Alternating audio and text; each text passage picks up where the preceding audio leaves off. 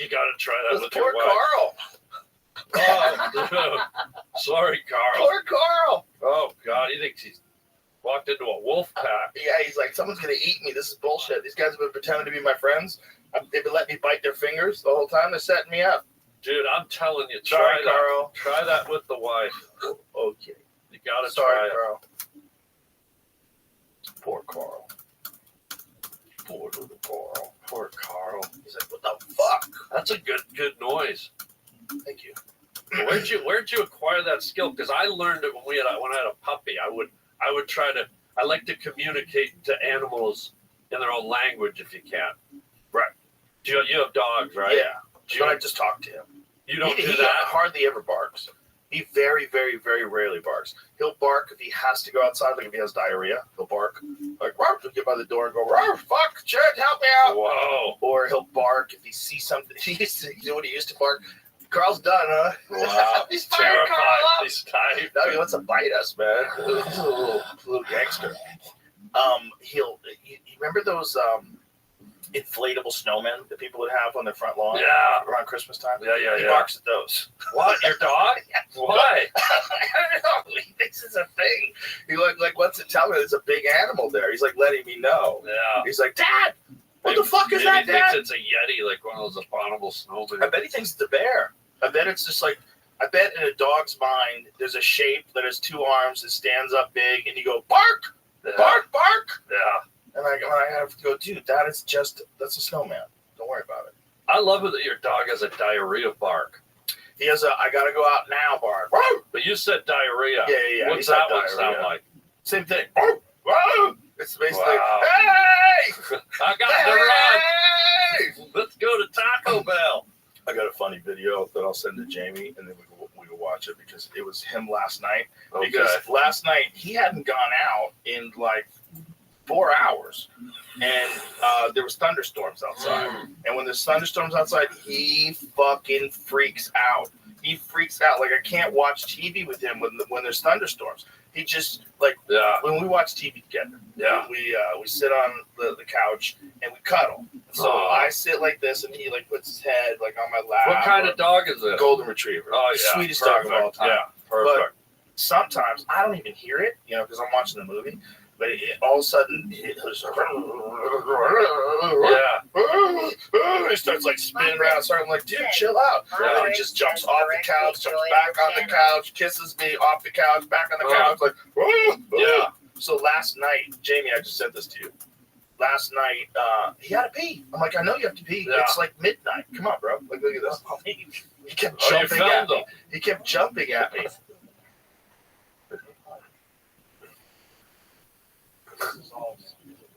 Oh, wow. He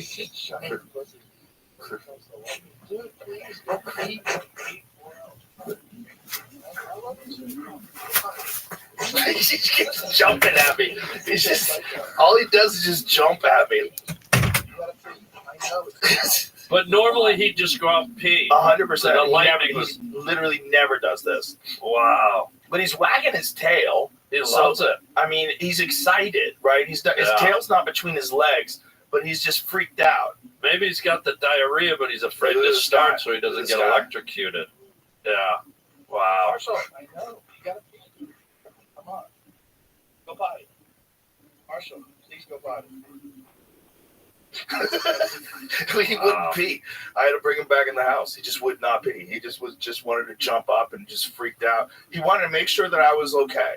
Like, I'm with him. You're okay. Like, he wants to be on top of you when the lightning's happening. Weird. Yeah. He's just like, hey, are we okay? I'm like, we're okay. Like, as long as I'm okay, he thinks it's okay. Yeah. He's like, we got to get the fuck out of here. Like, his instincts are like, we're not supposed to be out in the open. This is dangerous. Wait, how old is he? 7. Oh, so you'd think by now he'd sort of have it figured out the way animals do. Well, the thing is, when he was young, until he was, I guess, 3-ish, we moved here 4 years ago, and he never really saw lightning. Like, very rarely do you see lightning in California.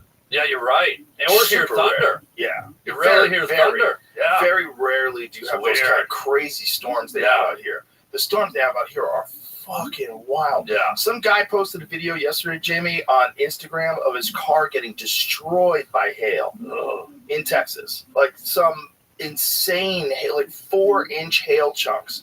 You see his windshield shattering, his back windshield, the windshield got blown out while he's driving. He's like, this is insane. He's watching his car just get destroyed. Wow. It's rocks, rocks dropping out of the sky. Yeah. Sometimes I think they actually puncture right through the roof, like through the metal. Oh, yeah. You got to think of how far. If you got a 4-inch chunk of ice that's hurling from space, like it's basically in the clouds. Yeah. Look at that. Oh, wow. What the fuck, dude? That looks like JF Kennedy's car. He had a convertible. Oh, yeah. He had broke windows. Wow. Yeah. Fucks these cars up, man. Whoa, he's fingering it. I wonder how many people get killed by hail every year. There's a good question. Looks like they got what hit by kills more, assholes. staff or hail? I don't know, but I know they say about, I think they say 12 to 30 people a year, this is for real, get killed by a falling coconut. 150. Well, not where 150 people a year. 150 now. Yeah. Yeah. So it's gone up. We were talking about like things that kill people, but they like inflate numbers. Like marijuana kills 0. Coconuts falling on people's heads kill 150 people. We're not outlawing coconuts. Yeah. You know what I'm saying? Can you imagine getting killed by a coconut? It would suck. What a way to go. It's not good. It's not a good way to go. Especially if you're like an accomplished person. Yeah, everything's going great. Like if Steve Jobs had gotten killed by a coconut or his little Elon brother. Musk. Imagine Elon Musk gets killed by a coconut. Yeah. You would know and believe it. Like the fucking CIA made that coconut. Yeah. Yeah. Wild Dangerous, according to the NOAA, since 2000, only 4 people have been killed by hail. Wow. Oh, wow. How many people get killed every year by lightning? Let's guess. 60. Okay. 60. I'll say I don't know why I said 60. 200. Worldwide? Globally. Yeah, you're probably right. 20 in the U.S. 20 in the U.S. Wow. Every year. So what is it globally? Got to figure that Chinese are getting picked off by, because they got billions, right? You got them. The odds are. And they have skyscrapers. They live in skyscrapers. I wonder if Kimmy Long Wow's going to get it. 24,000. Wow. 24,000 a year? Yeah. Killed by lightning? Well, we were both way off. Wow. Whoa. It was a lot less than I thought would be in America. Yeah. 60 is what I thought in America. Wow. Have you ever been hit by lightning? No, but my friend Remy has. Remy, did he live? Yeah, he lived. He was here on the podcast a couple days ago. Oh, shit. He got hit by lightning, I think, when he was in high school.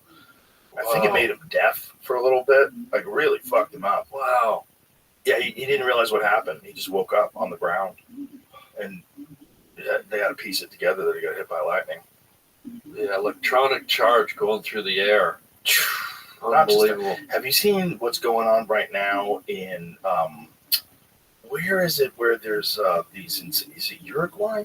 Where is it where there's insane lightning storms that are coming out of that volcano?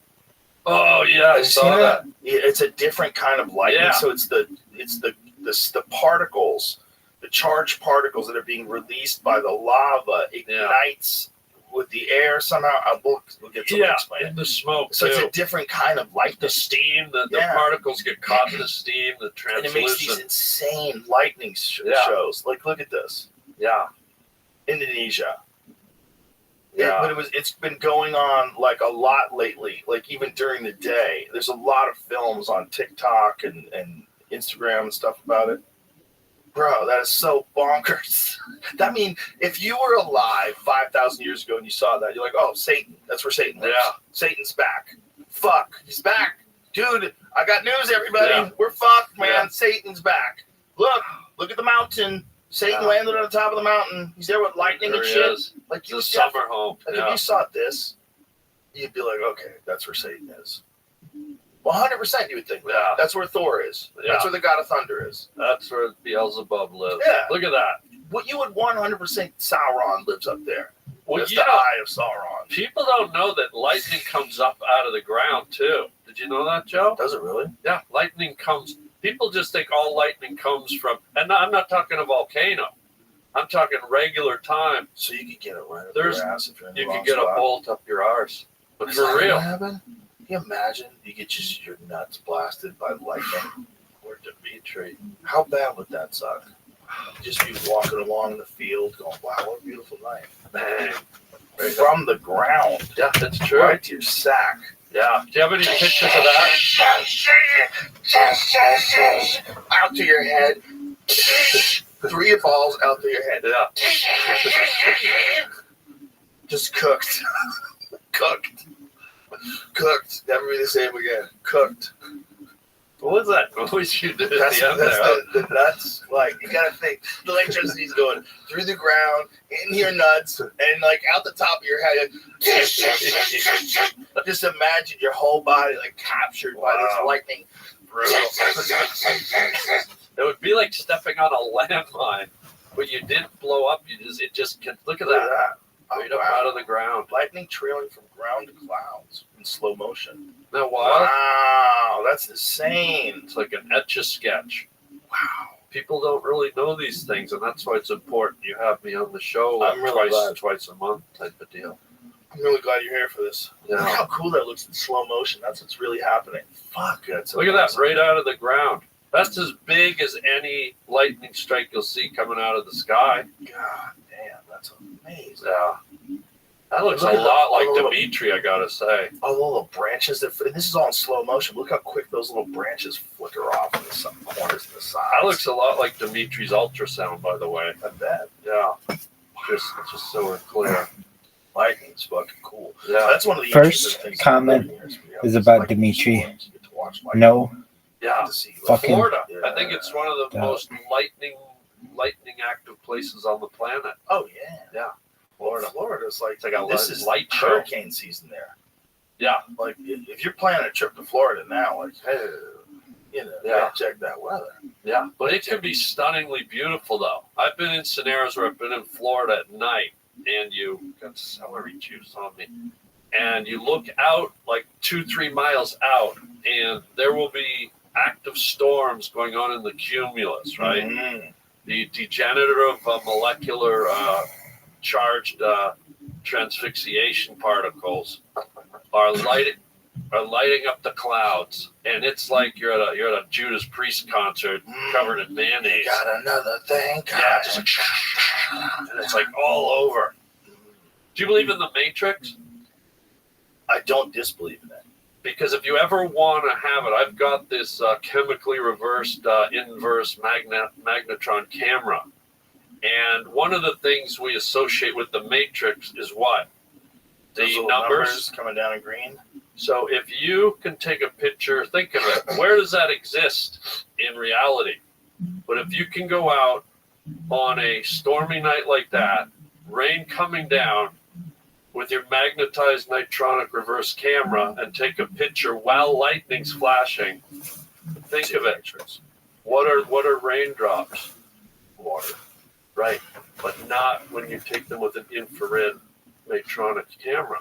What are they then? You'll see Numbers in the you can raindrops? see it. Yeah. Interesting. If you believe in that stuff. Well, person's got to believe in something. Do you believe in it? What? The Matrix. I don't disbelieve in it. You know, I can tell you that you've experienced it in real time. How can you do that? A little term, Joe Rogan, called deja vu. Have you ever experienced deja vu? Yes. So think of it. How can you be in a place that you've never been before? You're standing somewhere foreign, somewhere new, and all of a sudden your brain computes that you've been in this exact moment, and it's undeniable, right? How is that happening? Well, it's not really undeniable. Well, it is undeniable because you're in it, But right? it's probably a glitch in how you interface with reality. Therefore, a glitch in the Matrix. Well, it's probably how your brain's firing. Your brain has brain is essentially just like a computer in a way. Like there's a lot of calculations that are going on simultaneously. A lot of senses are being considered. Different senses are affecting the way you view the world. And I think it's very possible that you can have a situation where things just get a little wonky for a second and you think, have I done this before? Have I done it before? But how? Or you have done it before. And every time you do this, you try to do it better.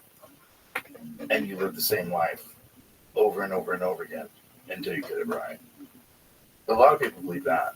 That's a good theory. It plays into what I'm going for here. You know? I had a moment in time where I had deja vu. I'm not going to say where and when because I don't want anyone to interfere with it.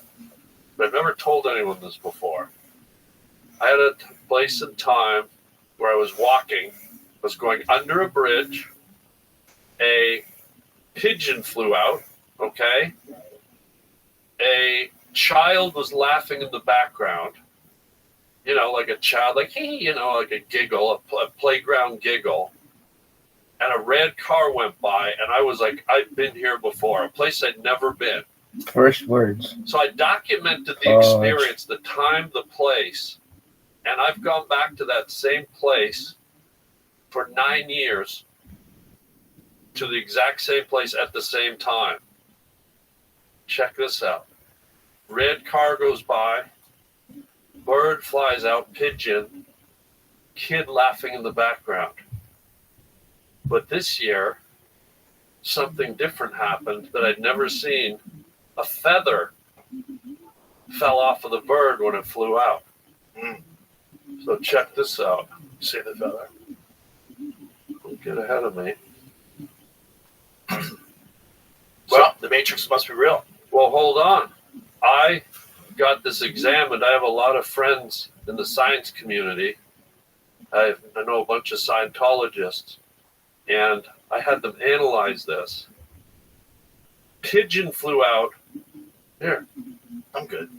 This is a feather from a great auk. You know what that is? It's an extinct species of bird from South America. Please.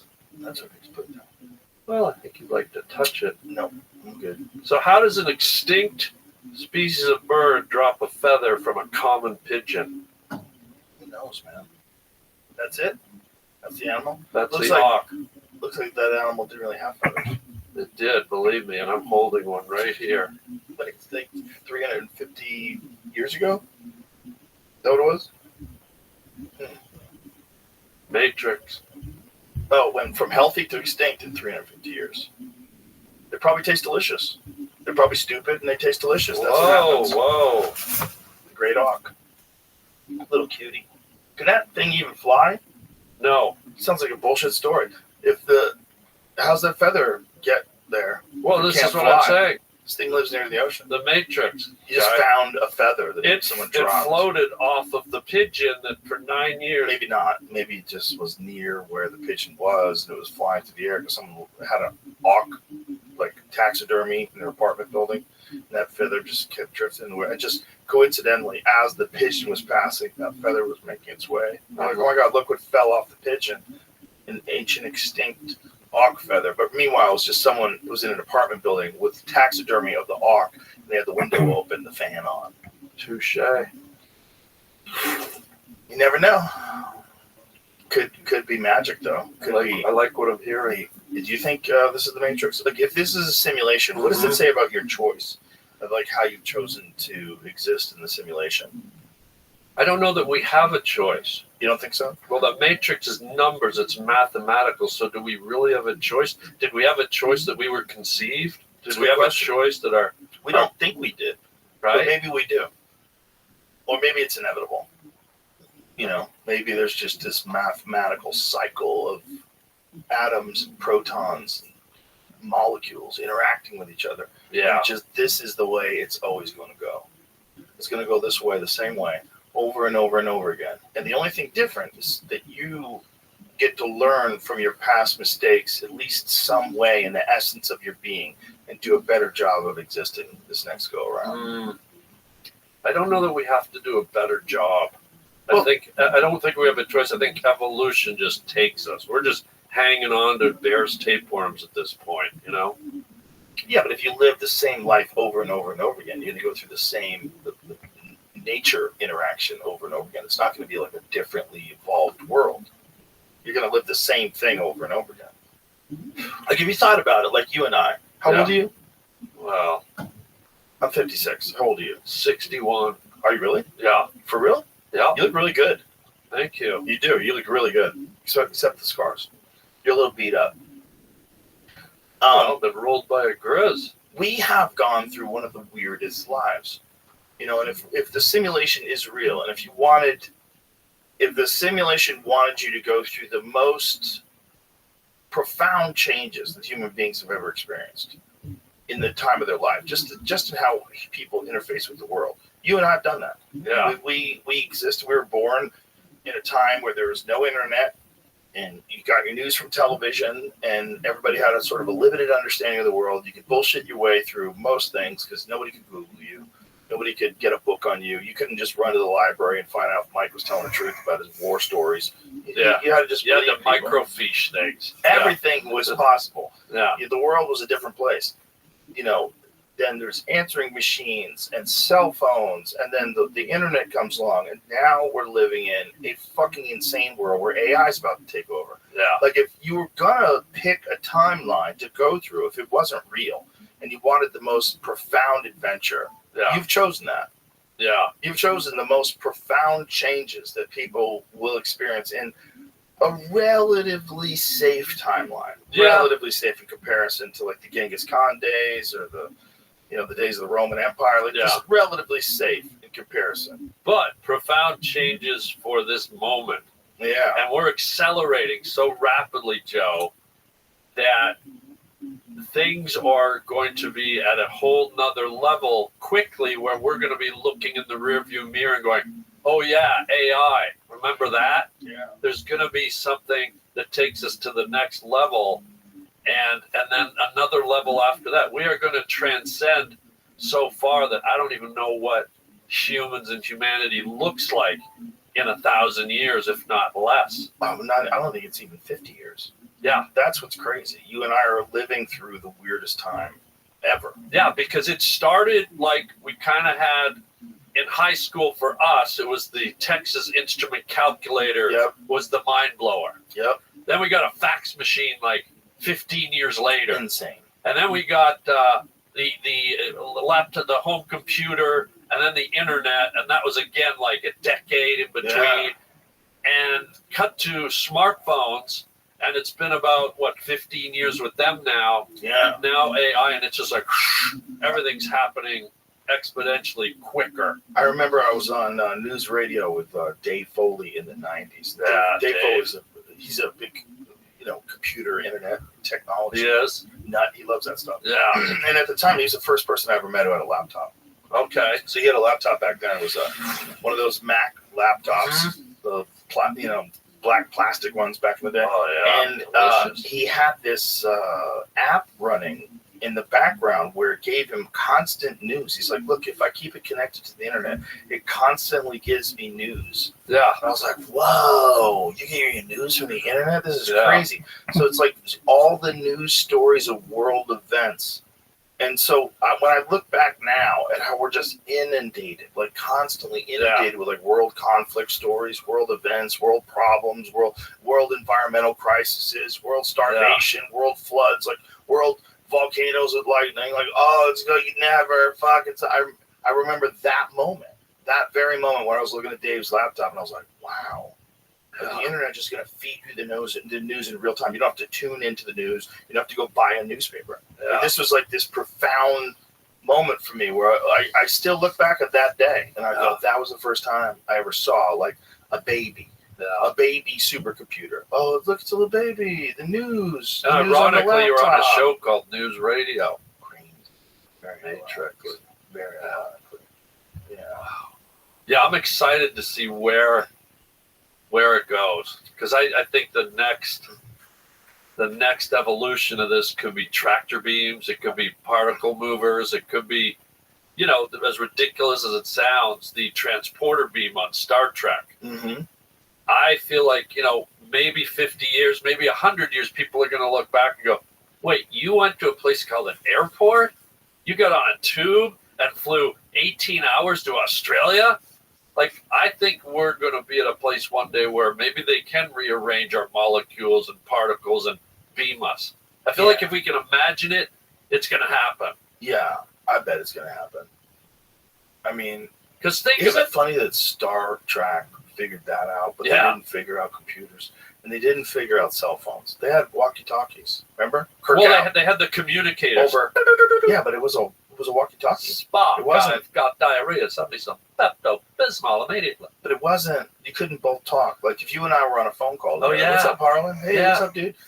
It's like, hey, Harlan, Yeah. how are you? Over. Yeah, and there was no video component. Yes. You have to wait. Idiots. Those idiots didn't even have FaceTime. Dumb.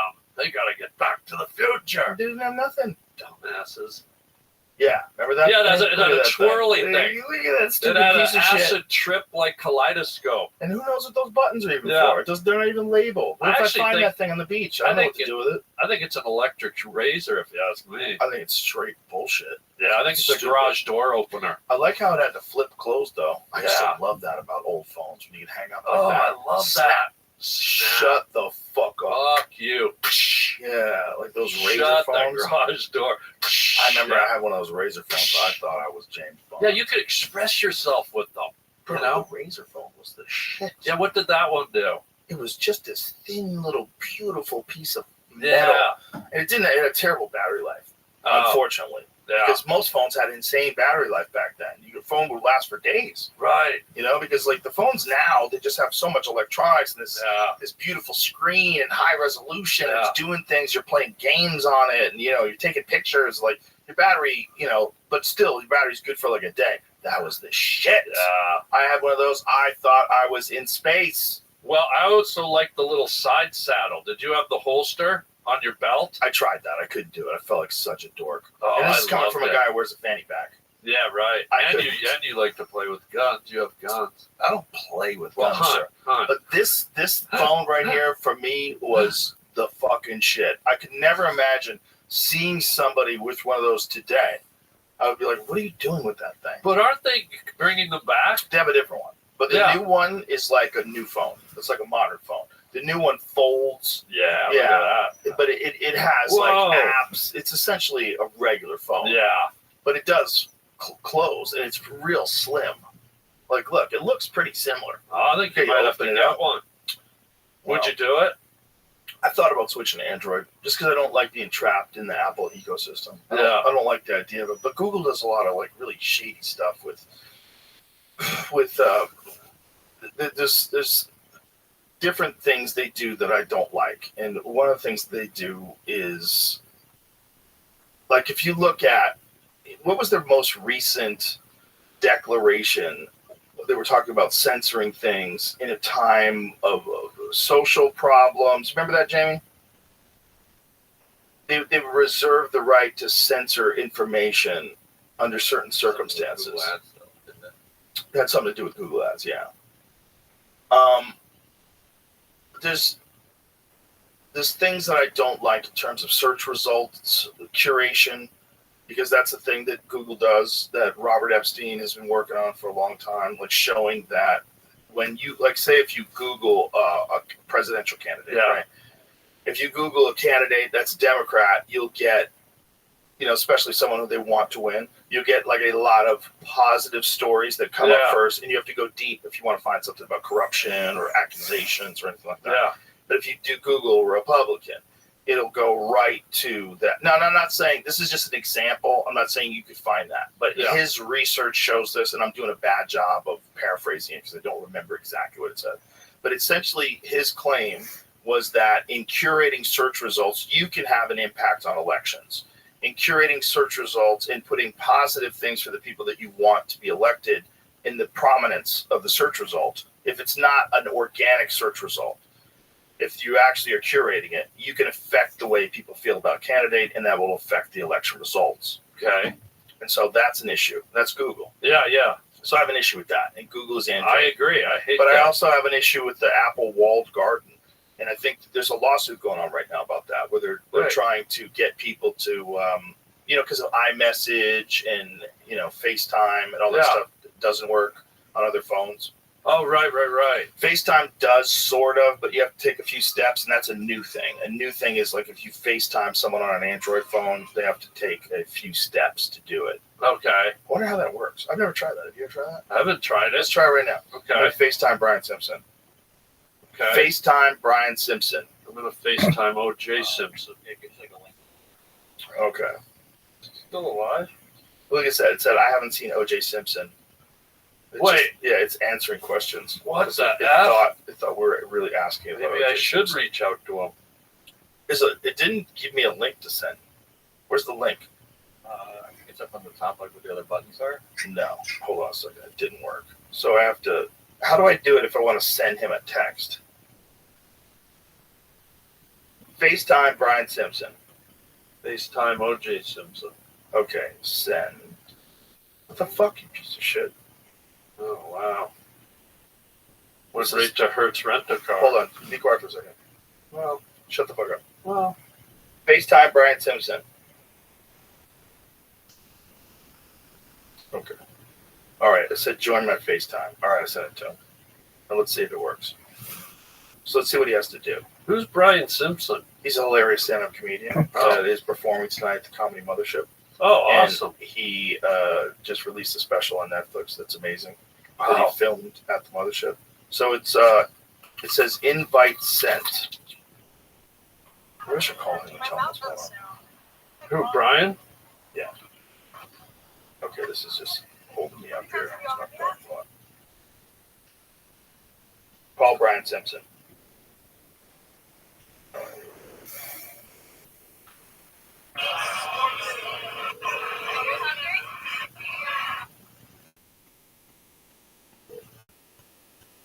Hey, brother, it's Joe.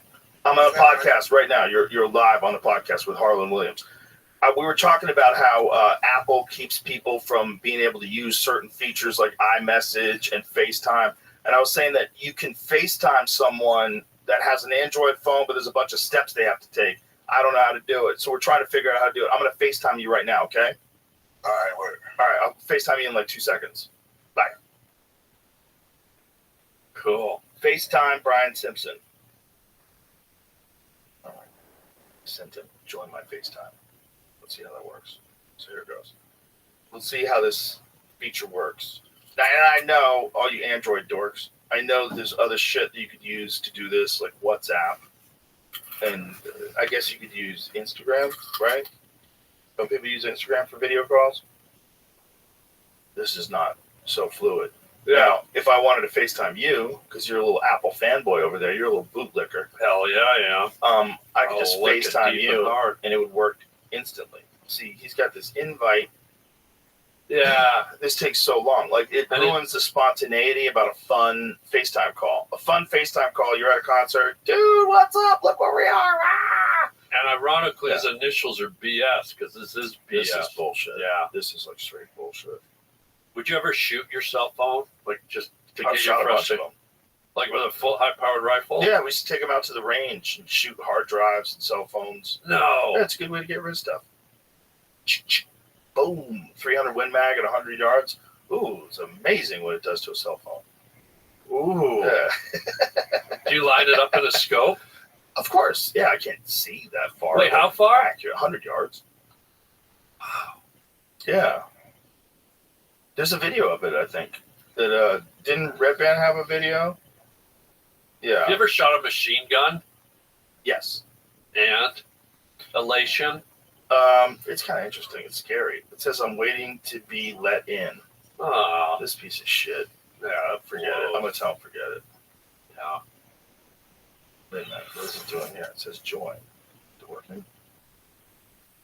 Waiting for others. No, this is horseshit. It doesn't work. I'm telling him forget it, bro.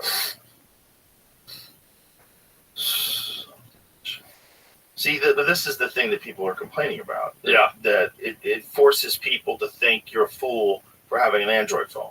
So you just go out and get an iPhone, and iPhones have dominated the market because of that. Yeah. So, like, I think the numbers are with young kids, the numbers is like, it's something like 80-something% of kids have iPhones. So Yeah. the kids that don't have iPhones, they get left out of iMessage group chats. They Yeah. get talked shit to. Oh, well, you poor. You got an Android phone?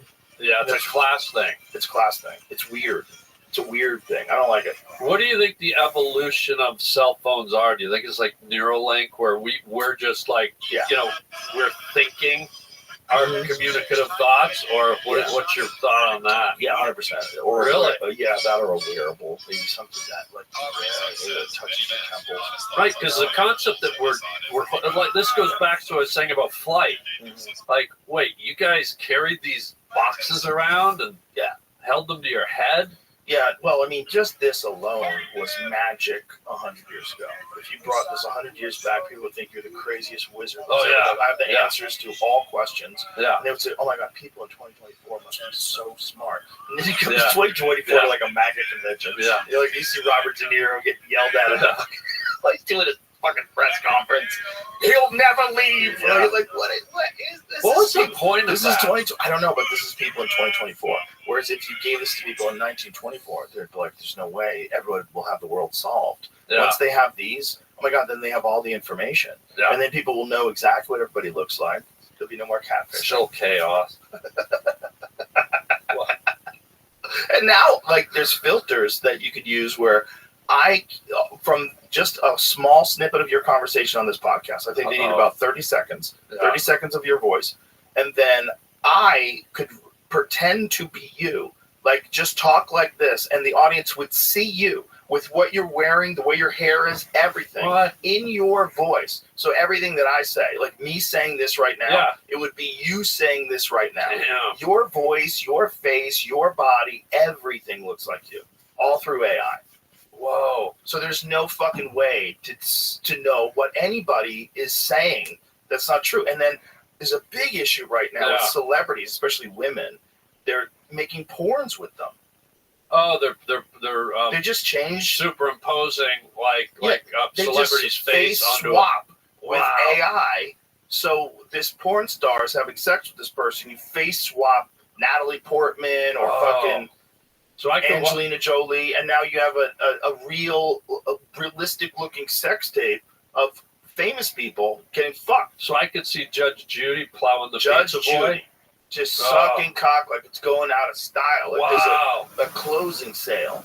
Wow! Imagine Judi Dent in a pool boy video. Who's Judi Dent?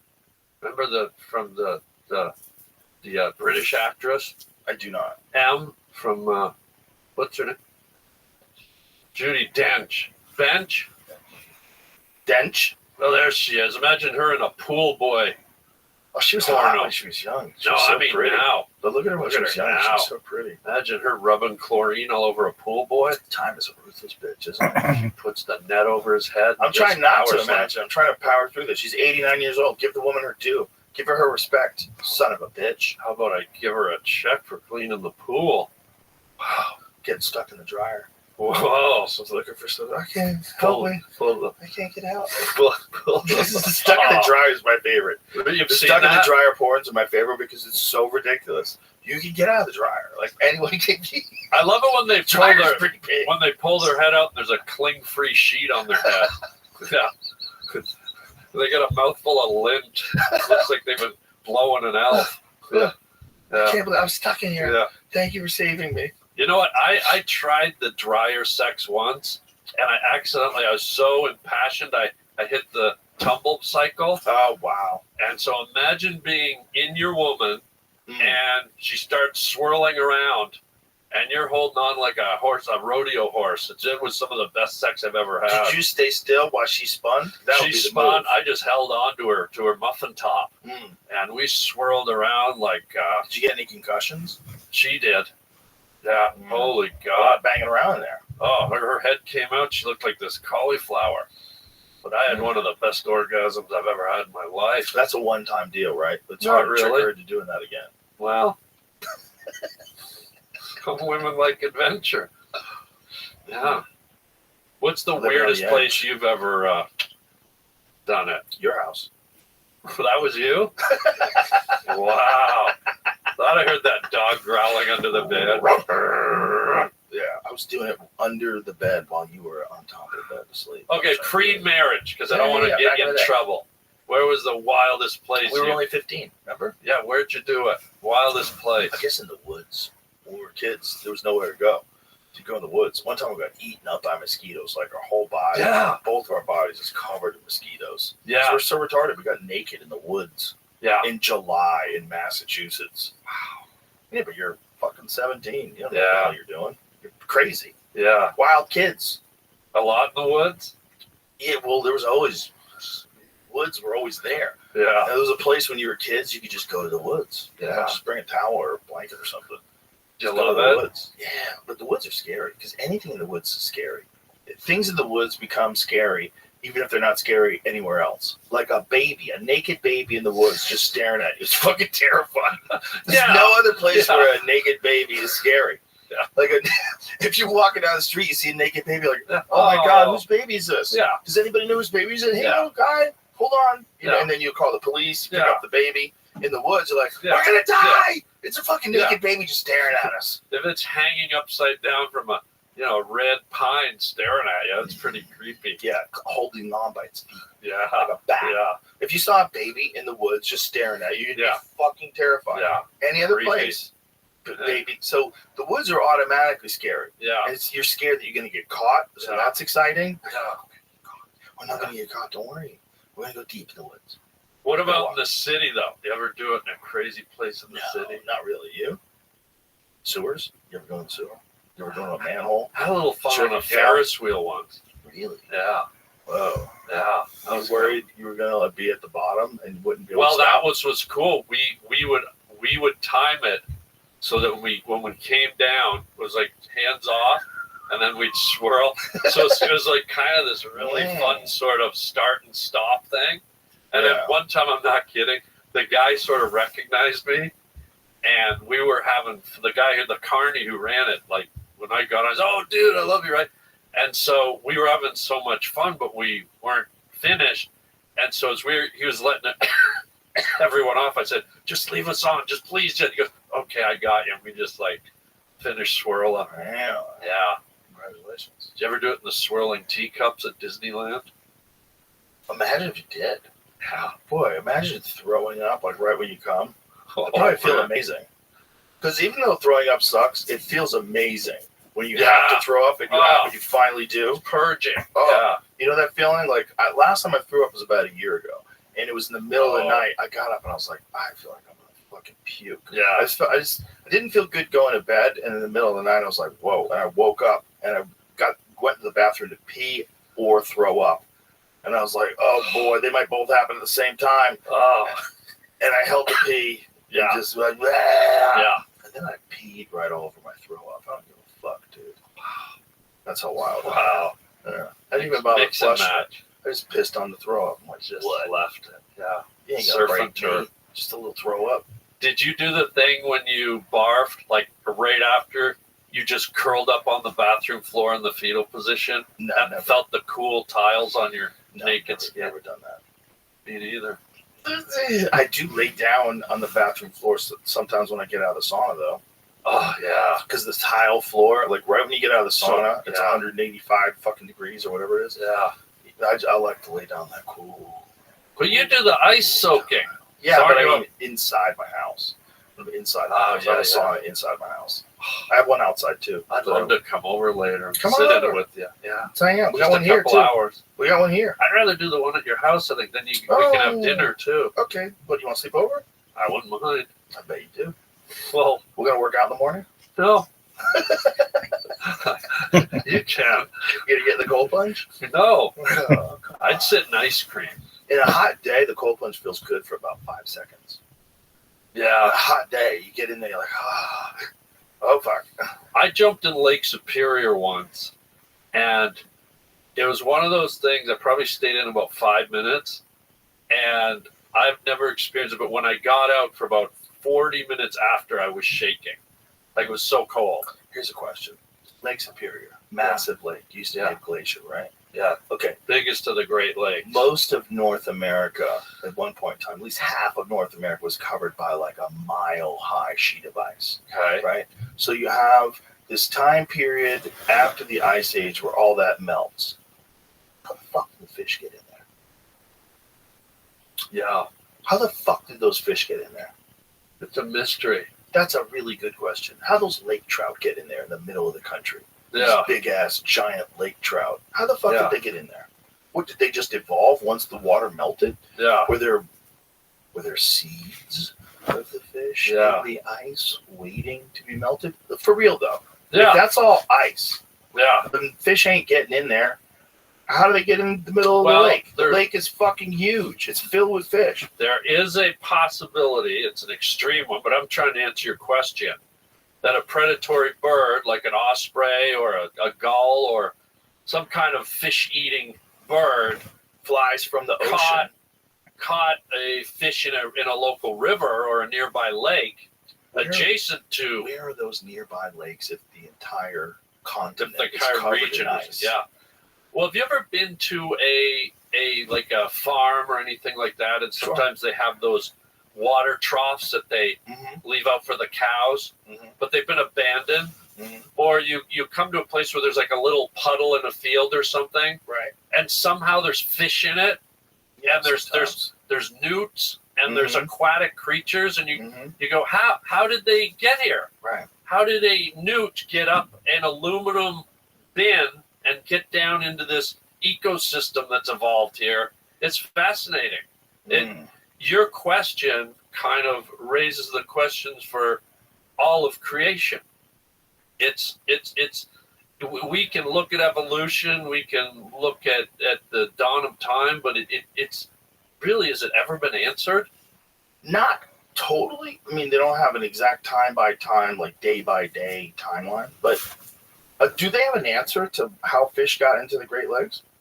I can't believe I never asked that before. I never even thought of it before. Well, this is a huge body of water. Of course, there's fish in there. But if the whole continent was covered 10,000 years ago in ice, what the fuck happened? Well, you might have to say, okay, somewhere there was a tributary that has to be from the ocean. No, it would be from north. It would be from up north. Right, but where did the fish come from there? Hudson's Bay down into Superior, and the ocean fish. Maybe they probably swim upriver from the warm areas. Well, that's what salmon do when they spawn. I bet they swim up area. That makes the most sense how they got in those lakes. So those lakes must be connected to rivers, right? Oh, yeah, they have to be. They all are. They probably swim up into the lake and then evolve to become like these big lake creatures like lake trouts. Yeah.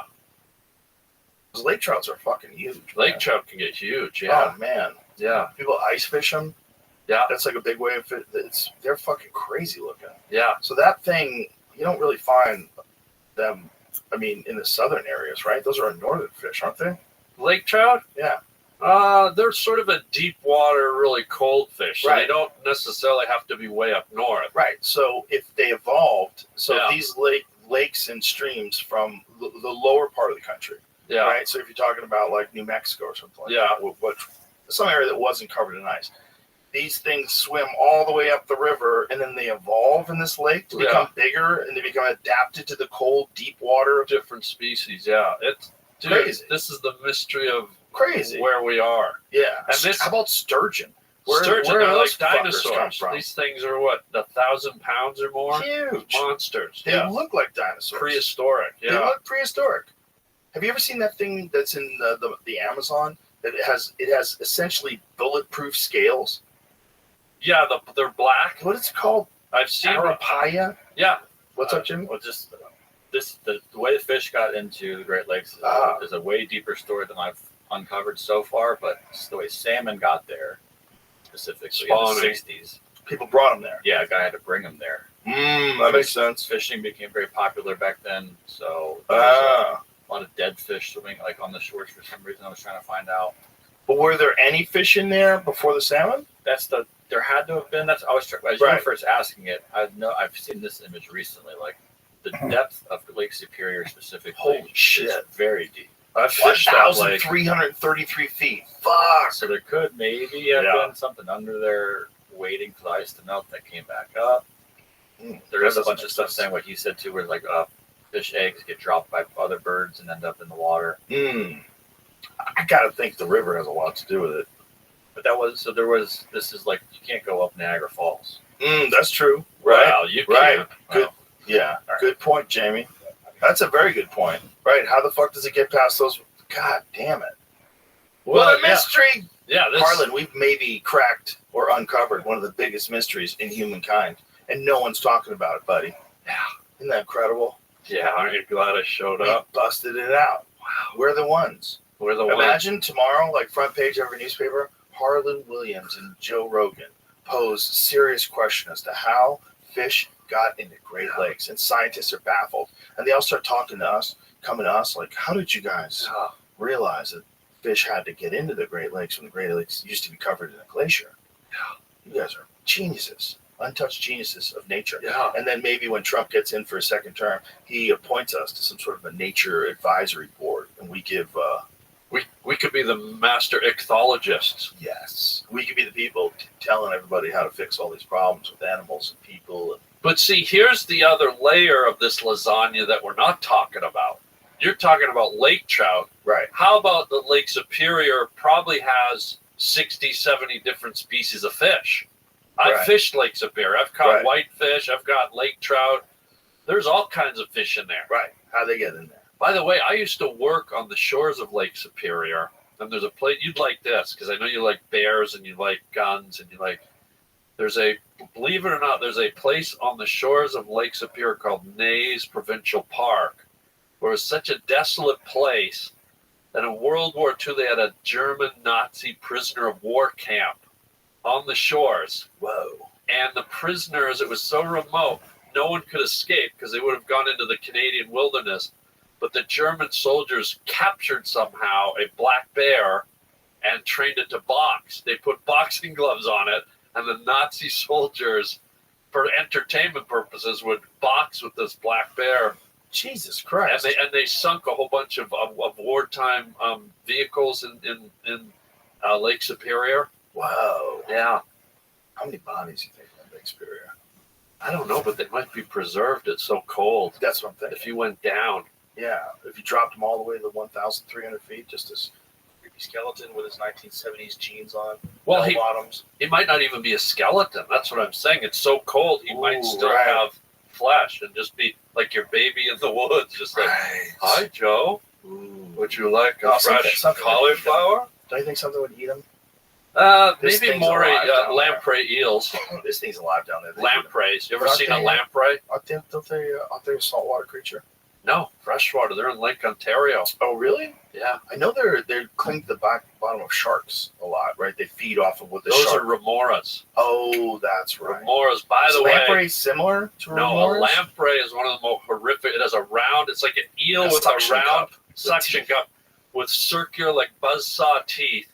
It affixes itself on the fish and slowly sucks their interiors out. Jesus Christ! Look at what. If that was in a movie, you would say, "Oh my God, I'm glad that's not real." Yeah, that's like Dune, right? That's like the worm in Dune. There is a movie. What's it called? Let me see that one where that dude's holding it again.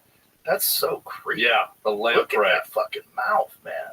Well, what's amazing is it sucks your insides out and slowly eats you alive. So it pulls the skin apart and then just sucks out. No, it literally creates a hole.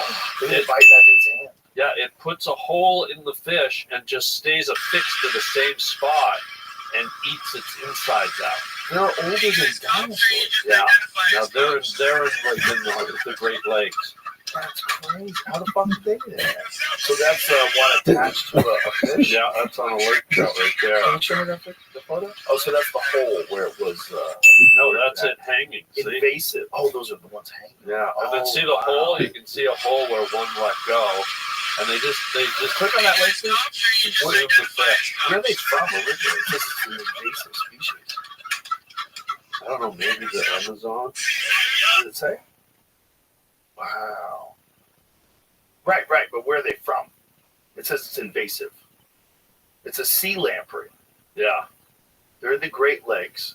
The sea lamprey is invasive and can cause problems in local ecosystems. It's a lot to do with its size. Sea lampreys are big compared to native species, so it comes from the ocean somehow or another. And they can live in fresh water? That's crazy.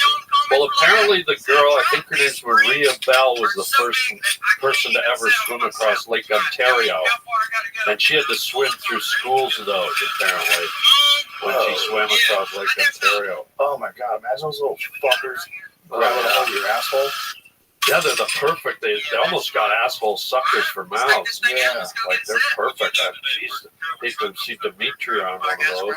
So in the 1950s, the U.S. and Canada teamed up for population control measures, and they have worked several strategies, including traps to capture adult lampreys, lampricides, poison, target sea lamprey larvae, and installing barriers with key tactics. So Look at that. Working. Technically illegal. So unfortunately, we're not actually going to be able to leave this trap here. That's a good thing. That multiplies sea lampreys can significantly damage the region's $7 billion fishing industry. Lampreys. Yeah. Creepy little fuckers. Yeah. And then the remora. Look how weird that thing is. The remora has a suction cup on its head. So the top of its head is a suction cup. Look at that. And I was sexually assaulted in Florida. I had been eating a bacon sandwich and spilled some on my lap and went swimming, and that thing sucked me for about an hour and a half. Look at the top of its head. Well, it's not paying attention. I'm paying attention. I had a sexual assault and you glazed right I over didn't it. believe you. Well, it's It true. lasted too long. I can show you You the said suck for mark. like 30 seconds. I said, oh my God, that thing clung to his leg for 30 seconds. But maybe I wanted to last. Remember, you're talking to the dryer sex guy here. Right, the guy with the baby inside. Do you know that these Sucker, what Spanish... does it say? Suckerfish latches to swimmer? There Whoa. you go. Look at her. She's hot. Well, you know, the Spanish fishermen, you know, there was a time when you could eat sea turtles. Right. And the remora will swim to whatever is moving because they feed off of they're like parasitic fish. When the shark eats, they'll catch all the scraps. So Spanish fishermen, their ingenuity, they used to eat sea turtles, and when they catch a remora, they'd keep it alive in the boat, and when they saw a sea turtle, they'd put it on their line, throw it in the water. The remoras would go to the sea turtles, stick on the shell, and they'd reel in sea turtles. They used to be able to eat them, yeah. That's how they get? No, you're making this up. No, that's for real. This was in the past. They clung to the sea turtle, and that's how they pulled this. They used it like a magnet. Right, yeah. You saw the size of the sucker on its head, right? So it would stick to the sea turtle, and then they could, in essence, pull in the... yeah, see, there's one. Wow. Yeah, so if you want to go fishing for sea turtles later, let me know. That's crazy. Yeah. Good sucking going on in the They used to ocean. take the sea turtles and slip them on their back and put them in the bottom of the ship. And then when they wanted to eat one, they just pick it up. Because when you flip them on their back, they can't turn over, so they just lay there. Yeah. And they can stay alive for a long time without breathing water. Yeah, because they're air breathers. Yeah, so just leave them in there. So you want a quick one. Yeah, throw a leaf over it, pick it up. It's fresh food. I've seen a bunch of videos of people cooking and eating sea turtles in other countries. Because there's like some cooking show or fishing show where some guys let it come, and you're not allowed to do it, but you can be there while people are doing it. You know, if you're an American, you're not allowed to kill a sea turtle. Yeah. But in some parts of the world, like their local culture, you know, like in some places,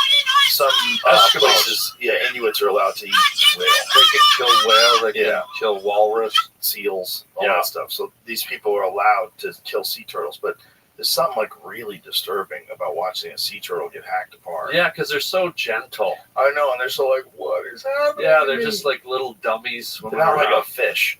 Like No. a fish is just like their eyes don't move that good. They just move around a little. Like, you're so removed from me, I'm gonna cut your head off and serve you a They're sushi. so sweet. I was just in the Galapagos Islands swimming underwater with sea turtles holding the flippers. Also, that's cute. Also, sea turtles. Turtles are always good guys. Yeah. In movies, and like Ninja Turtles, they're the good guys. Yeah. Right? It's like turtles are like your friend. Yeah, they're buddies. Yeah, they're your wise pal. The turtle's never cunts. It's never like a cunty turtle. In like movie depictions. Yeah. Do you think of a cunty turtle? God.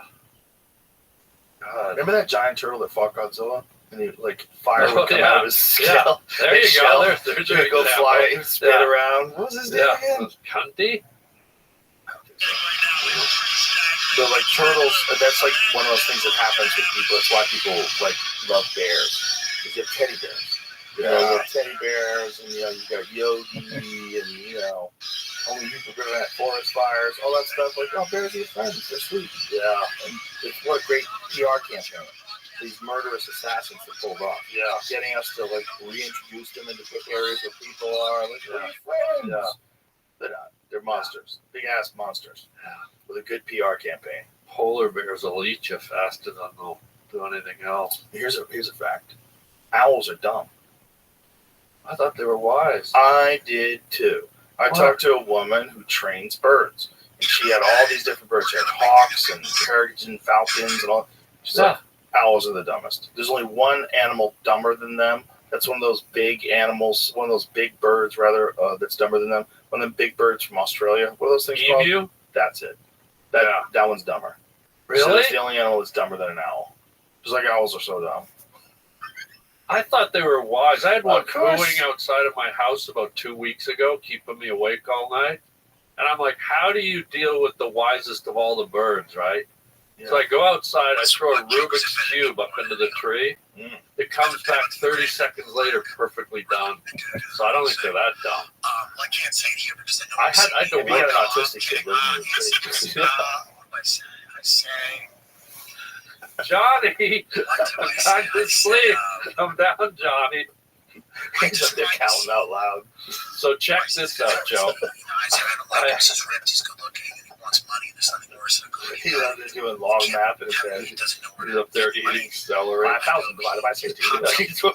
Beautiful mind. Just trying to He throws that fucking Rubik's Yeah. throws it back to you. He keeps going on with his math.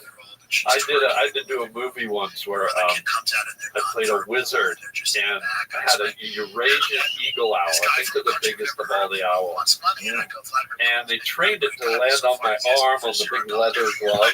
And I'd never worked with owls up close like that. And the trainer, he was sitting like this with his talons. And the trainer said, grab the back talon and pull it. And I said, well, I don't want to hurt the thing. You know, he said, no, pull it. So I grabbed the back and I gave it a tug and it didn't move. And he goes, no, pull it as hard as you can. And, these are these big claws. I grab it. I could not move it. And he goes, this is what an owl's death grip feels like. When it clanks onto something, it's over.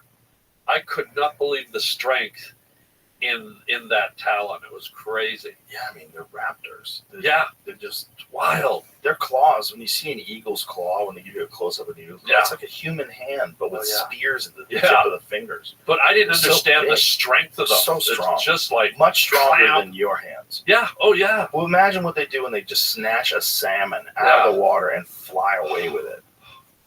I Look at tried those it. things, man. Yeah, That's insane. I mean, that is straight-up dinosaur tools. Look at that. It's Fucking crazy. Great. And look at all the texture to it. yeah. All the muscles and tendons. Yeah. What a monster. And way more powerful than you would think just by looking at it. Oh, yeah. I yeah. actually, if you look at the claws of the osprey, Look at his owls. those are fake. He's got two hands, bro. That's real. No, those are No, that's the That's wise fake. owl. That's the real wise owl. that can't be. I don't He think reads those books are real. with those. Yeah. He's up there in the tree reading books. Oh yeah. Ooh. Yeah. Welcome to the internet. But I was so shocked that owls are dumb. Yeah. Yeah, What? it's really Why dumb. did? Whoa! Yeah. Look at those claws. Is that the Eurasian eagle owl? Oh my god. Oh my Great god. horn. The great horned owl. Look at those things. That's Yeah. so amazing. That's what took my Chihuahua. Did it really? Yeah, I had a Chihuahua. One of those bastards. Because they're big too. Oh, they're big. big. So They get a lot of cats. Imagine my little Chihuahua get picked apart by that. I have a friend, and he was telling. I think Steve Rennell was telling us on the podcast, wasn't he? About they found this one owl's nest that was filled with like cats' little collars. Oh wow. Yeah, there's like 30 different cat collars. Yeah. Something like that. Yeah. You're like, what the fuck, man? They're just snatching cats out of people's backyards. Yeah. And like I Tabby. said, it's a Tabby. Yeah. Time for dinner. gone. Gone. If not you even hear a sound. if you hear this, if you hear There, Yeah. You ever heard like the difference between the sound an owl makes when it flies? They've done like these, like where they record the noise. There is no like, sound. It's insane. it's silent. When you see a hawk do it or an Yeah. eagle do it, there's all this different Silence. birds have noise, and then the owl makes like The aerodynamics of an owl, they're like stealth bombers. yeah. Just silent. You know, another wild one is tuna. When tuna go through the water, they can go through the water to grab someone and grab something, and they don't even make a ripple. Like when they go over the top of the wall. It's crazy. I watched video of it. It's bizarre. Wait, when they jump? Yeah, no, when they're going through the top of the water. Oh, they I just see. slide through like a knife. Like a nut, yeah. So that's a hawk. Yeah. Now watch the owl. It's Kansas turn.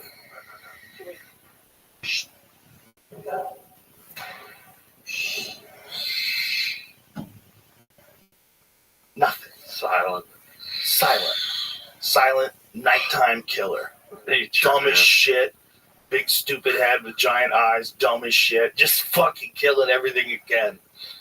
Are they not that dumb? They got to be Dumb smarter as than shit. a woodpecker, I aren't they? think woodpeckers are way smarter. Really? I don't know.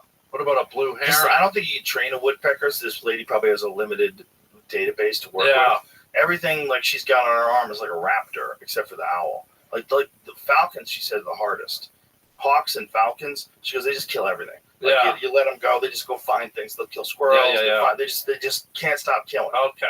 And she goes, these things just like they're killing machines. Yeah. She goes, I let them go. They just find things and kill it like immediately. Yeah. Find a bird, kill it. Fly up to the bird, kill it. They come back to her, but they just go kill things. Oh, this is a trained Yeah, falcon. yeah, Oh, they're wow. all trained. But it doesn't matter. Yeah. Like if you let a hawk go, hawks just go find something to kill. Yeah. Like what I got to kill? They just Yeah. fly around like what? Oh, bird! Yeah, Yeah. boom, dead. Yeah. They're not even trying to eat it. Squirrel, fuck you, bam, kill that squirrel. So sport killing. Sport killing. Really? They're just designed to kill. Because not a lot of animals do that. Some animals can't help themselves. Lions do it to hyenas. Yeah, I bet that lion did it to that lady in that car. I bet she wasn't eating it. I bet that was a little bit of sport.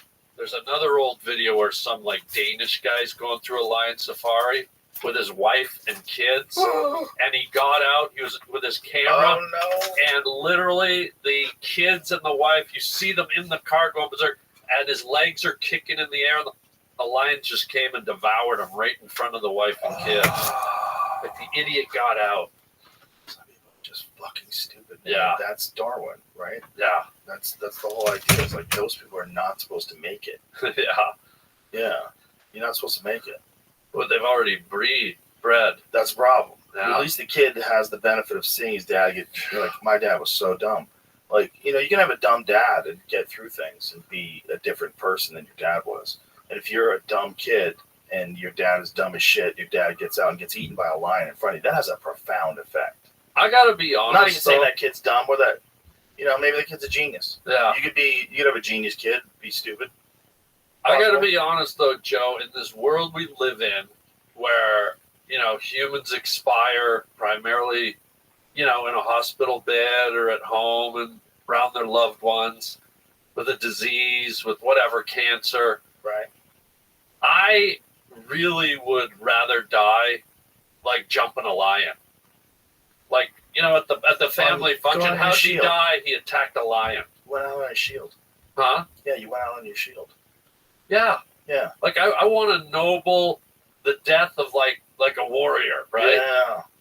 And going back to that story, this is going to sound ridiculous. No way. Yeah. But going back to the story where I told you I saw the lion when my hand was shaking, Yes. there was that terrified part of me. This is for real. There were 2 male lions. No one else was in the middle of Africa. Part of me wanted to jump out of the truck and just run at the lion and attack it, knowing that I'd die, but knowing that it would be the most glorious death of a man with courage or stupidity, but at least I would die in a fashion where Spectacular way. in the real world, organic, Yeah. nature, man versus beast, beast versus beast. Because I don't like to think of us as superior to other creatures, but that actually popped into my head. I thought, I don't want to expire in the leukemia ward. I don't want to be in hospice. Right. I've lived a good life. Yeah. So imagine I just run at a lion. And in that last moment, I get to see the shock in its face of a human daring to jump on it and grab its. Yeah. And they would have been on me in a second, but I don't know. Is that weird? No. Like, have you ever thought how you want to die? Well, if you're gonna die, Yeah. and especially if you're older, and it's soon.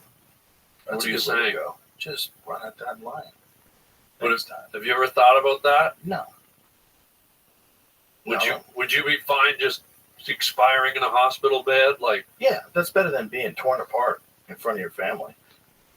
yeah, I'm not saying do it in What front about of your that? family. What about the other people that No, are there not in with front you? of your family, but if you just had How are you that going to get to one-on-one the line? moment, let's Someone's say, got to take you to the line. let's say you're out hunting a grizz, and one day you just go, you know what? You put the rifle down and you just run at them and go, this is how I want to go.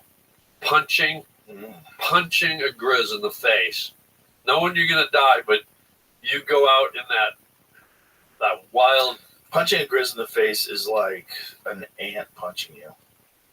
Yeah. It's like being attacked by a kitten with no claws. It is. It's like, but you get that moment of being a man, of feeling that power.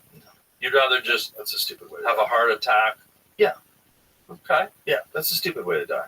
Well, I mean, it's one thing if you get attacked by an animal and you're out in the woods. right. And it's like, hey, this is the price you pay for being in nature. But You see, get to that's the experience thing. real nature. They attack But- us. Why can't we attack them now? Flip it around.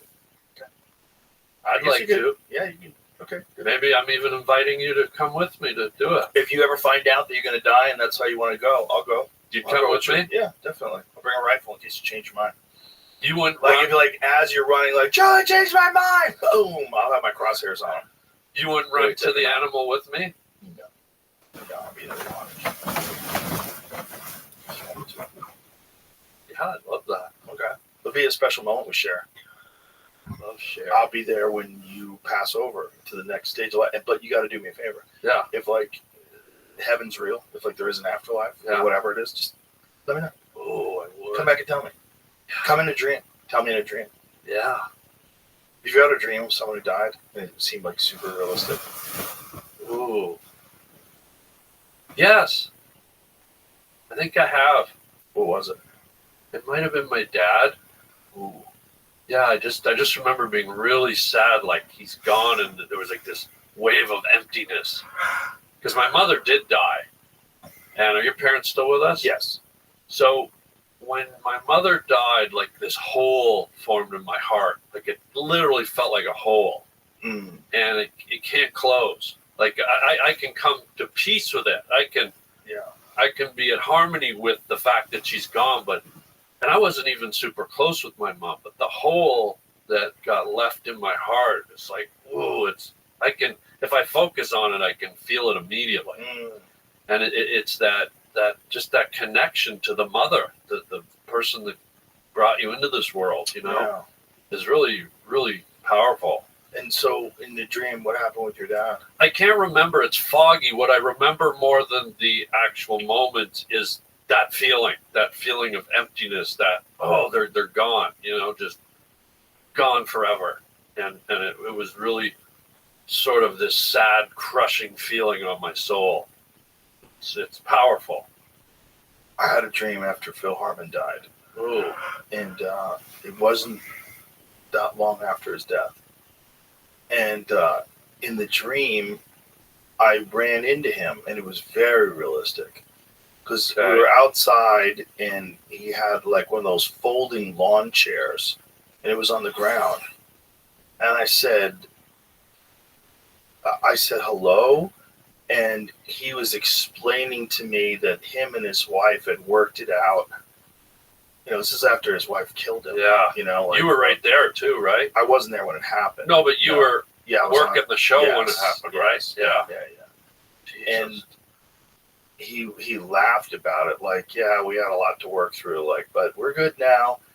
Something along those lines. Mm. And then he sat down in a lawn chair and like fell backwards, like it stumbled backwards. And then I looked and he was gone. It was really weird. And then I realized it was a dream. And then I woke up. But I remember thinking, like, in the moment, like, that seems so realistic. Like, he was, like, telling me he's okay. Because I tried to get him to divorce that lady a bunch of times Really? when I was working with him. Yeah, because they would fight, like, crazy fights where he would just disappear for he would leave the house, and he was telling me he wanted to get divorced, but he did want the lawyers to take a third. Because it's like, I was like, just kill her. Third? I was How like, about a half? No. It's 2/3. So the lawyer takes a third. This is Oh, what I he was see, telling yeah. me. He's like, I go, just give her half. You're always going to make money. Just get Yeah. out, be free. Just be, and he was terrified of that. He was terrified of leaving.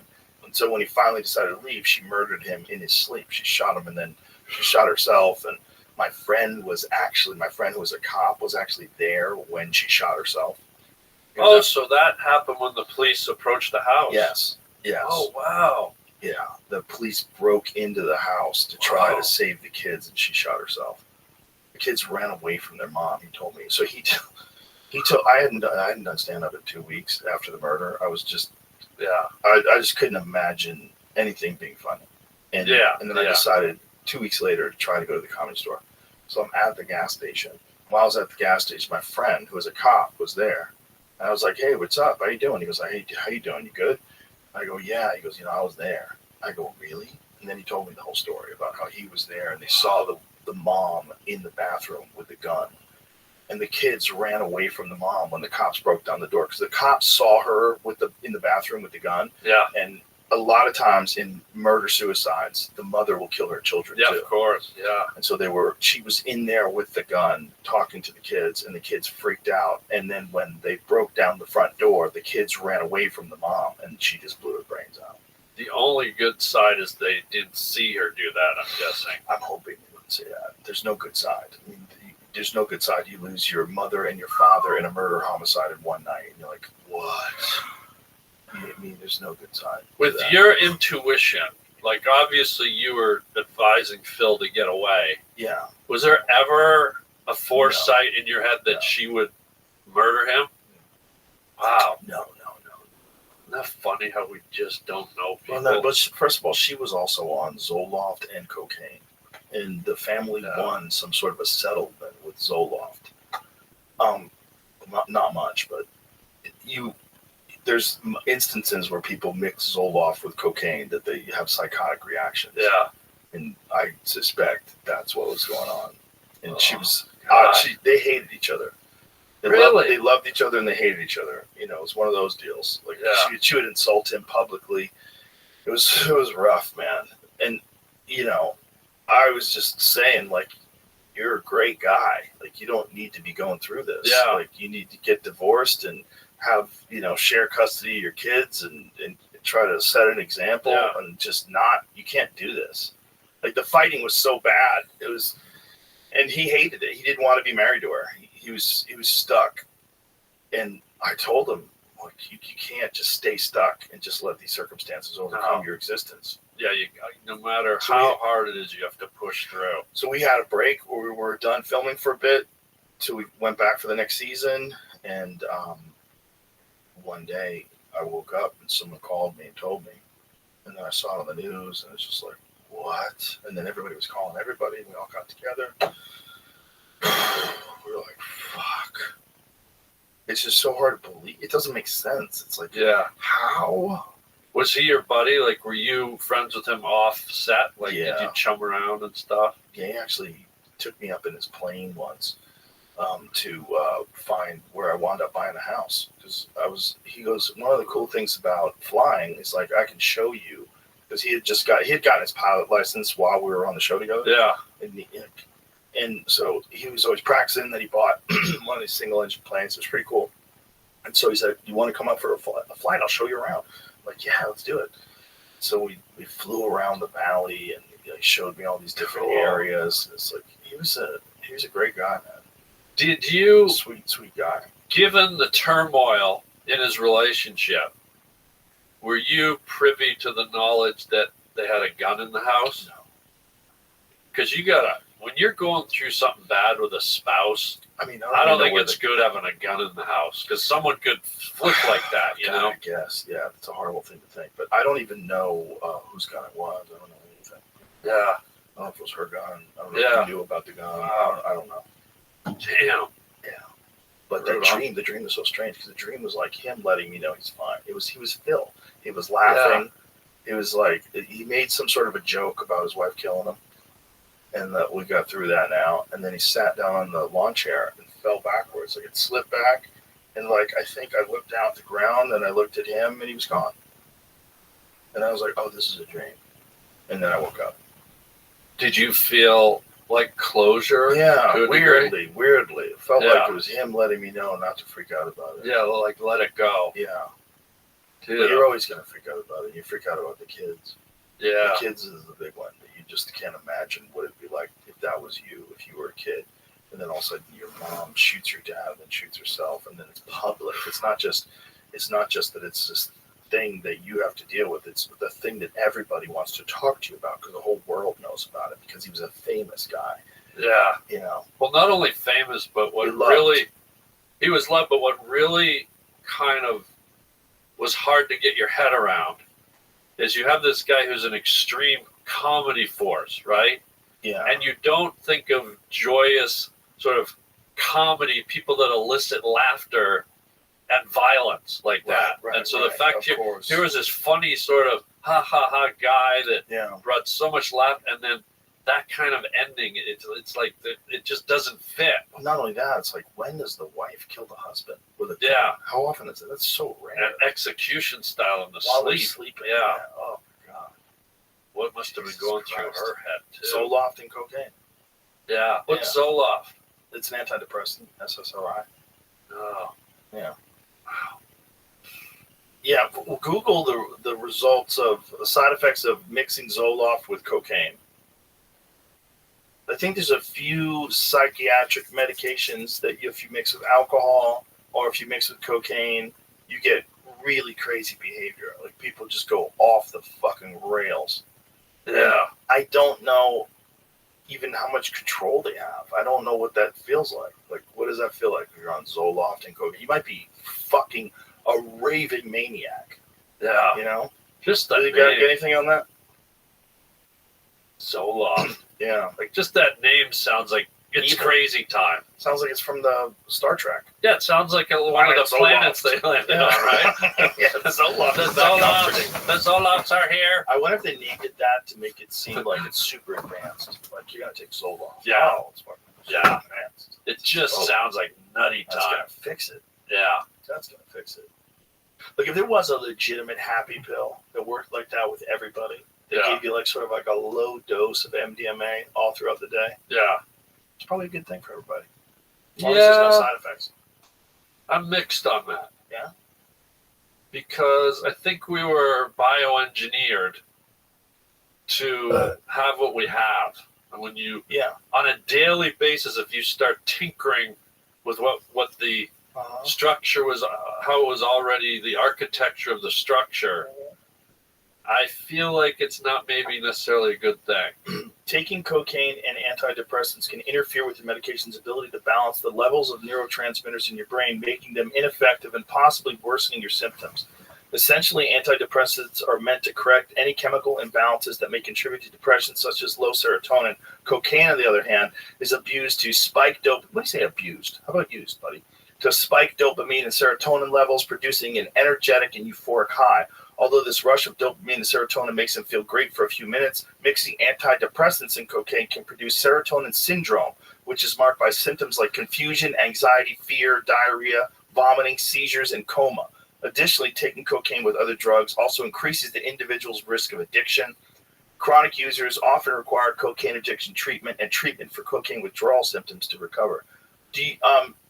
Is there Zoloft, mixing Zoloft and cocaine psychotic behavior? Google that. Oh, there's got to be. Because I think that was something that, like, in limited numbers of people, they observed some, like, craziness. Yeah. That's, poor guy, man. Sorry, dude. That's a traumatic story. Yeah, it's a rough story. But, you know, it happened 25 years ago or whatever it was. Still, it's just like... Crazy to believe. It's hard to believe. You know, it's hard to believe that someone could do that to someone that they're married to, that they have children with, that they love, supposedly. Well, like, that you would lose your mind that far, that you would shoot them in their sleep. It's fucking... Well, it's the Jimi Hendrix, Jim Morrison from The Doors, you know, Janis Joplin syndrome. They were cut down. They left us with who knows what else to offer us. Right. Like right. so many untold jokes, stories, moments. Like Yeah. Phil Hartman was obviously multi-talented as an actor too. He was an artist as well. He used to do album covers. Like to see what would still come, because I think didn't he get killed in his late 30s? No, he's in his 40s. 40s. So I don't think he even made it onto Saturday Night Live until he was in his late 30s. That was like the thing of him is like he was a grinder for so long and he was so talented and just didn't make it until he did. And then everybody's like, oh my God, this guy's amazing. Yeah. He was fucking great on news radio too. He was such a good comedic actor. So funny, man. So good at delivering a line. Like, such a professional. Yeah. And it was interesting because he came over from Saturday Night Live, which was like this really competitive, like shitty environment. They're snipe at each other and doing horrible things to each other behind the scenes. They do. He told me it was terrible. Like, and so when he came to news radio, to the sitcom, which was the opposite, everybody was very loose. Everybody was silly. We'd all go out drinking together, and it was a good time. Like there wasn't any like weird shittiness. Oh, good. And he had to like adjust. And so he would tell me about it. Like like he used to like to smoke a little weed, so I'd hang out with him and he'd smoke. This is back when I wasn't smoking weed. He'd smoke a little weed. We'd talk about stuff, and just, like he hated being there. It's like it was just all backstabbers. Yeah, I've heard that story at SNL. Yeah, they'll steal your ideas for your sketches, and Jim Brewer had horrible stories about that, where he had sketch ideas and he'd put them in like this spreadsheet, and they could read the spreadsheet of what you were going to do the sketches on. So other senior writers would steal those sketches and say, "We're doing something on that." Yeah, and just like, "Fuck you, man." Yeah, it was just like this constant battle. And he said he had it with cast members, he had it with writers. So Phil was like, "Ugh, that's not conducive for comedy. That's just the worst." Yeah, it's the worst for comedy. But that's like that really weak man, like backstabbing shit when they get power. That happens when they have too much power unchecked and no one's watching them, and they get away with things like stealing younger writers' premises, and it's all dog eat dog. Everybody's just trying to get to the top. Ugh. That's always been a part of stand-up. Always been a part of comedies, like people stealing people's bits, and the famous person steals them, and the unfamous person's fucked and destroys their lives. Like we've seen it happen before. Has anyone ripped you off ever? Yeah, sure, a bunch of times. Yeah, I confronted people, and they told me they wouldn't do it again. Then I heard they were doing it again. Like there's certain people that have always been buccaneers. They've always been joke buccaneers. It's and they don't have any friends. Those people they sometimes have like a vampire familiar opening act. So this opening act will go with them, and they'll steal bits from them too.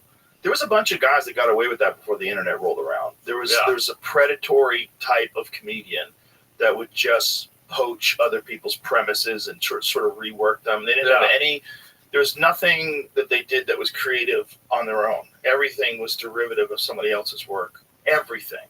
I always heard, and I'm sure he could do anything he wanted on his own volition, but I had always heard stories that Robin Williams was that guy. Yeah. Did you ever hear anything about that? I heard a lot of stories that he was that guy. Yeah, and I think Robin Williams was so like part of that manic sort of style. It's like this constant need to have a bit about anything that you're talking about ever, and killing, I think, was more important, and filling that hole inside of him was more important than anything. And so he would just do other people's stuff if he didn't have anything to say. Did he get confronted by other comedians? Oh, yeah. There's a lot of stories. Kinnison got mad at him. Oh, really? Yeah. He stole from Kinnison? Yeah, he stole from everybody. He stole from a lot of people. So it is true. I'd always heard that, Yeah, it's true. If you ask any of those comics from back then, there's always instances of Robin going on a talk show and doing your bit, or going on this and doing your bit. Yeah. Doing your bit at a club. Yeah. With him, do you think it was because he was just so spontaneous? He would That's just not real. Puke it out? There's no way. Yeah. I think he wanted to kill more than he wanted to be ethical. So at any cost, any cost. Kill. And especially back then when no one was really watching you other than comedians. Yeah. Like even up into the 2000s, like the Mencia thing happened in 2007, right? Yeah. Even then, they were more willing to side with someone who they thought was more profitable than the truth. The truth about like, what is this person doing and how are they getting this material? This is pretty clear that they're plagiarizing. And if it's any other form of entertainment, like music, like they'll bring you to court and you lose. And then all the money from those songs has to come to the original person because you copied their song. That's a classic thing. Happens in literature all the time. That woman who was the president of Harvard got busted plagiarizing. She's not a president of Harvard anymore. Yeah. There's consequences always, but in comedy, it's always been self-policed. Yeah. And so it's a weird thing, that people do, where they try to pawn off other people's bits as their own. Like it's a vampire thing because you're around all these creative people and you're just stealing a little bit from this guy, a little bit from that guy. People are scared of you. Did you ever put a guy up against the wall? And No, I didn't have to do that. how come? Because I just said things. Like you just I verbally just said, confronted? hey, man, don't do my fucking material anymore. You know that's my material. Yeah. Just like that. And, they're probably still going to do it unless you want to hurt them. But it's like the thing about those people is they always get caught. And when they get caught, they everything after that sucks. This is how you know if a thief is legitimately a thief. If they're being unjustly accused, they're always going to come up with new material. They're always going to be creative. They're always going to have new great jokes because they're actually writing and working on it. But if it's true, what you see is an initial special or something or a few things they do that are really funny. And then you see this massive drop off in like the concepts that they talk about, the irony that they discover. Yeah. They don't have any like legitimate points where you're like, wow, that is crazy. Yeah. There's none of that. It all goes away. And it becomes almost like a person doing an impression of the original successful person. Yeah. Because they have no creativity. And now they're exposed. So now they have to be really careful. So you see that with every thief. You see a couple early, like big specials or something. Yeah. And then you see massive drop off and terrible performances after that. It's because they're not real. Yeah, I think I can think of a few. They're parasites. That's what they are. Yeah. They're vampires. And Yeah. they're stealing from artists. And they're tolerated a lot of times because they're very successful. And one of the creepy things they do is they start hiring people to work for them. Like they'll have a television show or something. They'll hire legitimate people to work for them. Yeah. And those people now become like confidants. And so they kind of keep it under wraps. They try to like defend that person publicly. It's a very slick PR move for scumbags. And some of those people working for them could be writers that will steal for them too on their behalf. That becomes a problem too. One of the things that we noticed in the early days of the store is that the guys who are thieves, their opening acts would become thieves. Because even if the opening acts had potential, and some of them got out of it and actually became like legit comics eventually, but they were seeing the shortcuts this guy was taking. They were seeing this guy driving a Mercedes, and they're like, I want to take shortcuts too. This is how you do it. If you want to get by, this is my mentor. If that's your mentor, if your mentor is a buccaneer, and you're like, okay, I guess this is a fucking, I thought I was an artist. I guess it's a dog-eat-dog world. Eventually I'll stop stealing, but right now I got to make it. That approach. Crazy. Kind of crazy. Did anyone ever approach you and say, hey, Rogan, that's my bet? No. I have had people approach me where I know that it wasn't their bit, and I know they were trying to steal a bit. Oh, really? One of the things that thieves will do I've is had that. I actually do a bit on that too. Yeah. And you're like, that's really interesting, because I've been doing this bit for 2 years, and you've seen me do comedy. Yeah. So what are we doing here? Yeah. So there's like a thing they do to let you know, hey, I didn't steal this from you, but I have a bit on that too. Yeah. But you kind of did, didn't you? Yeah. There's those moments. It's that little kind of poke the cage. And then there's also like public events, like some big thing that happens. Everyone's going to have a bit on it. Like the submarine explosion. You can't say, I do a bit on the submarine. The wall, the border wall. Yeah. Everybody's got a bit on the border wall. Like this is like, there's certain things where it's just, but you just know, we know who's writing. We see them. We see them go up. If you go to the mothership on any given night, someone's going to do a joke at the bombs. And then that joke, maybe next time they'll tweak it. Maybe they come up into the green room. This many times has happened. One of us will say a joke. I'll say a joke. I'm like, this joke is just fucking, I can't go anywhere with it. I know there's something there, but I can't. Yeah. And we'll fuck around. We'll bounce off each other. Yeah. We'll network it. And then like someone will go up with the version of it that's like tightened up and then starts killing. We got it. It works. And so it's like this like cooperative project. Yeah. It's just, if you're not doing that, then you're not creating new material because new material's never perfect. It's always sometimes it is. Sometimes you have a bit like every now and then came to you and it's hilarious right away and it kind of stays in that same form. But then a lot of times it's like there's something there, but you don't know how you're going to extract it. Yeah, some of my favorite moments is I'm one of these guys. I don't know why I do this. I think it's for the thrill of the kill. But I love to go to the show early, like at the store or whatever.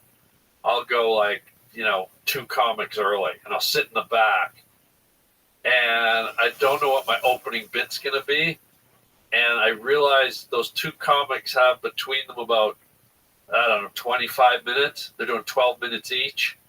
And I go, between them and me going up, I got to come up with my opening bit.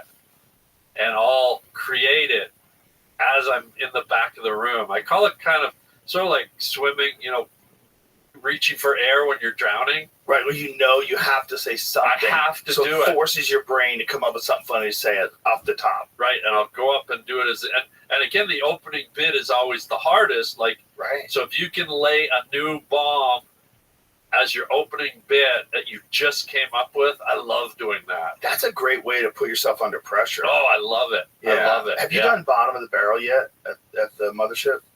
What's that? We did it last night.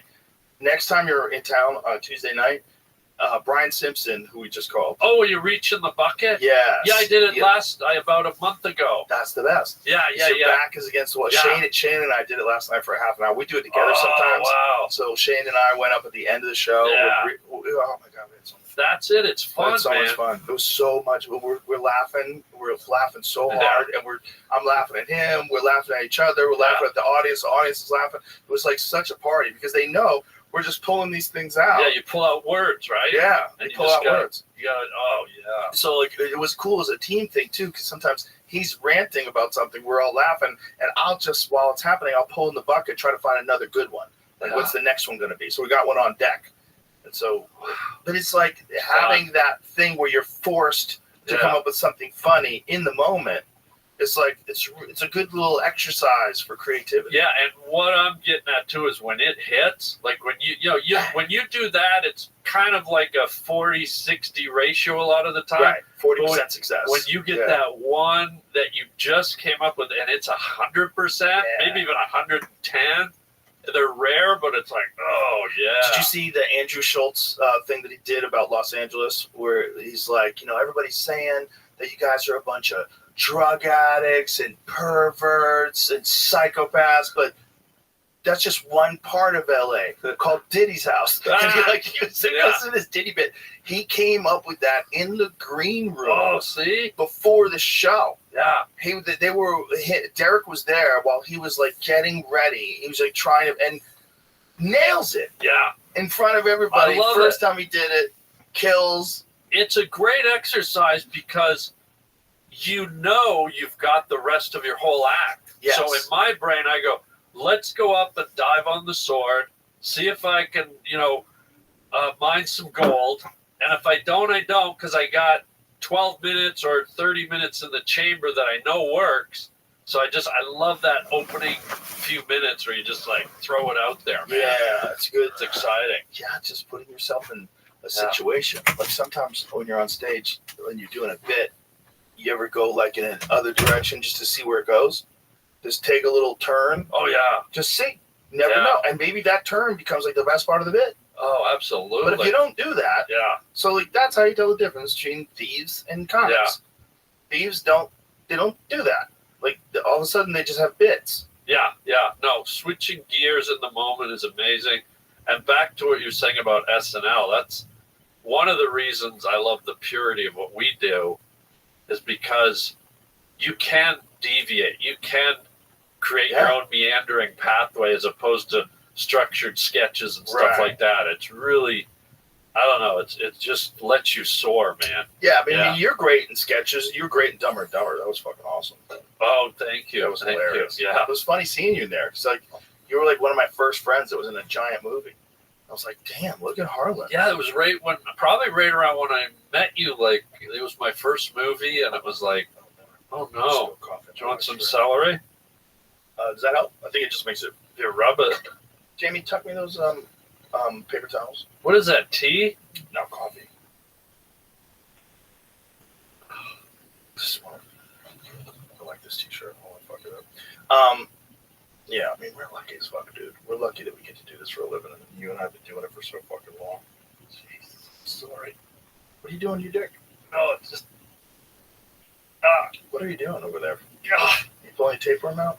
Son of a bitch. Dimitri. God. More preparation Joe. for this show. Joe. It's Dimitri. You're such a sick fuck. You really should go to jail. You should go to jail. We should deport you. We send you back to Canada for what you've done to me. So fucking stupid. You had to see it's warm. It's been in my groin for 2 hours. He had this in his pants. You the won't entire touch the time. cauliflower that's over, you'll touch my groin I'm for not it. into plants, but I really like snake. Harlan Williams, you're the fucking man. I love you to death. Thanks for Dude, being I'm here. so honored. Thanks for having me, Let's do buddy. it again. It's great. Let's do I it would again. be I'm gonna need to honored. recover for a few months, but then we'll Yeah. Take Dimitri with you. Okay, I'll leave him on the table. Yeah. He'll stay here Yeah. forever. Okay, This good. is his new home. He'll Buddy. live amongst the arrowheads, skulls, and shit. Thank you, Joe. My pleasure. Great brother. to see you. It's great to be Thank your you. friend, Yeah. to know you Thank all these you, years. Joe. Thank I love you. you to death. Thank You're you, awesome. buddy. You too. All right, Thank bye, you. everybody.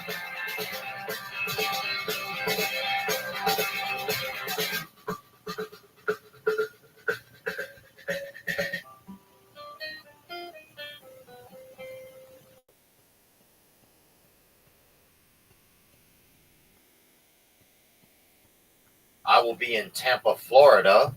I want to let you know that from June 23rd to 25th, this Friday, Saturday, Sunday, this weekend. That's right. Seats are selling fast. I'm thankful for that. And we've also added more seats in Guilford, New Hampshire on July 20th at the Bank of New Hampshire Pavilion. Those are lawn seats. You can sit out on the lawn and bring something.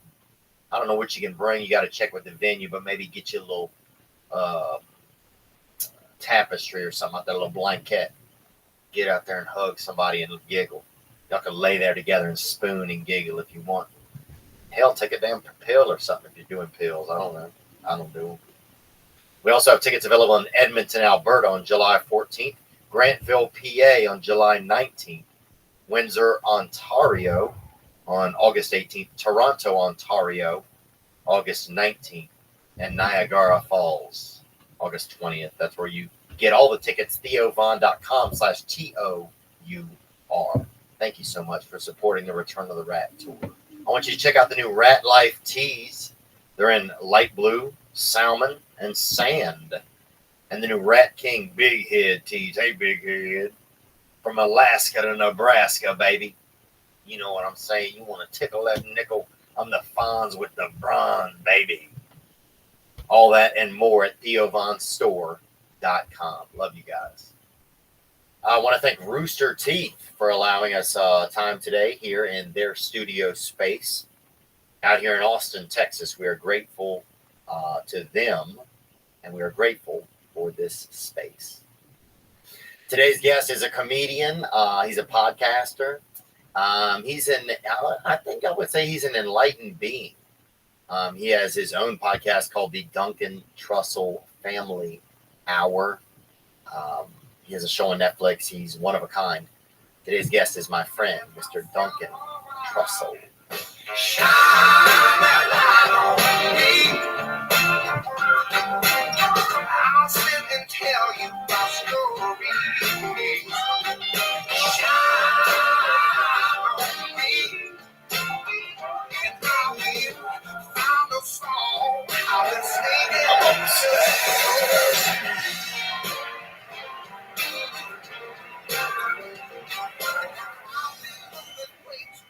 They had a man by us that they found a Korean guy who had been hiding, I guess, in the ceiling of the YMCA. Yeah, this was in Santa Monica. They found a Korean in the ceiling, and so they shut everything down. One time, like the police came in and raided him. He'd been going there for years. You know, he'd been like sneaking. He's like one of those. You know, people are. What's that new thing? People are hiding in people's homes or whatever. Nesting. Yeah, Yeah, nesting. Yeah. They nest in your house. You don't know. They come down and drink your milk. Right. Sorry. Yeah, that's what's going on. It's like and this guy was nesting in the YMCA. Not a bad place to nest. Oh no! And I remember I saw him for years. Sorry, Zach. I was a bit abrupt there. I'm having a long day, and it's You only are, this time. Theo. What happened? Well, there's fucking people in the ceiling, brother. There's people in my ceiling right now. You know, there's squatters. I got Koreans in my brain. I got brothers in my head. Who knows what else? Yeah, man, it would be so wonderful to have some brain scanning device that showed you a visual depiction of all the various entities, whatever they may be, whether it's, psychological structures or authentic demons. So you could just get the rundown, like when you get blood tests, Yeah. Because then you'd know. You'd know, like, why you're acting the way you act sometimes. Not you specifically, but, when the monster pops up. Oh, well, I think that's, I wonder a lot if we do. I was just talking about this on Rogan the other day. If we do enough of the right testing, like we take people's temperature, like temperature is such a, who cares? You can almost guess it, if you're anybody with a thermometer or with it 2 cents, Finger? Yeah, like you could touch somebody like, oh, you're warm or you're Right. cold, you're dead, you're alive, it's like, but I feel like we have such primitive testing, it still feels like that we're allowed to see. Right. I would love to know, who's in here today? Right. What skeletons are out? Yeah. What unaddressed trauma is about to explode out of me in the middle of traffic? Yeah. And then you'll know, and then maybe it won't happen. But this is, I think the testing we have on the human body is pretty remarkable, right? Like you don't even have to get the prostate thing, where they shove the tube and cut the polyps. It's disgusting. It's like a haircut for your intestines. I got to get one soon. But you could just do like some test that tells you if, you've got a problem. Yeah. You don't have to get the Michael Jackson drug and then have this long tube that your doctor is weirdly like excited to tell you about. Yeah, he's listening to Billie Jean while he puts it in you. Well, my doctor was so excited. He's like, you'll be able to see your appendix. Like, I don't want to see my fucking appendix. I never want to see it. I want to die without seeing my appendix. Yeah. But anyway, now they can just test it. I can't remember what the name of it is. It's the worst commercial on TV. It's like an annoying corrective animation, like interrupts people when they're swimming, and it's like, have you had your asshole checked? Yeah. It's a stupid commercial. But the point is, if they can do that, it's interesting. The mind is like the ocean. We have no idea what's going on in there. Like, it's the biggest part of planet Earth. We barely know what's down there. It's really curious. Well, in the ocean too, man. The ocean, a lot of it is. Most of the animals are by the edge. Yeah, right. Like you're talking like down there in those thermal vents. It starts low population density, and what is down there is like terrifying. Well, it's the same type of people that live. I think if you get out into very rural Utah, or you get out into you go deep into the mountains or into some caverns or something, you find some real cryptic homies out there. Oh my dude. And when I was in Asheville, the last day of my kid's preschool, right before we left, I met a psychologist whose job was to go out into deep Appalachia and that's where all his clients were. Just what you're saying. But the stuff going on out there is crazy. Like he was telling me one of his patients took a scythe and went to this dude's trailer where I guess he's sitting watching TV and used the scythe to cut through the trailer into the dude's back. Like, and through the wall. The wall with a scythe. Oh. You're just watching like American Ninja Challenge and a scythe comes through your fucking trailer. But how interactive is that? I mean, you couldn't, no matter what cable you paid for, rarely would you be watching American Ninja. And then an actual bootleg fucking meth ninja rolls up with a scythe and cracks through your homestead. Like 80% moonshine, just filled with that kind of moonshine that makes your eyes turn white And something sparks in his brain. He's like, I'm going to do it today. Incite someone's train. Yeah. It's crazy. That's our minds. We have our back roads. We have our dark bowers and secret places. Some people never ever even know. They just think they're like the first thing that comes to their mind. They don't know that like it's a lot of shit. Yeah, they don't know that there's people pushing people to the front of the class to say something. They think that, oh, that's the first thought I have, but they don't know there's all these dark arts in the distance pushing people forward. I think my mind a lot of time is like, what's that black street that they burned down or whatever, Zach? That was like a holiday. That was like black. It was like fancy. It was like the first black, like Main Street. You talking about Black Wall Street also? Yeah. That was, yeah. They I burn think it down. They burned it down a long time ago. I'm not sure what exactly happened. It may have been racism. It may have just been fireworks. I don't know what it was. White residents attacked black residents' homes and businesses, as well as cultural and public institutions in the Greenwood district of Tulsa, Oklahoma, an oil boom city. Black Wall Street, one of the wealthiest black communities. So it was like kind of your early Atlanta. Jesus Christ. They burn it all down. Yeah, the property loss. 35 blocks were systematically looted and burned. Yeah, I don't know. Does it say why they did this? I'm guessing it's not fireworks. Yeah, this looks more like probably racism. Mobs of white residents. The Red Cross provided relief. Do you see any? If you see something, Zach, let me know. Won't you peep on it while we're but that's what kind of my head is. You know, I remember going to the doctor one time when I was young, and the guy, they put that thing in your head, that little looker, you know? The looker? It like they put, Oh, the ear looker? yeah, Stethoscope. It's called an ear looker. stethoscope, yeah, ear looker, yeah, ear Yeah, looker. I got it. Well, I know it. Yeah, stethoscope. They put it in there, and the guy was like, "Oh, you got a bunch of brothers in your head, right?" But he said the N word, right? The What? doctor, yeah. And I remember that, and I was like, and he was just joking around, I guess, you know. But it was like I didn't know what was going on. How old are you? I was probably 9 or 10, you know. Yeah, just think of that, dude. Like, imagine being that doctor, looking in a kid's ear, and that is what makes sense for you to say. Yeah. And that's a doctor. He looked in, he's like, "Oh, you got a bunch of N words in your head." And I was like, "Whoa, whoa." What the? Yeah. Well, tell him to come out, dude. At least, like, you know, let's get on a first name basis. But it blew my mind. I think he was trying to like make my dad laugh or something. You know, it was just back in the days when there was just kind of semi-casual racism, Right.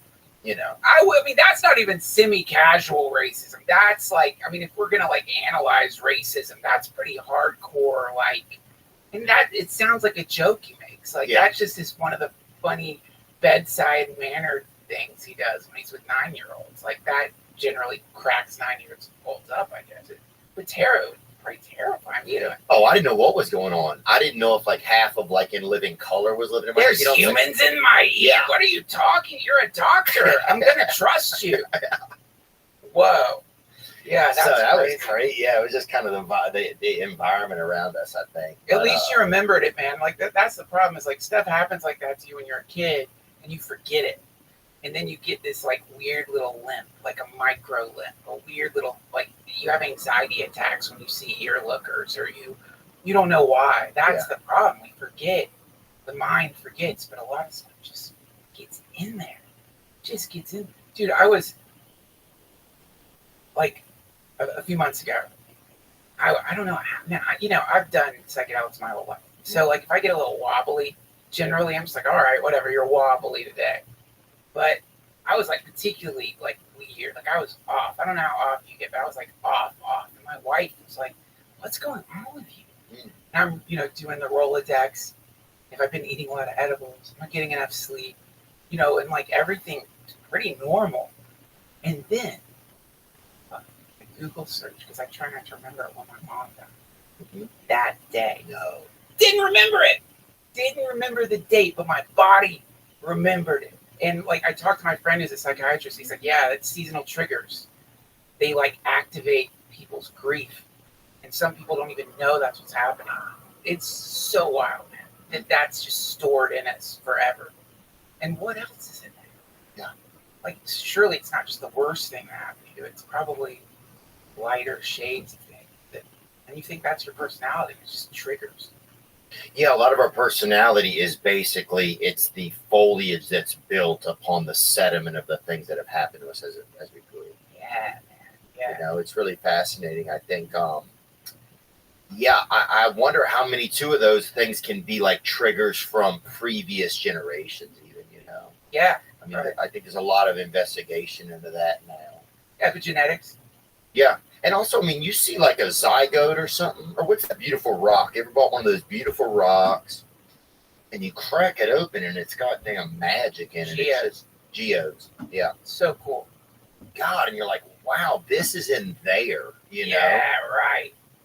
Yeah, right. It's not all horrible shit inside of us. I mean, that's the thing. Like underneath all the whatever the weird neurotic foliage you have is like for a lot of people there's like things like that.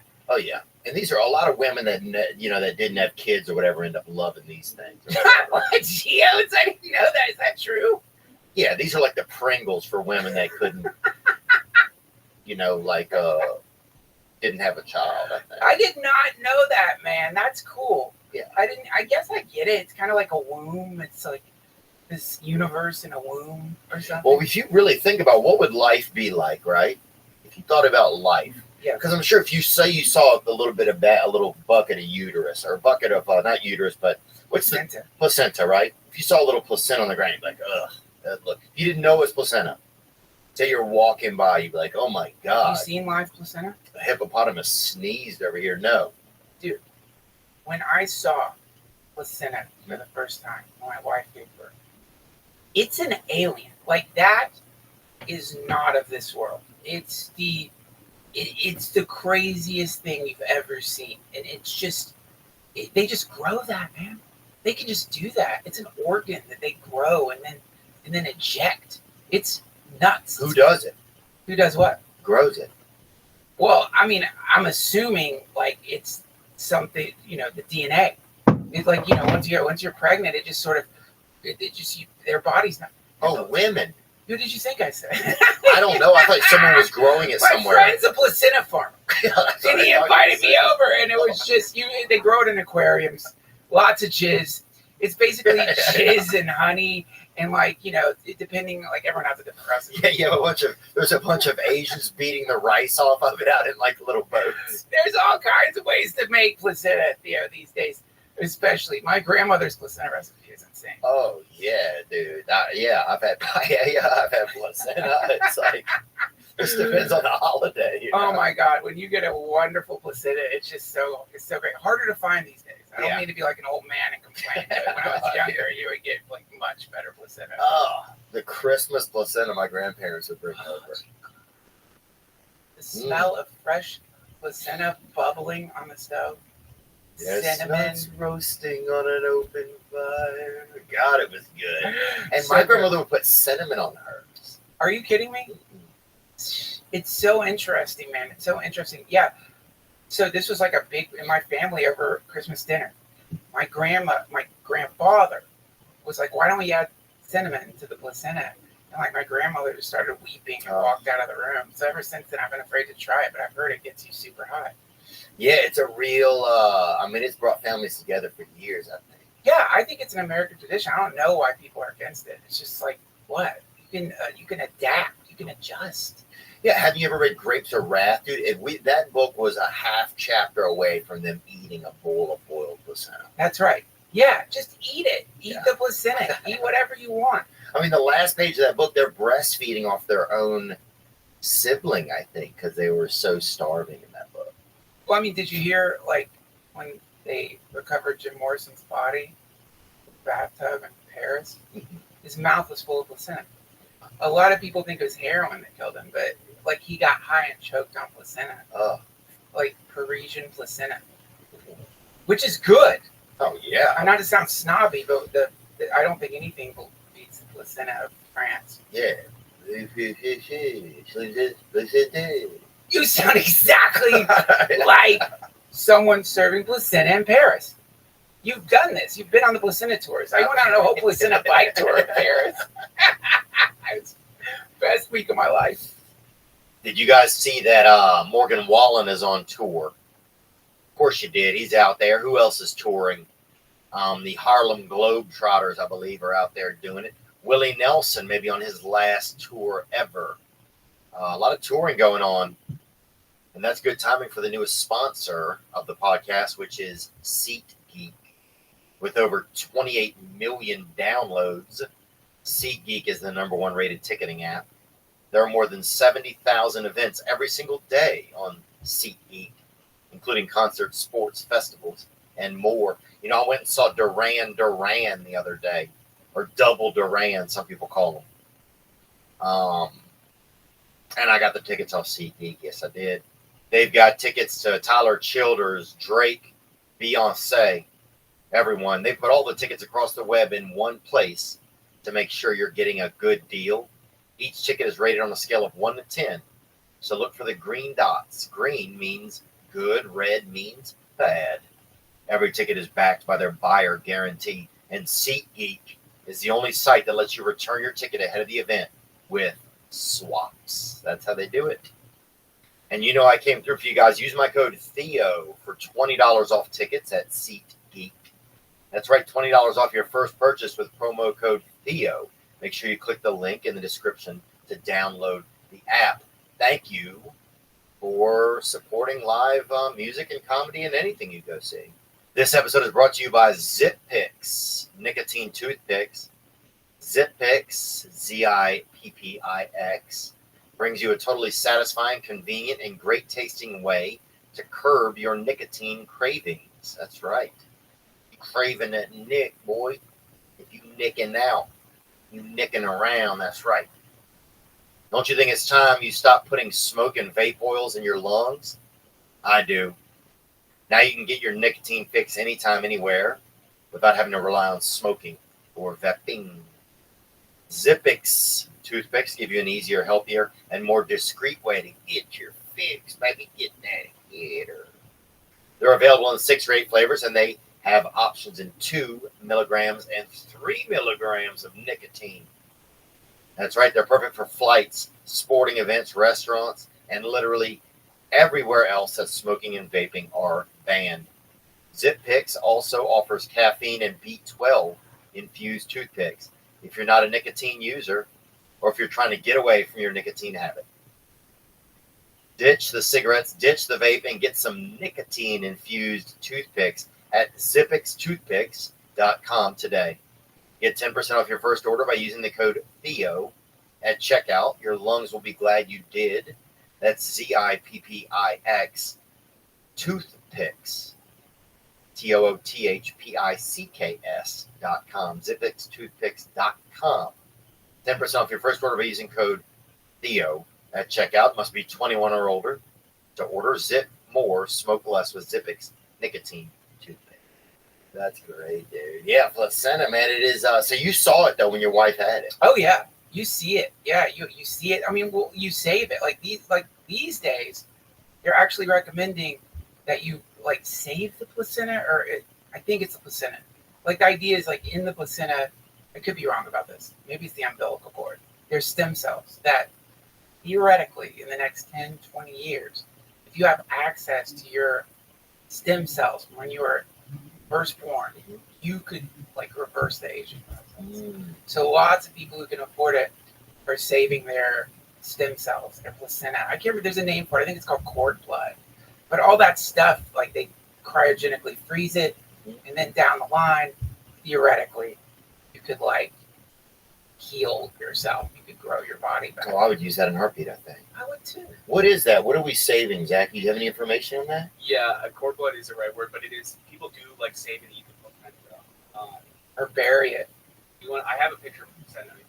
I would love to. It's kind of. Yeah. Okay. Yeah. Wow. And is that cooked or not cooked? Bring it back up. That looked like raw placenta. Yeah, that's probably Chef Anthony Bourdain's kitchen. Or a cooking show or something. Oh yeah, this looks like a little bit. Yeah, this ain't no Wolfgang Puck. This looks like hot. This looks like real people do eat this. So you're right. I've heard that in LA, like women save the placenta and literally put it in, like smoothie, like down, like they'll like incorporate it daily. Well, there's a new purse too. I think they're doing a purse now. You know what? The purse is beautiful. Gucci has a wonderful placenta purse for this season, a summer placenta purse. But here's what's happened. What happens, and it's a real problem, is that people bury their placenta and they have a little ceremony for it. They don't bury it deep enough, and their dogs dig it up. Oh. So you're like sitting down to watch TV, and you look, and like there's like half eaten placenta on your couch. So you got to put it in a box or bury it deep. His dogs just love placenta. I can't even. It's everything. Yeah, it's everything a dog would want. It has blood in it. It's like from the crotch area. You know, it's like dogs love all that. Oh my God! It's yes, it's literally a dog's dream food. Yeah, for sure. I do think it is kind of fascinating though that we don't have are we missing levels of ourselves in basic scans and information that, like, how close are we to be able to do a scan, an MRI that tells us what's going on with ourselves at some different levels? Like an emotional CAT scan. Yeah. Emotional seems to be the level that seems to be a lot of the realm that we're really missing, I feel like, when it comes to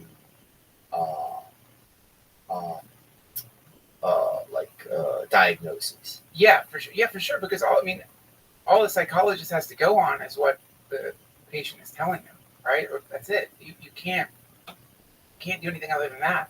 Or like past behaviors, or but still you don't know. Yeah. I mean, this is, to me, the astounding part of being human is we're choosing to behave the way we do. Many times I would like to think I didn't really have a choice there. Like that just was a reaction to an event. It spontaneously erupted out of me. But if you kind of mindfully study your worst moments, most of the time you'll realize there was like a micro moment where you decided to like do your defense mechanism that always hurts people's feelings or gives you a feeling later of guilt or something. There's this weird microsecond where you decide to do it. Like your brain is some kind of computer, and it's like choose your own adventure, and it spits out a few options, and you pick the most annoying, aggressive, shitty one. Yes, you chose to do it. You weren't possessed, right? But the choice happened so quick that you could easily miss the choice. That's what's cool about it, is you don't have to be the way you are at all. Change your clothes, change your haircut, get a face tattoo, whatever you want. You could do whatever you want, but we're addicted to being us. It's so habitual. Wow.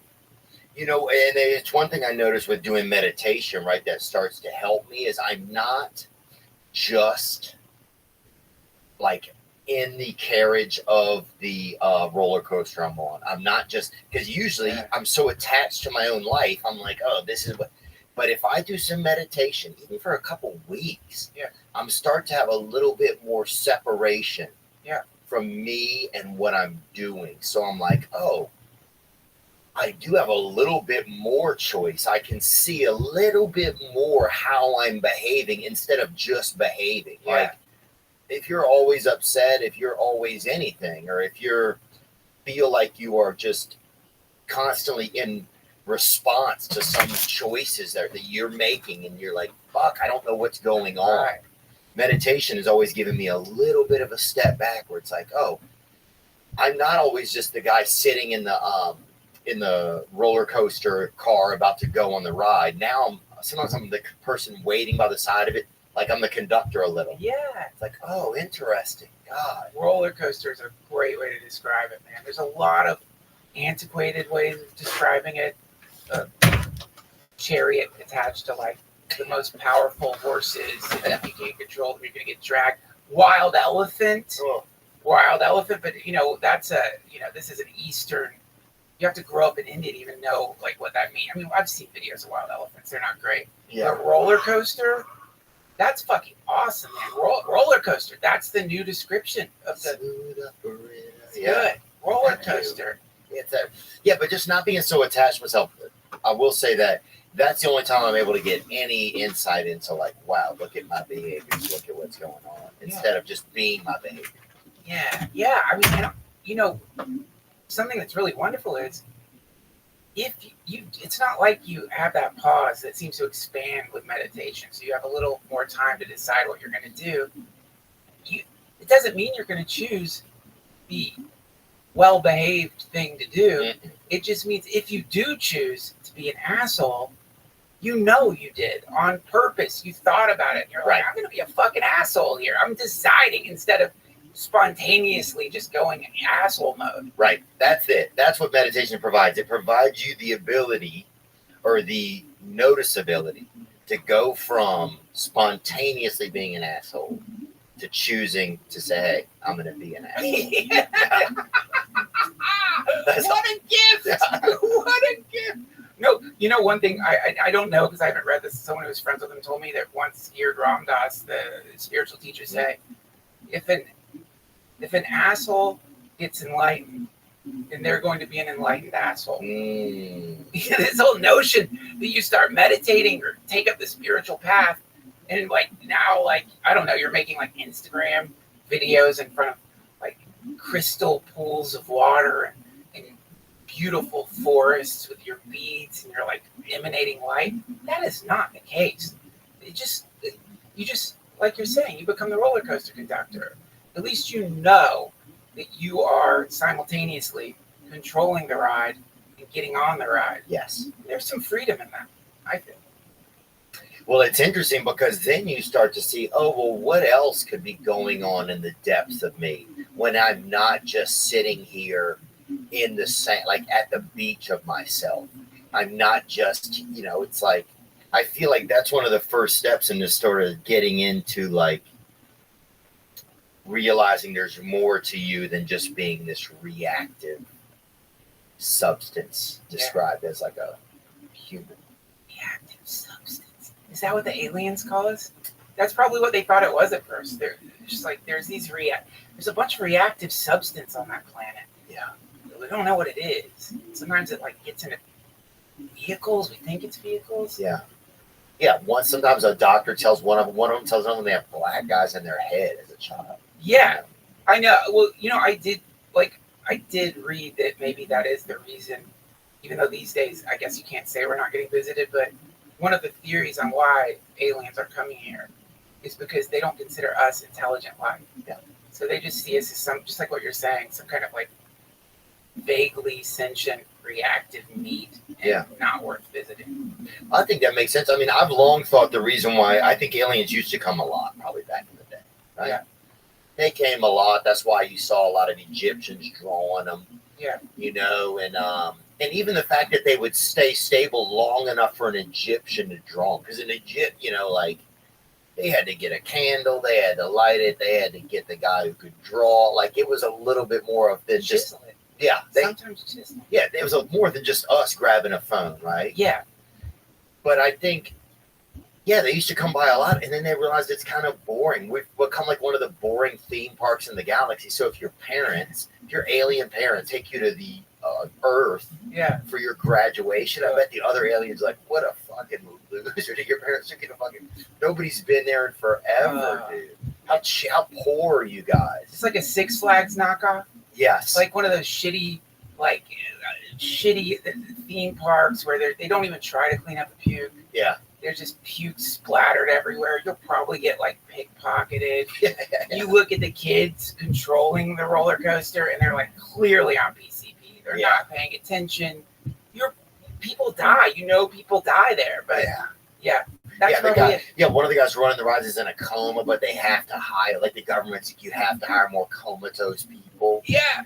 So they're just like, the guy's like, just like has his morphine button and his fucking start the ride button confused. It's crazy. I mean, any theme park. I mean, that is really, like, to me, the more terrifying than the roller coaster itself is when you look at the person controlling the roller coaster. And then imagine, like, what if that person was controlling subways in New York? Would you feel okay about that? But the roller coaster is probably more dangerous than subway. Totally. It's like it shouldn't even work. It's like using using weird physics. They hired a roller coaster architect. They could afford him for a couple of weeks, threw something together, and then they just let like a 17-year-old on like synthetic marijuana for sure. Oh yeah. Control that fucking thing. Yeah. And then, yeah. And then that kid lobbies to get a DJ there at the same time, like for the ride, right? Like they're like, we could spend more money on safety, and he's like, no way, dude. No, we need my boy Ricky right here to spin his tables on the side. That's right. And they know that they have insurance, so they're just like, look, I'm paying a shit ton of money for roller coaster insurance. If someone gets hurt, they get fucking hurt. We're getting a DJ. We're covered legally. This is the rhythm of the night. Oh. I think he's having a seizure. Yeah. I think the roller coaster operator just had a micro seizure.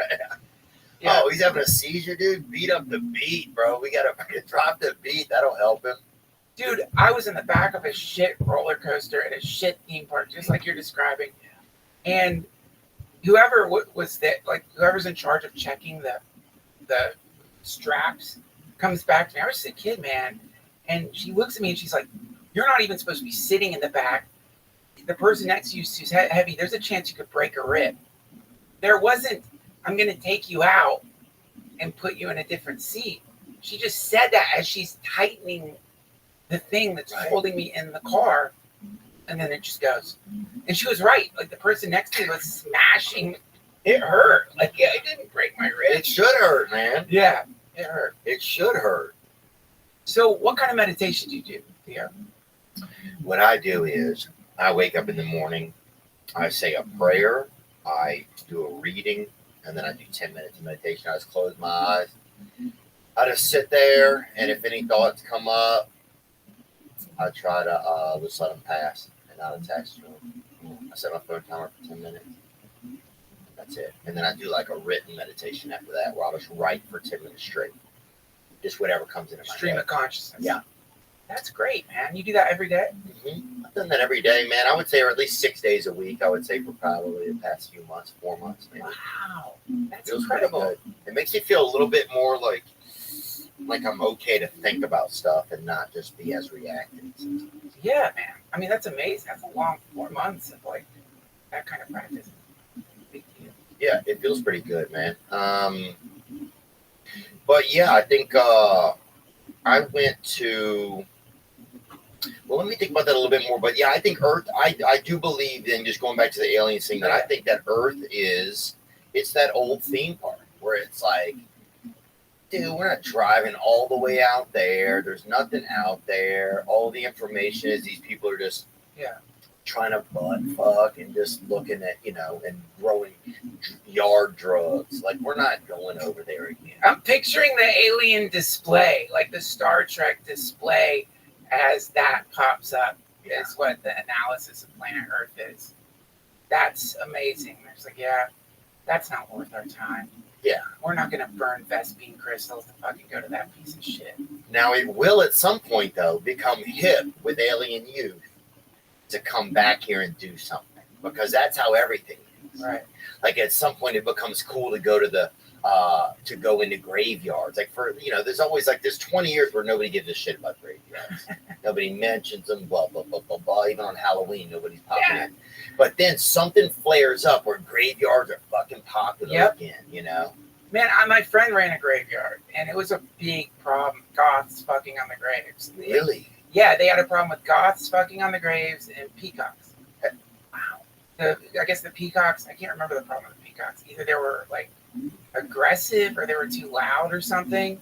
But the main problem was at night, goths would like squirm in under the gate and just fuck on graves. Yeah. For some reason. It's like that's a big, like if you're running a graveyard, which by the way is apparently like a very profitable business, then you have to have a plan for what to do when people come and hump on the tombs, because there's some, I don't know what it is. There's some kind of, I went jogging in that graveyard once, and I was so thirsty, Theo, and I turned on a spigot and just drank some water, and then I realized, I'm drinking fucking graveyard. This This is graveyard water. There's That's no way. grave gravy, baby. You're sipping on.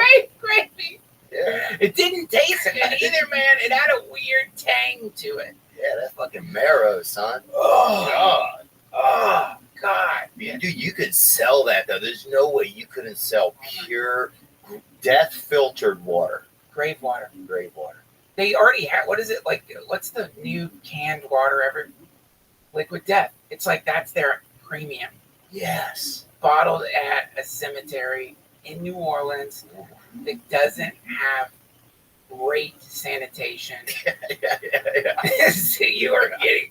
I don't know if you've seen. Have you ever been to a shit cemetery? Speaking of shit theme park, you ever been to a and you smell? You can smell the death in some of the graves, like or the crypt. Yeah, they're hatched open a little bit, or somebody's Yeah. People get in there. People will steal a bone. I remember. They love it. Well, dude, I grew up in a neighborhood between a lot of people would drive from like the main thoroughfare in town, and then they would go through our neighborhood, which was pretty dumpy, and go on to like kind of wealthier areas. And we were right outside of the city limits or the town limits. I think we lived in a town, but a lot of people would just throw shit out, and once they got outside of the city limits, because there wasn't like you couldn't get a fine for it. Yeah. So a lot of there was a veterinarian that would throw out all the animal shit in our yard, like in our ditch by us, right? No. Yeah, so they'd have dead animal carcasses out there all the time. So we were always beating each other with fucking, fucking Bichon femurs and shit, or just whipping each other. If you got a fucking big Labrador or German Shepherd fucking tibia that came through, boy, we would beat the fuck out of each other with that. Because you for sure they're telling the people who are euthanizing their animals, they're saying to them, don't worry, we're going to cremate these bodies and we're going to give you the ashes. Yeah. So what they have is probably just a pile of ash because it's probably expensive to run a cremation service for animals. Oh, yeah. So they're sending fake ash to the grieving dog owners. Or barbecue ash, something probably out of a pit. Yeah. And so the dog owners have no idea that the fucking Vaughns are beating each other with their beloved dog's spine. Whoop that trick. Oh Remember that my song? God. Whoop that trick. So sad. But it was crazy. We'd have all this. So we'd also we'd do paleontology where make cool animals and bury them, and there was some cool stuff like that. But yeah, after a while, my mom would get so pissed because the yard would always smell like dead animals. Jesus Christ, man. So we had this abundance of dead animal smell, which is it's a tough smell to enjoy your childhood in, to want to play in. That's horrible, man. It was bad, and nobody cared at the city, man. That's what made me hate government right out the gate. It was if we'd had a little more money, they would have come and got the animals out. It's the beginning of a horror movie for sure. Somebody has their demonic dog euthanized, and it's you have to make sure you cremate this fucking thing. And yeah, it's I'll cremate it, sure. There you go. Yeah, of course we'll cremate it. Yeah, I'll cremate that bitch right now. Yeah, don't worry. Just throw it in the Vaughn's yard. The boys like to make art with it. Yeah, that one little fella, yeah, that's. They start calling him quitter for no reason. Jesus, is playing with the bones. Yeah, that's how you know for sure. That's really crazy, man. I can't. I'm just trying to picture my childhood being defined by the waft of death. That's dark, man. That's dark. How long did that go on for? Probably, I would say 3 years, probably.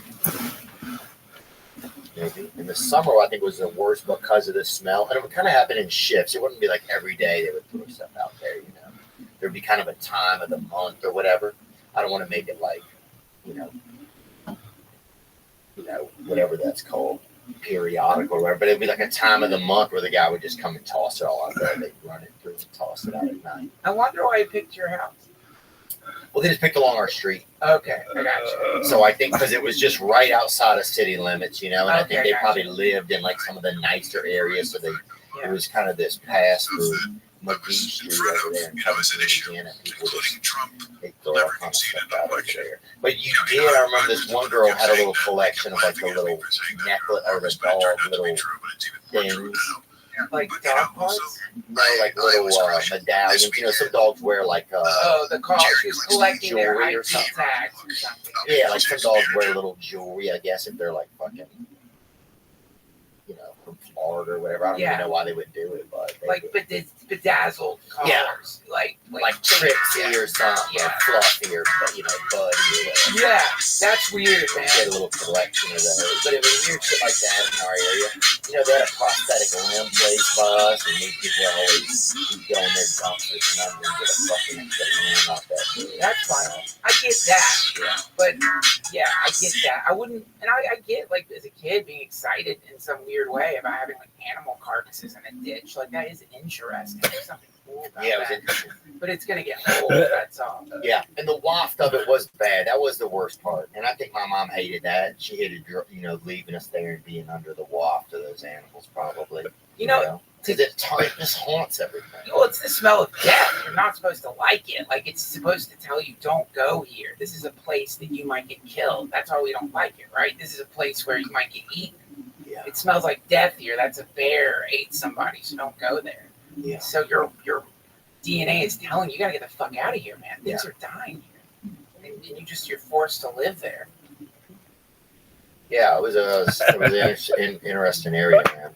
But yeah, I think that's the thing. There will come a time, and maybe it's coming now, because Alien seems to be gaining popularity. I don't know if it's gaining popularity or if it's gaining like more sightings or whatever. What is this? Yeah, this is actually pretty topical. NASA just held like a 4-hour press conference about UFOs for the first time. And they're basically admitting that UFOs.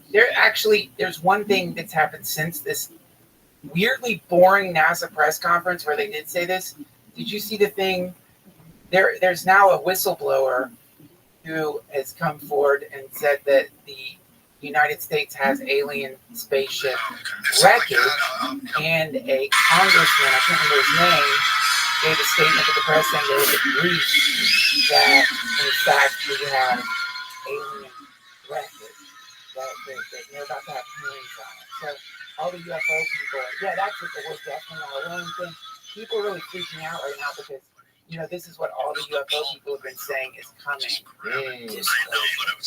yeah, it's that guy. A whistleblower says he handed over classified evidence proving that a secret government program has been recovering spaceships and aliens for decades. We're definitely not alone, David Grush says. He's a former intelligence and military official.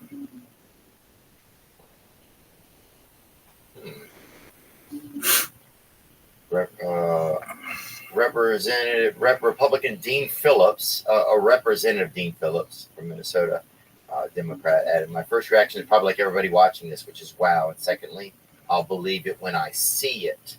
I mean, that's fair. You're not supposed to immediately believe UFO. Oh, no.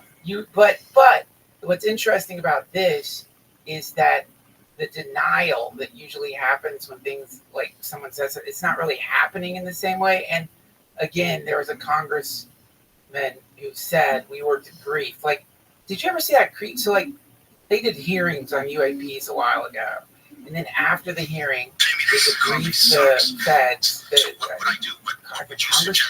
Congress, they debriefed him, and they did an interview with one of these representatives in the hallway after he just got told whatever the fuck they told him. He said, it's right on YouTube. He said something along the lines of, lock your doors and windows tonight, folks. That was his response. Like, whatever they told him inspired him to say we should lock our doors. Like, there's an alien out there.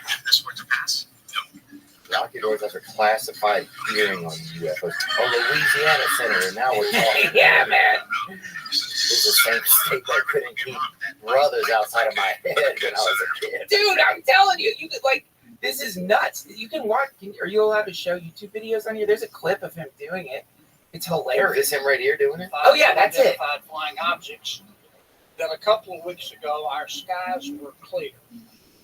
And then all of a sudden, we have spy balloons and other unidentified flying objects raining down on us like confetti. That is not accurate. these objects have been flying over us for years, many years. We've known about those objects for many years. We're not sure that we've known about all of them, but we've known about many of them, except for the Chinese spy balloon. We don't know what they are. What's different about the last 2 weeks is When I that we became a started comedian, shooting and them that was only down, about 7 to 8 years ago, I But we suddenly can't find realized the that we were except the spy balloon. And that's what I took away from the hearing today. So I don't know if you paid attention during the whole hearing. No, confetti, raining down like confetti. It's a great descriptor. Yeah, that's what I don't. Yeah, I think.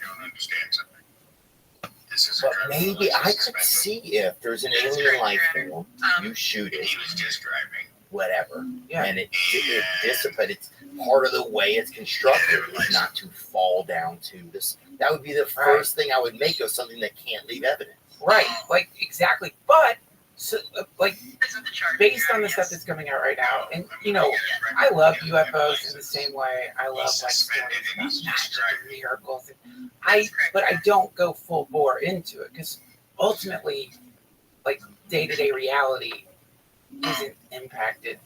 Like, you know, mundane reality, right? Taking care of the kids, paying the mortgage.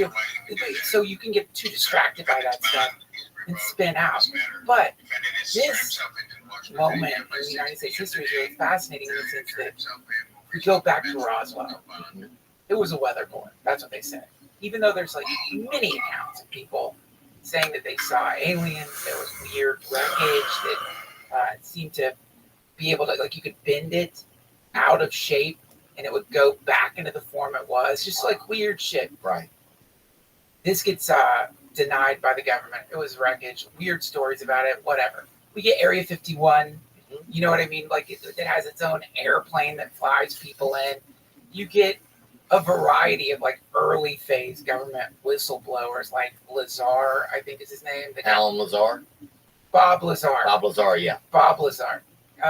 You get like that, and then these people get creamed in the media. It's like, that's a lunatic. He never worked at Area 51. This is bullshit. He's like a con artist, whatever.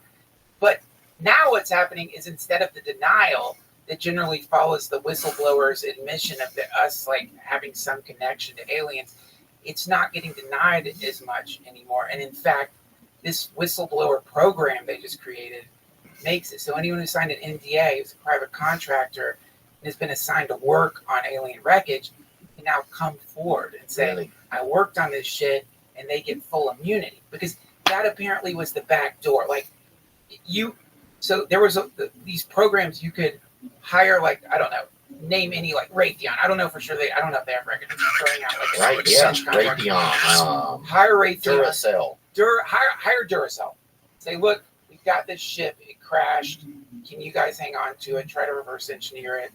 And so now a private contractor selected the wreckage, has the wreckage. Meaning, if you're asked under oath, we have wreckage, you could say no. And because we don't. A private contractor has the wreckage. That was the loophole. So now they set up this whistleblower program, and all these people like that guy are starting to come out. People who just like worked at Hyundai or I don't know, worked at like Dodge Neon, and they were like, hey, what? Can you reverse engineer this thing that seems to be bending the time-space continuum? And they're like, no, but they couldn't say anything about it because they signed these hardcore NDAs. So now they're all leaking the data. So we're getting this weird, slow leak from all these people that's painting a picture. And that's a real program that they allow now. Yeah. How did that program get created? The whistleblower program. So what was happening was, well, the biggest problem is like people.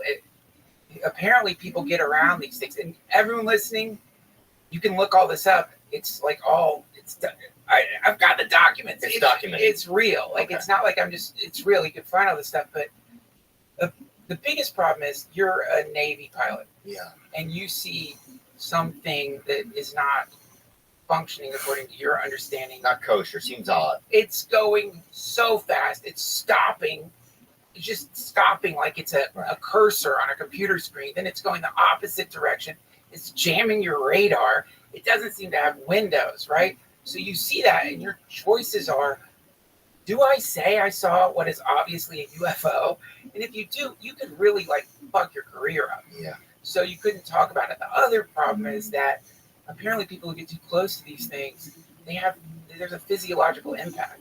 So let's imagine you got close to one of these things and now you're sick. The VA won't pay for it, Right. because there are no UFOs. What are you talking about? And so inadvertently you end up creating a situation where people won't say what they're seeing up in the sky, Right. which isn't great if you're trying to defend the sky. We want to know what's out there. You want to know everything that's flying through U.S. airspace, right? Mm-hmm. So yeah, the whistleblower program was, I think, initially to kind of create a safe way, Haven. a safe haven. Where Yeah. people could say, okay, this is what I saw. I don't want to endanger myself. I don't want to endanger not being able to get medical care and things like that. That's it. Yeah, and then and now it's sort of like, now that it's working, it's, you know, all you need is like one person to come forward. It's like Me Too for aliens. Just one person, then the next person, then the next person, then the next person. You know, that's what's happening. All these people who kept this shit like completely Oh, I'm secret. sure bottled up. Imagine the people that have molested people or something just because they saw an alien and they didn't know how to process. Or went insane, or like, you know, like so many things. Yeah, beat their spouse, or just imagine a guy he saw something in his whole life. He spent hiding things from, like taking anything and hiding. Like just weird. There's weird ways that people react to things that seem beyond them. Yeah, You know? it keeps you alive. And then add to it that apparently these people have been threatened with death. That whoever is not fucking around. They don't want the general populace. They don't want the world to know that this has happened, because apparently, and again, this is just conjecture here. Obviously, from a military perspective, if you figure out how those things can fly and you build a fleet of them, it's like the new atom bomb. Like, you have complete superiority in the sky. Like, if you're living in the United States right now, you want us to be the ones. You want to be first. You don't want some other country who they apparently all have this shit to like win this race. But what about Mexico, dog? You know, they don't have the fucking strongest. They're like, dog, these motherfuckers, dog. That'd be incredible if all of a sudden they have the most advanced Air Force.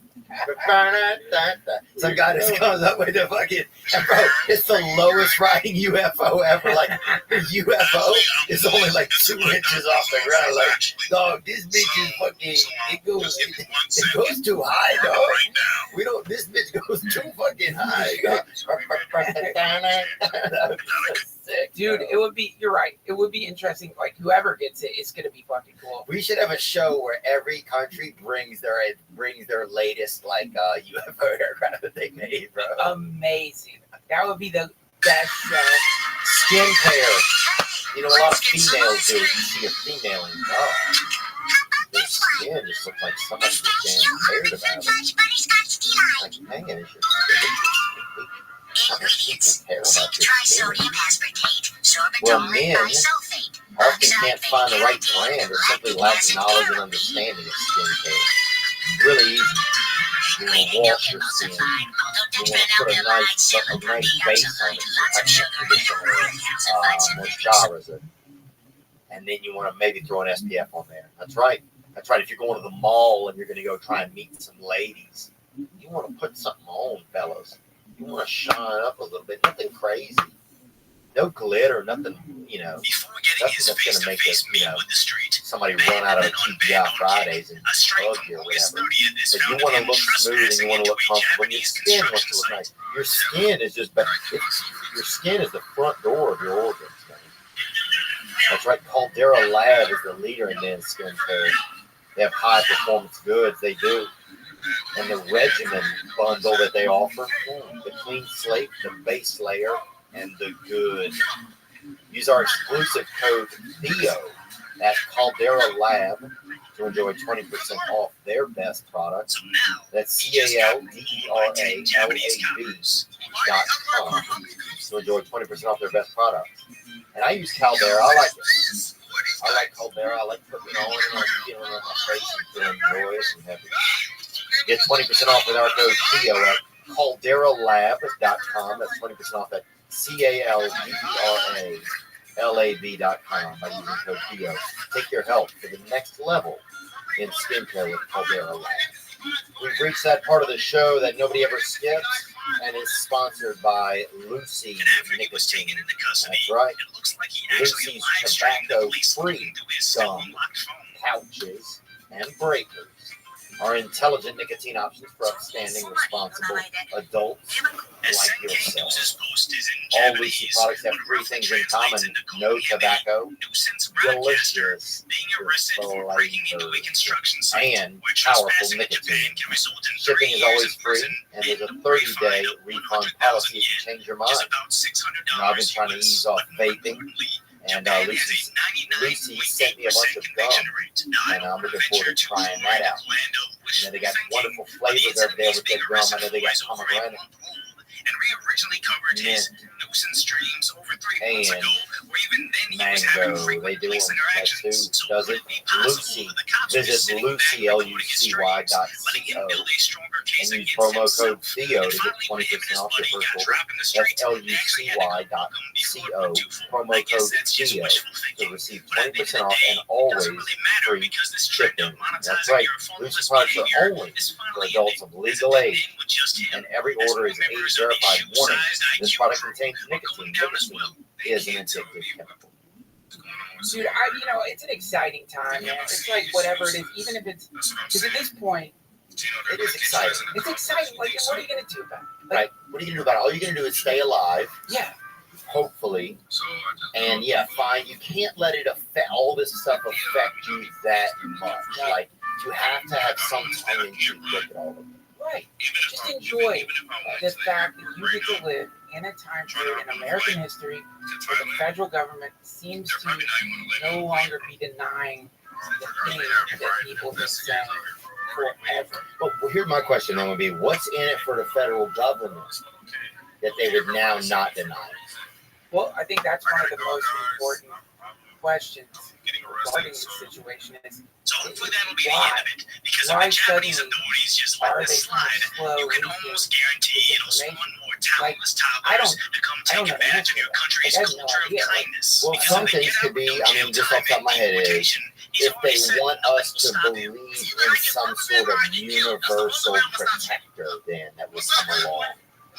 Like something, some organization, some like insurance against aliens in a way. Not an actual like you pay $40 a month, but like respect the Japanese as in creating some new world, or if there's that part of that regime that like this one world order type of thing. If that, I'm just trying to think of the upside. What is somebody gain? Do we need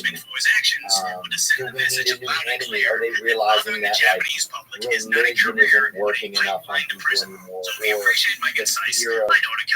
there's not enough fear imposed on people? I don't know. Or it could just be that that's blue beam. You're talking about blue beam. That's the big conspiracy theory. That's like essentially like, there's two possibilities. The one you just said, which I guess if you're going to do like Occam's razor, that is the most likely one, right? What is like, Occam's razor? The simplest solution is generally the solution. Got it. So in this case, it's more likely this is a human operation than aliens, based on our understanding of physics and the distance of habitable galaxies where there are planets in the Goldilocks region, the amount of time it would take to get here based on what we understand about how fast you can go.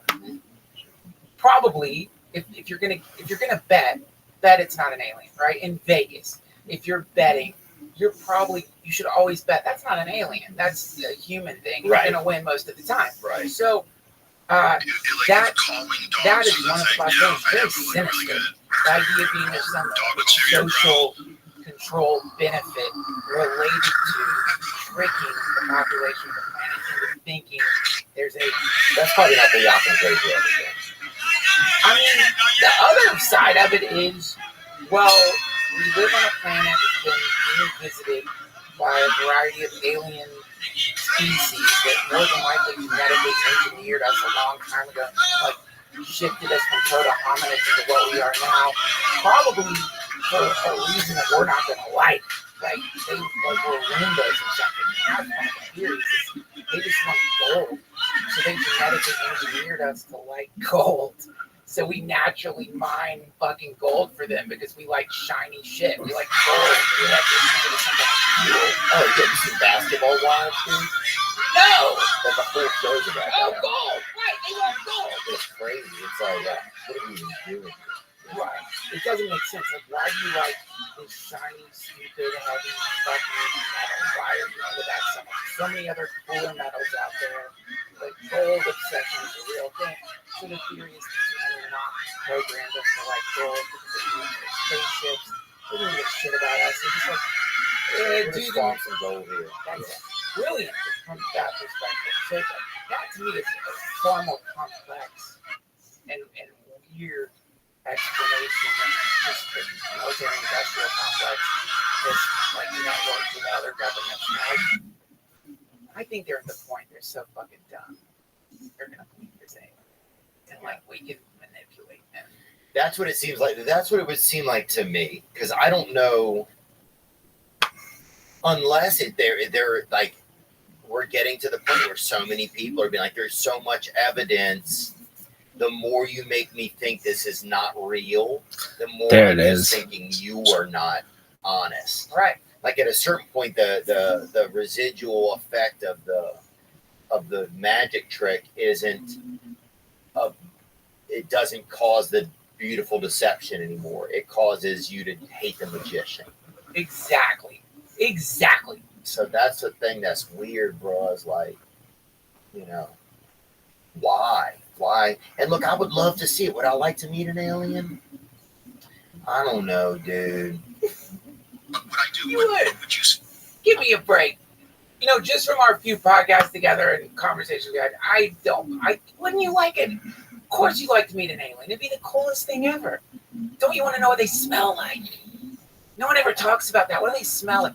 What does a gray alien's head smell like? Yeah.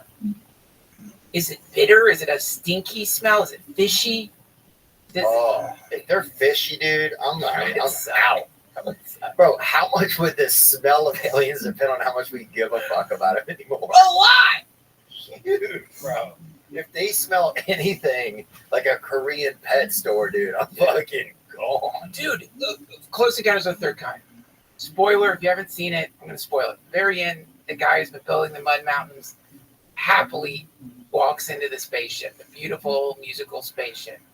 Imagine the fucking thing closes and you catch that first waft of deep, like fish laying out in the beach smell as you're like light speed heading away from the planet.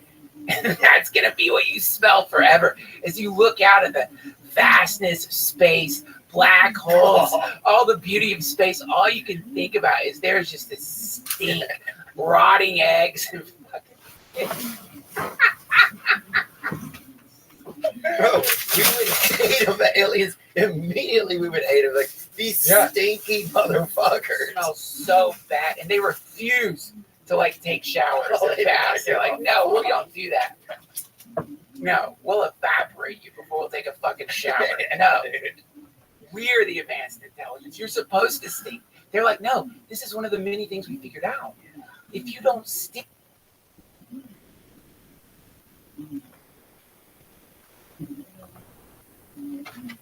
Joe Rogan Podcast, check it out.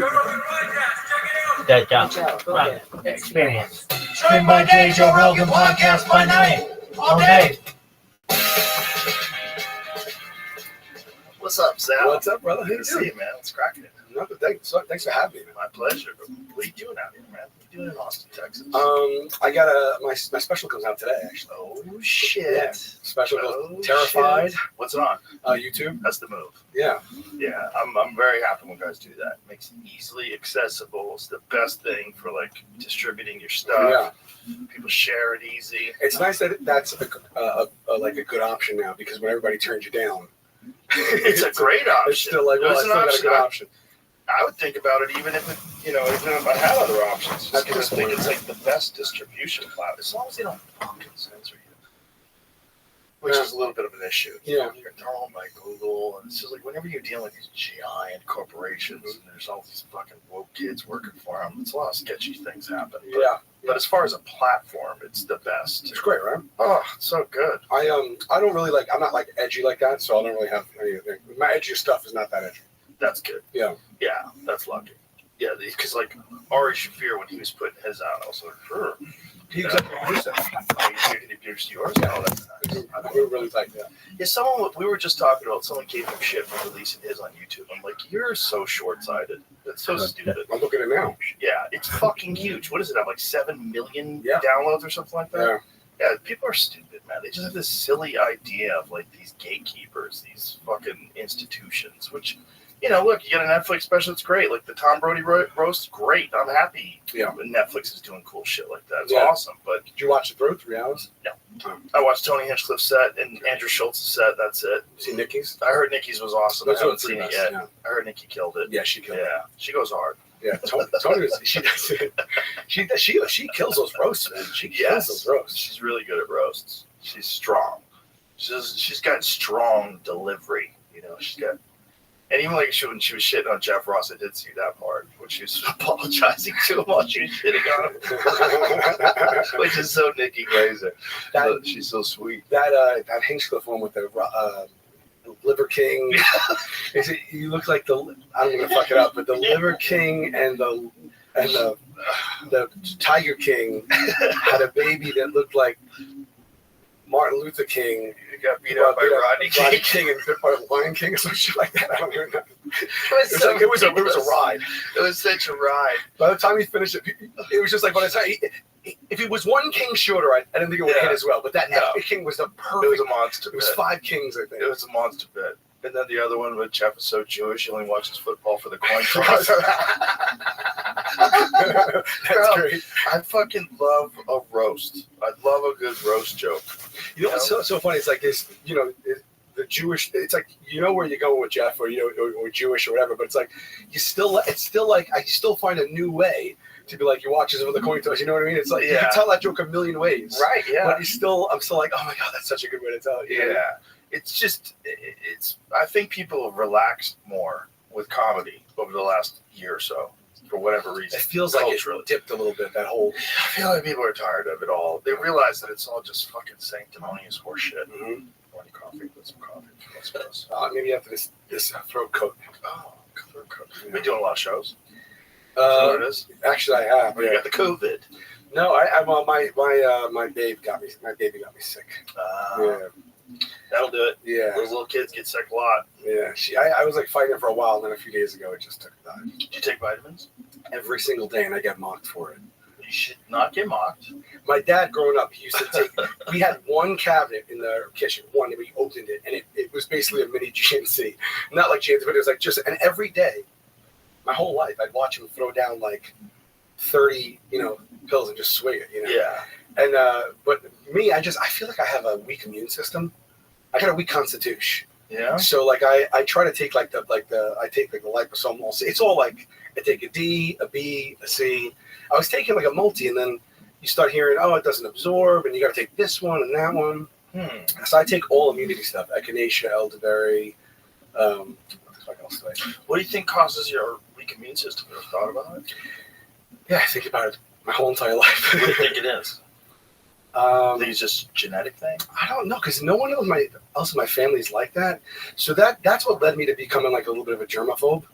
Because you want to call it germaphobe, but I just know that if I put myself in the way of, like, if someone sneezes, if I put myself in that, sometimes I can get a common cold. How long does it take you to get rid of the common cold? Like a day. Yeah, but you're like you eat elk and Yeah, just I've had a few that last a couple of days, but it's usually one day before I don't feel good. But I've only had a couple of those recently, and I assumed they were the new COVID.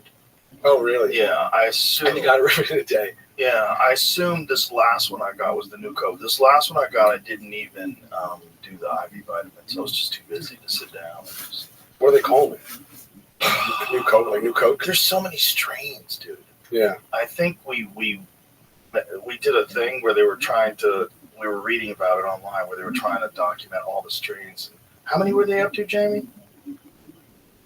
It's a crazy number. There's a lot of strains. I thought there was like 4 strains. There's no. There's dozens. Yeah. They keep coming around. New ones come around. New variants come around. You know, what they're saying is like this is just how we're gonna be forever. Like, yeah. That stuff's just out there in the wild now. Yeah. Those little gremlins. So that doesn't bode well for me. But I common cold 1 to 2 weeks min. Really? Yeah. I've had a cold like 5-6 weeks many times. Wow. Lingering, not like do you ever do IV vitamins? I've only done it twice in my life. It's so funny. When I shot the special in December in Chicago, and the day of, I woke up and I had a cold, just because I was just running myself into the ground, right? So I woke up, my throat was like, it was hurting me. It was like scratchy. My voice was raspy, and I had like no energy. I'm like, oh, I'm freaking the fuck out, right? So I get to the theater and I'm telling them like, I don't know what to do. Like I feel so weak. I got to do something. So Ari's feeding me these all day long. He's feeding me these Baroka tablets. They're like these vitamin dissolving tablets. Right, he's into those. Yeah, they're like 100, billion% whatever, right? So he's feeding me those, and then I get to the place and they get me the IV, and the guy gives me a B12 shot.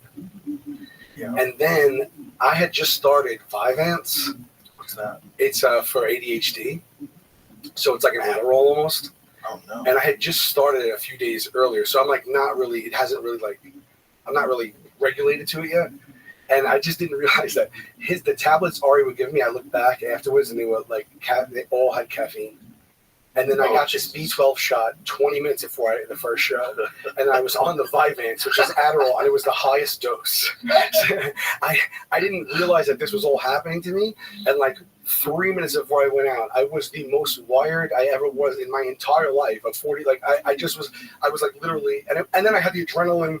Just because it was my first taping, you know what I mean? Oh my god! And I was fucking ready to stroke out. I was holding my hand and it was doing this. Oh, and I was Jesus like, Ari, Christ! You gave me 3 of these fucking things today. Every one of them has 200 milligrams of caffeine. Oh my god! He's like, I didn't give you 3. I'm like, you gave me 3. It's just, you didn't give me. How did you look me in the face? We were both there. It's not like I'm tough for hearing the second hand. And then I think the B12 shot just put it over the top. Oh my god! And it was like it's what just a combination. I didn't use 1 second from show 1. Oh my god! Not so 1 second. Is it like an Adderall or is it like it's Adderall? It's Adderall. Yeah, it's like same exact thing. And why did you think you needed that? Why do you think you needed that all? I mean, I suffer from ADHD and a little OCD for like my whole life. And so what does that mean? Like when you say ADHD, how does it manifest itself in your life? So many ways. Mainly the thing that affects my life is I can't focus. I can't focus on something especially if I'm like this up and down days, but like I can't focus on something for more than like, if I'm trying to complete something, I won't complete it. Like what kind of stuff?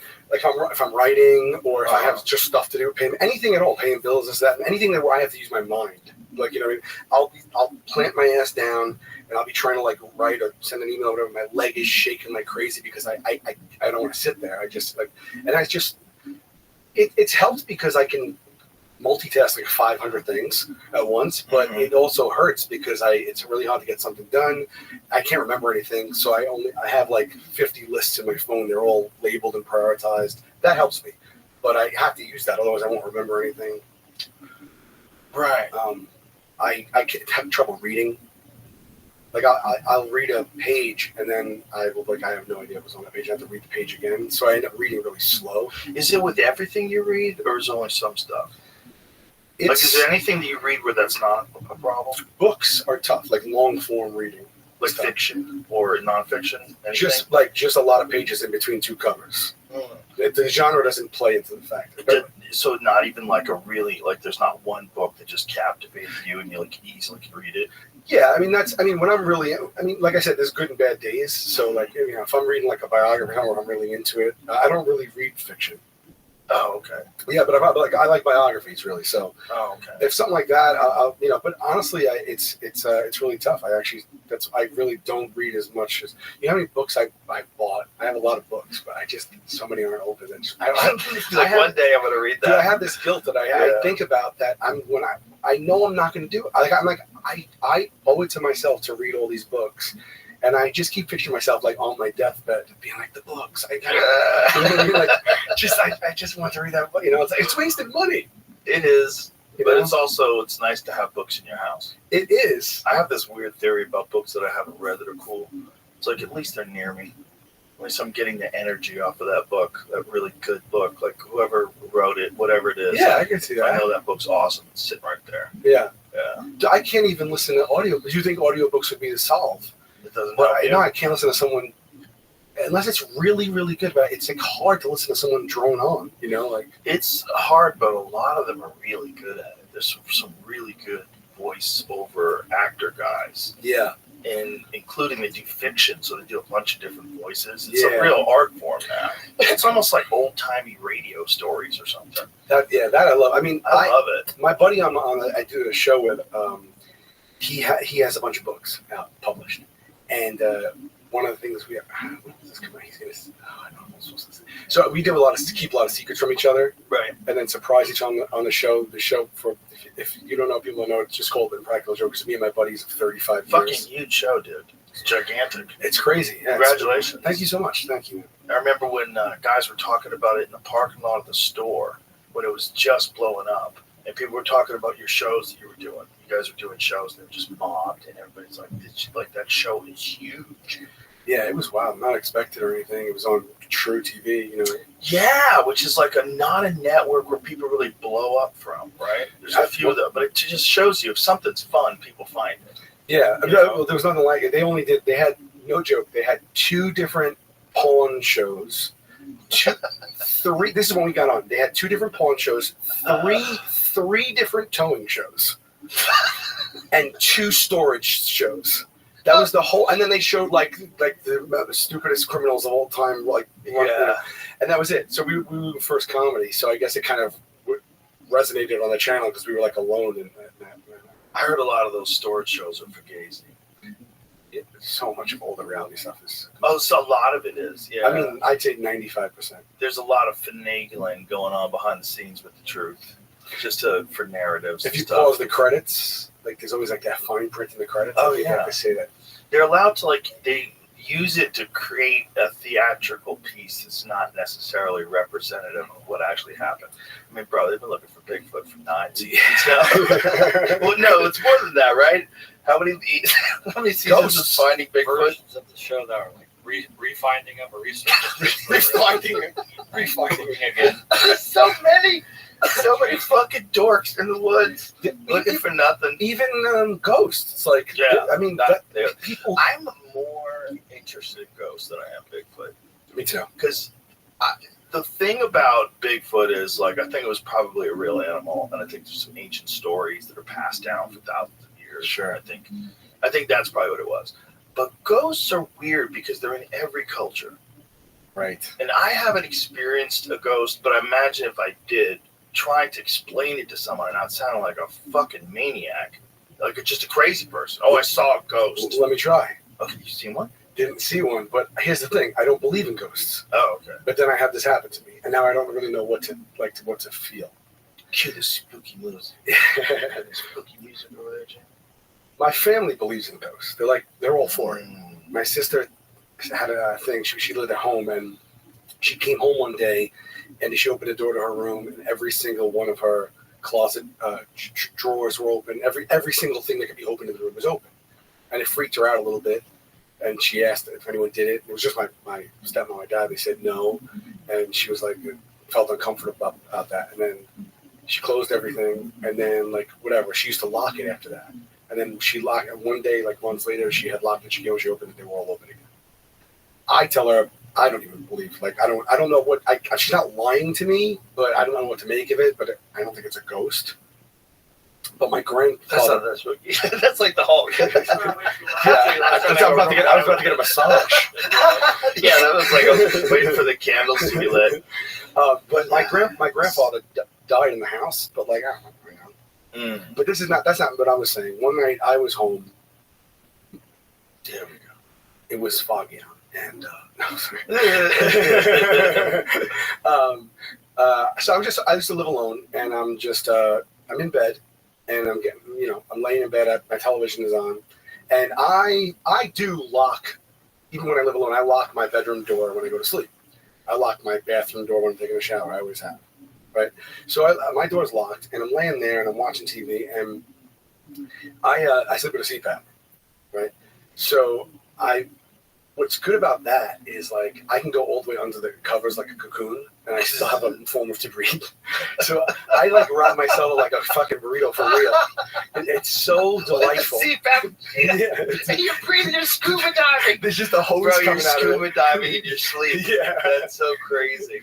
So I love it. So I wrap myself over my head and everything. And what I really do, like what's really fun when you're in there, is to like just poke out a foot or a hand. It's really fun. And just get like a cool breeze. And then wonder about what's under the bed. It's gonna bite your feet. Sure, a little bit. It depends on the night, right? But like, that foot's out there dangling. It does feel I don't like haunts. I will tell you that. I don't believe in ghosts, but like haunted houses and scares. We can get into that later. Wait a minute. What's the difference? What are they haunted by? Well, like like fake ones. You know what I'm saying? I don't even like the go through. Okay.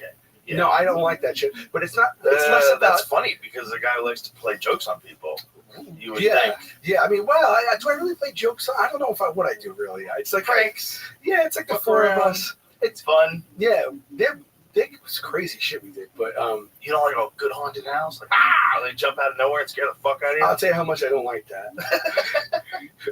We went on the show. They know I don't like it, so they created. One time they put me in a cornfield, and they made it haunted, and I had to navigate it. And then the next time they upped it, and they got an old mansion, and they completely built it all out and made it haunted, and just put me in there, locked the door, and made me alone in the mansion. But it's like, and it's. If you want to really see like a collection of shit that'll freak you out, go to Zach Bagan's thing in Vegas. Oh, is that like thing where they get really weird with you? He's got this... Like it's a visceral thing, like they put a gun in your throat and stuff like that? No. He's got this crazy mansion in Vegas that's like a museum of haunted shit. A museum of like they have Dr. Kevorkian, the van where he killed people. They have the van. Yeah, okay. They have a bunch of stuff that Ted Bundy owned and a bunch of stuff that Ed Gein owned. Yeah, it's a creepy fucking place. This is the one I had the thing on my. This is the.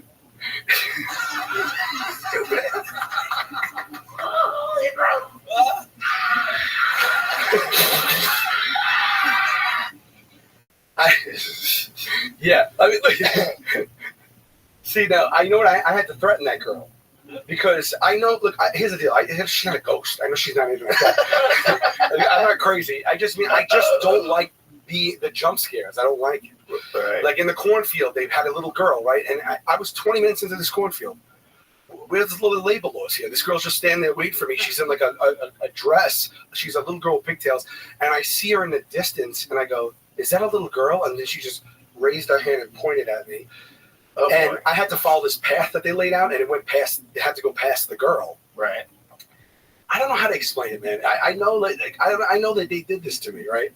But yeah, I was like, I know you're a little girl, but I will fucking punch you. I told her.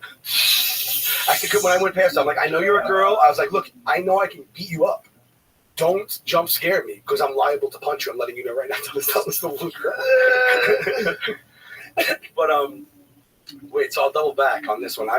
Corn is fucking scary to get lost in. Corn maze? Yeah, it's terrible. It's really weird. Like there's a place in California where they have a farm and they have a corn maze. You can walk around this maze. It's fun because you know you can eventually get out. Go like in at you night get alone. lost in this maze. You get really lost, and it's kind of confusing. And now imagine this is thousands of acres, Right. and you're in the center of it with no water, and you have no idea. You might be walking around in circles. You really have no idea. You may as well be on like the mountains when people die. Yeah, people die in cornfields, man. That's a real thing. I mean, I feel like, yeah, it depends how dense it is. I mean, if I was ever in that situation, I'd just go straight and not stop.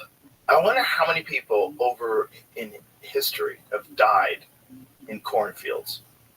Just heat exhaustion, 11. get lost. 11. Yeah. That's what I think. We had looked it up. For real? No. Let's guess. Let's say a guess. I want to guess, but then All time, I think 11's a solid number. I think 11's like a good guess. Like 11 people over the course of America have died in cornfields. No, back in the day? A lot. Think about that. But they didn't have monocrop agriculture back then. I don't even know what that is. That's like these giant cornfields. Okay. Where like in this country right now, look this up because I think it's true. I think 5% of the land mass of the United States is being used for cornfields. That's crazy. That's fucking That's crazy. wild. That's so crazy. I think that's correct. The guy on my show. By the way, I just read the headline of that. I'll be real clear. Yeah. I didn't even read the whole article. I just read the headline. Oh, okay. Well, this guy, So this might not be he correct. put a cornfield in his yard. He has 5 acres. He built a cornfield registered as a farm so he get tax breaks. He has to sell $50,000 worth of corn in order to get it.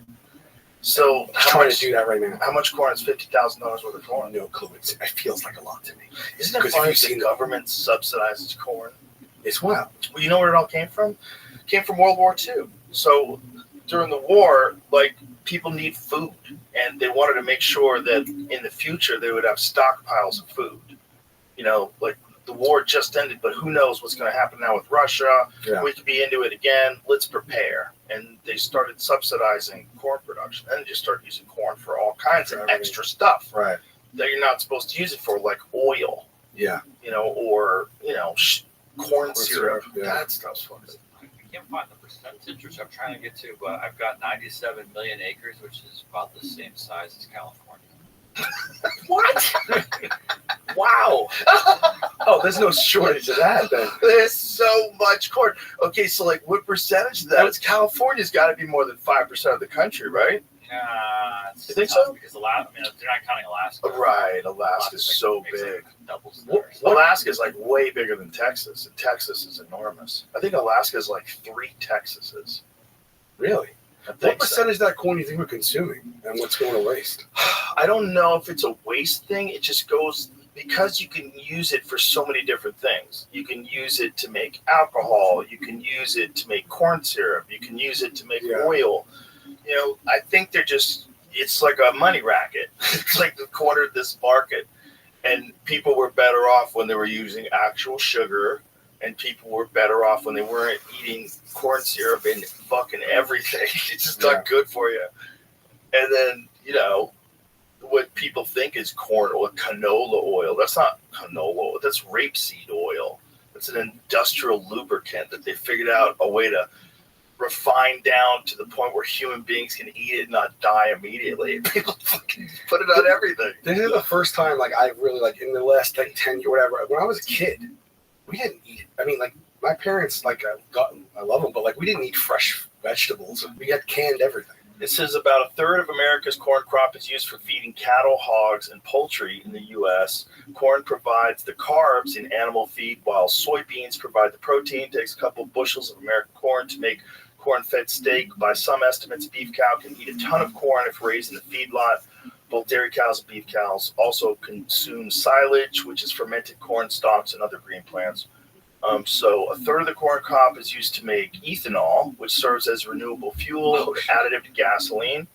The rest of the corn crop is used for human food, beverages, and industrial uses in the U.S. or exported to other countries for food or feed use. Used to make breakfast cereal, tortilla chips, grits, canned beer, soda, cooking oil, biodegradable packing materials. Have you ever watched that documentary King Corn? No. It's great. It's a King good Corn. one. It's a good one to watch.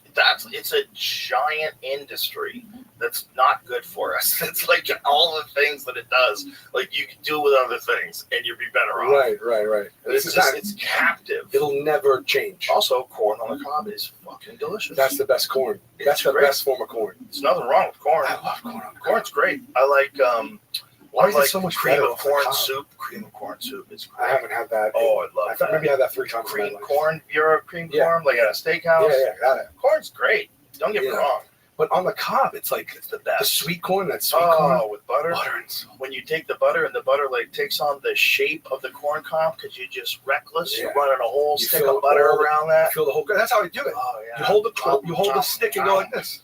Oh yeah. Yeah. Dude, fucking sweet corn, fresh off the grill with butter. Oh, one of the best things Just in the up like a world. typewriter. Oh my god, so Yeah. delicious. 3, 4 of those things. So delicious. I don't know why they're better. And you take that same exact corn and you like kind of put it, just take it off.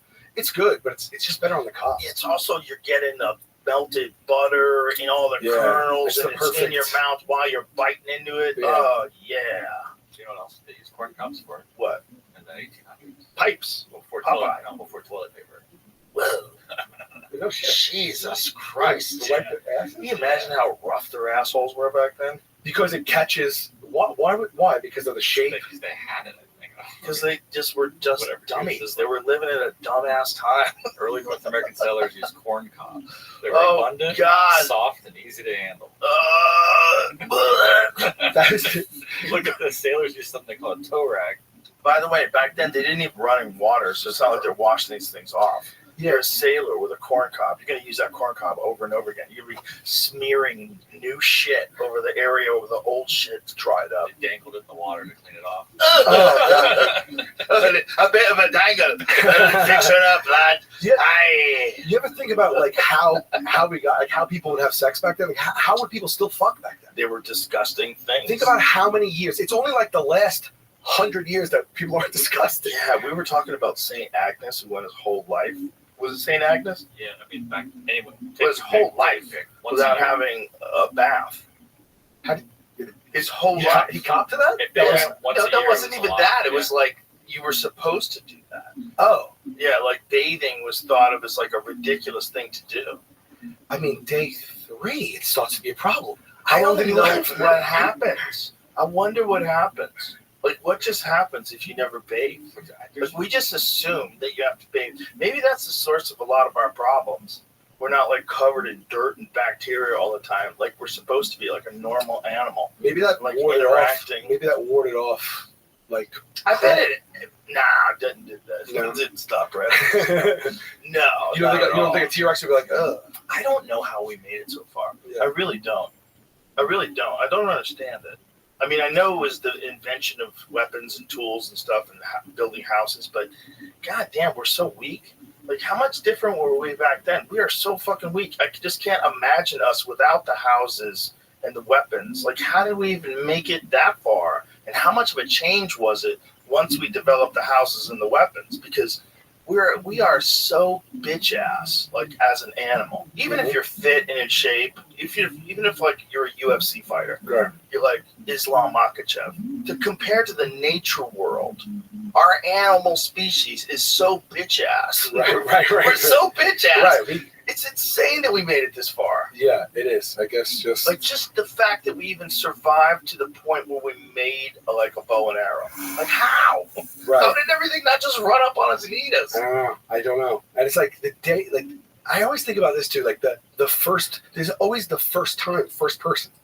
Like there was one person who was like, oh shit, hold on a second. I guess. And now I guess they probably like stepped on things and cut themselves with it, and then Yeah. realized they could pick those things up and cut other things with it, and then they figured out how to make those things. yeah. You know. And then we got email. Then we got email. Fast forward. Fast forward, you got AI. Yeah. Fast forward. Yeah, I mean, could you fucking imagine being born, in Africa 500,000 years ago? Just If you put me in Africa now, if you put me in the forest right in the now, Congo. if Right. you put me anywhere right now, I'm done. I don't know how to make a fire. I don't know how to. I don't know anything. I can't explain anything. I can't Well, explain to you how mirrors work. There's some places like I was reading this thing. No, it was actually Paul Rosalie.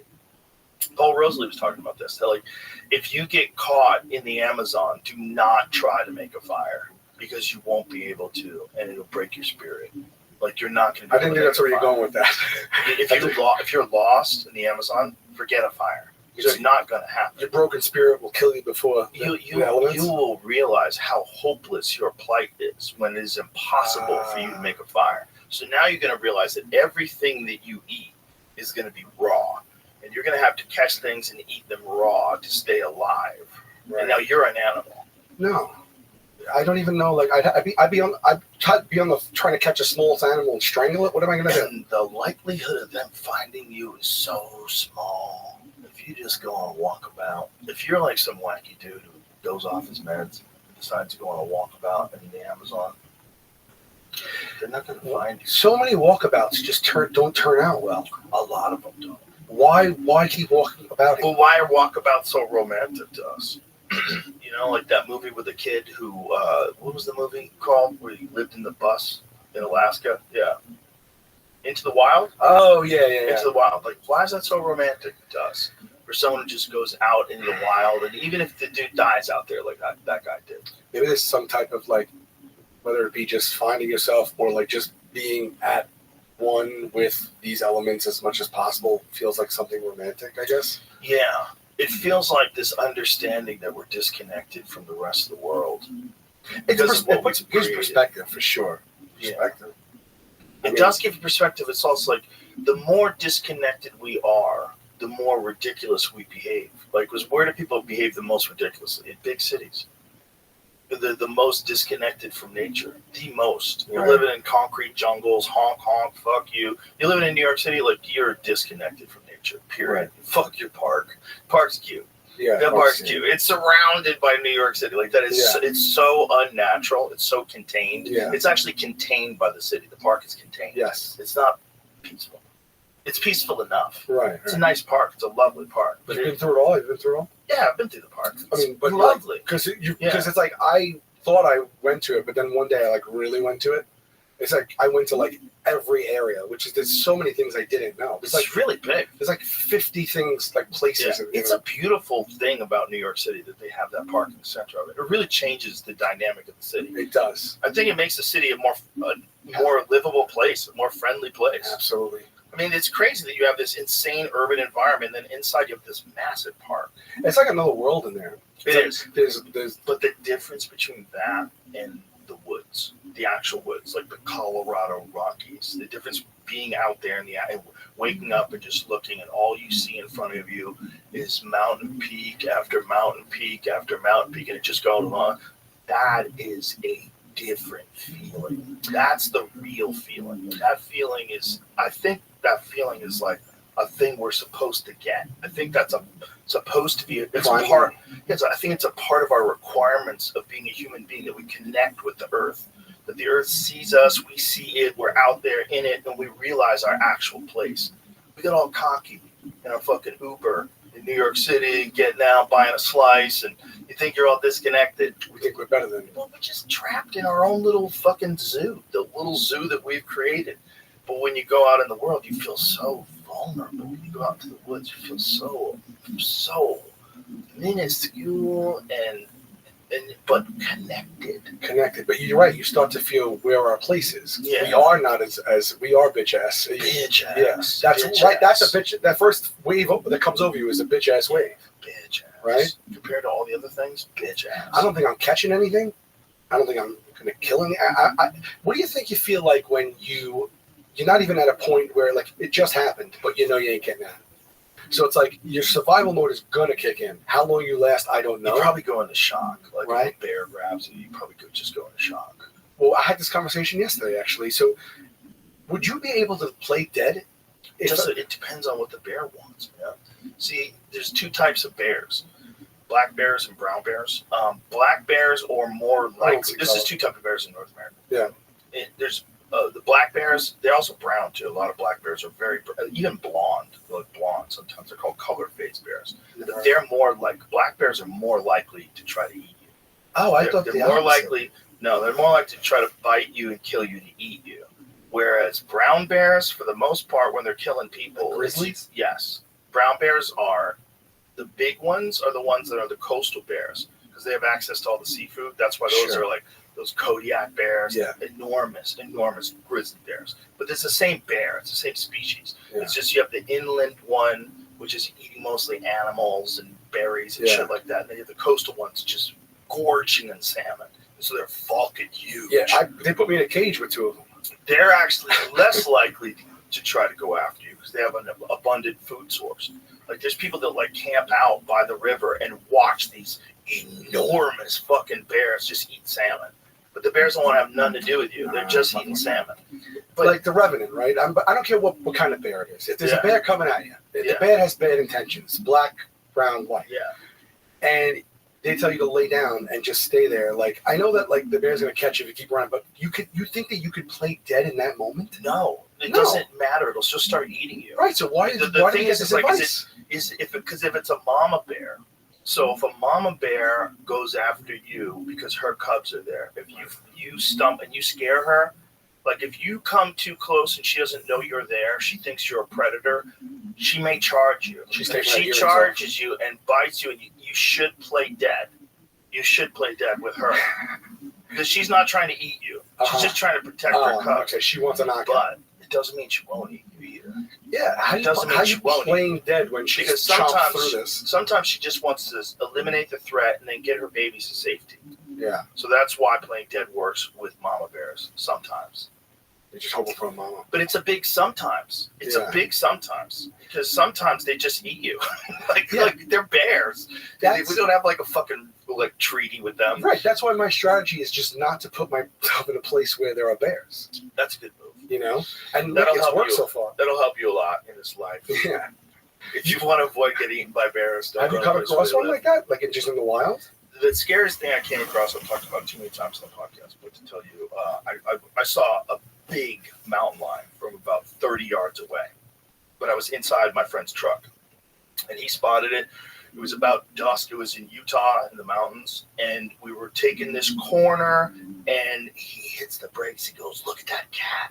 And we looked, and about 30 yards away, under a tree, is this enormous mountain lion. Yeah. With like a head like a pumpkin, dude. Yeah. And these giant forearms. And it's just sitting there. We're like, holy fuck, man. And I had binoculars, so I pick up the binos. So I have these 10-power binoculars. So I'm looking in its face. Oh, shit. But I'm protected. I'm Yeah. inside the car. We have a gun. I'm protected. And I'm Did you still shitting my shit it? pants. That's Like, crazy. I felt like some primal fear. Yeah. Yeah. Some primal recognition of an actual monster. Yeah. Yeah. That kicked in from the inside. I mean, that's From inside Yeah. a truck with a gun, it doesn't matter. with the binoculars. Yeah. Yeah. Dude, you look at this Shit, thing I and got- its eyes I are got kind of, chills. because it's dusk, the eyes are kind of glowing a little bit. Yeah. Oh, Yeah. Yeah. No, thank Bro. you. No, thank you. those are the real monsters. And I had a collie dog bite me once, and I was that scared. So it's like I'm not gonna go. I'm not hey, gonna bro, if your cat wants to fuck you up, that's a real problem. Yeah. Yeah. You know? I don't do cats. But imagine a cat that's 170 pounds. Dude, it's so scary. This is like So big. You ever see these guys on like Instagram? Like they live with lions. Oh, those guys are going. Like they just they're like on the couch, Yeah. and they're like, "Come over," and they just feed them like a sandwich. Or, You know, Melanie Griffin grew up with lions. no. Her whole house was filled with lions. Yeah. How does that? That's something everybody knows. A house was We free tried to free get the roaming news out. lions. No. They had pet lions. I mean, enormous pet lions. Where did There's she all these photographs grow of up? her as a child in California. Right? Wasn't it? Were her, which, but what was Dude, her, her family was kooky. These they're were crazy just lion kooky people. lion pets. Yes. It wasn't like they were like carnies or something like that. No, they're crazy lion people, and they did a movie with these lions. And the movie's supposed to be like the dumbest movie of all time. Illegal? Was it illegal to do This that? is the movie. What's it called again? What is it, Jamie? Roar. So these are all their lions, and a bunch of people got fucked up in the making of this movie too. By the way, No shit, I don't believe it. because they used actual real lions, man. And so, like, they have fucking scenes. Melanie Griffith is in this stupid movie. All these clips of these actors on right now. Yeah, those interacting with their pets. Those are real lions? Yes. Every one of those people were yes. How was that? What was the insurance for that? Insurance. And the fuck out of here with your they insurance. locked me in a motel room with a tiger, a Bengal tiger, in our movie, in the Joker's movie. They pushed me into a roadside hotel room, closed the door behind me. I turned around, there was no knob on the inside, and I just was like, "What is this for?" And I heard a rumbling, and then literally, I was like, "Guy, I plastered up against the wall because I was like." Dude, it's just a white tiger just comes out. How can comes out of the they bathroom. predict the behavior of that thing? Yeah, that's what I fucking said too, bro. That's so dangerous. And if you're it's on a freaking chain, out, it's on a chain, which is what are you talking which about? It's chained to the pole in the shower, bro. I want you to look at that bitch ass chain. I thought you you know were saying, look at that strong bitch those ass in the things corner. are? Look at that chain. You don't think he could break that chain? I know he could. I was saying it, bro. That is so crazy. Yeah, that's such a crazy thing to do. I just forgot about that until this moment too. Fuck those things. I said to them, "Oh, fuck those this things." isn't funny. It's not even funny. It's not going to make the movie. Like the first thing I said on camera is, "Do we have insurance?" It's in the movie. I couldn't even like play it up, and I just it stayed in the fucking movie. Yeah, fuck that. But Roy, look at that guy. That was Secret Roy. Yeah, same thing. Like he raised that tiger from the time it was a baby. And he would they don't tell even you, know why it had. There's all this speculation. There was a lady with like some crazy hat on, apparently, and they think that like maybe the tiger was agitated by the lake. But it's all just the tiger just decided to bite him. Yeah, if that's all it takes is that tiger to get agitated by a lady. Yeah, I mean you're playing with Russian roulette your whole life. I mean, like, he would tell you a billion times over, "It's safe, it's safe," and then he gets his throat cut out. I don't think it tried to kill him though. I think it was carrying Just him away like a cub. Yeah, I think his limp body. Did they show that? Yeah. Yeah. I don't think they showed it, but I think they have it. I don't think anybody's seen He didn't die though, right? Oh, he died. He died eventually, but he was paralyzed. Like a few hours later, or no, he was paralyzed. Yeah, and he kept the tiger, right? He was like, "I figured this." Yeah. It's the lady's fault. You can't trust those things. I was because when it goes, you saw the one where the guy was he had a trained grizzly bear for a movie. It'd been in a few movies, and he was doing this thing with you, and it just bites this guy's neck off. Just jumps on this guy's neck and tears it apart in front of everybody. There's nothing anyone could do about it. The bear just jumps on him for no reason. Dude's just standing there, just totally standing still, and the bear just decides, "I want to bite you." Imagine what you feel in that moment, knowing that you're going to die, knowing that it's going to be this way, knowing that people are watching and can't help, and you're going to die in front of like your whole life. When am I going? How's it going to happen? It could have all been avoided. Like, don't do that. Don't get out there. This is just not. It's not 100%, kids. Even if it's 99.9%, that little tiny one that when the bear decides to just do what nature wants it to do. Yeah. They want to kill things, man. It's a part of the fun of being a bear. It's part of the fun of being a tiger. It's part of the fun. They like to kill things. That's how they survive. There's a reward system that's built into their DNA, and we have this stupid belief that we could just slide stakes under the door and they'll be cool with that. Yeah. And then eventually they just I want to get my own meat. Yeah, like, you're not the boss of me. So the tiger never attacked him during the Vegas show. He saved my life. I don't know, Roy. I don't know if we're picking it up. Why does he think the tiger saved his life? He said it like it's Instinctively, he said he might have been having a stroke. Hold on a second. Roy maintains that Monacore was really trying to drag him to safety after seeing him felled by what he thinks may have been a stroke. He said, "I instinctively saw that I needed help, and he helped me." Oh, he was taking medication for high blood pressure for years. Said he recently began to suffer dizzy spells, and this one spell unfortunately occurred in the presence of a very large tiger. He said, "I started feeling weak. He still speaks slowly, but has recovered most of his German accented speech as I fell over. Montecore saw that I was falling down, so he actually took me and brought me to the other exit where everybody could get me and help me. He knew better than I did where to go." So he's saying that the tiger fucked him up accidentally while I was dragging him to safety. That come out right away? I don't know. That's amazing if that's what happened, but tigers don't understand. You can't just drag a dude by his neck and not like break it. Yeah, exactly. Because we're bitch ass. Yeah, it's like Lenny from Advice of Men. Yeah, you could do that to a puppy. 2 gaping puncture wounds to the neck. Before passing out, Recall said, "Leave Montecore alone. Bring him back to his brother and sister. Let him be happy." These guys are so I crazy. picture Roy being Suffering dragged. from severe blood loss. This picture of like just blood squirting. He's like, "Leave Montecore alone. Leave him alone. Just bring him back to his brother and sister." Oh my God. Suffering from severe blood loss and shock, he was considered medically dead at one point when his heart stopped. He also suffered the stroke that would ravage the left side of his body. So, was the stroke before, or was the stroke because of him getting bitten? I mean, if it was, he might be rationalizing. Yeah. He could have just had the stroke, and that would be bad enough. But he could have just had a stroke. Do they know when he had the stroke? What he's saying makes sense, though. If that cat loves him, and the cat sees him faint, and the cat wants to drag him to safety. Yeah. It's just they don't know they can't just bite you. You ever see the reunions with the reunions of like the trainers, and they haven't seen in years, like zoo guys. Oh yeah. That raise like tigers and set them free, and then they reunite them. Oh. Like in the wild, they reunite them, and these tigers just come charging out. The guy jump up and just start licking them. Oh. Yeah, you see that, and yeah, I think that's bad press to put out there. Really, to tell you the truth. Why? Because it's making it look like a domesticated house cat. The thing looks adorable. It's licking it. I'm like, maybe I can raise a lion. Yeah, don't do that. Yeah, that's a good point. But it's like, if you raise one from the time it's a baby, it realizes like, oh my God, that life is so much better than this bullshit life of chasing gazelles. I know, right? You know, that life sucks. The guys are in this guy's like leather sectional in his house, and he's feeding. They're just throwing them meat. He's like playing, DJ Khaled. And I'm like, how this guy's going to die? He has like 30 lions free roaming the house. Yeah, he's got like 1 billion Instagram followers. I have to. Everyone's following, waiting for the post. Tiger seen in Houston neighborhood found after a week of searching and legal wrangling. A week is crazy. Oh my God, that's so crazy! To have a tiger rolling around for a week, just dodging for a week. How is it hiding?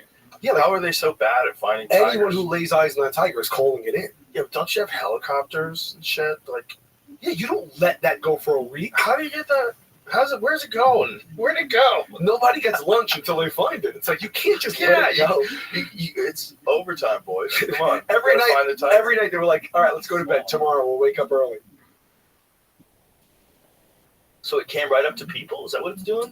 An off-duty police officer points a weapon as the apparent owner retrieves the tiger that had gotten out. Oh my God. So this dude can just grab it. That's kind of cool, though, that they just let the guy grab his tiger instead of shooting it. Until they find, like, a bunch of dead dogs and cats. You think that that's a small tiger? I went to the Nashville Zoo. I got, like, a backstage, whatever, tour, whatever. They had baby cloud leopards that were just born.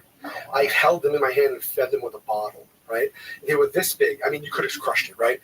And a year later, I was back there on the road. I went back, and they said, do you want to see the baby cloud leopard you fed? And they build these outdoor structures, these cages. So they're living outside, but they're in outdoor cages.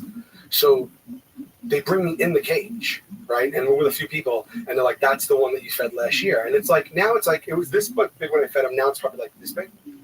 But it's lean. It's lean. Right. Like this big.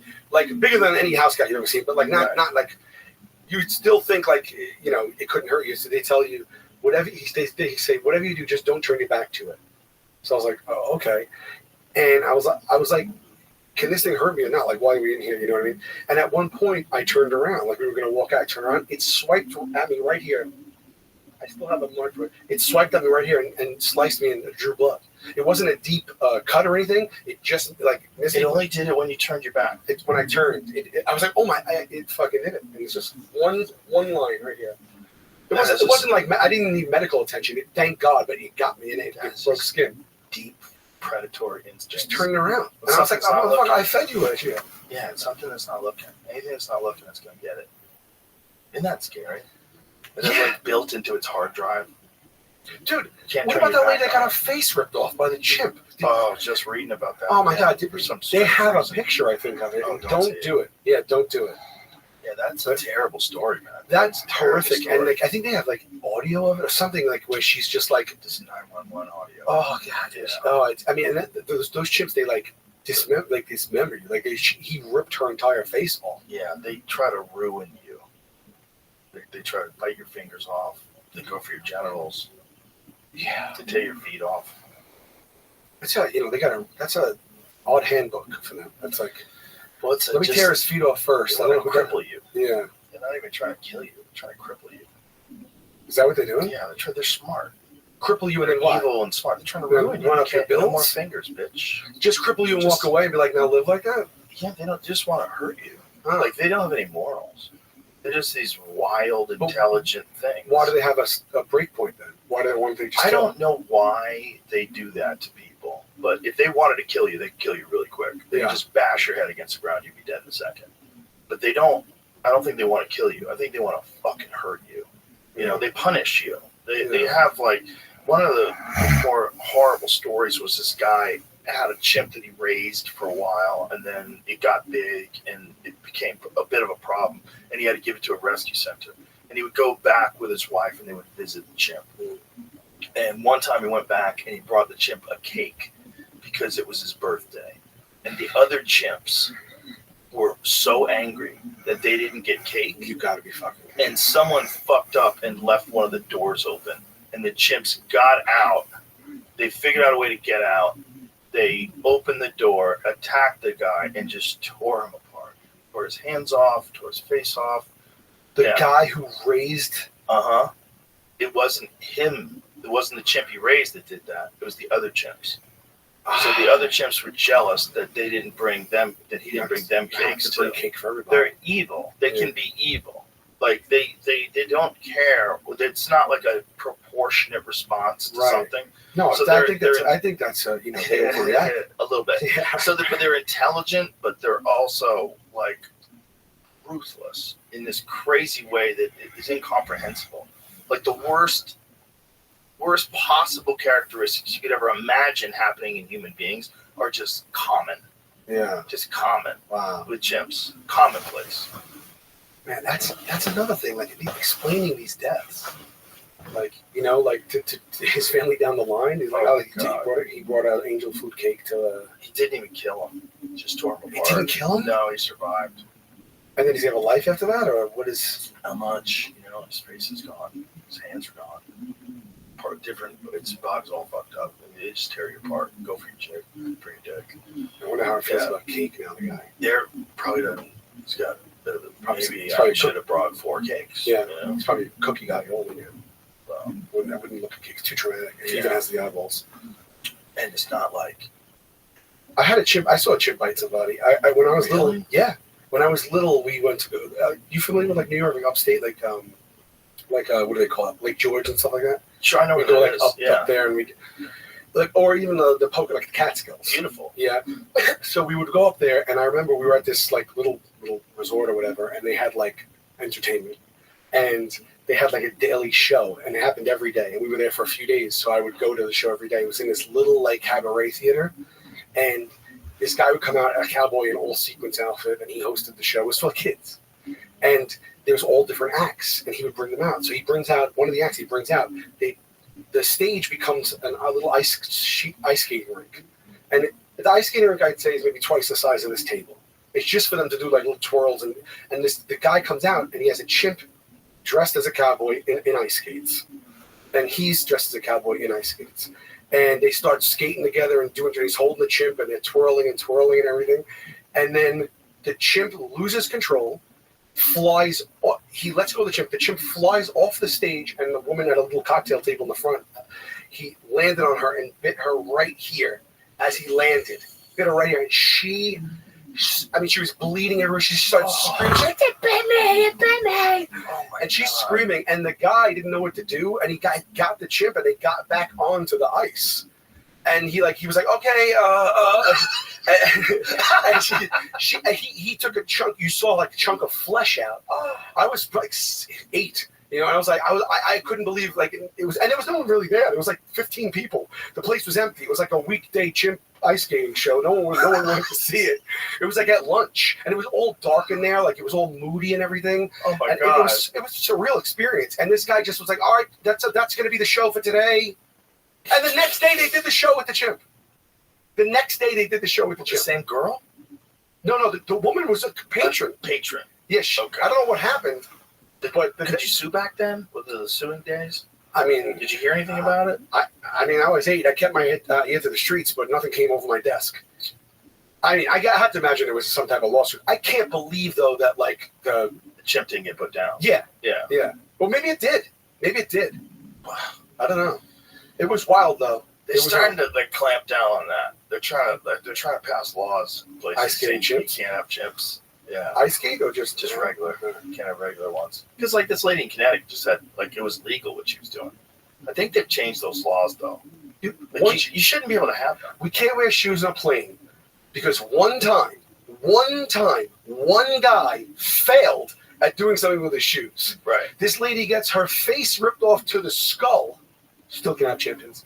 Still have this. No big deal. I don't know if you can anymore. After her? Yeah, I think they changed. Oh, she was the woman that did it? I think, well, there was those two different stories that were both in the news around the same time. One of them was the guy that brought the birthday cake to the chimps, and the other one was this lady whose friend was visiting her. Just got the chimp tore apart her friend. That was a bad time for chimps. Okay, under CT, is Connecticut? It's illegal to import and possess all primates in the family hominid, gorillas, chimpanzees, bonobos, and orangutans. Yeah. Zoos that are accredited by the Association of Zoos and Aquariums or the Zoological Association of America are exempt from the ban. So they passed a ban after she got tore up. But that's just Connecticut. But there's places you could have them. I guarantee you could have them right here. You see here. people with Crocs? Texas. People have Crocs in their apartments. There's people Oh, yeah. in fucking New York City. In New York City, there's a guy that had a tiger in his house, in his apartment. And the cops are like, there's a very famous photo of the cops going up the fire escape, and you look in the window, you see a fucking cat. I mean, a big tiger, dude. Yeah. It's just like this, like bare in its teeth. It's the nuttiest picture. Yeah. What is he supposed to do? Shoot it with a dart or something, right? I think you have to shoot it. Yeah. I don't think a dart. You're not. I mean, I don't know what they did. I don't know how they did it. Well, good Lord. Who's going to be close enough to a cat in an apartment to shoot it with a dart? Are you fucking sure you're going to hit it? Yeah. I'm not going. Are you sure? You only get How one many shot. darts? What are you talking about? You're going to go in the apartment and shoot it with a dart? Are you out of your fucking mind? That's not bad. And he's the guy that like gets the call. He's like going to the fire escape with a dart. He's used to like dogs. Yeah. A dog? Yeah, I'll shoot a dog with a dart. I'm surprised that tiger just doesn't live there until it dies because who's extracting that thing? And then Yeah. Well, what if he gets out? What if Yeah. he figures out that windows are like, you just go right through them? What about And in it's on the Florida? fire escape. People, kids and dogs, everything get eaten by fucking crocs and alligators every single day. It's like Not every day. Joe, it's every day, Joe. It's they don't have very many crocodiles. More than I think should happen. I mean, people have their houses like blocked off so the crocs can't get in there. Yeah, it's alligators mostly. Oh, alligators, yeah. Yeah, there's a difference. Like crocodiles are way more dangerous. Oh, is that right? They're way more aggressive. But did they cohabitate? They do in the Everglades apparently now. Not a lot, but they have had more than one sighting of Nile crocodiles in the Everglades. And there's some of the biologists have speculation that there might be a breeding population. Really? Not because there's so many assholes who just release things in Right. the Everglades. Yeah. I mean, you know the python situation there, right? No. You haven't seen about? No. Nothing? No. Oh. The Everglades are infested with giant pythons that are all invasive. They're all pets or from research. Are you serious? Yeah, Wow. so they're either from a research place where people are working. There's some of them definitely got released there, but other ones are released just because there's people's pets. So assholes, some fucking dude who's into death metal has a python. It's like, I can't feed you right now, but I'm gonna let you go, and in 2 years after my album hits, I'll be back. Remember me. Like, he lets this fucking monster loose in the swamps, and it decimated the swamps. So the Everglades is missing like 90% of all of its mammals. Shit. Everything. They're eating alligators now. The pythons are eating alligators. There's this crazy A photograph. python can eat, I guess, yeah, right? Well, they died doing it because the alligator like worked its way partially out of the python's body with its tail. It's like That's the most wild. fucked up photo. They threw me in the swamps in the bayou in New Orleans where alligators were for the show. Jesus Christ! Yeah. Why? You could die, man. These Yeah. are like real, you could die things. I know. They dressed me as a bog, the Achilles suit as like a bog monster, and they put me in the swamp, and I had to hide behind this thing. I mean, dude, the swamp, not like where I was. We took a fan boat. The water looked like chocolate milk. If you put your hand under the That's surface, so dangerous. I know. If you put your hand under the water this low, you couldn't see your hand. Yeah, right? it's gone. It's about 110 degrees that day. They put me in this Achilles. I was nervous about germs anyway, so I actually literally wore a condom to go in there because I was afraid of stuff going in my pee hole. Like no parasite. Oh, right. Yeah. I was just like, I don't know if it was going to help, but I was like, why not? Right. You know, like It's like wearing a mask. yeah. I just was Feel like, better. I'm just going to put it on my soft dick. I mean, I just try, Right. anything that can help me, really. Because I wasn't allowed to say no. You can't say no to these things. That's the whole point of the show. When you lose, you can't say no to whatever's coming your way. So there was a fan boat tour that passed the route, and they wanted me to come out during the fan boat tour, so the guy could be like, "Oh, the lore of the bog monster." Like, just fucking with me, not to scare the people, to make me look like a moron, and just Yeah, but you didn't know for sure. Okay, this is fine. No. So they didn't tell me that was happening. But so that's my friend just attacking me. But so I had to hide behind that area, and that's me just getting into it. Yeah, dude. What I would worry about doing this in Louisiana is someone who's got a gun and is like, I'm gonna finally kill me a Bigfoot. Yeah. You know? Well, they weren't on the tour. There's people that are not smart. Yeah. And they are armed. Yeah. Well, I mean, I didn't think of that. I was worried about that. I'd be worried about them more than there would be the alligators. Yeah. Scaring in that regular moment, white people. in that moment, though, I actually got so nauseous because it was 105 degrees, the smell, and I threw up. And I couldn't leave where I had to stay for the bit, so I was just sitting in my own throw up. Oh God! Yeah, Jesus Christ! And then, like about 15 minutes in, they go, "Oh, Sal, get back!" And they point, and there's an alligator, and it's coming at me, and I think it's even okay, and I go and I turn and I run toward the boat screaming, and it was a fucking remote control alligator that they got that I didn't even know existed. But it was an alligator. And for a good 10 seconds, my reality was that an alligator was coming at me. That would be the end of your I wasn't show. mobile. Look at the outfit I was in. I couldn't really Right. move. That was the end of the show. The end of me. Yeah. And that's the end of the show. But you were thinking about the show, right? Yeah. I mean, I was like, I cannot. What about all the basic What cable about fans? the people that work behind the scenes? The real heroes? Yeah. Yeah, don't do those things, dude. Yeah. Don't fuck around with nature.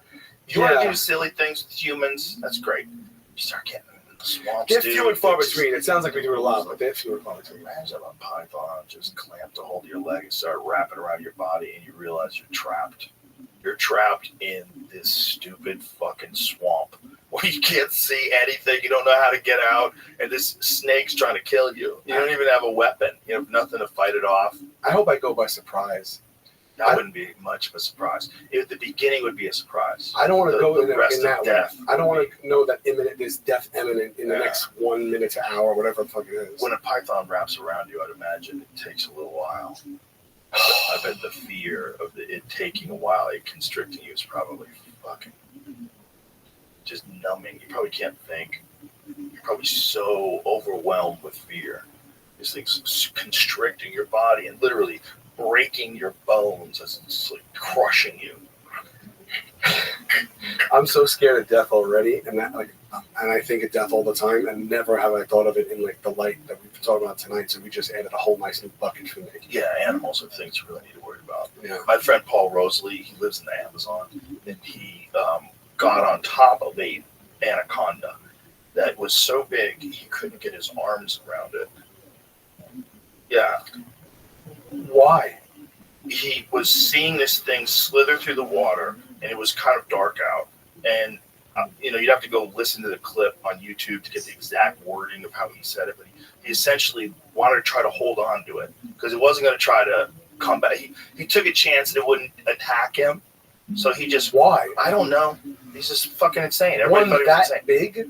Dude. Like, why? I don't understand. Like, It's so big that he couldn't get his arms around it. Is that what he He's does? basically like my size, maybe a little bigger than me. He couldn't get his arms around it. Does he work with... Well, he works with the rainforest. He works in the rain. His Cafe? No. His whole thing is saving rainforest land. And what they do is they take these people that were hired as loggers and they pay them more money to protect the rainforest. Because it's basically just poor people. Like doing that, they've saved like millions of acres of rainforest. And he's worked. So he actually lives out there. So he sees these things. And he said, this is the biggest one he's ever seen. They don't even know really how big the biggest one is. Yeah. It's just like the limited number that they've measured and come in contact with. Right. But Well, so what was his end game? he just wanted to like experience it, I think. Like just grab a hold of it. He didn't think it would bite him. But Rick talked about this. He tried to get eaten by a snake at one point about 10 years ago. He tried to? They filmed it for a show. He tried to get eaten by the biggest anaconda they could find. What were they gonna do? They were gonna kill it when did he have like some kind of crazy suit on? Yeah, he had this suit on here. That it prevented him from dying? What the fuck did he It just do? looks like fucking from Mortal It's Kombat. carbon fire. Oh god, that's so ridiculous. Yeah, I don't know how. I mean, look, it's got its head around him. Jesus Christ. Wait, what? Yeah. That's hilarious. So that What a dumb idea, Paul. so that suit is preventing the strength of that snake from crushing him. That's how. Did you see, Jamie? See if you can find that video of the largest anaconda ever discovered. These guys are swimming under the water with it in this river. It's insane. It's insane. Really? These guys are swimming down there in the water, and this thing's moving along the bottom of the water, and its head is like this big. Yeah. It's like a crocodile or something. Yeah. It's so big. Yeah. Its head is like way bigger than you think a snake's head should be, like bigger than a human head. Underwater is scarier to me than the forest. Underwater is another planet. It's aliens. They're aliens. They are aliens. Yeah. And there's no doors. No doors. You never lock yourself in a room like, woo. Yeah. Finally I'm home. Yeah, Nobody gets that's relaxed. wow, it's unobstructed. Yeah, there's no doors. Yeah. Look at this fucking thing, dude. Look at this thing. It's 26 feet long. Look at these guys swimming by it. And what is that eating? Everything To sustain that size, what is that thing eating? Everything. Look at its head. It goes man. right to it. Look at the fucking He's got on a head Fisher on Price that goggles thing. set from CVS. What is he doing? He's being a dork. Look at his outfit. He's got his watch on. He's got Yeah, a long he might sleeve- be one of them influencers. But whoever this fella is, or maybe he's just a scientist that's a young kid, but whoever this fella is, like, he got balls. Just to assume that thing doesn't want to just eat. But it's not even balls though. It's like it is balls. Oh, his name's Dr. Freak. So you still don't know he's a doctor or an influencer then. Yeah, I don't know. Freak Vonk? Is that what it said? Dr. Freak dies fucking with a boa. I can see it. What a great name. Dr. Freak. He sounds like he should be like one of them DJs at an EDM show. Yeah, Dr. You know? Oh, yeah, sure. Dr. Freak's here. What's the best name? Marshmallow. The best name you've Dr. heard. Freak. The best name Yeah, I've heard for solid name. anybody? It's a great freaking name. For like what? For a human? As a human name, yeah, like just as someone's first and last name. I never even thought about that. Nothing comes to mind. Yeah. What about you? Someone just said something to me a couple days ago, and I was like, "That is the fucking coolest name I've ever heard." But I don't fucking remember it. But like, it was something like Enrico Palazzo or something. It was like something like a good flairful. Yeah. Name is good. If you have a flairful name and you're a fucking loser, that's gotta suck. Yeah, you that's know, gotta suck, you got some beautiful name, you turn out to be a loser. Yeah. He's a Dutch wildlife presenter. Oh, so he's a presenter, but is he also a doctor? Wait, that was I don't want to call him Dr. Freak if he's not really a doctor. Was that's a real bat thing? That's real? Yeah. That's a bear with wings right there, that thing? Yeah, but that's a perspective thing. You've got to look where his feet are. He's standing behind it. The bat's in front of the camera. Still. No, it's not as big as it looks. Still. Yeah. Still. I mean, it's probably kind of big. He's not that far behind it. He's far enough. I mean, yeah, but if he got like right up to it, it would be about that big. No. The rat body, the body part. I don't know. I think if he got close to it, I don't. Which kind is it? By the way, how do those things exist that we don't talk about them or see them more? Well, wing length is 5 feet. Wing length is 5 feet. Okay. Like fox size. Oh fuck! Oh really? Like fox sized? Yeah. Okay, look at this lady. Oh, Oh my yeah, god, that's dude! a lot bigger. That one's fucking. That's Oh crazy. my god! That's Look at that! nightmares. That's like Bram Stoker's Dracula, where Gary Oldman turns into one of those. Yeah. That's what it looks like. Who's even going near those things? What are they? Well, these are the large, I guess, fruit bats. We're so lucky they just like fruit. Oh my You know? god, yeah. So like sort of the same way cows feel about vegans. Like, phew, Yeah. so happy. You ever go over here to see bats? Oh yeah. Is it really 1.5 million? I didn't count.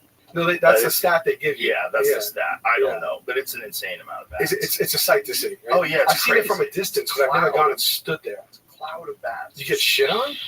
Well, you probably would if you were under them.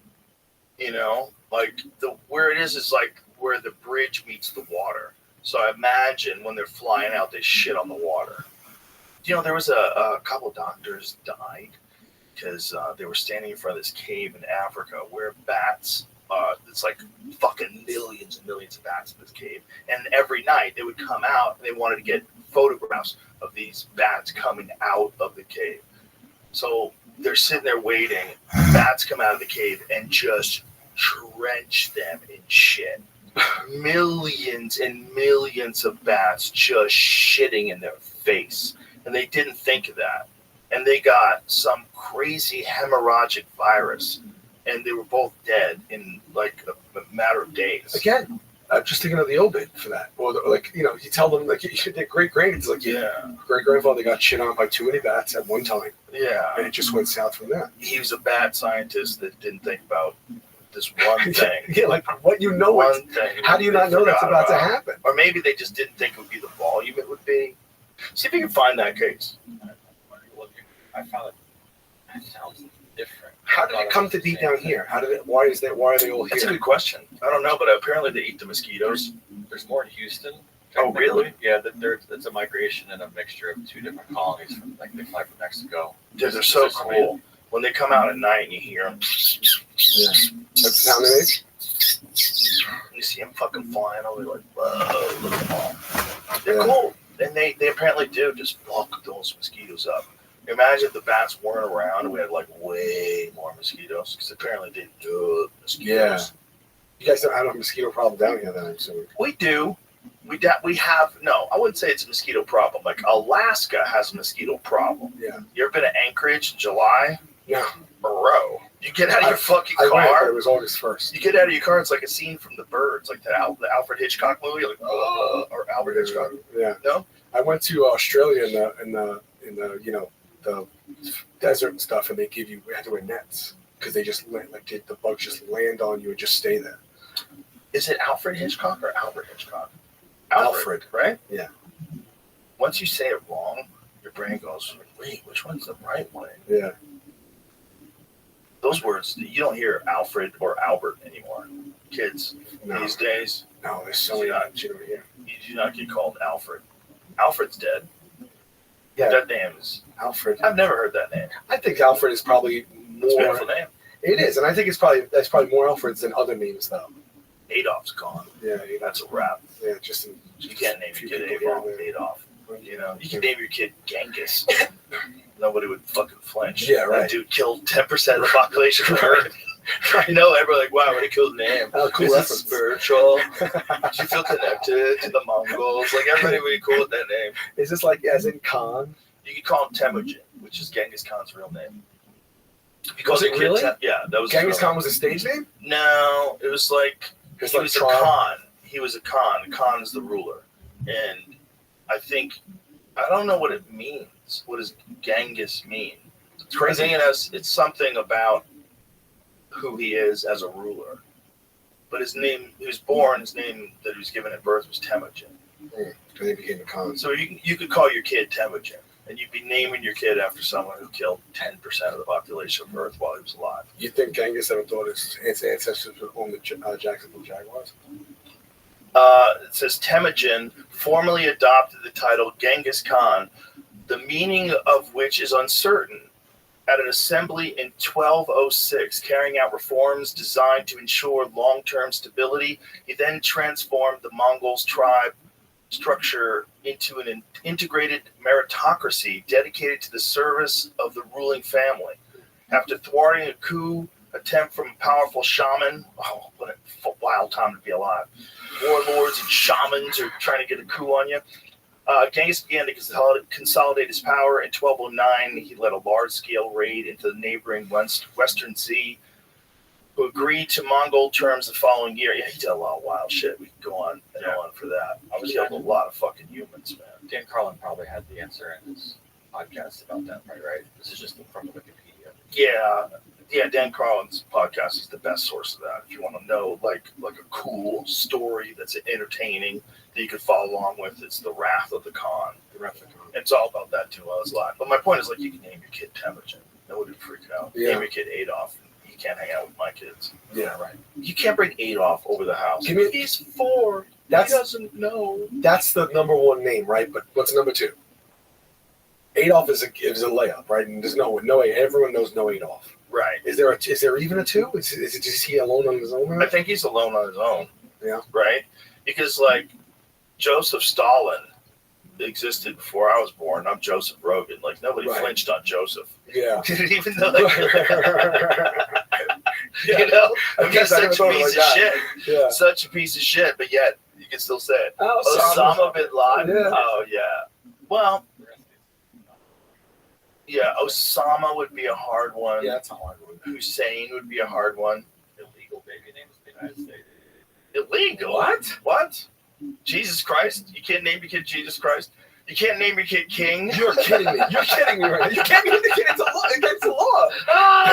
You can't name your kid Santa Claus. You can't name him the at symbol. Bro, you can't name your kid Magistrate. These are it says they were. You can't name your kid Majesty? Why not? Why can't you name it 1069? Wait a minute. You can't name your kid Messiah, but you can name him Muhammad? Right. Help me out. No, it doesn't make any sense. Help me out. Because a lot of kids are named Muhammad. Yeah, of course. Yeah, but why 1069? What the hell's that? RoboCop's illegal in Mexico. No, my friend. No, my friend. No. We draw the line, my friend. You know what's funny? It's not like they're getting caught in the hospital, so it has to get worse. So there's a knock at the door one day. It's the police. They're like, we got to rename your son right now. Senor, RoboCop. It's from the U.S. birth certificates.com. RoboCop Martinez. Oh my god. Oh my god. The N-word's on there. Yeah, there's a lot of them. There's a lot of illegal names. I didn't know you couldn't name your kid Jesus Christ, but I know a dude named Jesus. Sure. It's just Jesus. I mean, it's just right. But are you allowed to be Christ in? What if your last name's Christ? You want to name your kid Jesus? I mean, there's some Christs out there. There's some dudes, their last name's Christ. Yeah. What are they supposed to do? They're limited. I can't name my son Jesus. Yeah, right. You can't do that. How come you can name your son Muhammad? How come you can't name your son Jesus? Yeah. Think about how many Muhammads there were. Think about if it was like the most popular in the world. If it was in vogue to name your kid Jesus. Right. Right. Just millions of Jesuses. So many Jesuses. Right. Because if you think about how many Muhammads there are, why are there not an equal number of Jesuses? Right. Because we don't allow it. It's a weakness in our religion. That would become meta. It would be because then Jesus would be really omnipresent. Yeah, the Christians should get together and say, guys, it's a weakness in our religion. We got to let people name themselves Jesus. Yeah, I mean, it's encourage it. I'm going to change my name to Jesus. Billboard. You know what I mean? Jesus Robinson. Yeah, everybody just becomes Jesus, and then whatever your last name is. You know, I know a Jesus, and as I'm thinking of this, I was able to compartmentalize it. I didn't think of Jesus every time I called him Jesus. Was he actually Jesus? He was called Jesus, not Jesus? Called him Jesus, yeah. But was he Mexican? He was of some, like Hispanic descent. I don't know what. Did his mom call him Jesus? He was my nephew's friend. Oh. I didn't know, like. But everybody called him. Did they call him Jesus because they couldn't say Jesus, or was his name actually Jesus? I think his name was Jesus. Really? Yeah. But what about Jesus the comic? There's a dude the Trejo, right?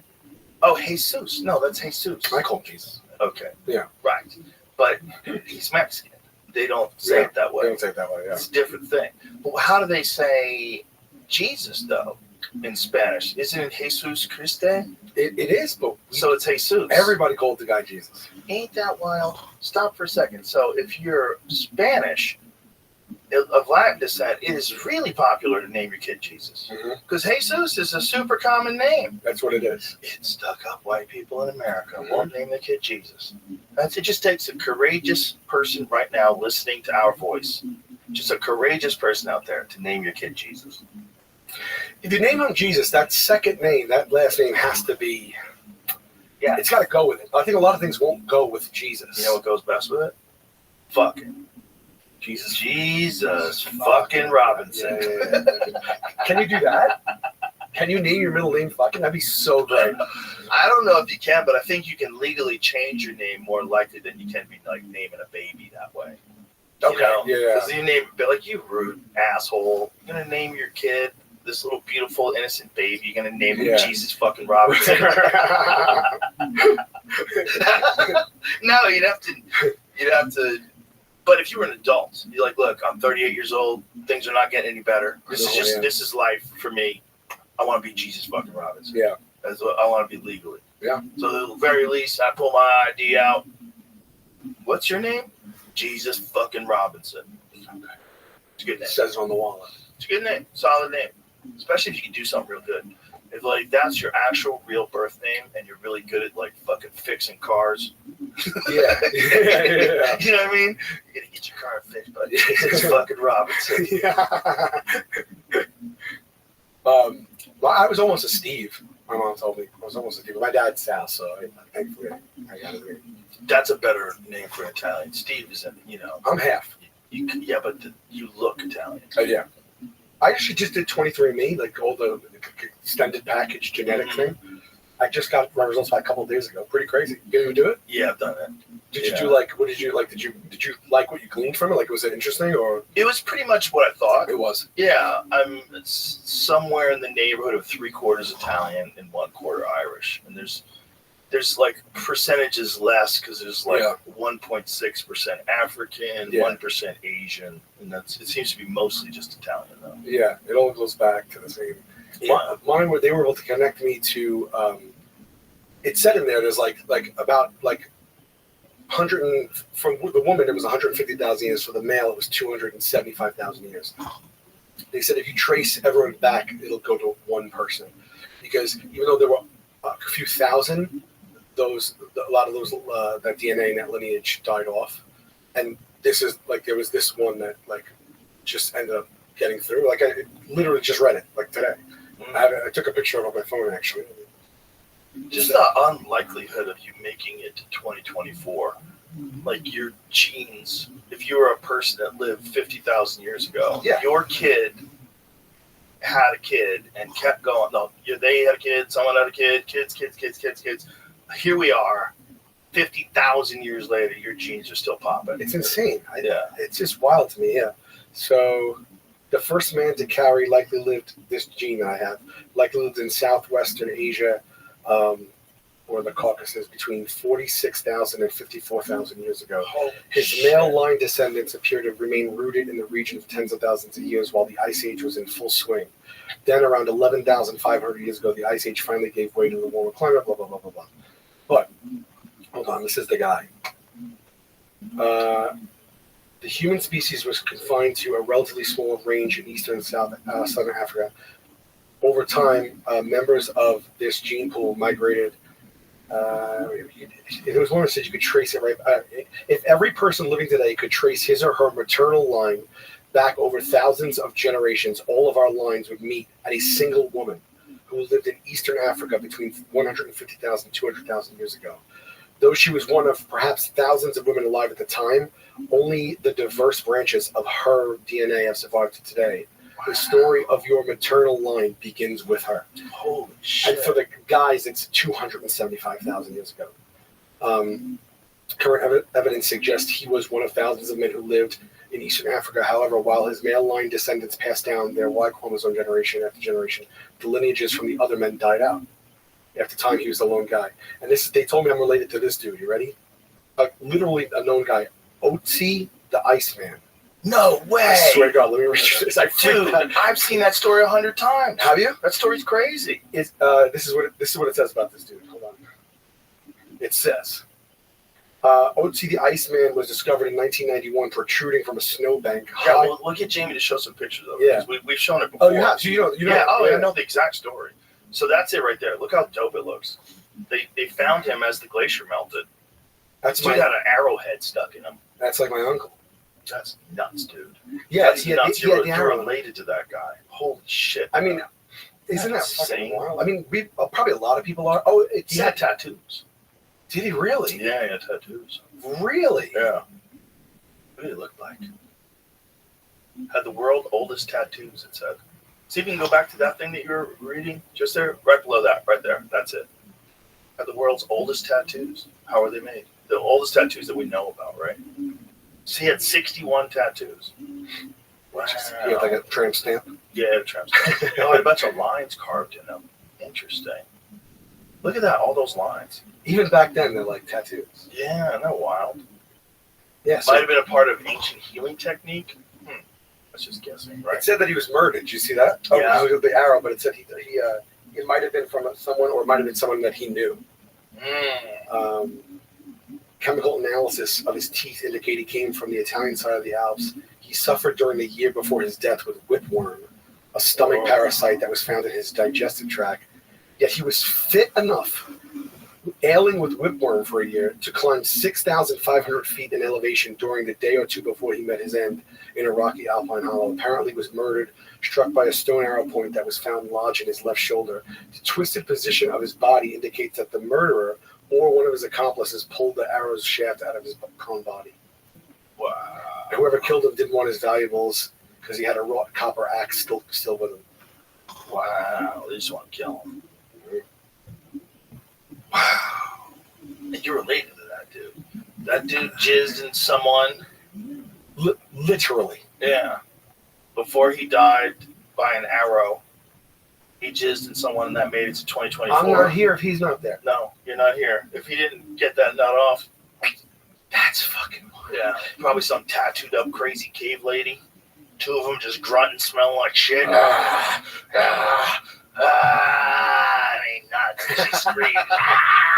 What's a baby? Come here, fucking baby. And fucking 50,000 years later, There you I have are. a show on Truth. We're on TBS now, actually. It's kind of crazy. It really is kind of crazy if you think about how the timeline of people goes. I mean, we can't imagine living back then. Just unimaginable. I can't put it in my head. How long ago? What is the exact 1,000 years ago that guy's That supposed to one live? said 50,000. I mean, who can wrap their head around? 5,300 years ago. Okay. Sorry. But the first man was 200, so that they have DNA from was 275. So he's from 5,000 years ago. Just imagine 5,300. He's a kid. Imagine 5,000 years ago, you just get dropped off when you go to just exist.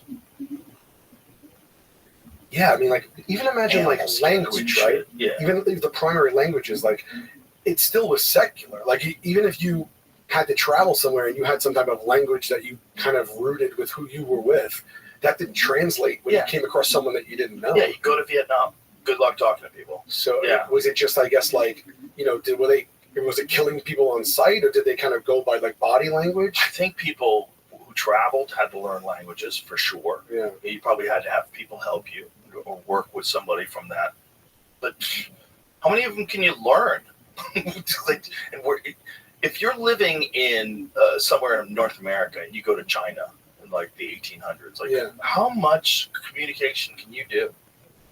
Like, Did you see that new thing they're working on, the AI earpiece? It's fucking nuts. There's a TED Talk about it. So this guy, he's like, okay, this is an all new thing that they're doing. It's like he's in a restaurant. He goes, my friend's across the other end of the restaurant. I have seen that. Did you see that? Then he isolates his voice. Yeah. And then he's speaking in Spanish, and they do real time, not translation. His voice is reinterpreted in his voice in English as he speaks Spanish in real time. Yeah. And he's hearing this isolated from across the room. Yeah. That's fucked up. It's crazy.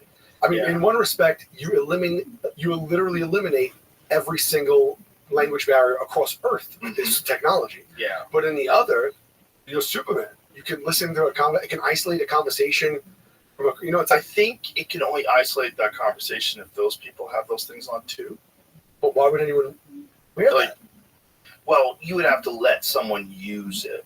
You know what I'm saying? Like, if you were talking to someone through that on the other side, am I wrong? No, they weren't talking. He was listening to his conversation. He was just listening. I thought it was the people in the room having the conversation.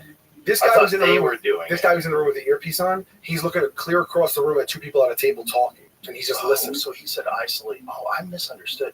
I thought when I saw the narrating that what he was saying was you could do that if you were those two people. You could isolate. No. You could just listen to them. Yeah. Oh. Yeah. Oh, that's fucking creepy. But he wasn't pitching like it's just a TED talk, so it's like I don't know what the technology. Yeah. that are right in front of me. How far away is he from them? I think he says in the beginning they're across the room or something. Oh, I guess he's.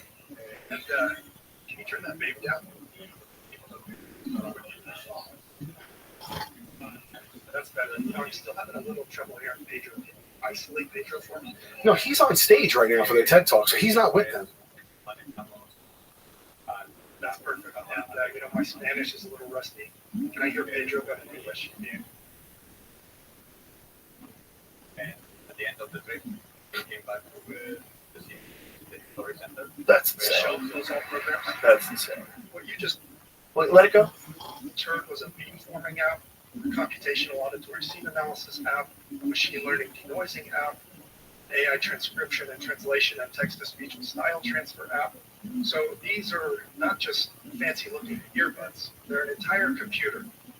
And we think they're going to replace some of what we do with the visual computers that we're used to. Right, it cuts off right there. He But doesn't. here's the thing, though. What was he watching? Was he watching a video of people talking and then do that? Because that makes more sense. I don't think he's actually eavesdropping on people across the room. I think what he's doing is watching a video of people having a conversation and tuning in to those people and taking all the outside noise out and then translating those people in that video in real time. Was he watching a video of those I people? think he's watching a video, Okay. which makes more sense. Okay. Is that right? No, Am I right? the problem is that they're showing something that probably doesn't work that way. They're bullshitting. A little bit. But when they're Well, at the end of showing he's watching a video though, right? That's what I'm trying to show you what they're Because he's on stage. Yeah, he's on stage. It's not like it just happens to be a cafe in the room where no one's noticing. Correct, but that's part of why it's just a weird tech demo of showing you don't What it really can know do. what they were doing and how much work was set up to do that specific did it just translate the sentence they wanted it to translate? And was it all planned in advance? And then they show they did do a setup here, so I'll let him explain what they did. Actually impossible to demonstrate this experience until you hear it with your ears yourself. But to give you an idea, we have tried to simulate it for you. Oh, okay. So imagine that you're sitting in a noisy Oh, restaurant. okay. Okay. So it doesn't. So it's going to be working able to on do that. it. Yeah. But it's going to be able to do that. Yeah. If he's doing a TED talk on it and they're getting this far along with it, unless he's like, what's that crazy lady, Elizabeth? What's her name? What's her name again? Elizabeth. Theranos. Theranos. Yeah. But what was her last name? The crazy lady from San Francisco with the blood company. You know the story? Oh, the Theranos. Oh yeah. Blood testing yeah, company yeah, that just was yeah. straight bullshit. It was a whole. It was a trial. Holmes, Right? Elizabeth Holmes. Oh yeah, she just lost. Yeah, I mean the story behind it is crazy. It's like some people were testing them and they're like, "Hey, this doesn't work. Like, get out of here!" Like, Wow. it was just this wild scam. I have my DNA saved. DNA and sperm. Yeah. Yeah. I remember I had the option. I was like, let me go. Right, you might as Why not? well. You Yeah. got all the way from the Iceman to today. Be ashamed if we lost you. You know, if it died here, that's it. Did you hear about the cryogenic people? You know, like they started cryogenically freezing people. Yeah, a a long lot time of ago. they actually thought out. Yeah, some of them it didn't work. No. The one headline was they were scraping goo off the bottom. No. Yeah, whoops. Oh wow. Yeah, if the power goes out, you thaw out. That's what happened. That shit's fascinating. Isn't there only like one company or something that's doing that? Or Imagine if you're in heaven, okay? Yeah. And you died, you went to heaven, and you're like, God, I'm free of all my earthly pulls, and I just feel one connected, and all of a sudden, you get sucked back to life again, and they're stitching your fucking head on this new body, and you're alive now, but you're paralyzed. But with new technology, they can keep you alive forever. You're like, no! And what year is it? Congratulations, Walt Disney's back. Like, no! Is it You were in Yastrzemski? heaven. Imagine Yastrzemski? if you were in heaven. Yeah. But imagine if during the process of reattaching your head, it made your mouth paralyzed. You couldn't even talk. Hell. Yeah, That's hell. It's like the fucking movie where they eat each other so to each other's ass. Could you imagine if you're dead for like 100 years and 100 years of heaven?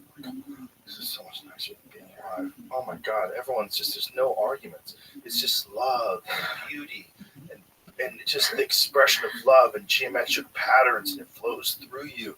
We all bathe in it. No one needs to eat. No one needs to sleep. I've arrived. It's just love. And also like a funnel. Clear. Sucking you back down. And they just stitch in your fucking head. You can't talk because your mouth's paralyzed. Yeah, and they pay for that. A lot of money too, probably. Also, I think it's more money if you want the whole body. The one thing I was like thinking is like, let's just say, right, it works the way the way that they thought it would work. What are you coming back to? Everybody that didn't do it is dead. You know no one. You probably are not going to be able to adjust to whatever society they're in now. Who knows how people will treat you? Like, you're really signing up for something like, it's like, what are you signing up for? I think they're signing up for the hope that if they do get reincarnated, it's like Space 2001. Like you get reincarnated to this crazy futuristic world where they get, welcome back. Welcome back. How was your trip, sir? You think they're trying to preserve consciousness? Their consciousness? I don't know what consciousness is really. Here's the question. I mean, I know I'm conscious. I know you can have this conversation. I think, therefore I am. I know. I get it. I don't know if consciousness is something the brain tunes into or whether the brain is conscious. I know if you damage parts of the brain, it damages parts of your consciousness and damages different things that you can do. And they're pretty clear on what parts of the brain are responsible for different things, but I'm not sure that consciousness is something as simple as neurons firing and your brain interfacing with the world and using all its senses. I have a feeling that we might be short-sighted because we can't, and again, this is not scientifically provable, so you have to be just speculative about something like this. But I have a feeling there's probably quite a few things that we're not totally in tune with to the point where we can measure them. Yeah. And I think consciousness might be one of those things. I also think we are all weirdly connected in some strange consciousness web, some strange net of human beings. I think we're all connected, all of us. It's just the further those people are away, the less you feel that connection. Yeah. But I think we're all oddly connected already. Before we get to like the cell phones in your head and everybody being telepathic, I think we're already oddly connected. We just don't necessarily feel it all the time. Yeah. I hope it's something. I mean, I really do. You ever think, did you ever have a moment where you think, I might die? Like, did that ever come across? Like, did you ever have that feeling? I was a kid when I was like 14. Me and a few friends were playing around in this place where they stored these like enormous concrete like sewer pipes, like these big fucking pipes. Yeah. And there was this giant metal thing that I guess it was a part of like what they would attach to a crane so they could move these things. And it slipped and hit me in the head. And I didn't go unconscious, but I grayed out. Yeah. And my head was pouring blood. I still have a big ding on the side of my head from it. And I went to the hospital and like I thought I was going to die. I did think I was going to die at that point, but I was also 14. So I was probably just freaked out with the fact that I got hit. Sure. You know, like this thing hit my head and it only fell like a certain amount because there was other concrete things in the way. So it banged me in the head and then it didn't fall on me, luckily.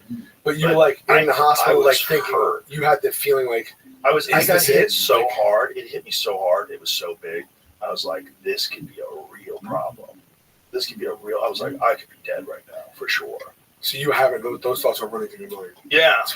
And I was okay. I went to the hospital. I'm sure I had some sort of a concussion. They treated me. I forget what they did, but then they just let me go home. You know, and I was just, they were like, oh, he's okay. Because I don't think they understood head trauma back then. I don't think people really got it. And I don't remember really suffering any like serious consequences of it. I was never like I never had a problem like looking at the light. I never had a problem with loud noises or anything like that. Yeah. But it was spooky. That was probably the closest I've ever come to just really worried about being dead. I had one, but it wasn't in that. It was on a plane. Yeah, it was bad. To this day, like if I think about it, I actually will have like a little bit of an anxiety attack. It was a small plane. We had to do a show in the middle of nowhere on the road, and they offered a plane, so we took it, and we were flying back home, and it was like a 8-seat plane. There it was, and I don't like flying at all. Anyway, never mind. People are like, "Oh, cool! You got to do that." I'm like, "Yeah." I mean, I don't know. It's like you see everything. There's no door in the cockpit. You see like all the motion. You know what I mean? It's just like this feels unsafe. It's like I'm flying in a toy airplane. You know what I mean? Any gust of wind, they say that's normal. We kind of glide with it. You know, and it's like I don't want to feel like we're up there like surfing. You know what I mean? And we were going to land, and we're just bullshitting with the guys, my friends, and we're talking. And then the guy right before we land, he starts to go back up again. And I look at them and I go, "What just happened there? Like, why are we going back up?" And the guy, the co-pilot comes back and goes, "Hey, guys, we have a little bit of a situation." And he goes, "What?" He goes, "So we were about to land just now. You might have noticed." I'm like, "Yeah." He goes, "Well, we were talking to air traffic control, and our panel up here is saying that one of the wheels is not coming down, the left wheel, or whatever. And so what we're going to do is." It could be the panel's broken, and it could actually be down. We don't know. So we're going to fly around again, and we're going to ask them to look again just to make sure. He's like, so it'll just be a couple of minutes. So we made this big turn. We go down to land again. And again, we're getting down to like low. They pull back up. Comes back out.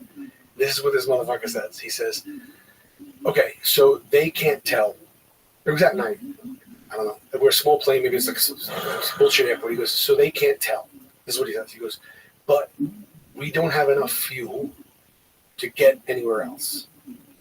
So we're going to go around a third time, and this time we're going to land the plane, no matter what. So I'm looking at him. I immediately just start crying. I'm like, not crying like, but like I'm just welling up with tears. Like, I'm going to die. One of my biggest fears is dying in a plane crash. I don't even like to think about it because I don't even want to put it out there. And I'm like, oh my fucking God. And I'm like, and I'm like, what's going to happen? He goes, in all seriousness, he goes, don't worry. If the wheel doesn't come down, or if it isn't down, the wing will act like a wheel. That's what he said to us. Because the wing is made to, like, kind of act like a wheel. It didn't give me any comfort in the moment. It does. It slows down the plane. Yeah, but we're still it's spinning out and sparks flying. It's a little plane, you know what I mean? Good. Yeah, and actually no, that was the night. At nighttime was it was the same exact trip there and back. The nighttime trip, it was like a storm when we were flying over. This was the daytime because they had fire trucks and ambulances lining on the thing. Because by the time the third time we were down, they were there. So they were waiting. So that's another scary thing. I actually took out my phone and I wrote a text to my entire family. I saved text. I'm just like, there's a problem with the wheel. I don't know exactly what's going to happen. I'm literally like, I love you. Send that. Send that like as you hit. I literally wrote it in full as I was crying. I wrote it in full as I was crying, and I had it open with my hand right on the thing. Oh fuck! So I was just gonna wait, and if it just, I felt like I could just hit it. I have the text that I saved. Oh my God! And my friend's such a fucking asshole. Like I'm everyone's really nervous, but I think I'm showing it the most. My buddy's a nutcase, so he looks at me and he goes, yeah, he's like, he's trying to calm me down, you know, and I'm calm, and he goes, just calm down. And I'm like, all right, he goes, just relax, and then he starts going, la bamba, and he starts singing fucking bamba. Oh no! And you know, it breaks the tension and everything, and I'm like, dude, and I'm crying and laughing so hard because when you're in that heightened state of emotion, dude, I'm laughing as hard as I'm crying. Like now I'm like, I can't even. I'm laughing so hard I can't breathe. I can't tell him to stop doing it because I need to be focused right now on the end of my possible life, and you know, I'm holding my thing and I'm laughing, I'm crying, and then he goes, hold on, let me call my wife, and he goes, hello, baby, because the Big Popper fucking died for Richie Valens. So he goes, hello, baby, and I literally can't breathe, and I'm holding my stomach. He's like, will I what? And then I'm just like, dude, I'm begging him, please stop. I'm like laughing, crying, please stop, Joe. And then we went to land, and the wheel was out. The wheel was out, man. Man, we got out of the plane, And everybody was like in good spirits, and I was still in that place. And the fireman came over. The first thing that happened was the fire guy opened the door and looked at it and goes, "Oh shit!" He goes, "God, can I get a picture?" And we get out of the plane, and it's the four of us that didn't take a picture. I have the picture. Everyone's smiling. I'm on the end like this, just pale white, just no smile, just like, Oh no. yeah, like I couldn't even turn it on for the picture. Oh no. It was my biggest fear coming true. Like, Yeah. you go there, you literally go there. That's what I was saying. It's like I was thinking this could be how I die right now, and where it takes you is nuts in your head. Have you seen this new plane that they've developed that doesn't have wings? It's going to be able to fly to London from New York City, like super quick, like way faster, like less than half the time. UFO. It looks like a spaceship, man. And apparently it's got, because it doesn't have a traditional shape, there's a lot more room inside of it, so it's fucking huge. What? Yeah. What's the technology? I don't know. I was just looking at some article about it, and it's a new supersonic craft that looks like, instead of like, it looks like a giant arrowhead or something. Okay. It doesn't look like a regular plane. Like that's what it Oh, looks like that's it right there. Oh, that's not it, dude. Oh, so This, you fly from New York in 3.5 hours in this new supersonic jet. Can I see what the images look like? oh, so though? this is going to be commercially marketed? I thought it was like military. That one seems like it. That seemed like a military jet. The one that I saw looked like that thing. That's it. 90 minutes. Look at that fucking thing, Oh, bro. that's ridiculous. Look at that thing. It looks like a train. Is that the same thing? Okay. It looks like a That's transformer. just a view from the top, so you can see it doesn't have like a regular wing. It just has this crazy, immense space in the back, and you're gonna have room to like stretch out. They'll just stuff it with humans, but probably not, because it's probably going to be super expensive. That's only got room for one person. That can't be the same thing, is it? The passenger one? It's an expensive ticket. They was talking about one that could seat passenger. It says commercial routes, but There's like one dude. No, but I think there's one that they were working on. Maybe I'm conflating two different stories, but there's one jet that they're working on that does not have wings. And they were talking about it being able to have more space inside of it because of that. Who's going on that? Like, who's going on? Like, once it's like approved, there's the first flight. There's the first commercial flight. There it is. That's it. That's the thing. Look at that fucking thing, bro. That's crazy. Look at that thing. That looks like a UFO. Wingless supersonic jet can transport passengers from London to New York in less than 5 hours. Wait, what? I don't know. Oh, it's like 6 yeah, hours. it's not much faster. That's an hour faster, but you get to fly in a spaceship. That's not fast at all. An hour faster. That's crazy. But it's supersonic? It doesn't fit in the airport. Just look at it. I was Looks like looking earlier flights. Bro, how dope is that? Look, futuristic spaceship-like aircraft capable of transporting, back it up a little second, man. Transporting 300 passengers at speeds of up to 1,150 miles an hour. That's frick. Yeah, That's so like it's double the speed of a regular jet. even more, A right? little bit more. Yeah. Look how dope it looks, though. Yeah, see, so the inside of it is so different because it doesn't have that tube, that it's got like space. Yeah, but how are we commercializing that? Like, that cabin is going to be comfortable. I don't know. You're not going to feel 1,100 miles an hour. I guess not. I mean, we don't feel 500-600, right? Well, once you're up and moving, what you feel is the resistance of like getting off the ground, right? You Yeah. feel like this pull, and then once you level out in whatever the height that you're going to achieve is, whatever the altitude is, it doesn't feel like you're moving at all. Yeah. And you're going 500 miles an hour. It's made by a designer. It's a concept. I don't know. It's just like, Private rooms for 2 travelers with a bedroom, living room, and an in-suite shower room. In the living room, you'll find a leather double-seat sofa, complete with dining tables, a 32-inch flat-screen TV, noise-canceling headsets, a comfortable double bed, a full-height shower, vanity unit bathrobes, and an in-flight chef at your service. I gotta tell you, the flat screen TV, it really gets more credit than it deserves.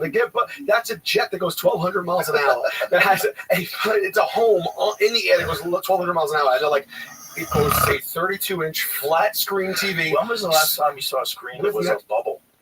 Like, Yeah. what was Can we stop saying flat screen? But it's like, what do you? It's like the thing is, who is it for? Who can purchase that ticket? And you're like, one of the things I'm dangling in front of you is a 32-inch flat screen television. It says right here, nobody has shown interest in building the Sky OV Evo yet, but Oscar said he is offering his expertise to engineers, helping them in other projects. So this is just an idea, bro. You can just get a hold of them Saudi Arabian dudes. That's who. That's it. Those guys with all that loot. That's they, it. They might go, hey, how much to make it work? Yeah. How much? I like a guy who's like, and they're like, how much? Is like, all right, it's $2 billion. He's like, all right. You throw in a 32-inch flat screen, you got to do it. What about, bro? I can't do it. I can't do it. Make sure I get it. My hands are tied. Let me go talk to my manager. Let me go talk to my manager. We never do this. Hey, but it's December to remember, and you got to, Yeah, it's our fucking. I tell you what, it's the end of the month. It's a sales push. He's gonna let it go. He's gonna give you the flat screen with your fucking spaceship. Saudi wife walks outside her house on Christmas. There's one of them driving with a bow on it. Yeah, they probably be like, this Stevie's bullshit. Look how small. Look at the revolution. Just get through it. I want a big one. 32-inch. Just say flat screen. That is not that big. Yeah, why not? Just say, why not put it's 85? There's like 100. Why even flat screen? Why say that? Yeah. Doesn't everybody know? Can you pull up the other Do you amenities? say, hey, your car comes with 4 round tires? Yeah. Oh, Yeah. round tires. Yeah. Oh, it's a flat screen. They're Right. round tires. Right. Hey, what kind of tires do you have? Does everybody have round tires? Why do they keep calling them round tires? Another super fun flight thing would be 12 rows, 33 people each. Imagine being in the middle. Oh, God, if you have to piss. Oh, my God. You didn't get a bedroom seat. Oh, my What were God. the other things they boasted about? A shower, a TV, 32-inch flat screen TV, noise-canceling headset so you can't hear the other people in the poor section scream. The double seat sofa. What? Imagine someone fucking going ballistic while you're going 1,000 miles an hour, because people go ballistic on planes now. It's kind of a new thing. Yeah. They go crazy, see aliens, they start screaming they're going to take the plane out. Like, it happens. It seems like once a month there's some new video, some guy going bonkers on Some a guy fucking just ripped plane. all his clothes off and ran up and down the aisle, stayed the lane. I just saw that. Oh, God. Just read it. Imagine the fear that you would have if you were on a plane and you saw some guy going bonkers. You're like, God damn it. The anxiety you would have. Like, fuck. Yeah. As soon as you hear it start, you're like, no, what's this going to be? What is this going to be? What if it's like a new disease? What if it's like that? Did you ever see that movie 28 Days Later? Yeah. When they shot the chimps up with this thing called Rage. Yeah, Rage. Yeah. Chimp gets out. Yeah. Gets that dude, and then the fucking. Was that the first zombie movie that were like they were like super fast? Right? Yeah, that was great. the best. Cillian Murphy. Yeah, that, in my opinion, is the best zombie. I saw that 2 days in a row. Fuck, It's one of like 5 movies I've seen 2 days in a row. The second one's good too. I went to it opening night because I was like, this is amazing, and I didn't like it as much. Well, the first one was so revolutionary. You know, it was just, and it was a different concept, like a man-created zombie virus that just infects everyone immediately, instantly turns you into a fucking monster. Yeah. But the thing is that virus is kind of like what rabies is. Right. Rabies isn't as effective because it doesn't turn you into a screaming, running maniac trying to bite people. But the reason why animals with rabies bite you, they have no fear of you. They bite you to give you rabies. They're trying to give it to you. Really? Yeah. You're saying that something in the composition of rabies Yes. elicits the need Yes. to pass it on? 100%. How does that? I can't compute that. There's a lot of examples in nature of viruses and parasites tricking organisms into doing things that are not in their best interest. And I think a virus could easily find a way to hijack the way an animal's mind works and to force it to be aggressive if it wanted to be transmitted a lot. That's the only reason why it would make sense that they would want to, because if they're so aggressive, they could risk death. Like, an animal being recklessly aggressive is not good for its longevity, right? Because you could be recklessly aggressive with a wolf or something that could kill you. When you run up on it, it just eats you. But if you could bite it first, then you can give it rabies. Right. And then that thing's going to bite a bunch of other things, especially if it's big enough to kill you. Now it can bite everything. Like, there was a bunch of travelers that went across the country, like during the Lewis and Clark expedition. A couple of them, I believe, got rabies. I think more than one of them got rabies. See if we can find that. That's not an it instant. kills everybody. It's not now. It's not. I know they have rabies shot, but let's say without the shot, is You're that fucked. certain death? No. Yeah, It's like certain death. It's like 99-point-something% certain death. There's a few people that have survived now. They've figured out a way to put people into medically induced comas, and the problem is, this is obviously coming from someone who doesn't know what the fuck they're talking about. But what I understand is it's a very, very old virus and a dangerous one, because what it does is it works faster than your immune system can fight it off. And so your immune system is fighting off rabies, but it can't win. Rabies just hijacks everything and makes its way through. And by putting someone in a medically induced coma, they found a way to reach equilibrium, where the resources of the person's body are not being required anymore, and the immune system can fight off the rabies. And with medication, they were able to do it. But they also can get you if you just got bit. Yeah, how much time do you have? You have very little time. Oh, You have hours. Oh shit! You got to get to the hospital quickly, know that. and they'll test, and they'll if you have the animal that killed you, they want to test the animal, but they'll give you these shots that are apparently brutally painful. I think they go into your stomach. What did I ask you right before that? The Lewis and Clark thing, I didn't see that. So I was digging up, maybe it's another traveler, but the Lewis and Clark thing, you didn't hear about a guy getting rabies? Didn't see anything. It might have been another one of them dudes making it across the country stories, which I've read a lot of. They're fucking terrifying. Those days were terrifying, but it's just a virus like that wants to be transmitted, and it tricks the animal to being aggressive. That's one of the weirder things about viruses. They're so sneaky how they evolve. Yeah. Like these new COVID strains. They realize the best thing to do is be super transmissible, but not that. That way you stay alive. Right. You don't kill the host, And there's so many instances in nature of things tricking things into doing stuff. Like parasites that take over an animal's body, force it to do stuff. Yeah. Bleak. It's weird. The weirdest one is we were talking about this the other day. Grasshoppers that get this aquatic worm. This aquatic worm climbs inside of it, hijacks its brain, and when it's ready to give birth, tricks the grasshopper into drowning itself so that it can be born. So it just takes over the grasshopper's brain and then leaps into the fucking water so it can be born. And so the grasshopper just drowns and it just slithers out of the grasshopper's body. Yeah. That's wild. Tricks it into committing suicide. What's the evolution of that? Exactly. You know what I mean? How the fuck? Yeah. And how is it so common?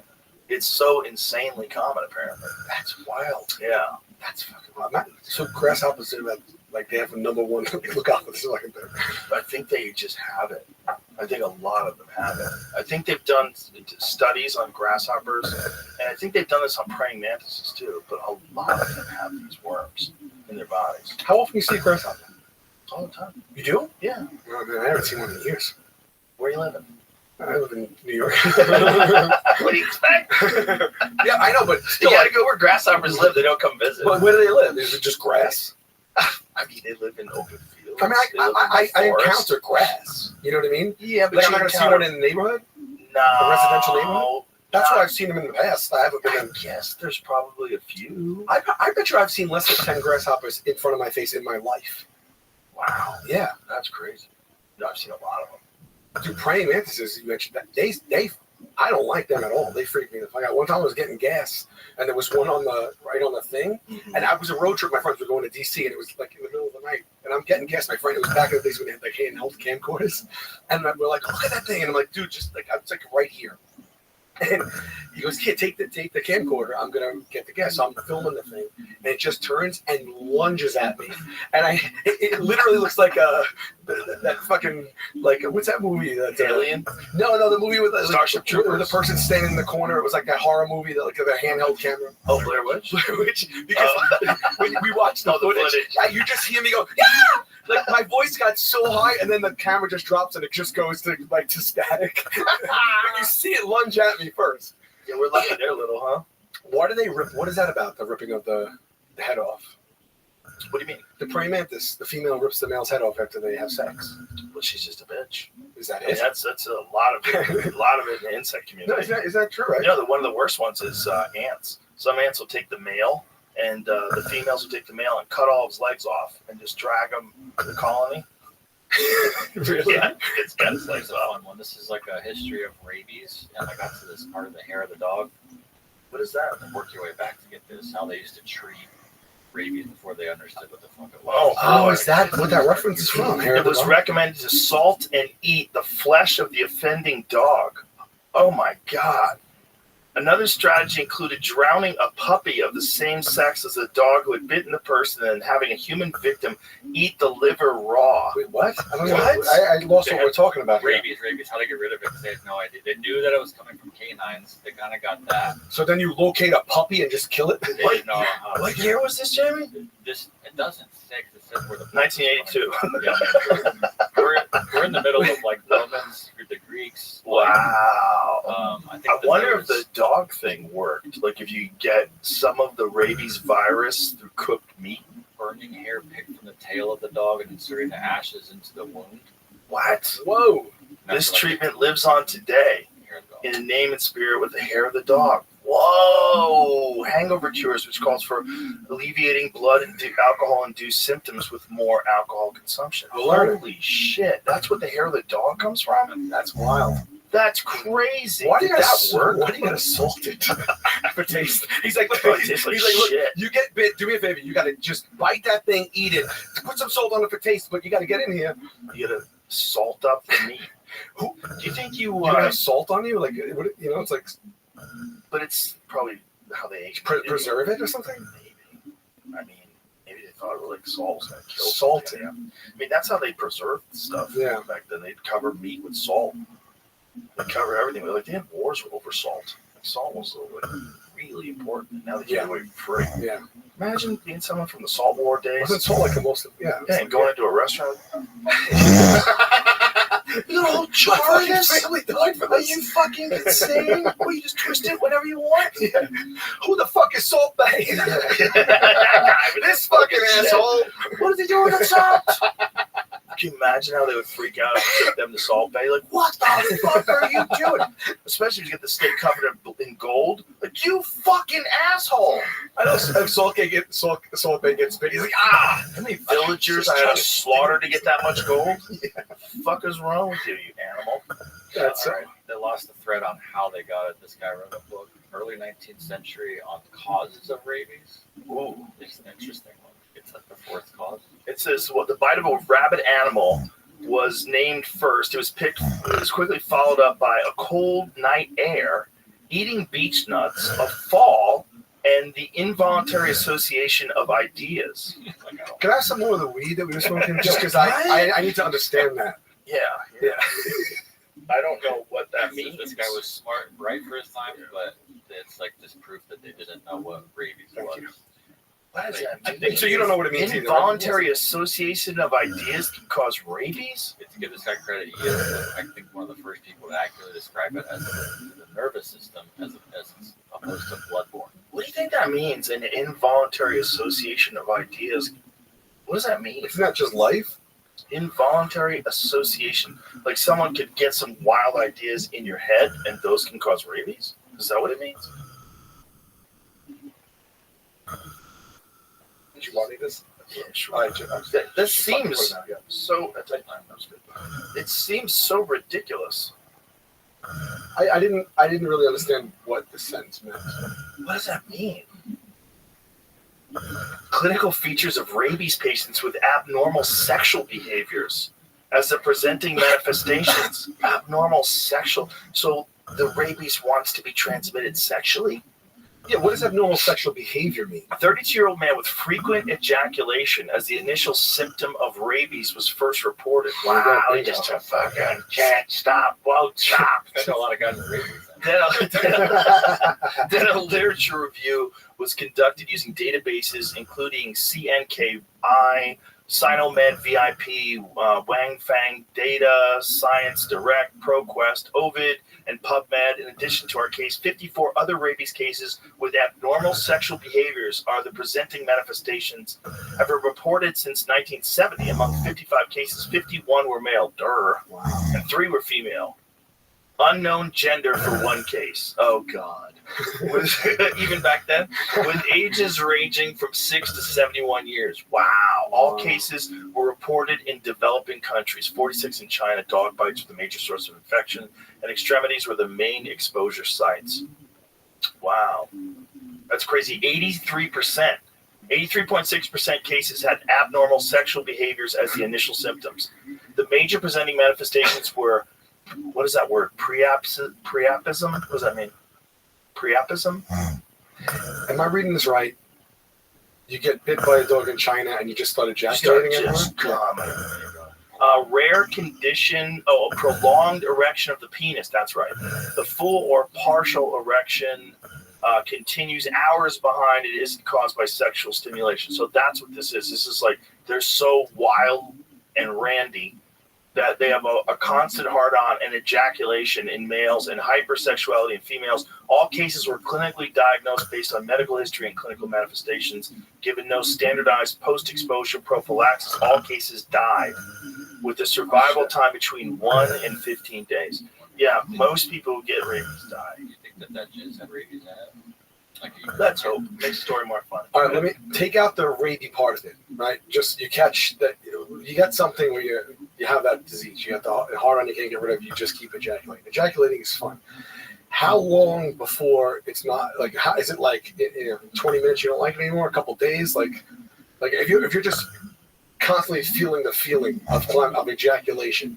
Is it like, can you perform your regular tasks? It's another level of hell, just like that fucking head getting sewn back on the body. It's hell, right? You're just constantly hard, and like in 20 minutes. After 20 minutes, it's you're exhausted. You just keep coming. Like, at 21 minutes, you're like, I can't take this anymore. Yeah, imagine like never not being horny. That would be hell. Where's this guy? He's got it? He has 100 orgasms a day. Okay. Well, there you go. Yeah, and 0 friends. That's annoying. That's all that is. Looks is. like he's having a blast. He's faking it. Maybe he's got rabies. He's faking it. He's not. Nobody comes that hard after 199. There's 100 orgasms a day. That's the 100th one. He's like, He's like, I'm sorry, babe. Rocks. No way. If you've ever jizzed more than 3 times in a day, the third one is dust. The third one is just a promise of future jizz. So that's 97 blanks. All right. Yeah, that's crazy. It says that this person came out as transgender and suffers from persistent genital arousal syndrome. Is that the thing? Is there a cure? Yeah, but I mean, prove it, bitch. Get your pants on. That's an HR nightmare, if I'm being honest. Yeah, that's an HR nightmare. I want you to really show us. We're just going to keep you in an aquarium. And really show us that you're always hard, and this isn't just an act for attention. Yeah. You might be kooky. You always got to throw that in, but anytime you add some gender thing into like any kind of possibility of someone being kooky, everybody, well, can't do that. Yeah, because gender's involved. Usurps it. Yeah. Gender just like wipes the slate clean. Yeah. What a time! What a time, Salvatore! What a time! I can't imagine. I can't imagine that. So let's say he does have it. What is his life for real? It's just nutting all the time, constant nutting. But he's had enough time to call the news. Like come watch me come. Yeah. He's a freak. You guy's a freak. This is my 34th time of the day. I mean, you have to document these things if you're a journalist. Otherwise, what are you doing? Right. Why are you there? But so can he not work? Can he not be in a relationship? I can't work. I need money. I just need money for the governor. I can't stop coming. I'm coming now. Does he go to Easter with the family? Like, what is he? Oh my God! He's really sitting there just orgasming. Is that real? When was the last time you bent over like that when you came for the 80th time of the day? So dehydrated. Yeah, the kid's fine. I mean, meanwhile, he's losing weight like a pro wrestler. His face was purple. That's got to be. The whole thing's nonsense. The blood pressure. We're spending too much time on this. Yes. I think he's full of shit. I'm just guessing. I mean, look, if he really does suffer from that, you got to imagine. Like, imagine suffering from that. No one believes you. You're right. I have to take it back, and I apologize. Because Because you got to imagine, some people are definitely hornier than other people. Some people are actually asexual. They're like, you can keep it. Sure. I don't want it. Keep it. Back to our rabies case, it says that this happened to someone up to 40 or 50 times a day by the fourth day. Oh, a 32-year-old man in China. God. 32-year-old Chinese man began to have frequent ejaculations. How are they coming out, buddy? They just shooting out? Are you touching your dick? Like, what does that mean? Frequent ejaculations sounding like you're passing the buck. Do you ever help one along, or is it all solo? You just beat Is off it all hands free? What do you watch? fucking Zoom monkey. He's like 45 were hands free, 5 were him. The wildest is the chimps at the zoo just jacking off in front of you. You're scared. This is triggered by any touch. Any touch. Any touch. When frequent ejaculations increased to 40 to 50 times on the morning of day 4, the patient went to a local clinic. He's like, not on the third day. 50 times a day, this dude was nutting. He's like, maybe I need to get this looked at. Traditional Chinese medicine for the treatment of imbalance of yin and yang. You're telling me. I mean, are we right? However, symptomatic treatment to rebalance the yin and yang had no effect. Crazy. In the same afternoon, he was sent to the community hospital in Beijing with the following symptoms: headache, dizziness, nausea, malaise, fever of 39 degrees Celsius, irritability, tachyphrasia, speech difficulty, hypersalivation. He was subsequently transferred to a tertiary hospital, third hospital, sorry, in Beijing for further diagnosis and treatment, but the etiology remained unidentified. At around 10 p.m. on day 4, a patient was sent to infectious disease department of Peking University Third Hospital and was transferred to emergency department due to tachycardia and dyspnea. His complaints included high penis sensitivity, painful erections, and ejaculations 40 times a day triggered by any touch, or ejaculations without erection and release of the semen, as well as headaches, nausea, chest congestion, and fever. There's no significant improvement after fluid infusion, symptomatic treatment, other supportive therapies. This is how we're all going to die, Sal. This is what's going to happen. Someone's going to hear about this and go, okay, so what you're saying is a little rabies is really good.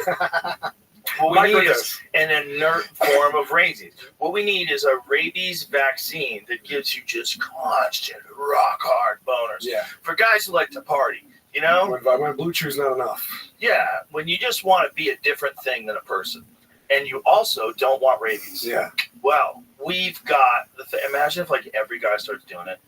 Just like how many women have fake boobs now? Quite a few. It'll be like, what if like most guys? It'll be like baseball. They want to compete. Everyone's got to do it if you want to compete. You got to get the rabies shot. Yeah. Did you get your rabies shot? You're 16. You can get a rabies shot at 16. Don't listen to those Robert Kennedy Jr. pussies. There's no fucking side effects. Just get your rabies shot. Get your fucking dick on. Can you imagine if like something switched? We kind of do it. I mean, well, if you think of animals, so like tigers can breed 50 times a day. When a female tiger's in heat, the tiger just keeps fucking. They fuck to the. Is that where, It's literally. Is that where Easy Tiger comes from? I don't know what that term is. Easy Tiger. Oh no. I don't know.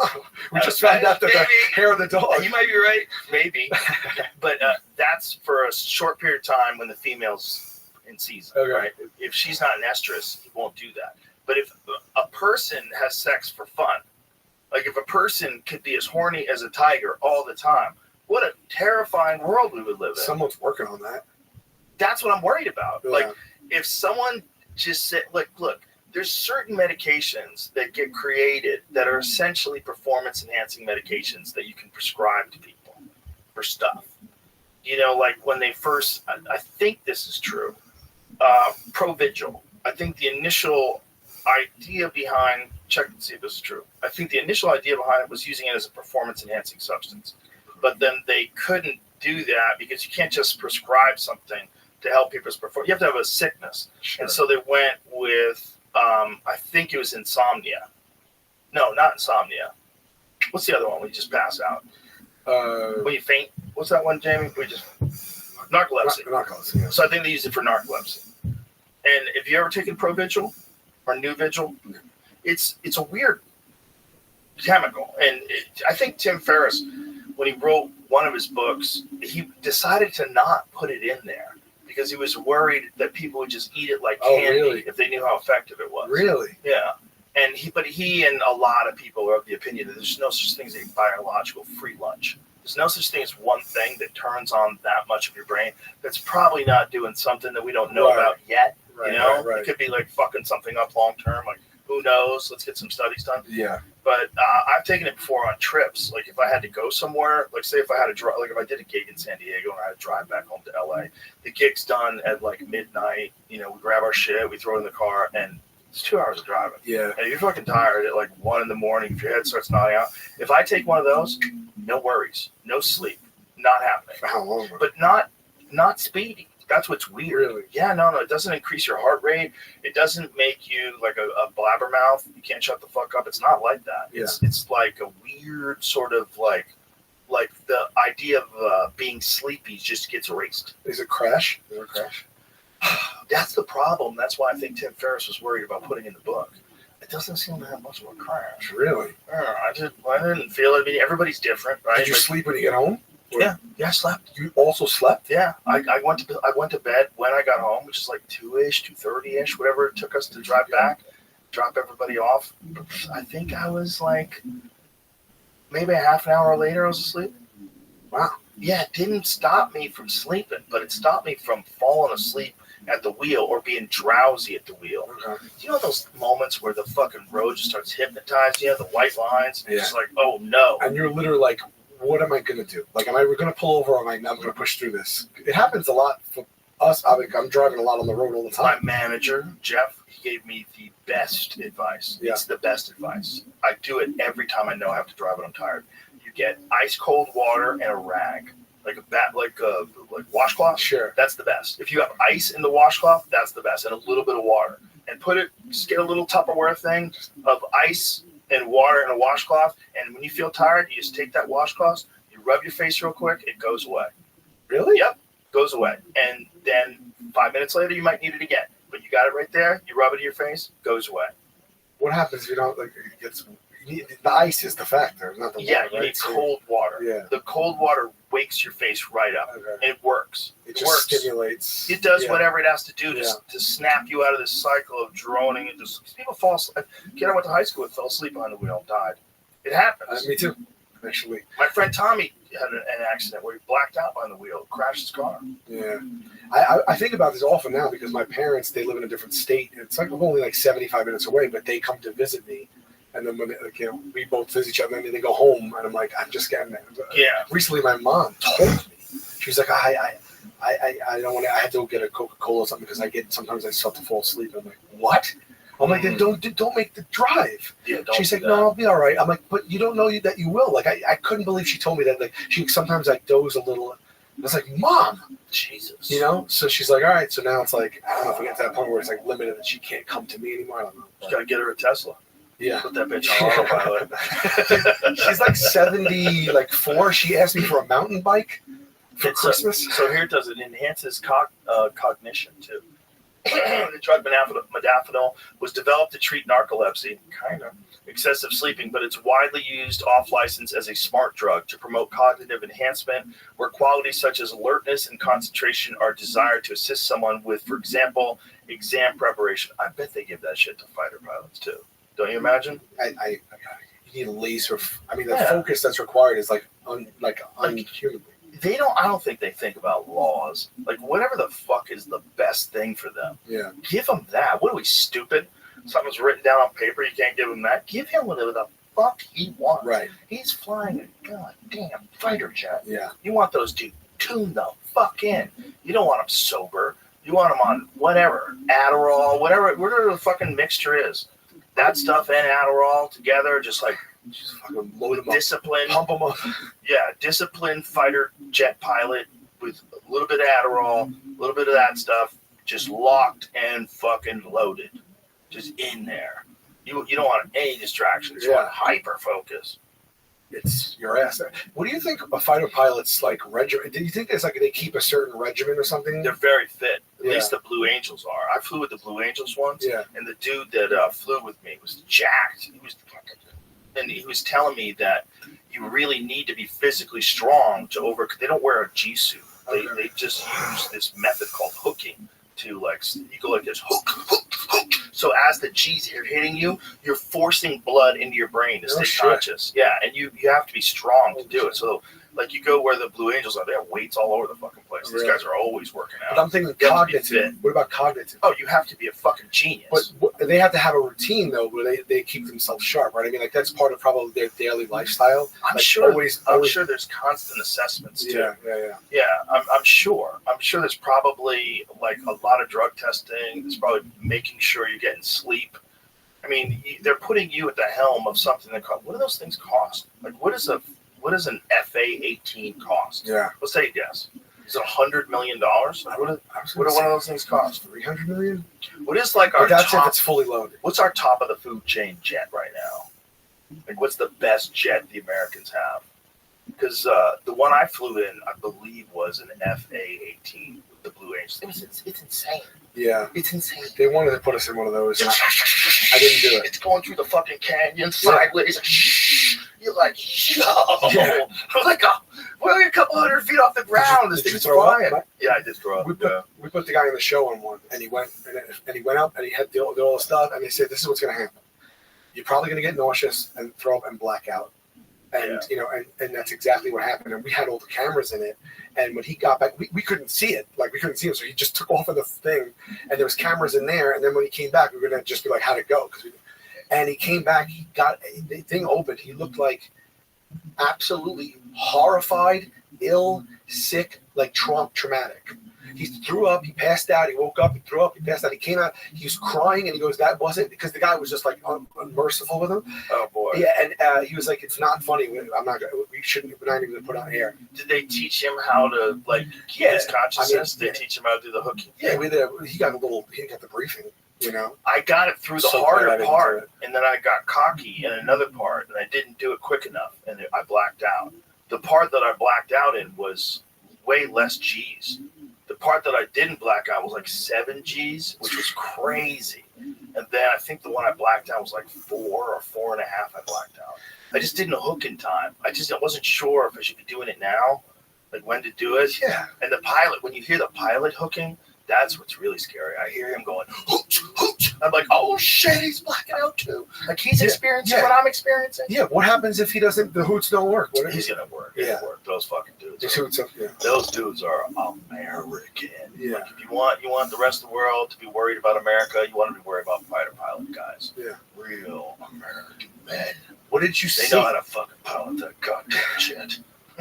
What did you see in there though? Like, what nothing, did I see? Right? What do you mean? Like you're sitting in a jet, right? Oh, I see. I'm behind him, so I'm seated can right you behind see? him. Oh, I can see everything. You could. Oh yeah, there's fucking glass around you, man. No, seeing up, right? But so I'm just thinking, you're just looking into, like, you can't. Do you have any sense of scale? Like, are you looking, like, you don't see anything? You're just seeing blue sky? No.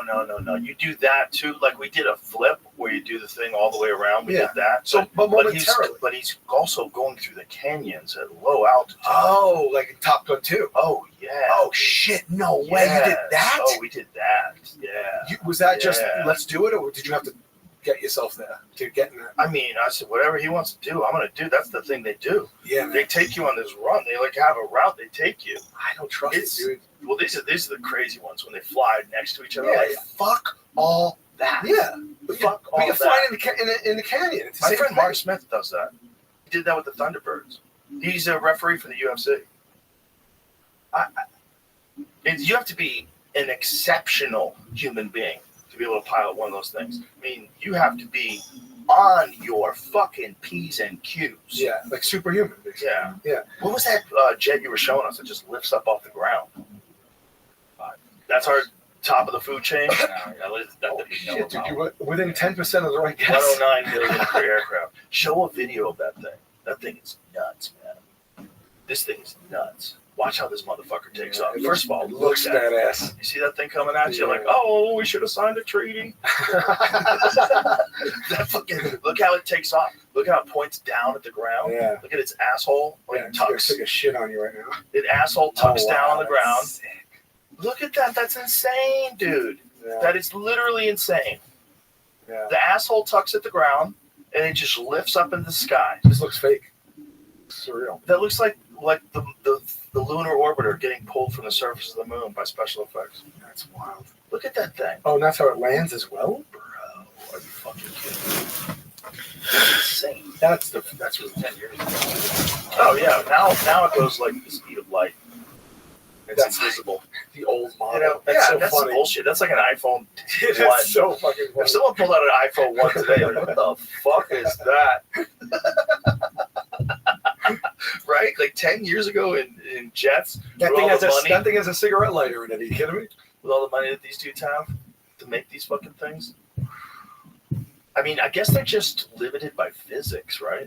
They're just limited by propulsion systems and the metal and the G-force and the pilot being able to stay conscious. Better shit. 100%. They're addicted. They're gonna right? do that. You have to. They're addicted to this, right? I would imagine You have to be addicted to I it. mean, what kind of car do you drive? BMW SUV. They're nice. That's a nice car. Like, don't you enjoy driving it? Yeah, they do. Yeah, Actually. it's enjoyable, right? If you're listening, BMW. I like to get in a car and I like to. Ooh, it feels good Yeah. to drive. It's Yeah. enjoyable. Imagine flying that fucking thing. You ever been to a racetrack? Yeah. Oh yeah. I went to the Indy 500. Look at this fucking turn. That is so insane. It's just so insane that these things can do this. Look how it just like hovers. Like, that's a nutty craft. That thing's nuts. Yeah, it's like it's so agile. It looks like a bird. I wonder how long it stays in the sky, though. I bet it ain't long. I mean, where's all the gas? That must be eating gas, you know? Like, I have a Ram truck. TRX gets like 9 miles to the gallon. No, fuck. Imagine what Really? that gets to. Yeah, Really? yeah. Oh. Imagine what that gets. That's. I mean, how? You just filling that thing. It's probably got a Yeah, 25 giant gas gallon. tank. Yeah. Giant gas tank. That's how much? How much would it fill up? I don't know. You don't get to eat on that thing, no, right? You get to eat, yeah. I mean, you have a get reserve close. tank, right? Probably. No, I don't have a reserve Oh, tank. my dad had a reserve tank in his pickup. Yeah, A whole second tank. Oh, that's a dude who's Yeah. worried about the future. no, Is he a prepper? There was a dude that got a lease at the right day. Oh, that's it. Yeah, well, they do that with a lot of cars because a lot of those pickup trucks, people have to transport things over long distances. That was just. This was like a Ford F-150. Yeah, Yeah. Ford F-150 is probably the most popular pickup truck in the world. Yeah. I think it is probably next to the Toyotas. Toyota Tacoma might be number one. Like, what's the most popular pickup truck in the world? It's either an F-150 or it's a Tacoma. I think in my head it's like F-150 is a name I always have heard. You can't go wrong with an F-150. They've been making those things just like Porsche 911s. They've been making that same truck from the beginning of time, Yeah. just making it better every year. Ford F-150s are the shit. They're so durable. My dad had them even growing up. Like we had They're them. fucking Yeah. great. Is that the number one? 48 years old. That's it. Oh. Ford F-Series, most popular truck, best-selling truck in the U.S. It's been that way for nearly half a century, and they fucking deserve it. They're amazing trucks. Now that you say it, I think they say that in the commercial all the time. It's like, I used to have one. I used to have a Raptor. The most recent version, the 6-cylinder one, was fucking great. Yeah. Great truck, man. 32-inch television in there? Or No, no flat screen. No. That's the only thing that sucked. Yeah. I feel like if you're in that plane, you need a 60-inch flat screen. Yeah. Like, we need to reorganize my room. Mhm. I want to be in a theater. I'm in the sky in Yeah. a spaceship. I don't want the bullshit ass 32 inches is like that big. It should look like cribs. That's not that big. Yeah. 32 inches is not big. That's like the first flat screen. Do you think I don't know how to count numbers? 32 is not big. Yeah. What is that? 20,000 pounds of fuel. 20,000 pounds of internal fuel has a range of greater than 1,200 Newton meters. I don't know. It was about 1,000 miles, it says. It can fly for like 2 hours without needing refueling. 2 hours. But they can refuel it in the air, so they can stay up forever. The point is, like, when they're on the gas, though, I bet it really fucking burns fuel. My point is my truck. My truck, when I'm on the gas, Yeah. it Oh, fucking yeah. burns fuel. It's Yeah. a little gauge on the TRX that shows you if you're running out of gas. Yeah. And it shows you what like your gas mileage is. You can leave it on, just cry. 12 gallons an hour when using the afterburner. Dude. I want to see a mid-flight refueling. Is that? I remember on the original I've seen Nintendo. those. Yeah. Did you play like original Nintendo? No. Top Gun on original Nintendo, you had to refuel. It was one of the things you had to do in between. They had to refuel in the air, and it was like They really do that. that's insane. It's insane. That's I mean, insane. again, like those level of human beings that can pilot those things, keep their shit together like this, flying two jets right over each other like that, like what? And trusting the guy on the bottom to stay still. Like, shut the fuck up, man. This is nuts. And you've got gasoline. You're pumping gasoline with your robot dick into the vagina of this thing. Look how it clamps up. That's nuts, dude. See how it like clamped in place? Because if it doesn't clamp, then you got gas spraying all over your fucking jet engines that are hot as shit. Dude, I'm more impressed with the thing that has the gas in it, actually. Yeah, the dick. That was made second. You know? Like, that's newer technology than the jet itself. It's all nuts, dude. I mean, just the fact that they have this thing is nuts. Look at it. And it's really kind of weird that it takes war for us to make something that's that cool. Right. Like, that amazing to look. Like, if you're a guy, like, what do guys love fast cars. We love spaceships, rocket ships. Like, I know a lot of girls do too.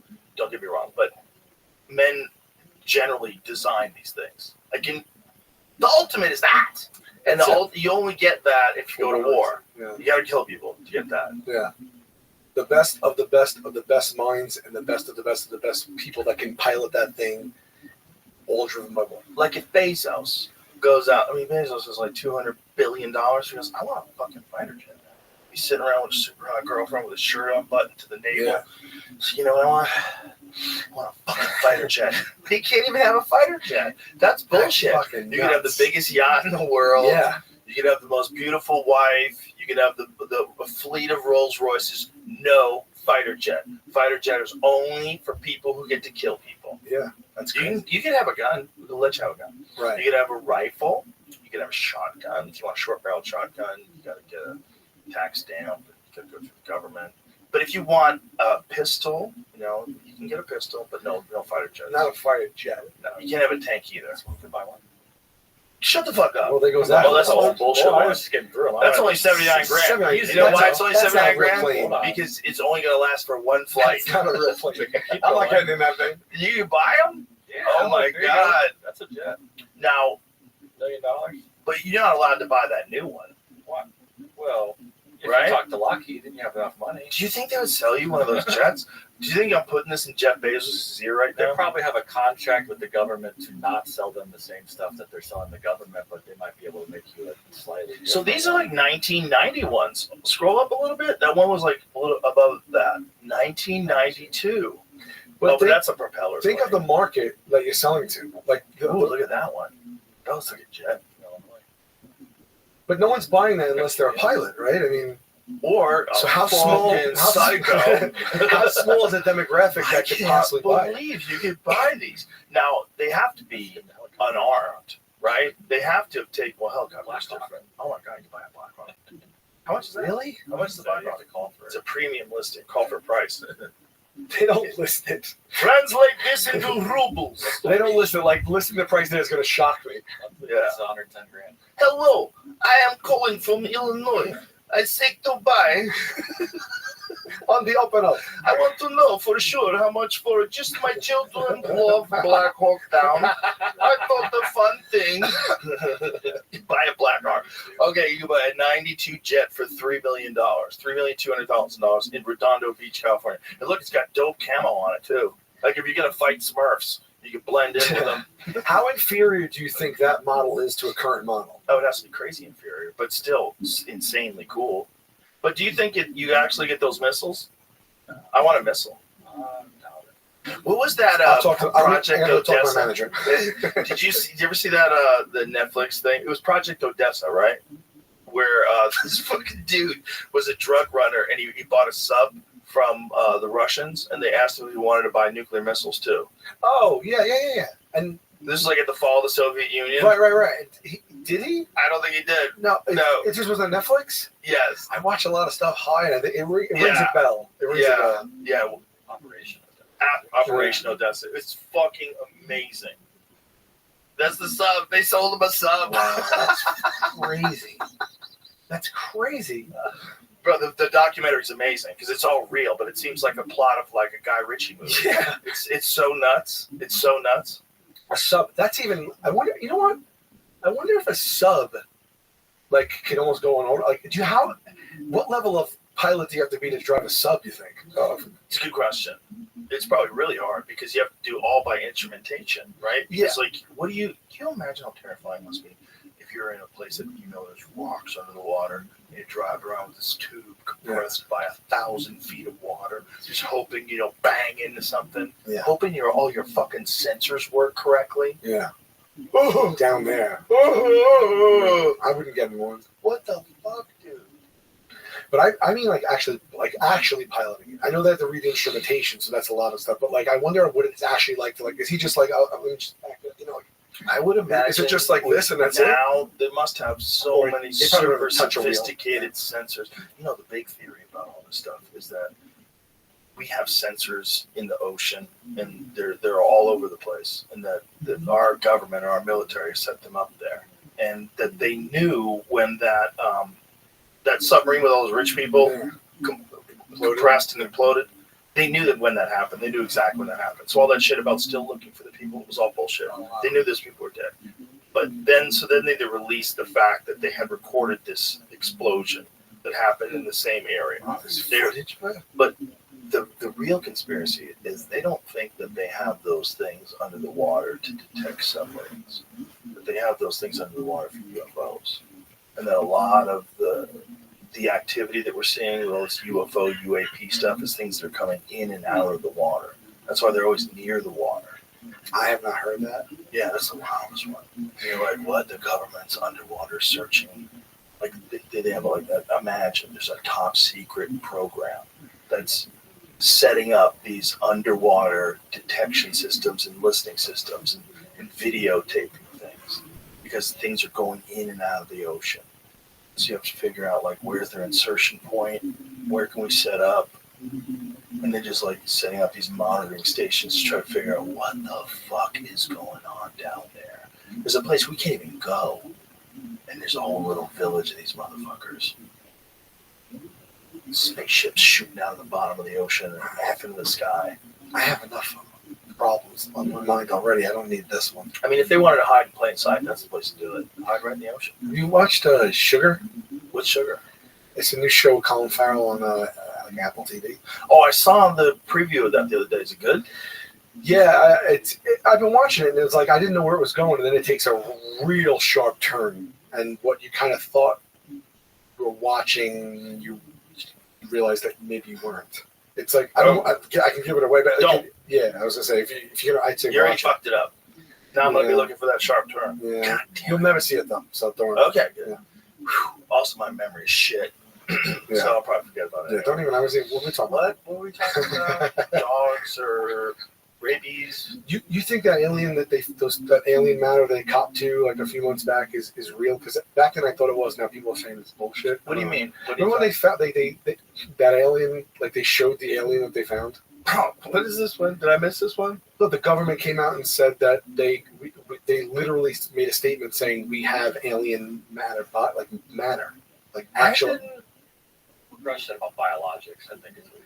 Oh, you talking about the whistleblower who got in front of, was it Congress? Yeah. That he got in front of? Yeah.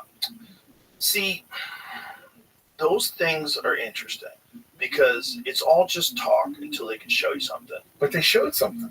Didn't they? No, there's no bodies. They didn't show any I bodies. thought they showed something. I mean, maybe they have something. Around the same time than that story hit of the not only the Vegas. Yeah, the Vegas one. story, but like the Mexican mummy that they had that was a little tiny. Yeah, but that was bullshit. I know, but I'm saying they all get the news. Yeah. Is the Vegas story the backyard where the kid Yeah. calls and he's I'm staring at something and he gets frozen like in his place? Yeah, there's like some image in the backyard that you can see on film that they run through like CGI and to try to figure out whether or not it's fake. Run through AI rather. They don't think it's fake, but doesn't mean that it's not like a dude in a costume or something. It's like you're just hanging out in your backyard and the aliens just happen to land there real quick and take off. That one hit me. I was following up for days and they didn't like follow up with them. Well, the family's probably undocumented because it seems like some of them at least are probably not documented. They weren't speaking English. Yeah. Right? Wasn't that the case? No, the kid was because he called 911. They played the call. Am I thinking of the same one? Was there a bunch of people that were speaking Spanish, or is it a different one? With body cams. Maybe they don't want the attention because then people are showing up at their house. Maybe they really legitimately did see it and they got freaked out. Who fucking knows, man? But if like individual things that happen like that, if it did happen, nobody would fucking believe it. Just like a ghost story. Like if there was all of a sudden, if you went out to let your dog out, you're like, come on, buddy, you gotta take a leak. You take him outside. and you're staring eye to eye with like this 4-foot tall creature with giant black eyes, and it's standing in front of this like transparent glowing orb that it just stepped out of, and you're sitting there going, what the fuck? Yeah, and you're now crazy. And then it gets That's back it. into that thing and Yeah. it disappears into the cosmos, and you're like, what the fuck, man? Yeah. And who do you even tell? If you tell me, I'll go, okay. What is that stuff you said you were taking? Yeah. How much do you take? That's like on what a it is. normal day. That what person- what was yesterday like? That person would be deemed Are you crazy. stressed out? Problem with your lady? What's going on? Yeah. But you're seeing things. But if it is a thing that's just uncommon but happens, that would be the wildest one of all the possibilities of all the things that it could be. The wildest one would be this is an actual life form that occasionally visits. Yeah.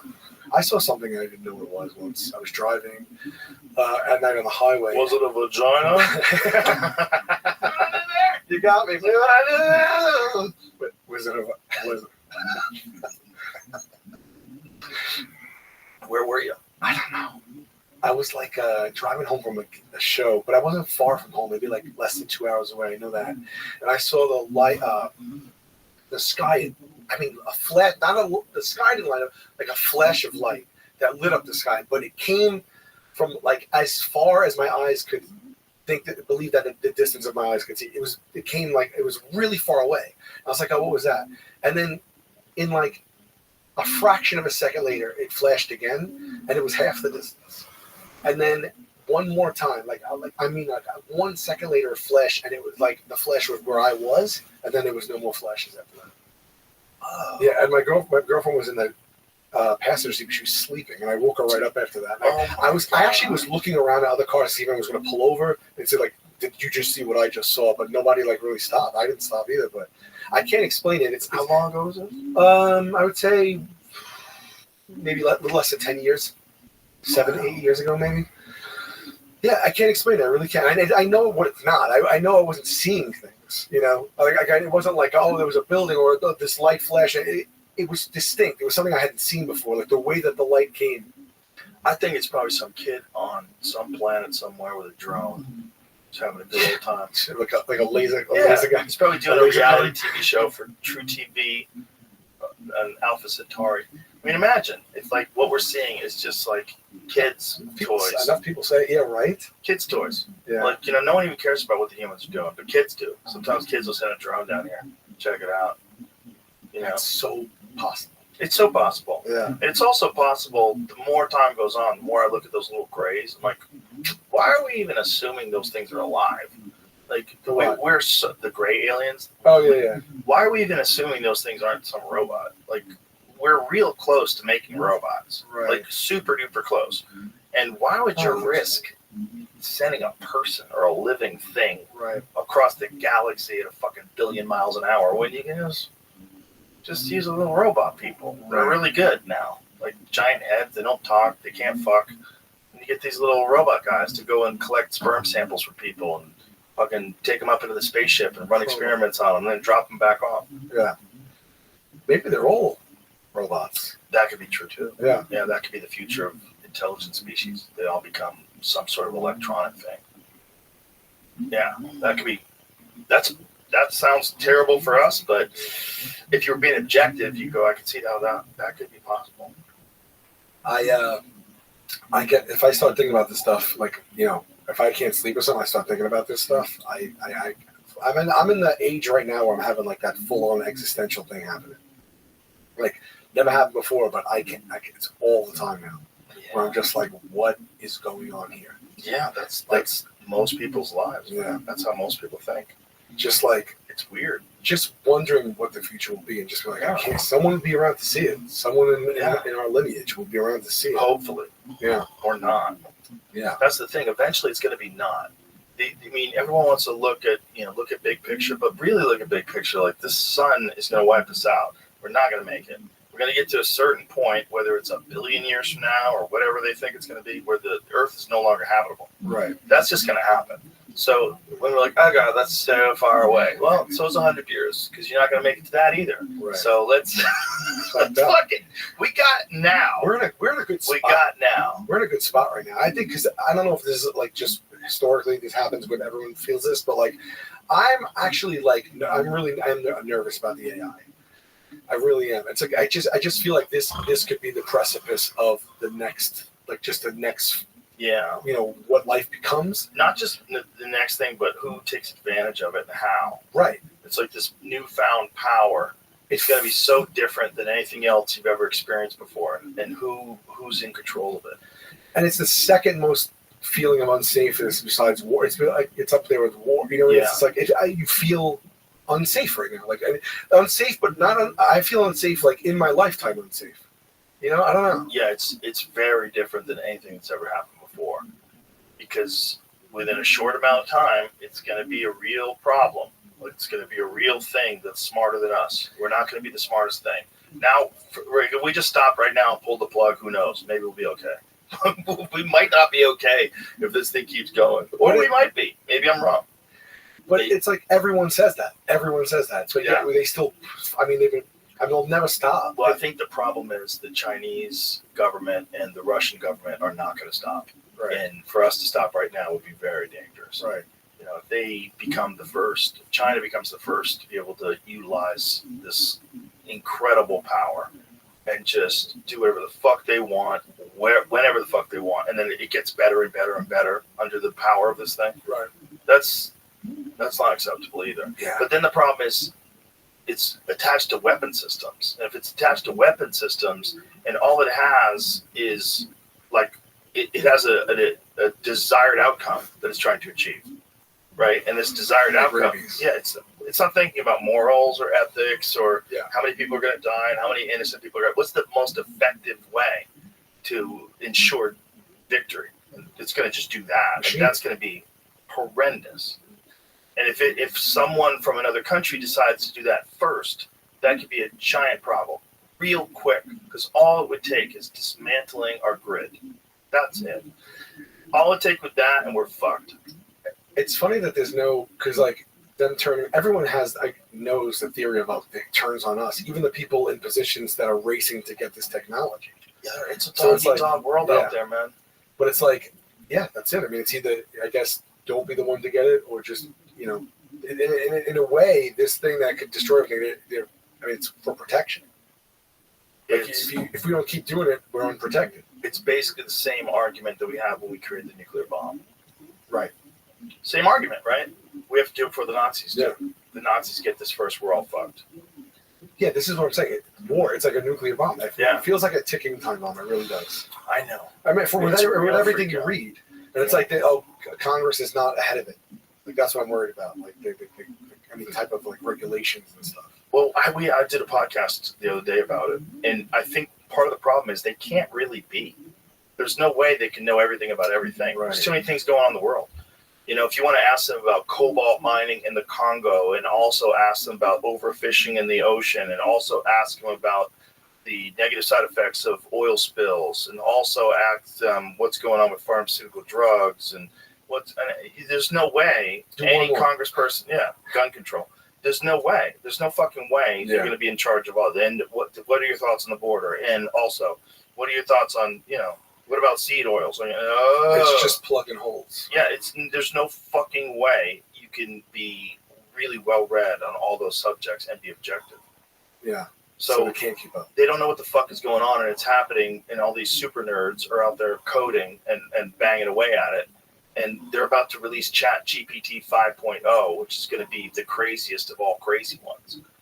That's of all the ones that have happened before. Like, each one of them is more insane than one before. And ChatGPT 4 is pretty fucking insane, and then 4.0 is pretty fucking insane. Really? And when 5 comes out, 4.0 talks to you like a girl. I have not interacted with it at all, not one time. So I don't really know. I see people making images and stuff, and I'll write a joke and write me an email. I've seen that weird shit where it's like, no, but I love you. I saw like those stories that came out with like it felt ominous, like with like the exchanges, like the emails or whatever. Yeah.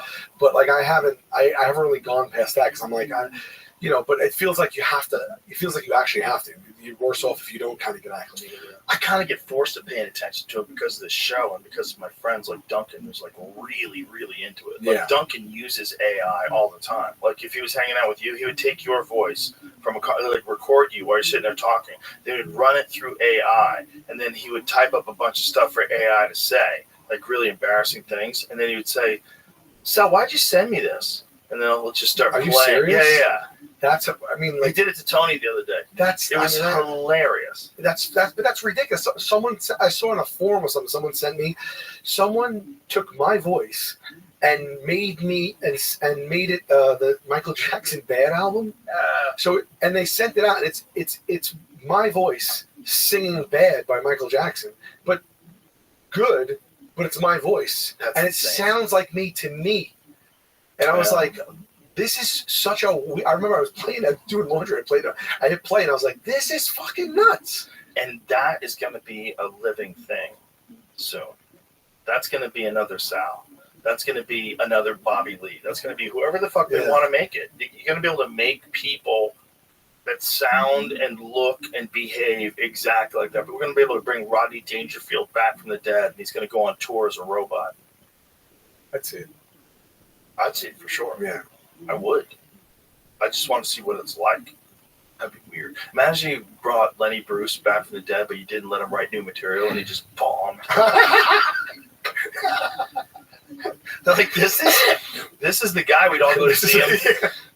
And he's like stuck in 1965. He still thinks hey, Dick.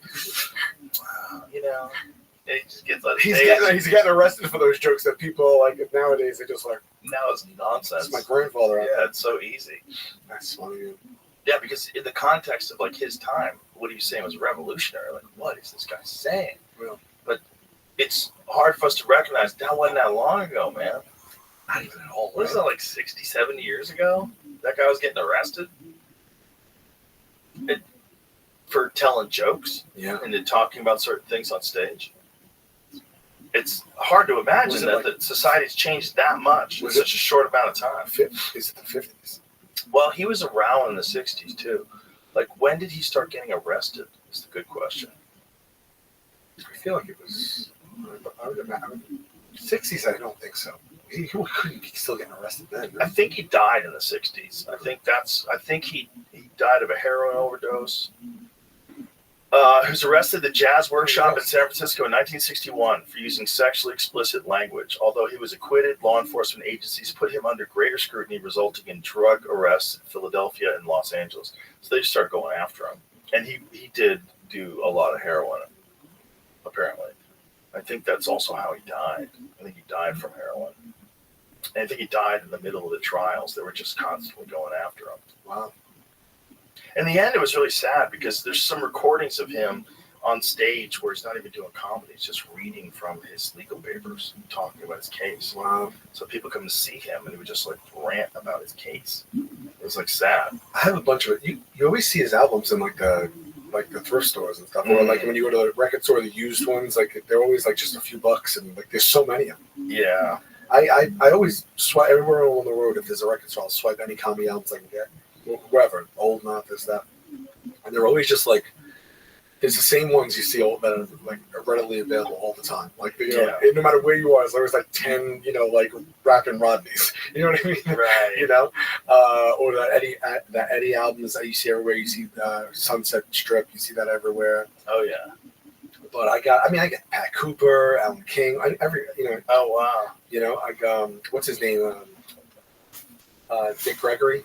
Okay. Yeah, Red Fox. It's great. Oh, Come on, put them on. It's like you don't think to listen to these people, and it's like it's out there. You know what I It's mean? also like a time machine. Yeah. You get to peer into a time in like the 1960s where someone's on stage in some comedy club in a different universe. Like the world's different. Everything's different then. The reality's different. It's the middle of the Vietnam War. Everything's different. Yeah. They're on stage. You kind of hear it in the recording. It's like baked into it. It feels. You know what I mean? Like whether it's just what you're listening to or just the way they recorded it. Like I actually really like listening to the crowds on the records as well. It's different. It sounds and feels different. Yeah, for sure. Yeah, how they react and stuff. And they're different people, man. Yeah. I mean, their context, the civilization they lived in was just so different. They had so little access to information. And the difference between people then and now is so vast in terms of like how much we know about stuff, how much information we have about stuff. Yeah. You know, and back then it was wild. Like that kind of comedy was only like a few decades old. It was wild, man. Like nobody was doing like. There's a great series of recordings from Richard Pryor at Red Fox's Comedy Club in L.A. Okay. And I bought them once at a gas station. They just had them in like the cassette thing that you could buy, and they're fucking great, man. Yeah. And they're just these recordings of like Richard Pryor fucking around, making up material, working the crowd. You hear like ice and glasses. I and love everything. it. That's exactly what I was talking about. That's the sort of thing I love. I love hearing Oh, it's so cool. Yeah, it's so cool. Clinking and the clanking and the shaking and stuff. It gives like it's its own thing. It's like a you know what I mean. You've seen the Pryor's Tonight Show, right? Yeah, sure. Yeah. It's just like totally clean cut. Like Yeah. it was like I know. It was like wow. I know it's kind of weird. It's kind of weird seeing that. Yeah. Well, that was also George Carlin. George Carlin's early days. He's real clean cut, clean jokes. Oh, I haven't seen it. Yeah, he wore a suit and a tie.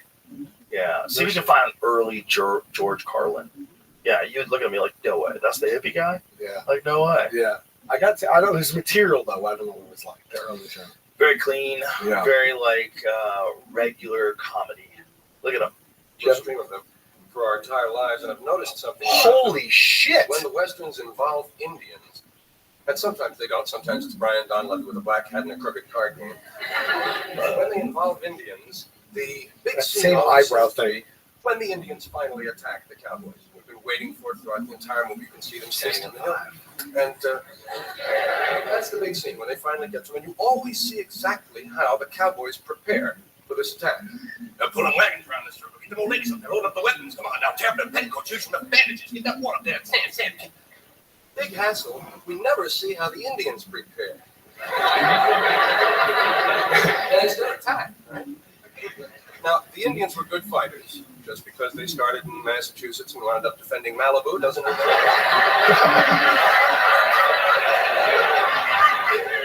We really didn't play the game.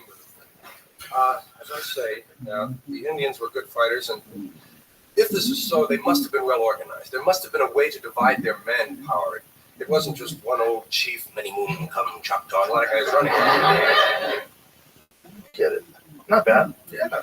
Interesting. Yeah, it was. I mean, that premise was, interesting. Interesting premise. Did you ever see him? Meet him? Know him? Yes, I met him at the Comedy Store, and I saw him perform a bunch of times live. Yeah, I saw him twice. I saw him live when I was a kid. When I was 21, when I first started doing stand-up, I saw him live in New Hampshire. He bombed. Really? Oh. 7 years later. 7 years later, look at him, dirty hippie. Found out about hippie pussy. It's like, hey, I'm playing the game wrong. Probably did a little acid. Like, what am I doing with this fucking stupid tie on? I mean, that is a coast to coast transformation right there. Real quick too. Yeah, just a couple of years. A few years. Yeah. Like, what did you look like 5 years ago? Pretty similar. So that was 65 to what? I think it was August 31st, 65 to March of 72.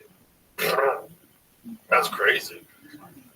I mean, he's nearly unrecognizable. Yeah, he also looks way older. Like that doesn't look like a 7-year acid. That's all that acid eating you out from the inside. Oh! Yeah, he aged hard, I guess. Yeah, that's pretty nuts. One of the greats. Yeah, man.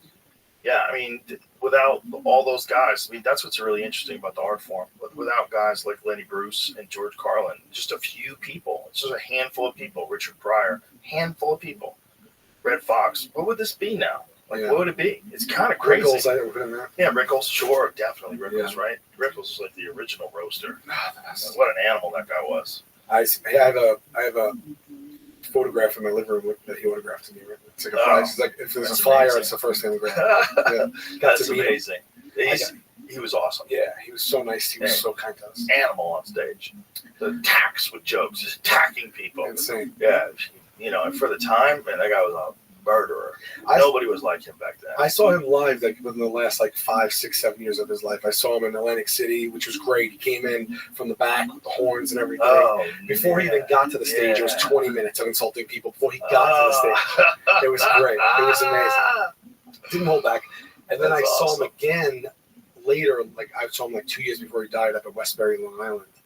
And he sat in a chair for this one, but he still did 2 hours. Wow. Yeah. That's awesome. Yeah. That's awesome. And then I got to go backstage, and it was like freaking midnight, and he's with his wife and one other couple, and he let me come in and spend like, even when the people come in, like you got to leave, like helping him out, like he kept waving him off, and he like talked to me for like a good 10 minutes. Oh, that's great. Yeah, I wish I saw him live. There's a few guys that are like, damn it, I miss seeing him live. Shit. Yeah. Saw Kinnison live quite a few times. Oh wow. I saw Kinnison live at least three times. I saw him once live at Great Woods, which is like this outside concert area. And then I saw him live at this. I saw his career like start to slump. Like I saw it in real time. Even though I was like still a huge Kinnison fan, the second time I saw him, I was at this like shitty kind of casino-y place. It wasn't that good. It wasn't packed. And then the third time was kind of the same thing. Well, you were a comic. Yeah, I was just starting out. But you went to, like to a show. maybe I wasn't a comic yet. Yeah. Like maybe I was thinking about doing comedy. It was pretty close. It was like maybe right before I did comedy. But he went from 86, where he was on top of the fucking world, to like 88. It had already started to kind of fall apart. Yeah. It was wild how quick it happened. Yeah, wow. Like he had this one amazing album and one amazing HBO special. And those two were like his best things ever. And then everything after that is just too much partying and blow. Yeah. And just got caught up in the life, and the material wasn't that well thought out anymore. He's just like, his brother wrote about it in his book. If you read Brother Sam, it's a fucking great book. Yeah. Bill Kinnison wrote it. It's really, if you're a fan of comics, it's a really good book. Yeah. It just tells you how this fucking wild man, like how different he was. Just plummeted. How long was he at that height? Just it was a few years. Yeah. I think before he got discovered, like before Rodney, to like, I bet like from everything that I've heard from people that were around back then, he came a monster. He was already a monster from the beginning because he had been a tent revival preacher. So he was a tent revival preacher who knew how to do stand-up. Wow. I mean, what an advantage. Yeah, that's wild. What an advantage. I mean, it's like teaching a gymnast jiu-jitsu. Like, they're so strong already. They're so flexible. They have a giant advantage. I wonder if how long it took him to get to that voice of screaming and stuff. I think he had it from the tent revival days, because there's recordings of him doing sermons, and he would do it like that. It's free in the air, Jesus. Yeah. It's like really powerful stuff, and that's a form of show business, clearly. Sure. Yeah. And he was really good at it, and so he I've never seen an first old guy. set from him or anything like that. You've never seen an old set? No, I've only seen him trench coat guy. Okay. But there's some that are online you can find on YouTube of him with like a leather jacket on and a comb over. It looks like shit. Wow. Before he started wearing the beret, Yeah. he used to have a comb over. He shit. wouldn't shave the head. Couldn't give in. Right. Nobody gave in back then. He wanted to be a rock and roll guy too, so he had long ass hair and like a bandana. It was ridiculous. That was him in the early days. Wow. His last sermon. But he was in 82. Something I was just reading said he was a door guy at the Comedy Store starting in 1980. So he probably broke off to make a little money doing a sermon. But this is like what it sounded like. Without Christ in my life. Get to the sermon. I don't want to hear any songs. There's got to be some script. Is it mostly songs? Here it goes. I feel like I have as much. I feel so grateful. You can't believe how grateful I feel towards the Spirit of God for what He's allowed me to be part of. And I know I wouldn't have had it without this church. Amen. Without these ministries that you see on this platform. Amen. And without yourselves. Amen. We've all played a part in each other's lives. We've given to each other. Amen. So that was him just preaching. So it's so wild to hear that voice attached to that context. Yeah. It's wild. Yeah. And you hear him, and to hear him say it's a mind fuck. And by then he was already doing blow, going crazy. Was he already? Yes! Yeah, right. He was already Kinnison. Kinnison was a wild fucking dude, man. He was a wild dude.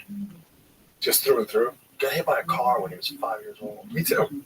Man, 4 years old. How bad? Not too bad. I was playing frisbee with my dad, and I went to the hospital, but I didn't break anything or anything. Did you get knocked out? Yeah. Yeah. We were in a parking lot 100% empty parking lot, like a VW post, like a veterans post near my house. We used to play like, and we just playing frisbee, fully gated. With the only 2 people in that thing, only 2 objects in the thing. We're throwing this frisbee, and my dad's friend was walking down the block, so we went to the gate to talk to him. And I was little, I was like I said 4, and he threw the frisbee and it went like over there, and I went to go get it, and as I'm going, I see a station wagon pull in. It came around the back, so it's not even from the street. It was like it came in the back and turned around, and it started driving that way. I'm little, and I'm going to get the thing, and I remember thinking, oh, it's still coming at me, and I get to the frisbee and I pick it up.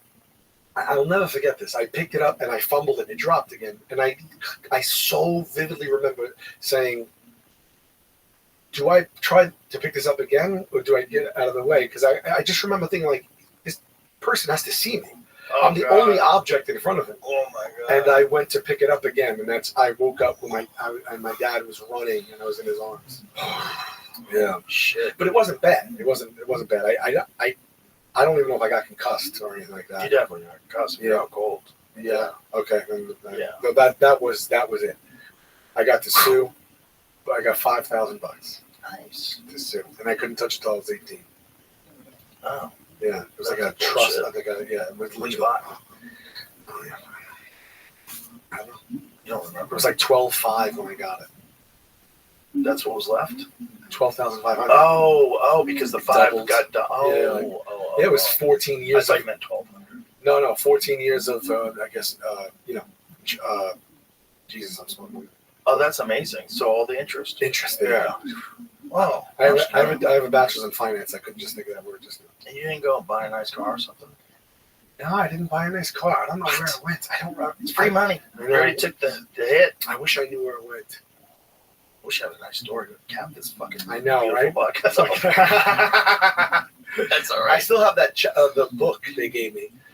They would go and you'd have to take it and they would they'd put it under a stamp and it would put the new price, the interest you made that month, the new price, and they would add it, like it would aggregate it. It's a red like Staten Island Savings Bank like foldable thing.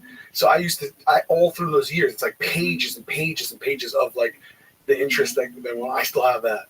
Wow. Yeah. The old days. You go to the bank. Go to the bank. Remember that? Yeah. Mom picked us up from school. And you get a check cashed. The bank was a knife through my heart, dude, because our bank was so fucking slow. Every time They're she always got, slow. it was 40 minutes. They have no motivation to move quickly. 40 minutes. How's your day? How's your day? Drive through, but you only need to drive through. Oh, no. That's what I mean. Yeah, That's even you worse. see the line And around. your car starts overheating. You're like, no. It always did. She had that car overheated. It used to explode. We used to drive down to the Jersey Shore in the summer. We'd be in the back seat, bench seats, everything, like, right? It's just my mom. This thing's a fucking boat. It would you bop, bop, bop, and you're looking back, and it's shooting black smoke, shooting out of the tailpipe.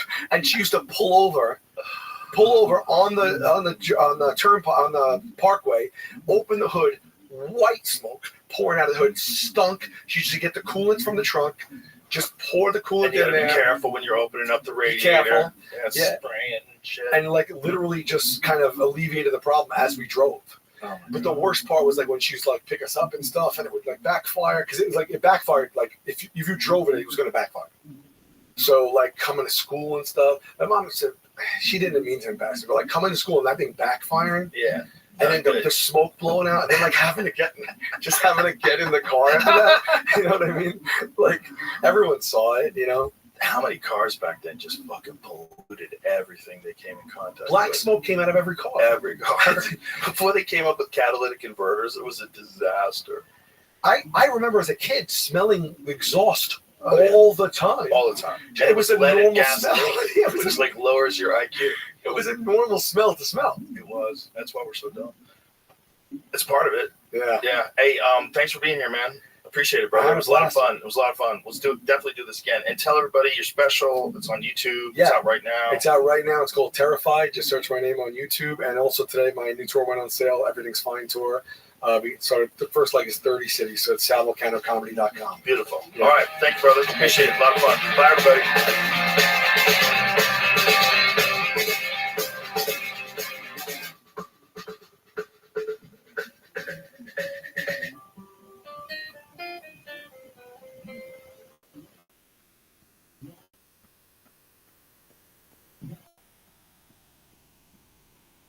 it was just like one of those moments where we saw it at the same time, and we're standing by the tail, and the snake was so big that, I mean, this must have been a 25-foot anaconda dead asleep with a probably a 16-foot anaconda like sprawled across her.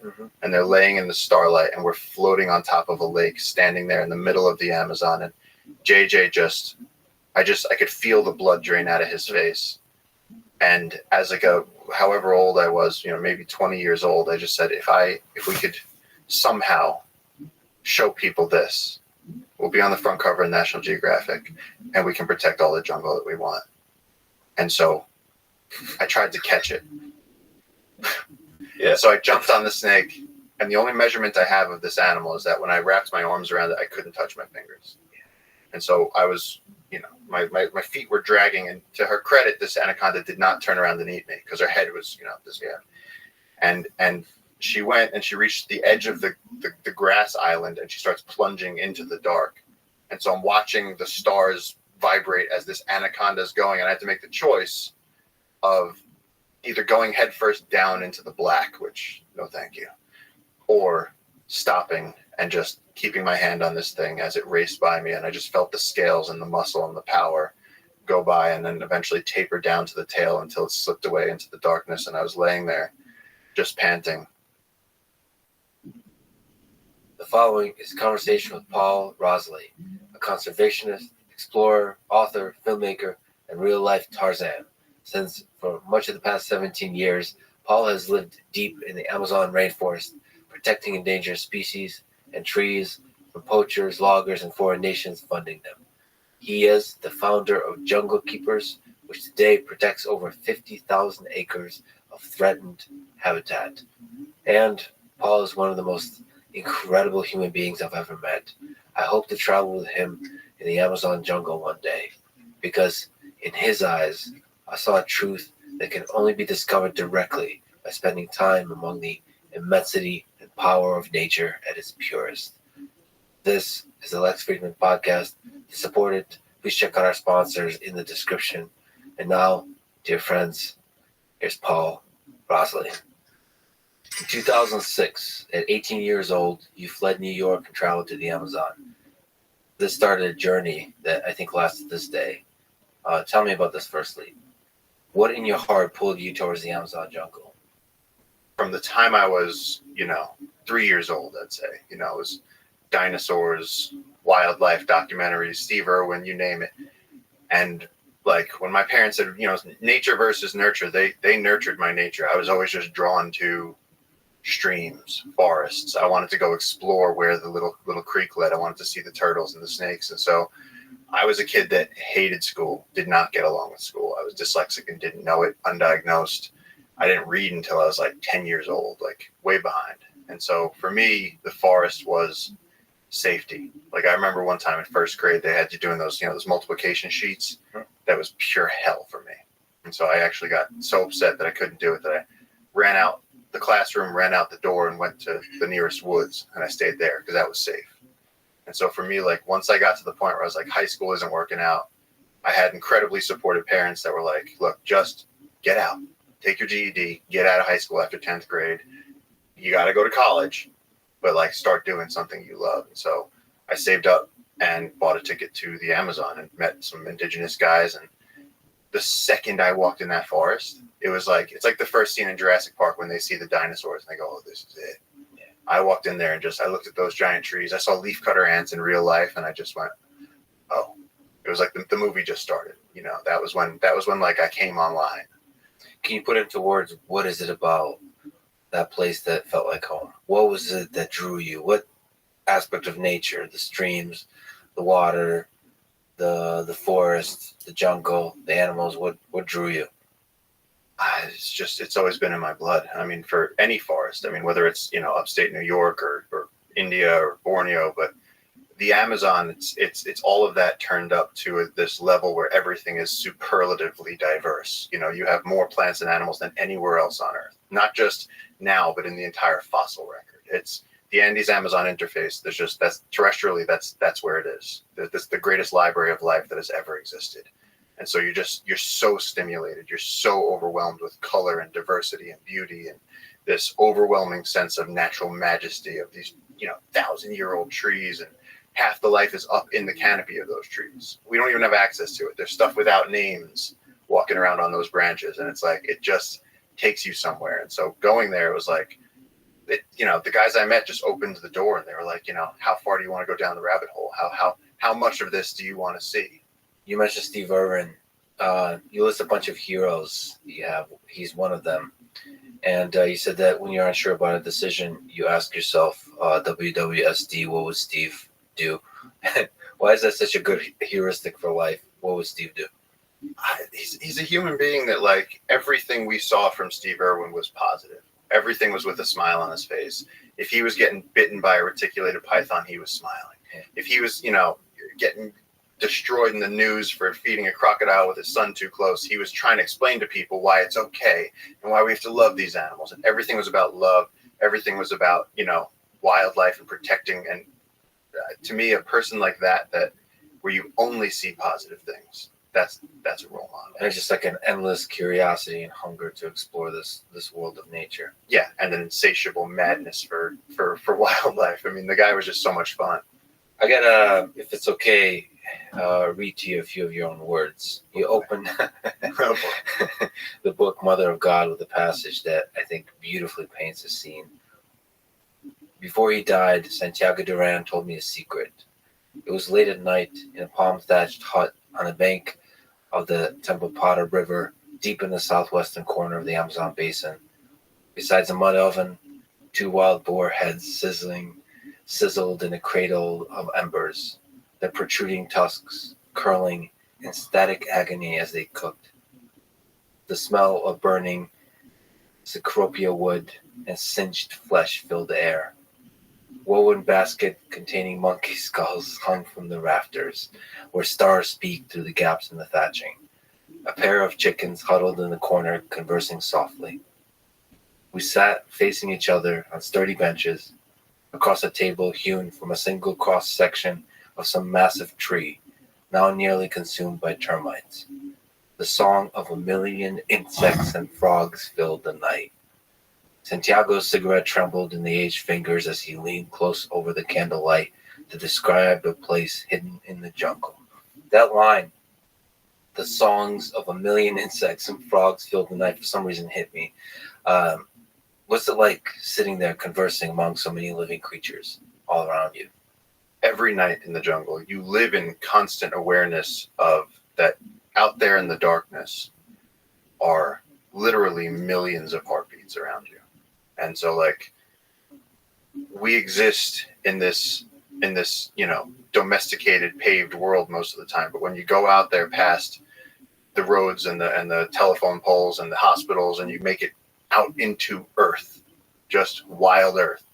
And it's not like this is a national park. There's no rescue helicopter waiting to come get you. You are out there, and you're surrounded at night by, there are snakes and jaguars and frogs and insects and all this stuff just crawling through the swamps and through the trees and through the branches. And we put on headlamps and go out into the night and just absolutely fall to our knees with wonder of the things that we see. It's absolutely incredible. And most of it doesn't make sounds like the insects do. The insects do, the frogs do. You have some of the night birds making sounds, but a lot of it, everything has evolved to be silent, invisible. Everything there is on the list. There's another line in Mother of God where I said, life is just like a temporary moment of stasis and like the churning, recycling death march that is the Amazon. It's been called the greatest natural battlefield on Earth. In any square acre, there's more stuff eating other things than anywhere else. And you go through a swamp in the Amazon, and there's tarantulas floating on the water. There's frogs in the trees. There's tadpoles hanging from leaves, waiting to drop into the water. There's fish waiting to eat them. There's birds in the trees. You literally are surrounded by so many things that your brain can't process it. It's just overwhelming life. Churning death march. Some of the creatures are waiting, and some of them are being a bit more proactive about it. What do you make of that churning death march? the amount of murder that's happening all around you at all scales. What is that? We dramatize wars and the millions of people that were lost in World War II. Some of them tortured, some of them dying with a gun in hand, some of them civilians. But it's just millions of people. What about the billions and billions and billions of organisms that are just being murdered all around you? Does that change your view of nature, of life here? I've always kind of wondered like that, like when you see like a wildebeest taken down by lions and eaten from behind while it's alive, and it makes you question God. You go, how could they let this happen? In the Amazon, I find personally that these natural processes make up almost a religion. That it reminds you how temporary we are. That the hot flies that are trying to get into your skin, and the mosquitoes that are trying to suck your blood, and when you sweat, you literally can like hold out your arm and watch the condensation come off of your skin and rise up into the canopy and join the clouds and rain back down in the afternoon, and then you drink the river and start it all over again. And it's like it's flowing through you. So the Amazon reminds me that there's a lot that we don't understand. And so when it comes to that overwhelming and collective murder, as Werner Herzog put it, it's just part of the show. It's part of the freak show of the Amazonian night. So you at certain moments able to feel one with a mosquito that's trying to kill you slowly? One with the mosquito is a stretch. Is it always the enemy? What I mean is like you're part of the machine there, right? Yeah, and it's like fair play. It's like fair play. So like we have bullet ants, and like you get nailed by a bullet ant, you just go, yeah, well done. Well done. Today's over. I'm going back to bed. I'm taking a pile of Tylenol. Do you think, in that sense, when you're out there, are you a part of nature, or are you separate from nature? Is man a part of nature or separate? I think that's what's so refreshing about it, is that out there you truly are. And so whether we're bringing researchers or film crews or whether we're just out there ourselves on an expedition, you truly are a part of nature. And so one of the things that my team and I started doing when I became friends with these guys, this is a family of indigenous people from the community of Infierno, and they took me in, and as we got close, they started saying, you can come with us on our like annual hunting trip. And I went, okay. And it's 4 guys in a boat, and you don't want to get your clothes wet, so we're all in like our boxers in a canoe with a motor going out past the places that have names, and you're out in the middle of the jungle. And the thing is, like, when your motor breaks, you are so quickly reminded of the inherent truths, like the things that nobody can argue with. And we live in such a human world where everything is debatable, religion and politics and perspectives on everything. And then you get down to this point where it's like, if we don't figure something out, the river is going to rise and take the boat. That's the truth. And ain't nobody gonna like argue with that. And it's like, to me, there's a beauty in that truth, because then all of us are united there in that truth against like the natural facts around us. And so to me, that's a state where I feel very, very at home. And the Amazon is more efficient than most places on Earth at swallowing you up. Oh, God, yeah. Okay. So just to linger on that, because you've spoken about Francisco de Orellana, who's this explorer in 1541 and 42 that sailed the length of the Amazon. Yeah. Probably one of the first. And there's just a few things I should probably read. I should probably find a good book on him, because the guy seems like a gangster. Yes, there's some great books on him. So he sailed, he led the expedition that sailed all the way from one end to the other. There's like a rebuilding of a ship, which is insanity. Yeah. Yeah. So because it speaks to the thing, it's like nobody's going to come and rescue you. No. You have to, if your boat dies, you're going to have to rebuild it. Yeah, so they came down the Andes, entered in the headwaters of the Amazon, constructed some sort of raft, boat, craft, something, and made it down the entire Amazon basin. Of course, his stories are the ones that led to the Amazon being called the Amazon, because he reported tribes of women. He reported these large cities places where the tribes lived on farms of river turtles that they corralled, and they lived off of that protein. And then when they came out to the mouth of the Amazon, if I remember it correctly, that just through navigation and the stars, they were able to calculate where the way was back to Spain and make a boat seaworthy enough to bring them home. Incredible. Absolutely. Do people like that inspire you, your own journey? Like, what gives you kind of strength that in these harshest of times and harshest of conditions, you can persevere? Yeah, I mean, you look at the stories of people that are so, these stories of people that have overcome incredible suffering like that, or like, what Shackleton did or something like that. And so like when you're, I've been, your tent gets washed away. You go to sleep and the river rises 20 feet and washes away your tent, and you crawl out and all you have is a machete and a headlamp. Literally no bag, no food, no nothing. And you go, wow, the next 6 days before I reach back to a town is going to be just pure hell. I'm going to be sleeping on the ground, covered in ants, destroyed by mosquitoes. And then it becomes, am I in any capacity, any percentage as tough and resilient as the people that I've read about that have made it through things far worse than this? And then that's the game you play. What goes through your head when all you got is the headlamp and the machete? So are you thinking at all? Like I've gotten a chance to interact quite a lot with Elon Musk, and he constantly puts out fires, having to run several companies. There's never a kind of whiny deliberation about issues. You're just always one step forward, how to solve, right? This is the situation, how do you solve it? Or do you also have a kind of self-motivating, almost egotistical, like, I'm a bad motherfucker, I can handle anything, almost like trying to fake it till you make it kind of thing? There is a little bit of your machete in the head. I got a sword. There may have been a little bit of that when I was like 14, 15 years old. I'd have like a hunting knife and my dog, and I'd go out into the woods of like the Catskills and survive for a weekend. Which my rule was one match.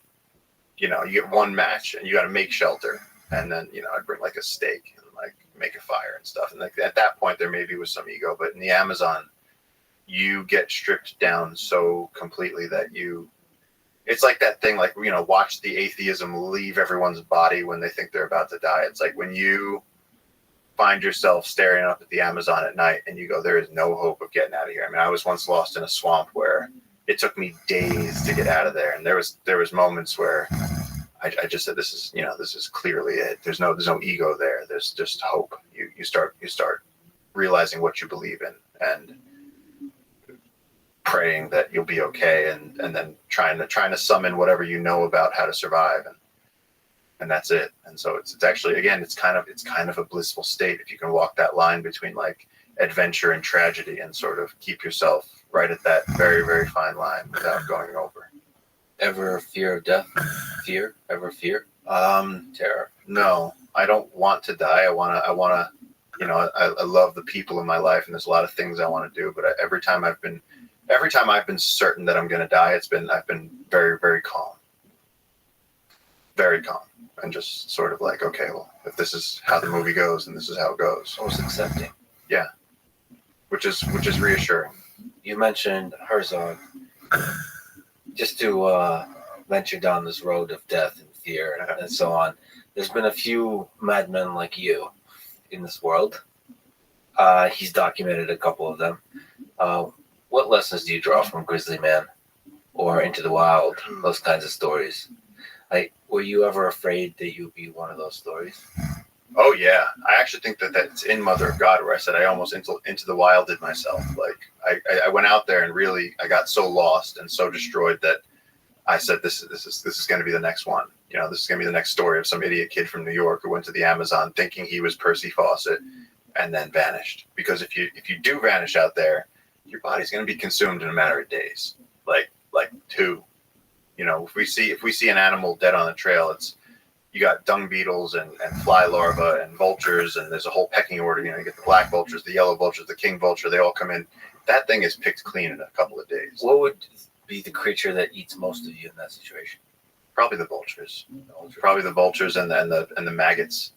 It's really quick. It's really, really quick. Like you, even as far as like you can't leave food out. Like if you have like a piece of chicken, you say, "Oh, I'll eat it in the morning." You leave it out. You can't do that. It's not good by morning. Grizzly Man, for example, like what? Because that's a beautiful story. It's both comical and genius, and especially the way Herzog tells it. First, do you like the way he told the story? Do you like Herzog? I do. I love Herzog, and I love his documentary, The Burden of Dreams, which is in the Amazon, not very far from where I work.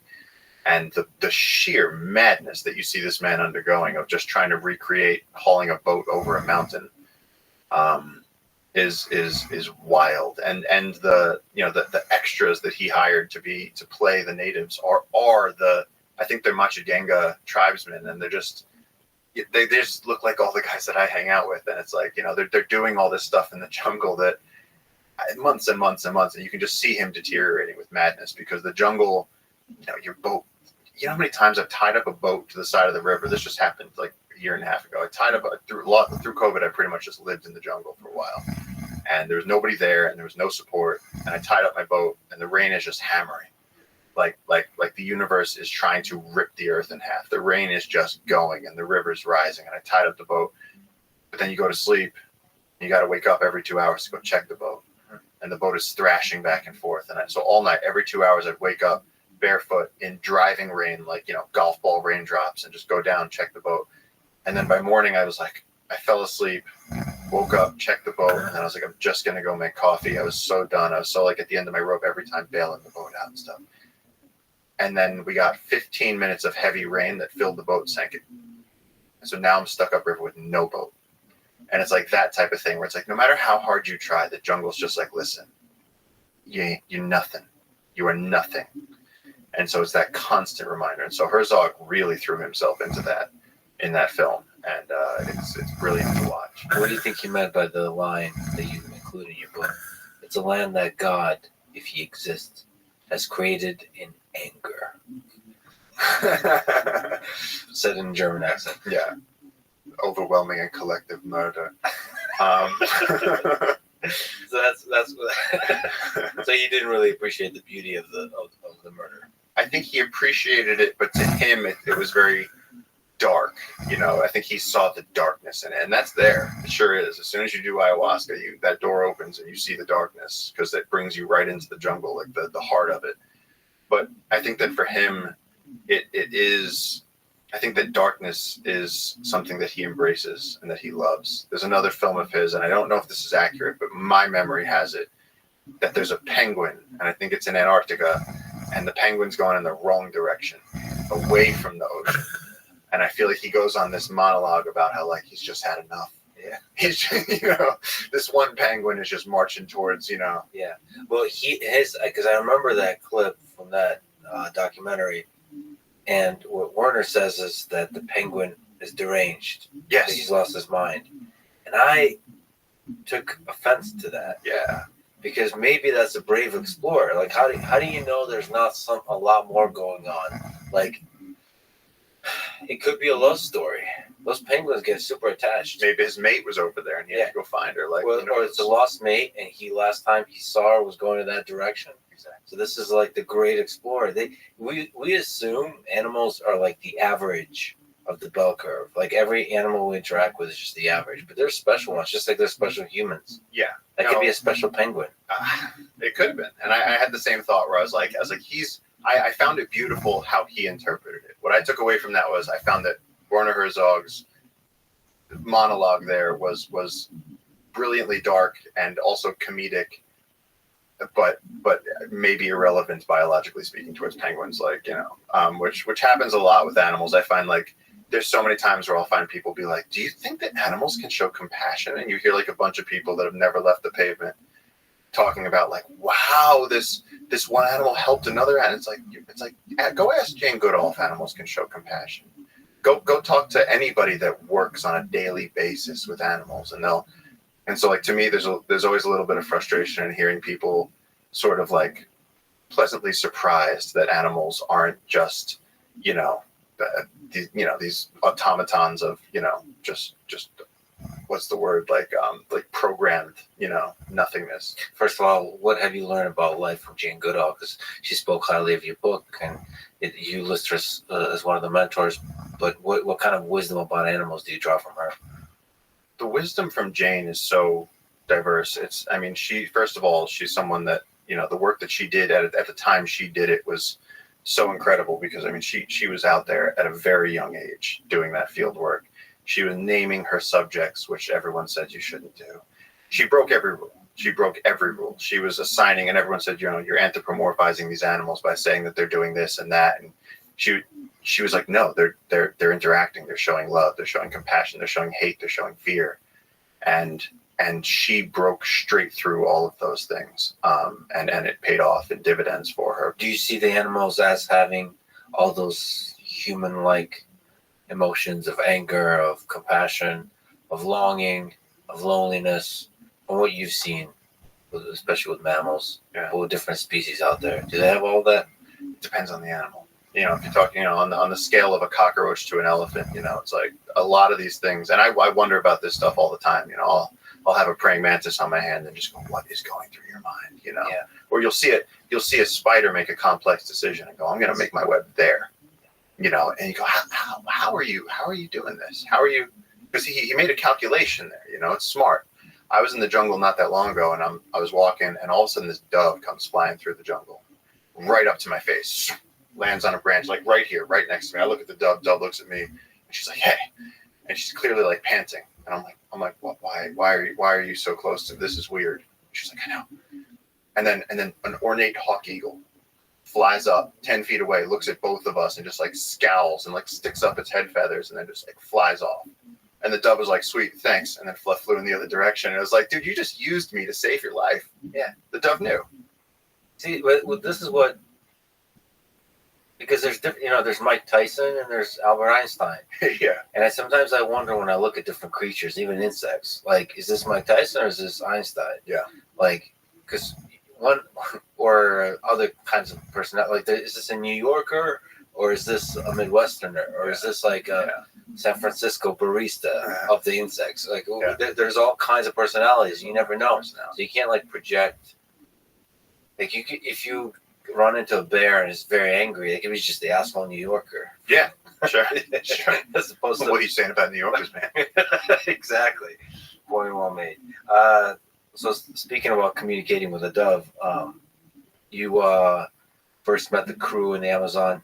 You talk about JJ as somebody who can communicate with animals. What do you think JJ is able to see and hear and feel that others don't, that he's able to communicate with animals? When I say this is the most skilled jungle man I've ever seen, and I know so many guys in the region, he has libraries of information in his cranium that we cannot fathom. It's just stunning. Like, you know, I have seen him use medicinal plants to cure things that Western doctors couldn't cure. I've seen him navigate in such a way that he's not using the stars. He's not using any discernible, you know, it's like when elephants, sometimes like you'll watch a herd of elephants and they'll be like, yo, let's go, we're going this way. And you'll see them sort of communicate, but there's no audible sound. They'll just decide that they're going that way and they all do it. JJ has this way in the jungle of, you know, he'll stop and he'll go, wait. And you go, what is it? And he goes, there's a herd of peccary coming. And I'm like, where? What? Based on what? Yeah. You know, and he's like, just wait, you'll see. And he'll sit there.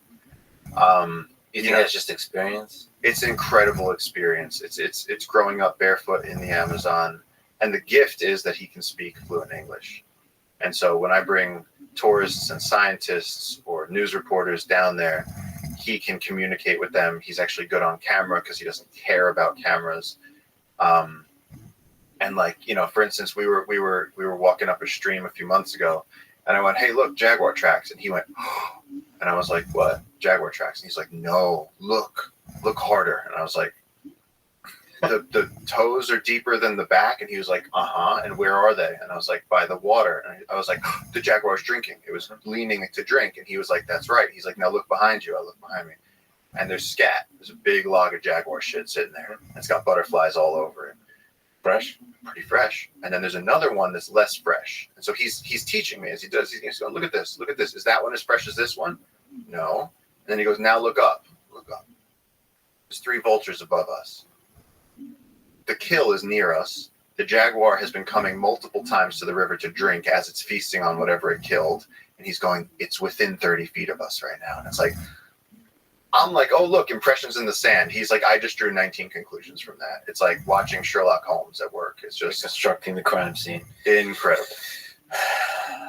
Does that apply also to be able to communicate with the actual animals? Like, read into their body movements directly, into their, whatever that dove was saying to you, to be able to understand? Or is that all just kind of taken in the complex structure of the crime scene, of the interactions of the different animals, of the environment, and so on? Like, what is that you're able to communicate with another creature, that he was able to communicate with another creature? He knows the intention of pose. He knows the habits. He knows the perspective. When he talks about animals, he'll talk about each species as if it's a person. So he'll say, oh, the jaguar, she never likes to let you see her. And so he'll come back from the jungle and go, oh, I was watching monkeys, and this jaguar was also watching the monkeys, but I was being so quiet, she didn't see me. And then when she see me, she feels so embarrassed, and she'd go. And he'll tell you this story like as if he had this interaction with like his neighbor. And and he'll be like, oh, the puka puka, it never does that. You won't see it do that. And so one time he caught a fish, and I was such a big fish. It was this big, beautiful pseudoplatystoma, this tiger catfish, this amazing old fish, and they're all excited to eat it. And I felt so bad watching this thing gasp on the sand, and I went, you know what? We don't need this. This is for fun. I threw it back. And then I took my hand, and I went, and I made like drag marks, like so I could say, oh, it snuck back in the water. And so he walks up, he looks at it, and he was like, I hate you. And I went, what? No, I said, it must have just, he went, that's not what happens. He goes, it goes like this when it goes. He knew the track of a fish. And I was like, all right, yeah. And I was like, all right, JJ, I'm sorry. I'll catch you another fish. So stepping back to that way you opened Mother of God. Yeah. Who was Santiago Duran, and what secret did he tell you? JJ's father was, at some point he was a policeman. At some point when he was a teenager, he was working on the boats that before this little gold mining city of Puerto Maldonado grew. The only way to get supplies in was to take canoes up the Tambopata River up to the next state, which is Puno, and where mules would come down from the mountains with supplies, and then he'd pilot the boats down, but they didn't have motors at that time, so he would be pulling the boat. So he became this physically terrifying man. And I met him when he was in his 80s, and he was still living out in the jungle by himself. And I mean, he's seen an anaconda eat a tapir, which is a cow-sized mammal in the Amazon.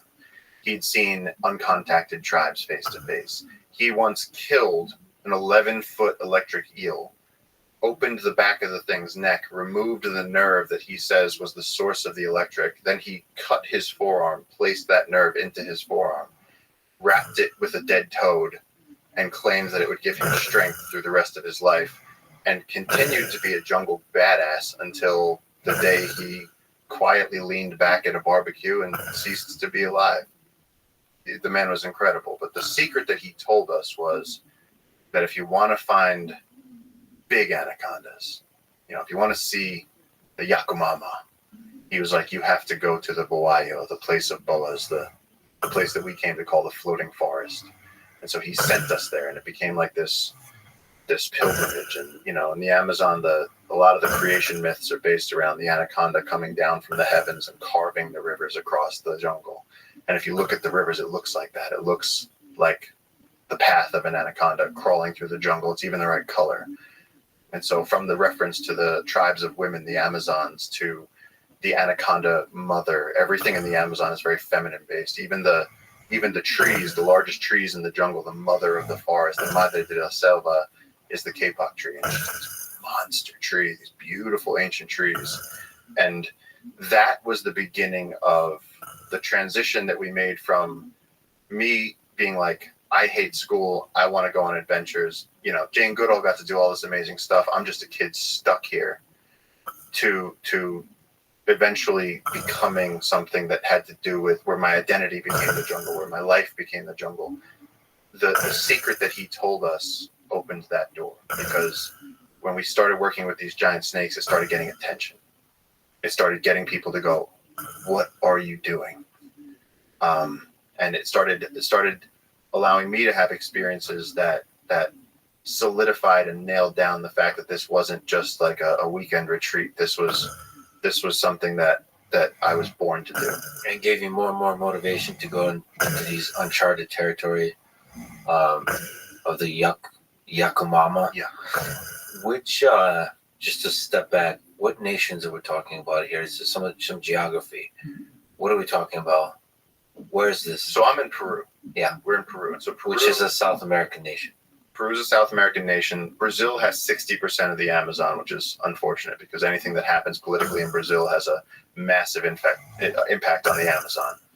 Peru has the Western Amazon, and Ecuador has a little bit of the Western Amazon. And the Western Amazon is where the Andes Mountains, the cloud forests, which is a mega biodiverse biome, falls into the Western Amazon lowlands. And so you have the meeting of these two incredible biomes, and that's what makes this like superlative, incredible, glowing moment of life on Earth. So yeah, we're in Peru in the Madre de Dios, which is the Mother of God, which I always thought was such a beautiful, the jungle is the source of all life. And so we were with the Eseja people. They belong to a community that's called Infierno, which was given by the missionaries who, when they tried to go bring these people Jesus, got so many arrows shot at them that they just called it hell. And so Santiago Duran helped unite these tribes that were sort of scattered through the jungle and get them status, government recognized status as indigenous people. So he was sort of a hero. He was sort of a legend for a lot of the stuff he'd done out barefoot with just like a rifle and a machete in the jungle. He had 19 children, and the last one, I think the 20th child that he adopted was a refugee from the Shining Path that floated down the river, and he just took him in. And this is just a guy that was everything he did. Like when he died, the whole region showed up. He was somebody. So just the fact that I know him gives me street credit. Like the fact that I knew him, I can go like, oh, I knew Santiago, and people are like, no.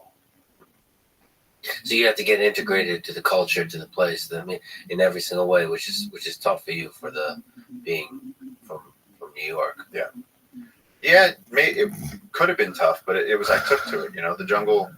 They were very. JJ's teaching me about medicines, and we were doing bird surveys, and taking data on macaw populations. And JJ was just like, "You really want to like?" He goes, "You got to sleep." And I was like, "I only have a few weeks here. I don't know if I'm ever going to come back. I'm never going to sleep." So we'd be out every night looking for all the wildlife we could. I wanted to take photos. I wanted to see things, and then. The exchange came with that he was like, I'm terrified of snakes. I said, well, I've always worked with snakes. I said, I'll teach you how to handle snakes. And then we just had this like little exchange. And then when I left after my first time back in 2006, I said, how can I help? And they were like, look, we're out here trying to protect this little island of forest that is going to be bulldozed.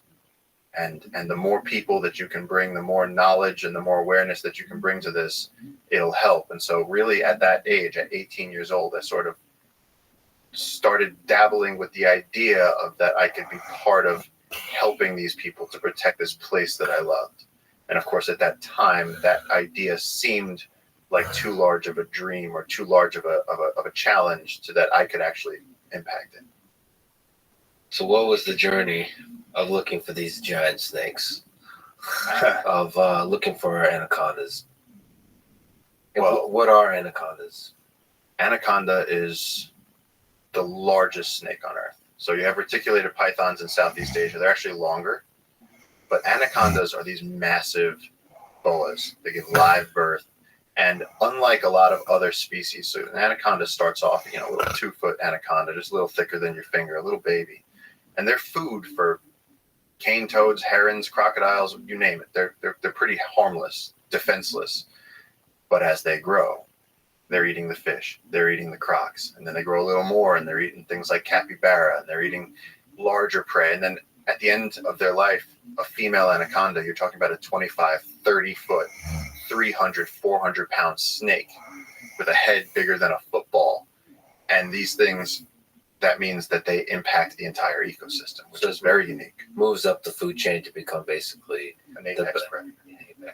Yeah, the apex predator of the rivers. And so that's so interesting. Just eating your way up the food chain. Eating your way up the food chain, if you can survive. And like they're constantly at war with everything else. But so I showed up in the Amazon. I was like, so where are the anacondas at? And they were like, oh no, it's not like that. They're like, it's you have to find these things. They're subterranean. They're living in the special swamps. People kill them. And so we went to the floating forest after we'd come back from an expedition. We caught like a 12-foot anaconda, and it's become like this like classic photo of me and JJ with this anaconda over our shoulders. And we were like, we 12 days out in the jungle on a hunting trip, and we came back and we showed his dad, and Santiago looked at us and he was like, that's the smallest anacondita I've ever seen. He's like, you guys are pathetic. Man, 12 foot. And he was like, look, you go. He was like, go. He's like, I'm giving you permission. Go to the Boayo, go to the floating forest. And so we went to this place, and we reached there at night, and it was me, JJ, and one of his brothers. And his brother took one look at it and was like, I'm out. And he started walking back. And me and JJ get to the edge of this thing, and this is our friendship. It's both this two idiots pushing each other farther and farther. And like I like put a foot on the ground, and it all shook. And the stars are reflecting on the ground. And what we realized is that it's a lake with floating grass on top of it. And there's islands of grass floating on this lake, very Life of Pi. And the tops of trees are coming out of the surface of the water. And so we start walking across this, and JJ's going, these are big anacondas. And I'm going, JJ, that's a 2-foot wide smooth path snaking through the grass. It's an anaconda that big. Yeah. He was going, shh, they're listening. I said, they don't have ears. He goes, they're listening. And it's like, we're walking, and then it's like, maybe it's like 1 a.m. or something. And it was just like one of those moments where we saw it at the same time. And we're standing by the tail, and the snake was so big that, I mean, this must have been a 25-foot anaconda dead asleep with probably a 16-foot anaconda like sprawled across her. And they're laying in the starlight, and we're floating on top of a lake, standing there in the middle of the Amazon. And JJ I could feel the blood drain out of his face. And as like however old I was, maybe 20 years old, I just said, if we could somehow show people this, we'll be on the front cover of National Geographic, and we can protect all the jungle that we want. And so I tried to catch it. Yeah. So I jumped on the snake, and the only measurement I have of this animal is that when I wrapped my arms around it, I couldn't touch my fingers. Yeah. And so I was, my feet were dragging, and to her credit, this anaconda did not turn around and eat me because her head was, this guy. And she went and she reached the edge of the grass island, and she started plunging into the dark. And so I'm watching the stars vibrate as this anaconda is going, and I had to make the choice of either going headfirst down into the black, which no thank you, or stopping and just keeping my hand on this thing as it raced by me. And I just felt the scales and the muscle and the power go by, and then eventually taper down to the tail until it slipped away into the darkness. And I was laying there just panting. And I turned around and went, JJ, what the fuck? Like, where were you, man? And he was just like completely white, circuits blown. And I had to go then like kind of like take care of him. I was like, you okay? He was like, no. He just couldn't. And so we came back with that. And then after that, we were like, okay, clearly the parameters of reality that we thought were possible are just a tiny fraction of what's out there. Like we now that sort of recalibrated us. We were like, okay, we're rubbing up against things that are bigger than we thought were ever possible. And so we were like, okay, now we need to concentrate on this. So how dangerous is that creature to humans?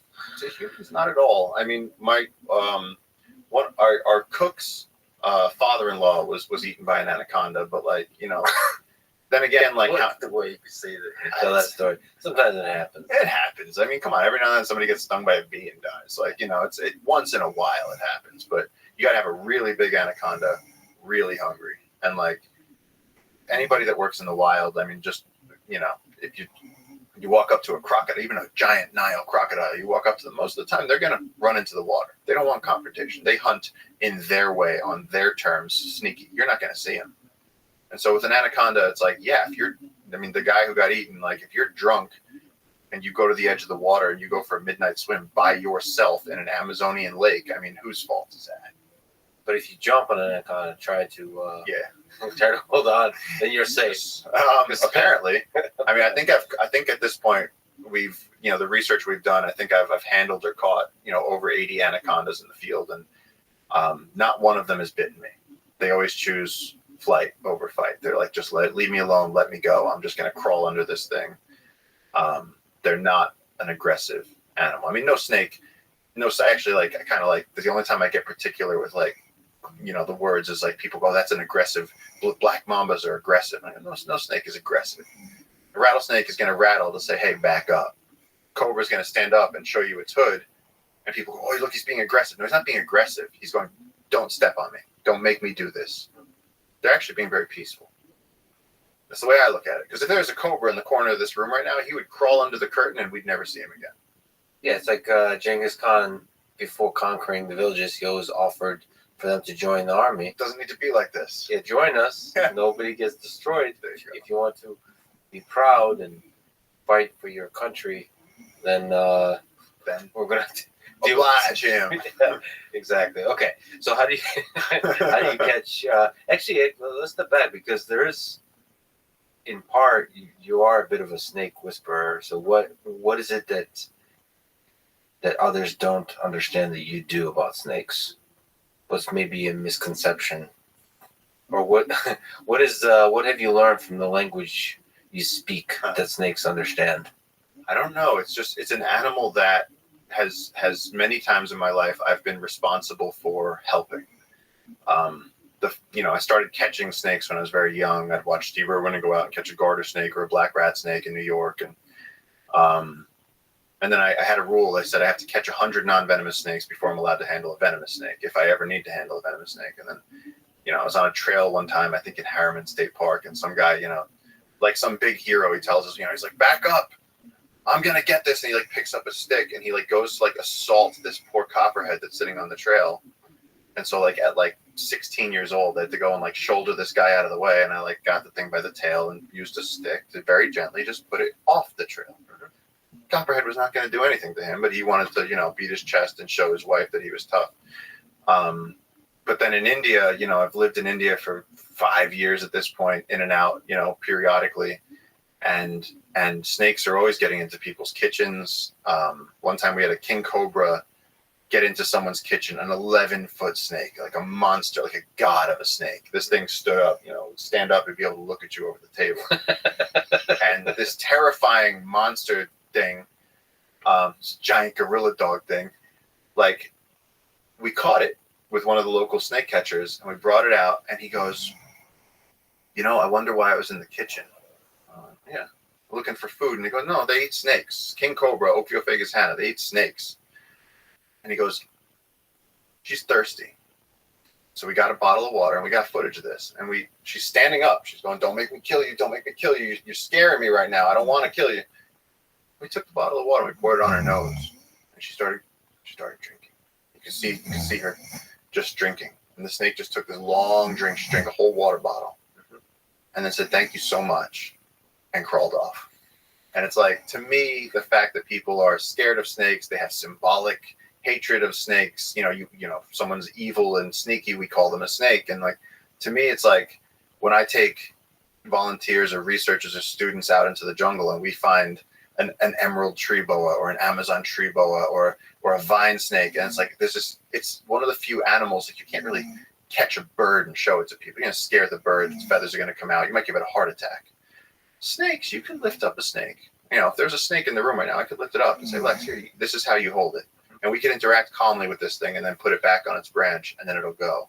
And I've seen what that does to people. I've seen the wonder in their eyes. And so to me, snakes have always been this incredible link to teach people about wildlife, about nature.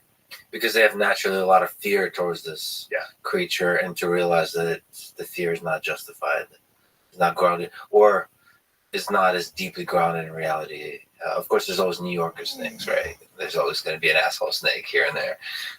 Coming for me, man. Well, okay, so back to the anaconda. How do you catch an anaconda? Like what?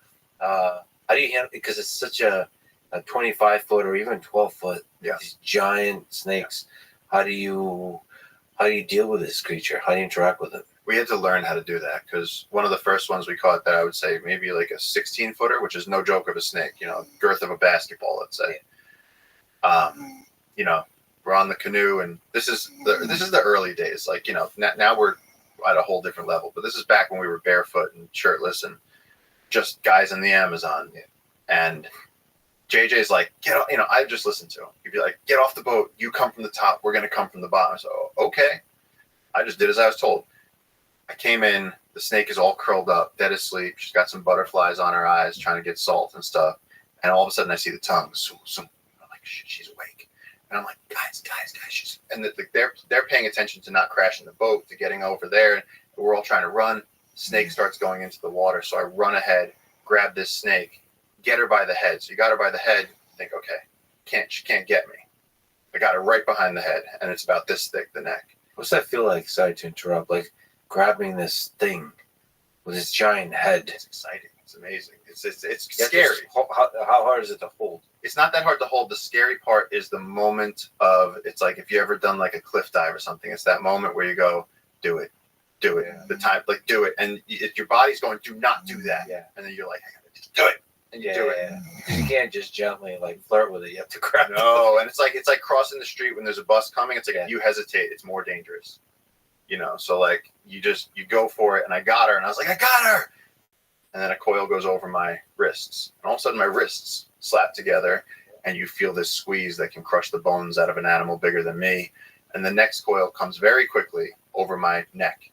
And now I'm on my knees with my arms tied. If I wanted to let go of the snake, I couldn't. And my shoulders are coming together, and my collarbone is about to break. And I tried to yell for JJ, and all that came out was, there's nothing. And so that's what they do to their prey, you know? So I attacked it. As far as the snake knows, I attacked. She doesn't know that I just want to measure her. You started out as the big spoon, but then the snake became the big spoon. The snake very much became the big spoon. And I would say I was 15 seconds away from having my entire rib cage collapsed. And then JJ showed up and grabbed the tail and just started unwrapping this thing. And then but then now we have a system. Now we know, like, you know, I've gotten more head catches than anybody. So I'm usually point guy.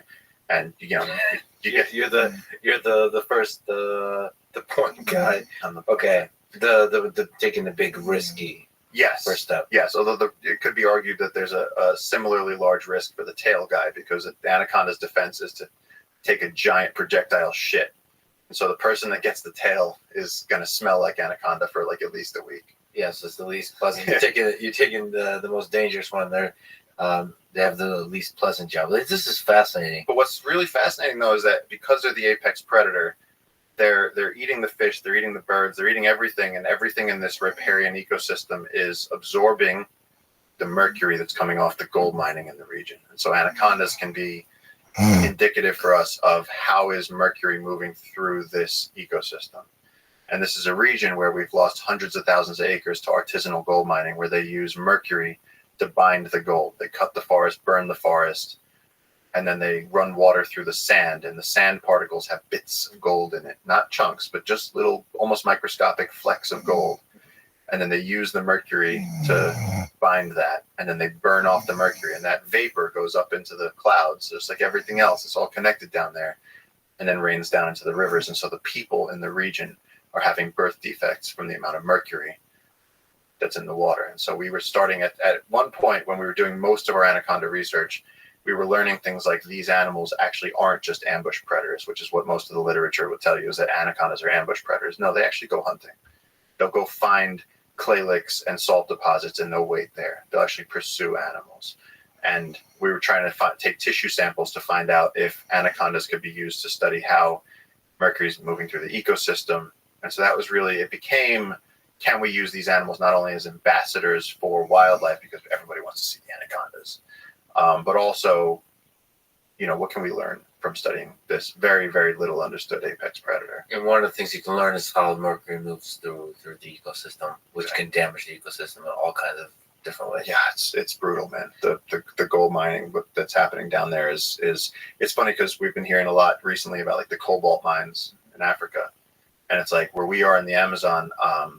We were down there with ABC News, I want to say like a year and a half ago, with my friend Matt Gutman, who's the chief correspondent for ABC. And he wanted to see the Amazon fires. He wanted to see some wildlife. He wanted to see the areas that we're protecting. And then he goes, I want to see the gold mining areas.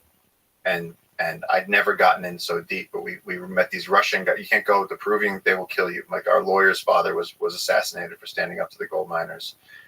There was 2 Russian guys though who had a legal mining concession somehow, way out past the machine gun guarded limit of the Pampas, which is where they do all this gold mining. And we got in there and took footage of the desert that is forming in what used to be the headwaters of the Amazon rainforest. And it's like, there's a massive global scale ecological crime happening down there that you can see from space from this unregulated gold mining. And the cops can't go there because they will be murdered. It's completely lawless. What's the machine gun limit exactly? It's the border of this area that they call the Pampas, which is where the rainforest has been cut and completely destroyed. And it looks like Mars. It's just sand. And inside of this area are gold miners. And we tried to get in there to film years ago. And there's just a lot of guys with machine guns who don't let that happen. And what the Russian guys have Russian guys had access somehow. They'd come down with a bit of money and they had a new system. Yeah. And actually, what was interesting is while I was in there, they're very friendly and they're really, really 2 friendly gold miners. And they, one of them while I was there, he kind of tapped me on the shoulder. He was like, look at those guys. He was like, those guys over there. He goes, I just heard them say your name. And he goes, that's not a good thing. He goes, they know exactly who you are. He goes, I wouldn't keep posting to Instagram about gold mining in the Amazon. And I was like, okay, thanks for the warning. And then, in June, somebody pulled up beside me on a motorcycle, and I got a more stern warning. But they pay attention to the flow of information because they don't want the world to find out. Oh, the last thing they want is to be shut down. But the gold miners are notorious for, just whacking people and throwing them in a pile of, gold mining leftovers.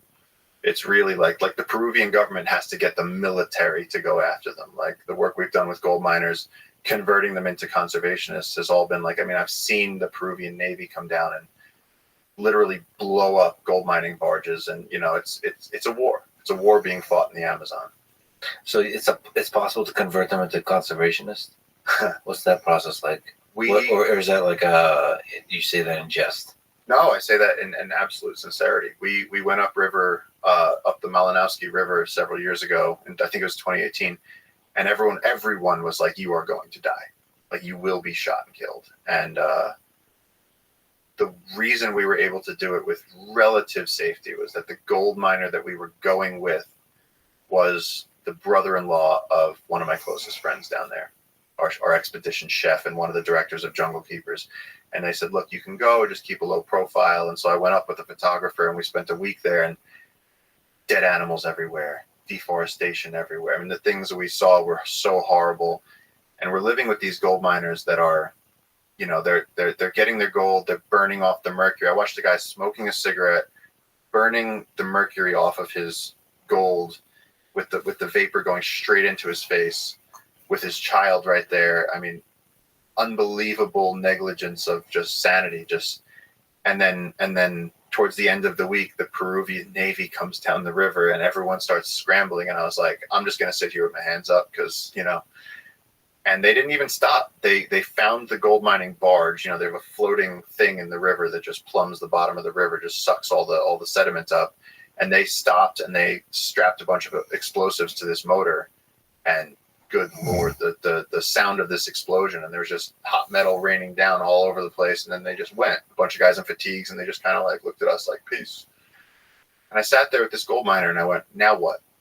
And he went, well, now I got to go get a new motor. And I went, why don't you just do something else? And he goes, what else is there? And I went, look what we do. And I sat there with my phone and I was like, see this? These are pretty tourists, and we feed them food and we show them tarantulas and macaws and things. And he looked at this and he went, wow. He goes, that looks like so much fun. And I went, it is so much fun. I said, we bring students to the jungle. He goes, so you're saying if I build you a lodge, you'll bring people? I said, yeah. And I came back a year later and he sat there with a chainsaw, a hand saw, and some nails. And he cut down like 17 palm trees and he built an ecotourism lodge. So you give them another channel of survival, yes, of making money. And that's what we've been doing through Jungle Keepers for loggers and for all kinds of extractors, is just saying, look, what do? You make $15 a day destroying the ancient trees of the jungle.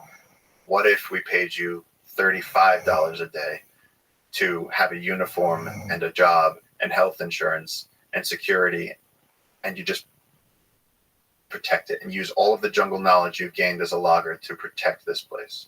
Who are the loggers trying to destroy the Amazon? Can you say a little bit more about it? Is that as a threat to the Amazon rainforest?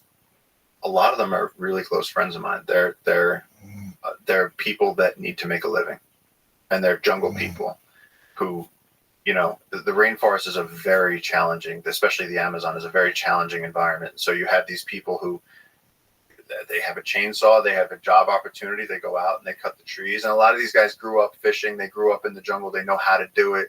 And so for them, it's a way to, like, they also love it. So this is the thing, these are outdoorsmen. These are guys that love the jungle. And so they, you know, in the 90s, we had the mahogany boom where they went out after the mahogany, and you almost can't find a mahogany tree in the jungle anymore.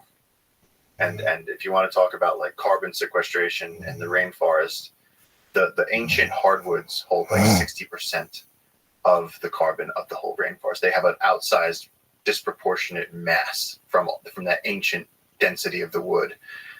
And so these loggers go out and they cut the wood that's most valuable, and then they bring it back to town and they sell it, and then people like us buy it and put it on our kitchen floors. And you know, and so the thing is I, you know, when I got to the Amazon, it was, you know, loggers are the bad guys. And if you talk to, you know, a lot of like the PhDs that I worked with down there were, you know, always very at odds with the miners, at odds with the loggers. And then I'd be with JJ, and JJ would sit down and he'd be like, "Hey, let's pour a drink. Oh, they have Masato. Let's all sit down." And like we'd all be chilling and throwing them back with a bunch of loggers. And then the opportunity through not vilifying these people came to be like, "Oh, these guys are great." You know, and then of course out in the wild, every now and then something will happen. You'll see somebody's boat flipped over, and you go help them out, and then that creates a certain type of kinship. So they're ultimately people who love the same thing you love. Often, yeah. Even if they don't love it, they're people that aren't necessarily looking to destroy it. I've met loggers who have looked at trees they're about to cut and gone, "This is a shame. Start it up." You know, they're just like, this is where the paycheck comes from. Let's come back briefly to anacondas. Can you tell me this whole situation with Discovery is eaten alive? There's some drama and controversy around that. Can you explain that whole saga with Discovery, with your whole effort? Maybe outside of even the drama, the initial thing, which I now feel you're sufficiently insane to actually do, of being eaten by an anaconda. Is that actually possible to survive something like that? I mean, if anaconda swallows you while you're wearing the suit that they made, maybe. But that was, in hindsight, whether that was the result of, look, I go to the jungle and you start seeing these beautiful places, these incredible species. You start developing a relationship with these animals. And then you watch it get destroyed. Every year we watch it burn. Every year, places that are crucial to my soul, I have seen leveled and turned to ash. And at some point, we started going, someone has to do something about this. And you look to your right and you look to your left, and there is no one, because it's the middle of the Amazon. And the rainforests have been being destroyed since the 70s. It's a cliche. And so we started trying to do something about it. And so I started putting a little bit more emphasis on publicity, a little bit more emphasis on getting the message out there. And so I started trying to see what was going to work. You know, you start firing shots in the dark and seeing, and, you know, JJ's going, "You have to help us do something." And I'm going, okay, you know. And so from 18 years old now I'm 23 years old, and all of a sudden this place isn't foreign to me anymore. It's home. And so you're trying to think of all the different ways you can bring attention to this place that you care about that's being destroyed. Yeah, you're standing next to a boulder of progress, of destruction, and it's about to roll onto the forest and just destroy it and snuff out all that life, and no one's there to do anything about it. And so you go, is there any way that I could put myself in front of this boulder and hold it back? And you're talking about, you know, the global economic reality. It's just such a massive, it's systemic. So what's the most dramatic possible thing I could do? Exactly.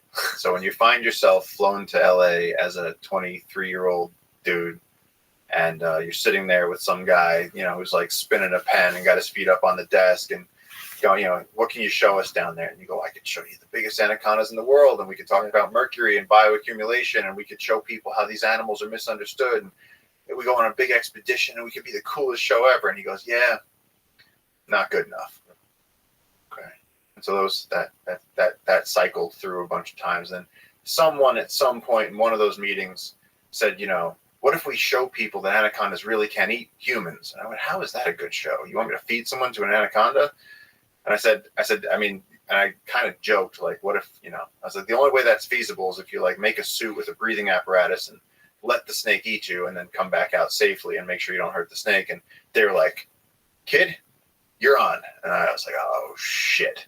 So I should mention as a small tangent, I think I mentioned to you offline, due to travel troubles, where I traveled to the totally wrong part of the United States on my way to Boston.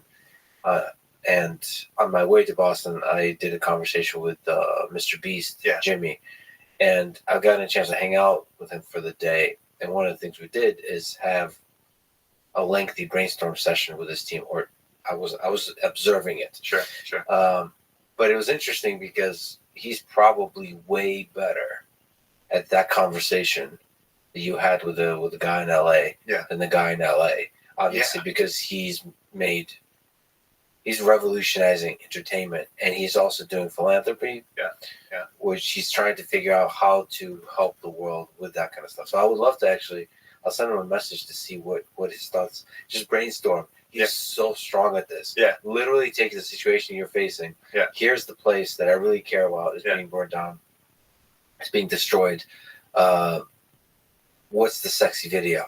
Well, how do you get people to watch something that's, we all change the channel when they show us the kids in Africa with the swollen stomachs. Nobody wants to see it. And it's like with the rainforest, that like we know. And I'm going, I could give data all day long. I could show photos of burning forest. And so I was looking for what would do it. And so the Eaten Alive thing, without spending too much time on a massive misstep, was I agreed to do it. They paid me at the time more money than I had made before, which I very much needed because nobody pays you to be a conservationist. So I was a very poor 23-year-old that was like, yes, I would love that, please. And I thought, you know what, this is the start of a TV career. We got shafted so bad. I mean, they used, somehow they changed our voices. They changed the things we said. They changed the message of the film.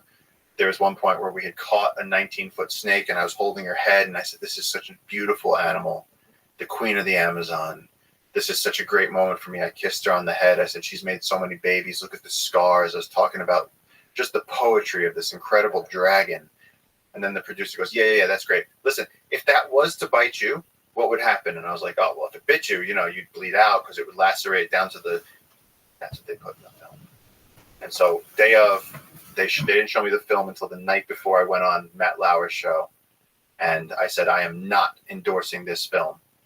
And they had called it Expedition on the call sheet. They'd called it Expedition EA, Expedition Amazon. All of a sudden, they changed it to Eaten Alive. And I went, wait, guys, wait. I said, you're going to make people think that it actually happened, not that we're attempting it. And I said, I'm not. And then they called me and they said, you're going on live TV tomorrow. They said, you let us know what level of control we need to show for you, right? It was a very threatening phone call. And so I had to go out and smile for the cameras and endorse something that was a train wreck.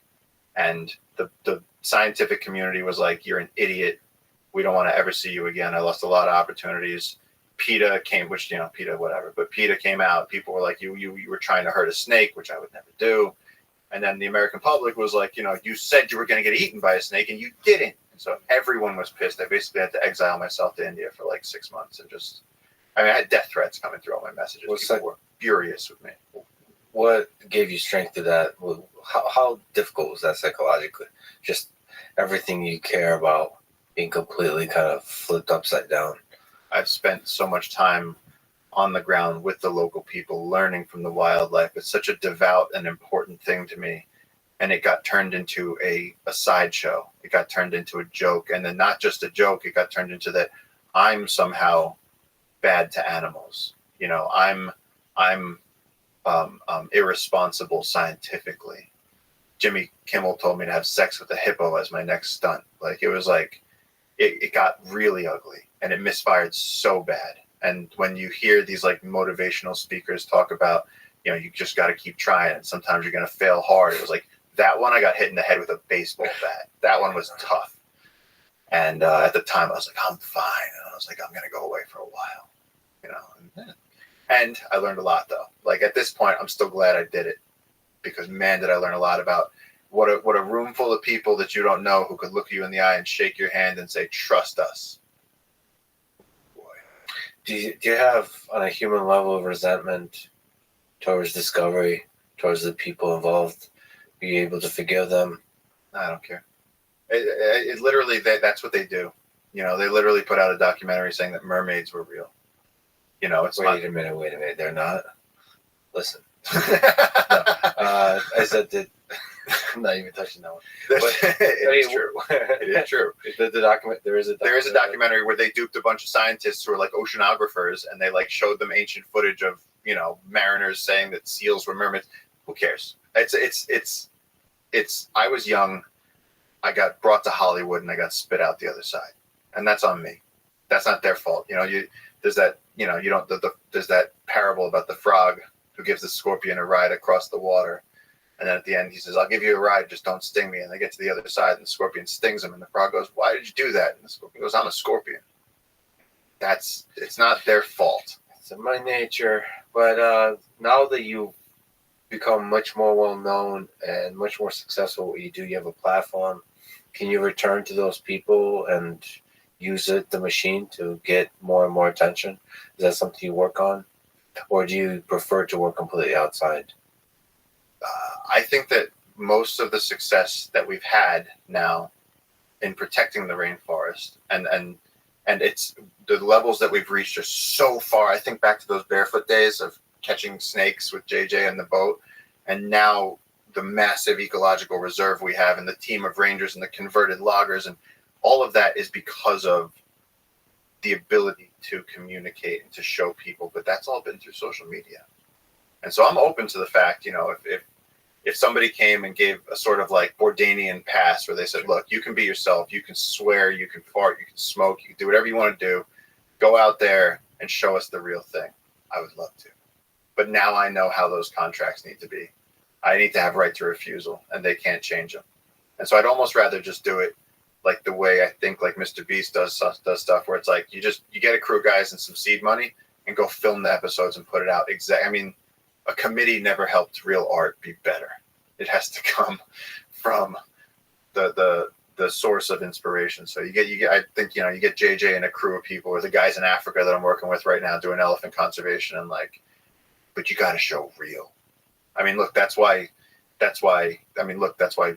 Joe Rogan is important right now. That's why you're important right now. It's because it's not being filtered through this ridiculous system of polishing it, dumbing it down. Yeah, that's why Joe has been an inspiration. You don't need a crew of a bunch of people. You don't need a crew, period. All you need is one or two other people, and that's it. And in my case, you don't need anybody. I've been doing this by requirement. I just need to be by myself. There's a few other folks now that help with the editing and so on, but it's just they make life more awesome as opposed to a boss that tells a creative director.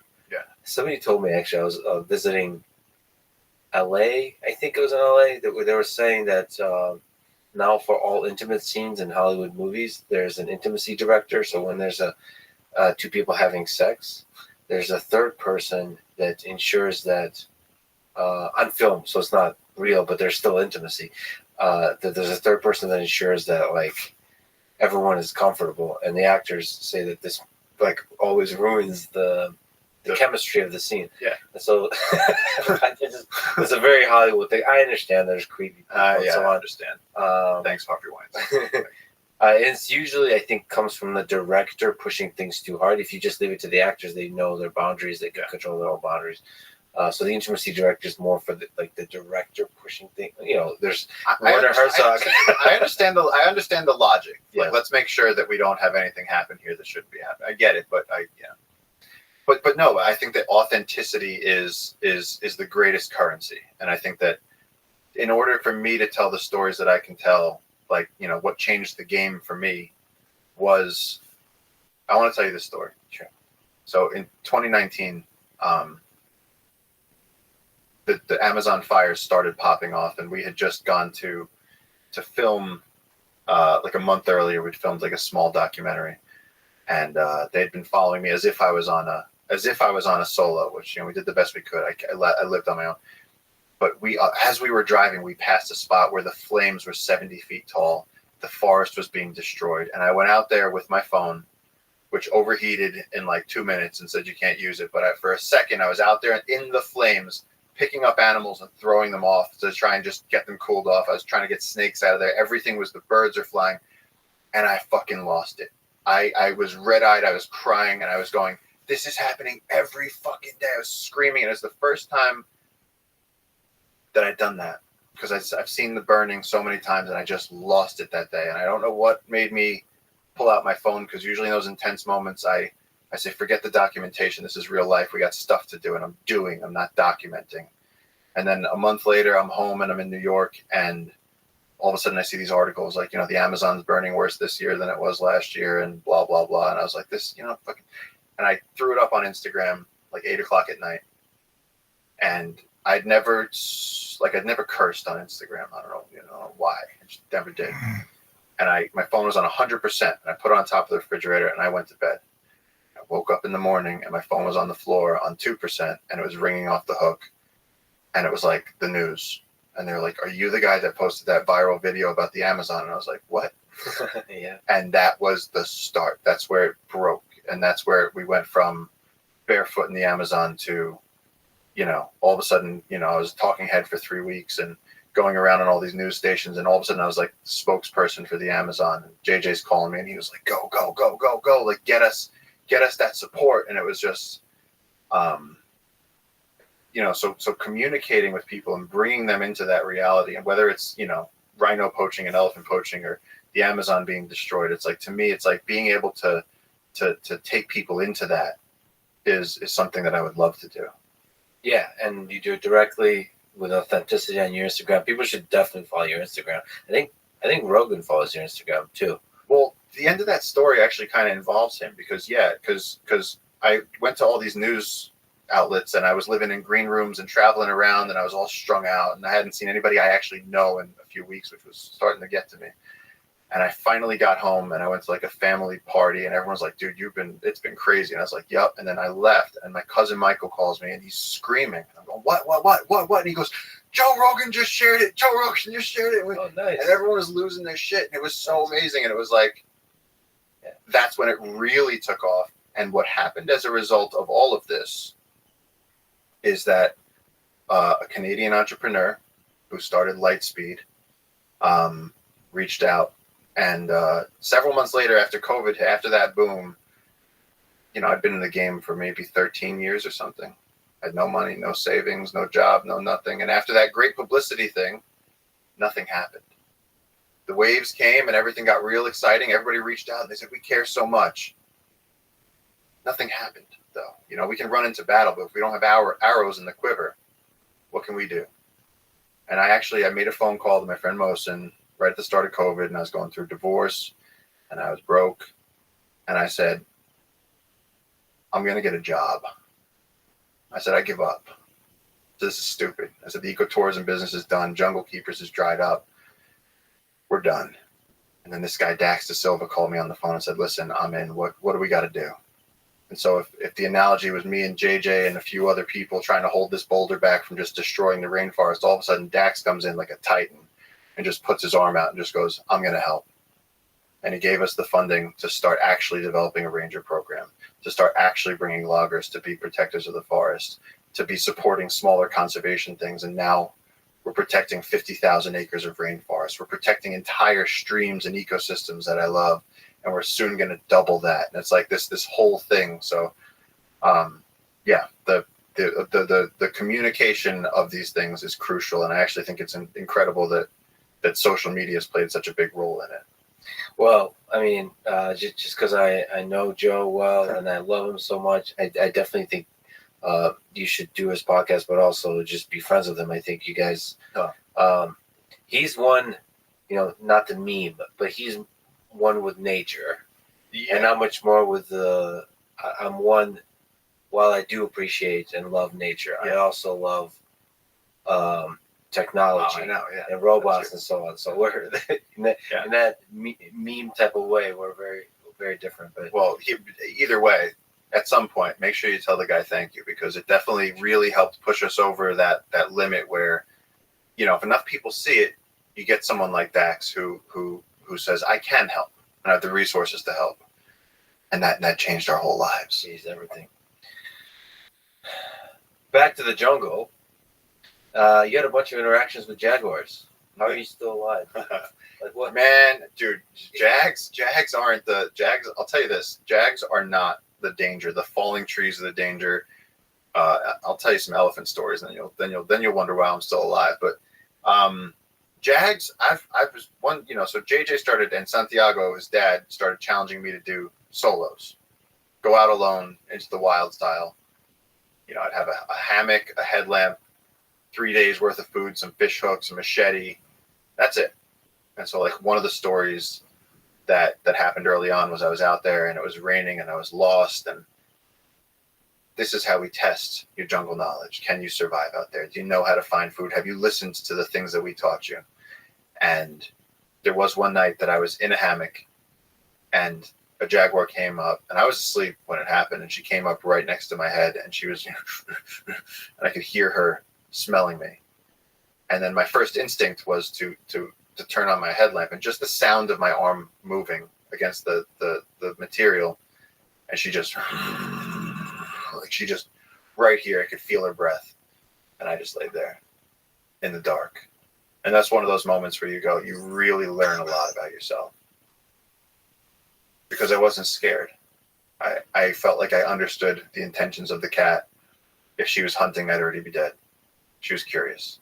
And I was lost, and I didn't know if I was ever going to get out of that jungle. But what she did was energize me, because it was an experience like the giant anaconda, where I said, this is so wild that it's so almost cinematically outside the realm of what I thought my life could be like, that it made me like, wait, because the previous day I was lost, tired, confused, kind of devastated, tail between my legs. After that, I was like, man, you've been waiting for this your whole life. Go get it. And I woke up and I was like, I am going to navigate. Even though I've been in this swamp for 3 days, I'm going to find my way out of this swamp. And she just breathed fire into me, where it was like, if that's possible, if I could be 6 inches away from a jaguar's face, then I got that energy from her. So that you're able to start to really hear and feel the jungle around you. Yeah, that was a sign that you know what you're doing. It really felt like a sign. It really did. How do you survive in a solo hike through the jungle? What are the different components? What are the different dangers? So you said you had a hammock, you had some food. What kind of food, by the way, are we talking about? Nuts, stuff that won't go bad, because you can't really start a fire in the Amazon.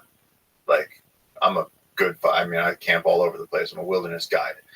Starting a fire in the Amazon is futile. In fact, a lot of survival manuals will tell you don't do it, because if you're really lost, it'll break your spirit. You're not going to be able to do it. That's dark. Yeah, they're like, don't even try it. But you can still get hypothermia from if you get wet and you lay out in the jungle. You could still, exposure can still get you. So you want fire. I even in the beginning I used to bring ramen noodles, which is nutritionally is irrelevant, and so I started bringing nuts and then supplementing that with fish, which forced me to become a very good fisherman. And now, of course, JJ knows that he can they can cut certain roots and they bash it up and they put it in the stream, and the fish just float to the top and they take with it.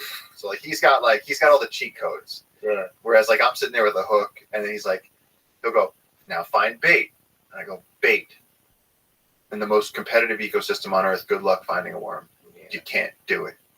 What does JJ do? He takes the machete, looks at his foot, cuts a slug of callus off of his heel, because he's got this thick rhino skin, puts that on the hook, catches a 6-inch fish, chops it in half, puts it on a bigger Oh, hook, and that's big. in 15 minutes, he's got a 4-foot giant catfish that could feed a family of 16, and he's happy. I'm sitting there, and I'm like, I'm gonna try to like stick a beetle on a fishing hook, and like, you know. Do you have just a line and a hook, or is there a rod too? Just a line and a hook, and then you just chop a rod and tie it to the, you know, you just chop a little sapling. So are you still able to start a fire, or no? I like for the food that I bring to not be fire dependent. Sure. And so if I have some nuts, I can shove in enough calories to get me through the night, or like, and leave a fishing line out, and there'll be something there in the morning. But yes, I can start a fire, but a lot of times what I'll do is I'll bring a flask, and not with like alcohol, but with diesel. And so you have a tuna can, and you put the diesel in. This is what the local guys do. Everything I do, you know, I'm sure there's going to be someone listening to this, and they're like, how could you do that? And it's like, yeah, this is what we do down there. Sorry. It's a tuna can. You pour a little bit of diesel in it. It burns slow. You light it, and you put your sticks. You make your pyramid over that, and eventually that will burn through the moisture. And finally, you'll get a very reluctant little fire, enough to burn, you know, to make yourself like a cup of tea, or to pour that into the noodles, something. Or you just eat a fish raw. How important is it to stay dry? Is it basically impossible? It's impossible to stay dry. You're wet all the time. What does that mean? That means infections are more efficient? Yeah. So, yeah, I don't know if you saw the picture in my book where I have the yellow spots? Yeah. So, yeah, there's a picture with your entire face consumed with yellow spots. Is basically, I guess that's MRSA. Yep. Oh, boy. Yeah. So how did that happen? What was the infection like? And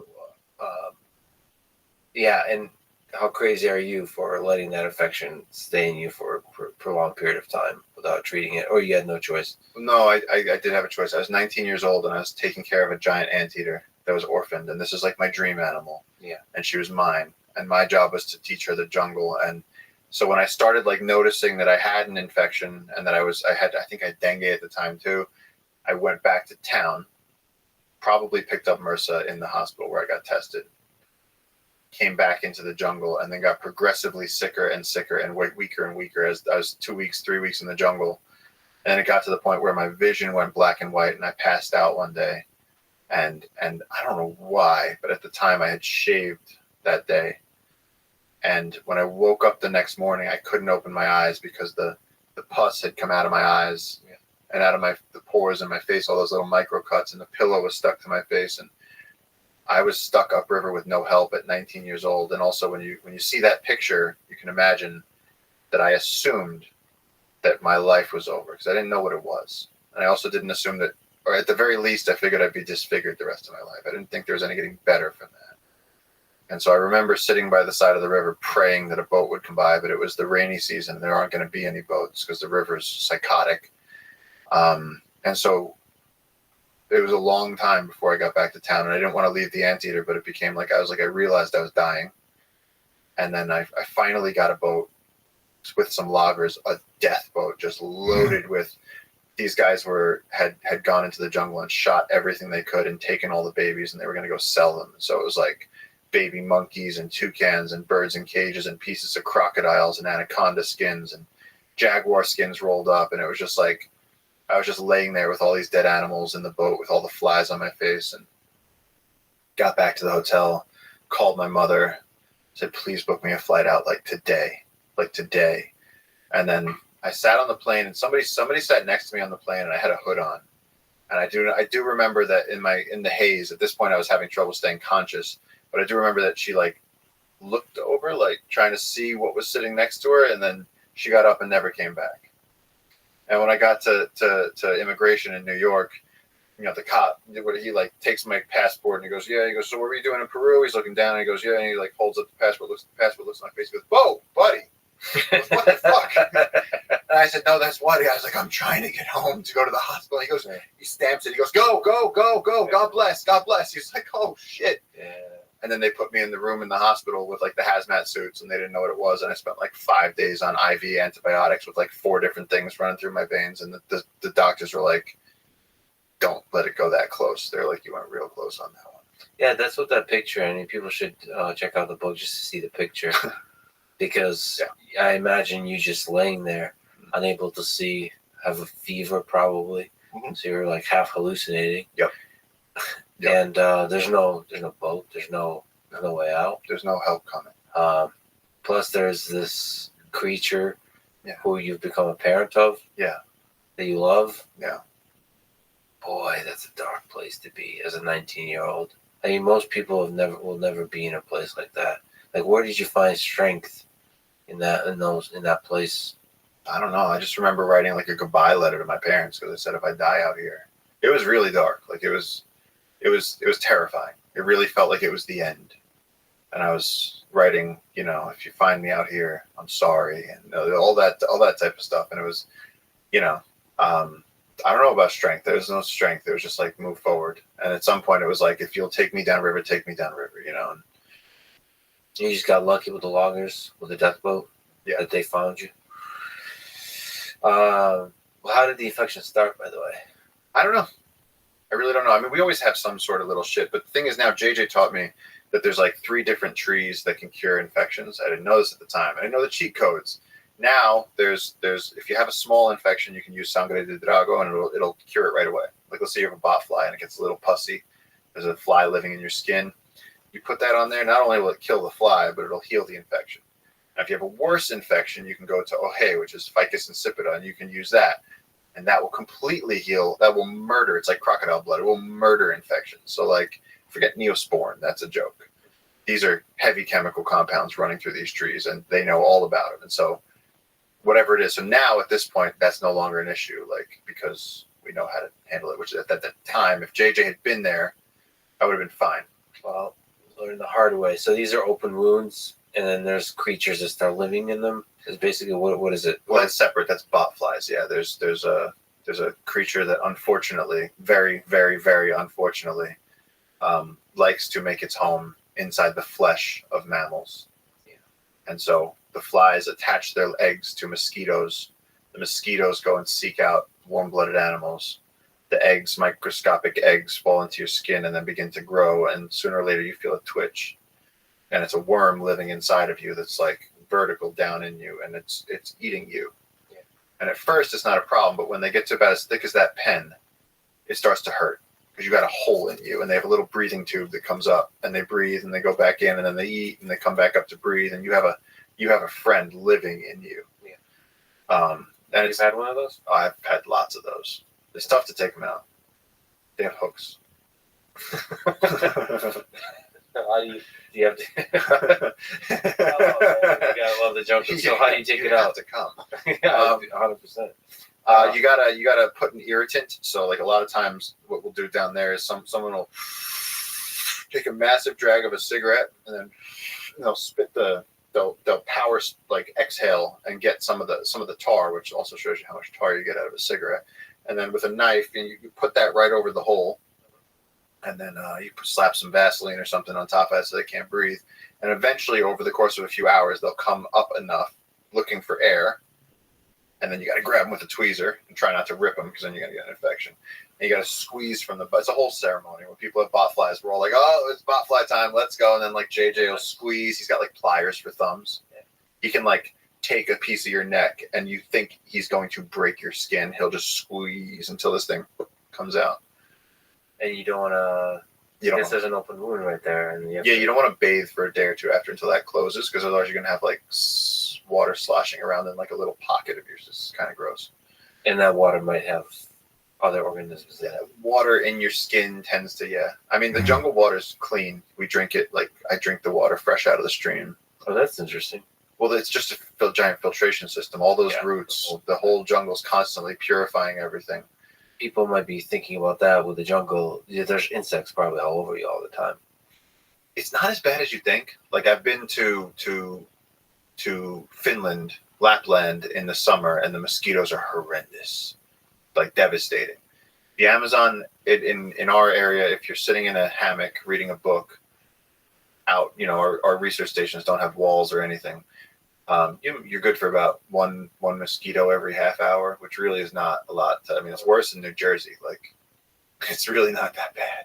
Tell me a little more about the little baby anteater, Lulu. Lulu. Who you've rescued and had to sadly leave behind. yeah, I just was always fascinated with giant anteaters. This, German Shepherd sized thing with Wolverine claws and these giant Popeye forearms, and they excavate ant and termite mounds, and they have this long tongue. And their babies ride on their back for the first 6 months of their lives. And so they actually have this incredibly intimate relationship with their young. And it just so happened that this animal that I was wildly fascinated with, there was an orphan on the river, and JJ was like, "You love these things," and I was like, "Yeah." And so he went and he was like, "Hey, my friend, you should."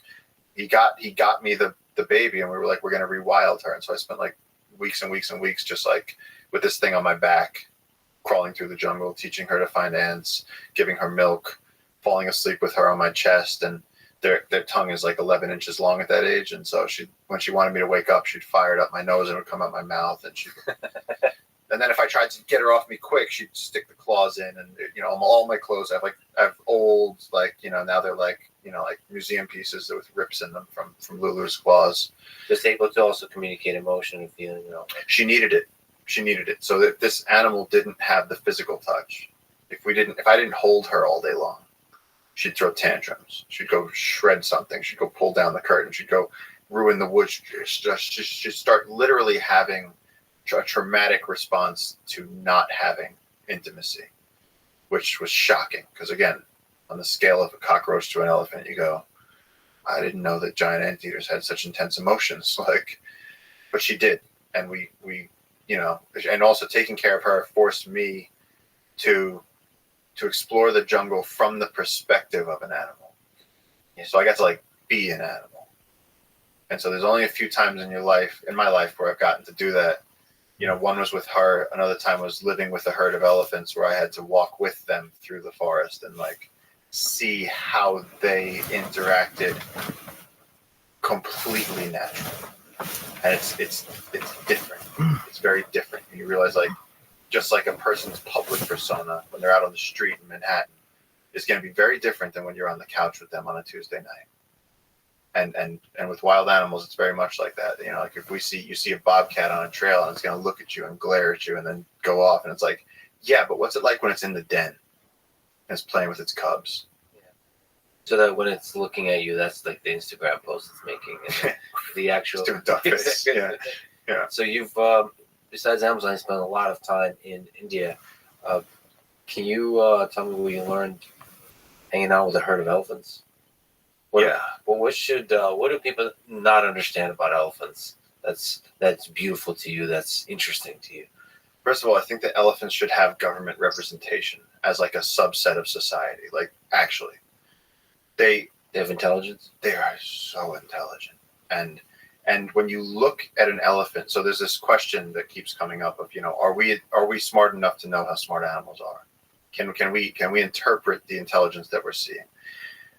And I lived with a semi-wild herd of elephants in India for a while, and some of the things that I saw changed how I view reality, to be honest with you. Because you watch a matriarch of an elephant herd walk up to someone that none of us knew was pregnant, and her trunk goes to her stomach, and then she calls all the other ones over, and they're interested in this little human that they know that there's something in there, and they're all conversing about it, and you go, whoa. Or that every morning we'd wake up and the elephants didn't want the stream water, they didn't want the lake water, they didn't want puddles, they wanted the water from our well. We had a stone well, a traditional. And every morning we'd run out of bed because all the elephants were going to come and they were going to rip the bucket off and destroy everything, but they wanted that nice, cold, clean water. And so it was caring for elephants that were wild, that were sometimes getting shot at by farmers because if they went to try and rob some bananas. So these are sort of delinquent elephants that were half wild, and the forest department was thinking about, getting rid of them, which whatever that meant. And I made really good friends with this one elephant. His name was Dharma, and Dharma had the this stuff doesn't. It's hard to write the book I'm writing right now because none of it sounds real. He grew up around people because he was a tuskless male, so he couldn't hang out with the females because he was a grown-up male. And he couldn't hang out with the males, the bulls, because he couldn't defend himself when they roughhoused and everything. So Dharma would be wandering around the forest, not knowing who to hang out with. And so there was one night there was a tiger calling. We just heard, you could hear it echoing over the hills. What does Dharma do? 2 a.m. We hear Dharma show up. And he's the same thing. He starts throwing a tantrum. He starts pulling shit over. He takes a chair, throws it. We had bananas in the truck. Dharma walks up to the truck. It's like a Jeep. He walks up to the Jeep, smells it. He looks at me. And he's like, you going to get out of bed? I'm like, no, I'm not going to get out of bed. I was like, Dharma, you're a grown-ass elephant. The tiger does his thing again. He's like, I need bananas to feel better. Yeah. Pushes the truck up on two wheels. Oh, wow. Looks at me. Is this how you want it to be? So I'm up, and I go, and I'm like, please, don't look at me. I'm rubbing his face. And he's like, he puts it down. He's like, all right, well, then hit me. I didn't do it, so he lifts it up again. And so in the end, there was no way for me to outsmart the elephant. He wins. There's nothing I could do.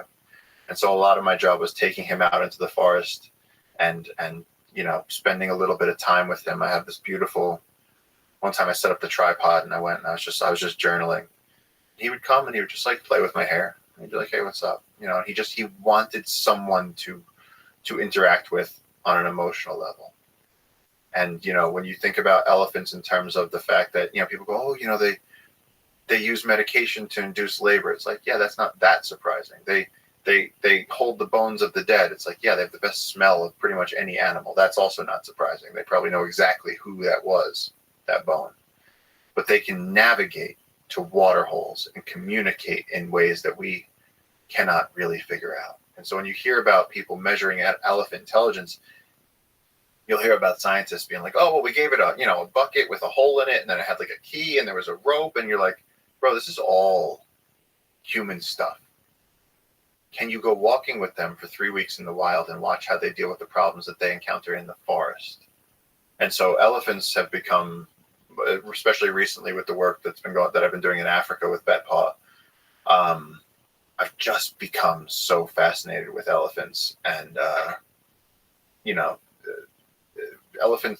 African elephant population right now is down at 2% of what it was a few hundred years ago. We're really putting them on the brink of, there's some elephants that are being born tuskless because poaching has taken down the great tuskers to the point where now it's actually beneficial for some elephants to not have tusks because they won't have humans. But that's like we've created deformed elephants. And so like now I'm gotten very concerned with issues of elephants. And tusks are fundamental to the interaction between elephants. Absolutely. I mean, when males compete with each other, but also elephants use their tusks. Like they'll break a branch and they'll be like, this is a good branch. I'm going to eat the hell out of this. And they'll like hang it on their tusk. And they'll like grab a bunch of other stuff. They'll like hold it.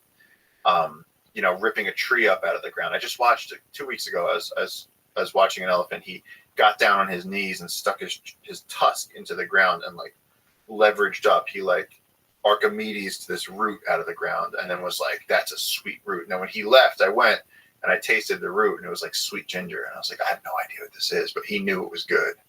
Do they use tusks for sexual selection, like to impress the ladies or no? It's certainly involved in who has mating rights. Oh, who wins? Who wins? I mean, if you got the big tusks, and there are elephants out there like the mammoth big tuskers that have tusks down to the ground, like huge. And when you see them, it's like seeing something unique on Earth, unique in history, because we're at a point where we might lose those. There are only a few of them left, and they're so prized by hunters. Yeah, it's interesting because I forget what the actual conclusion on that is, because there's some studies of the use of the value of beauty in evolution, like birds.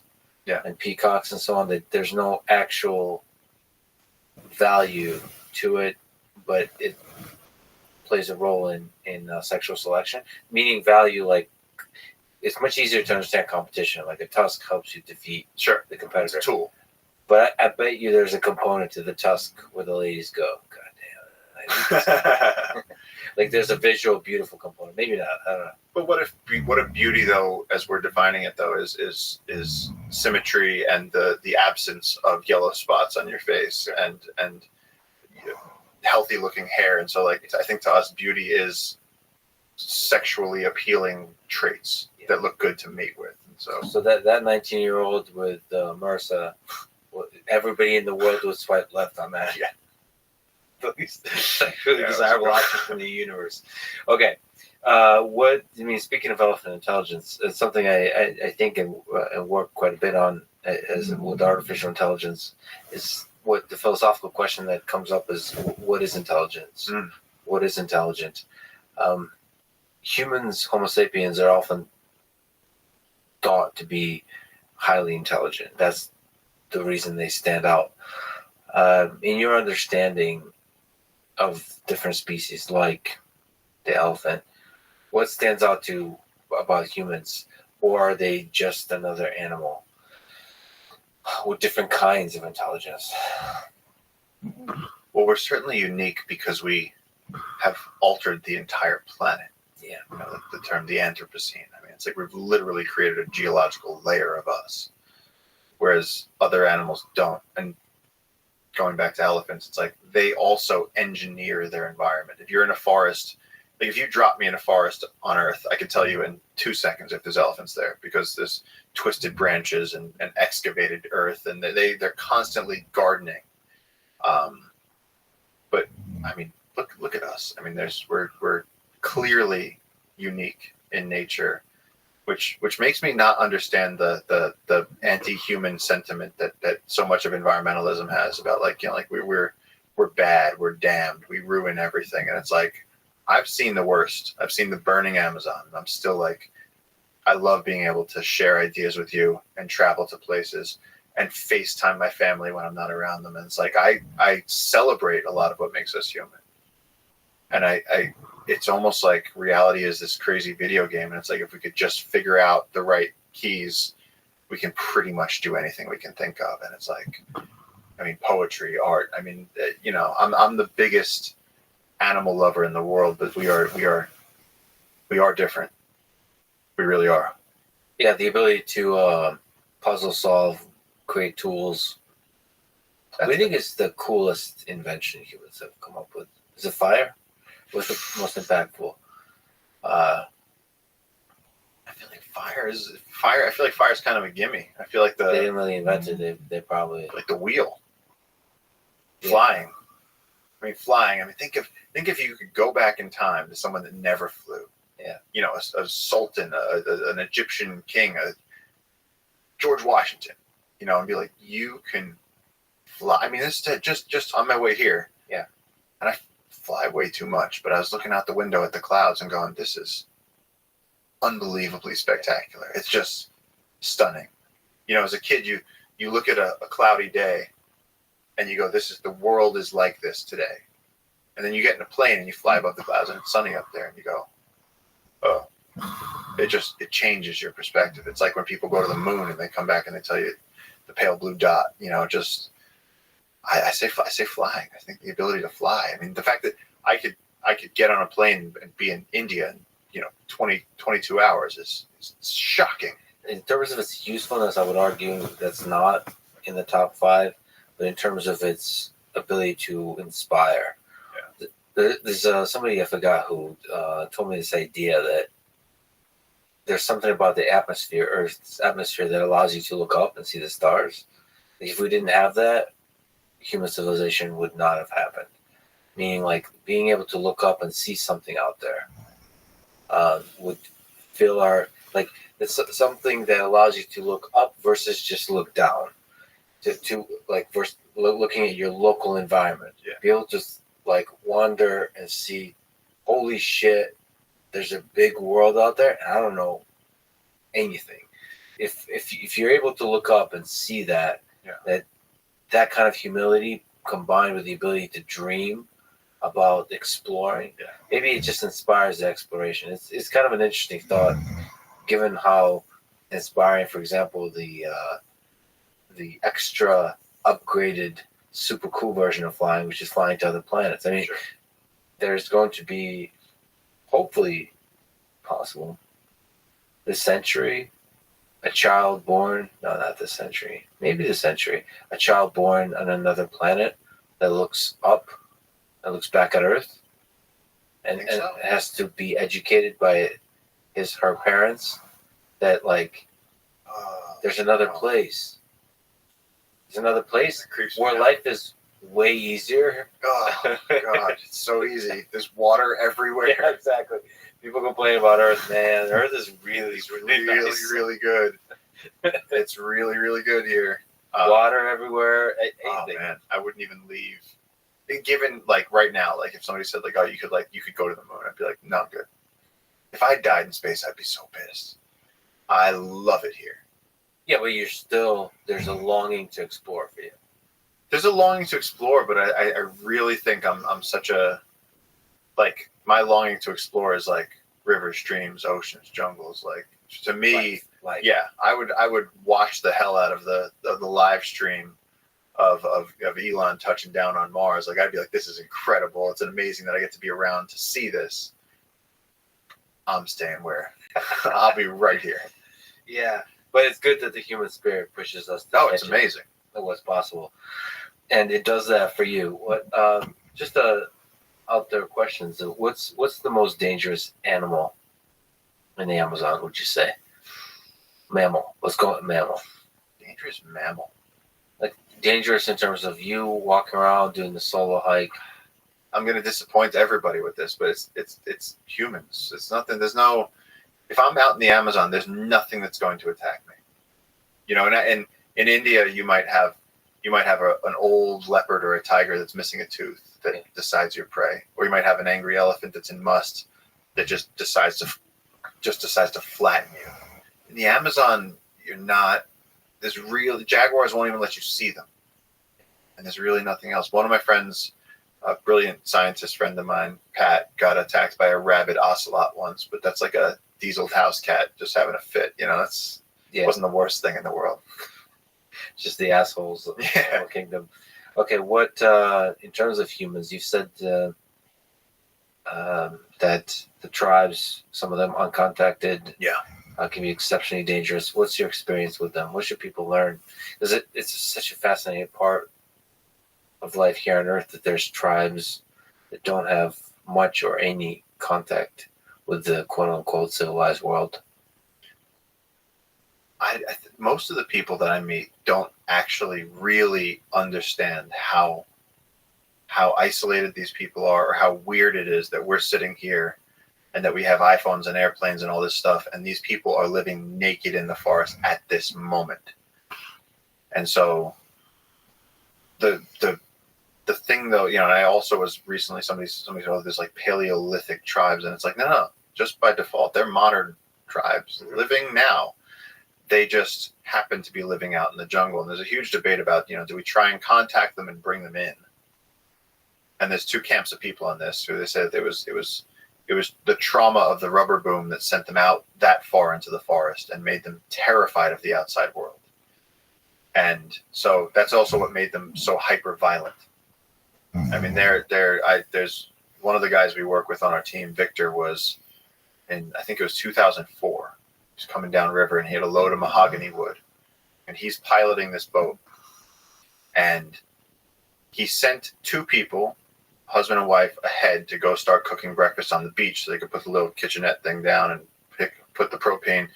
He sent them ahead as he's going nice and slow with the barge coming down the river.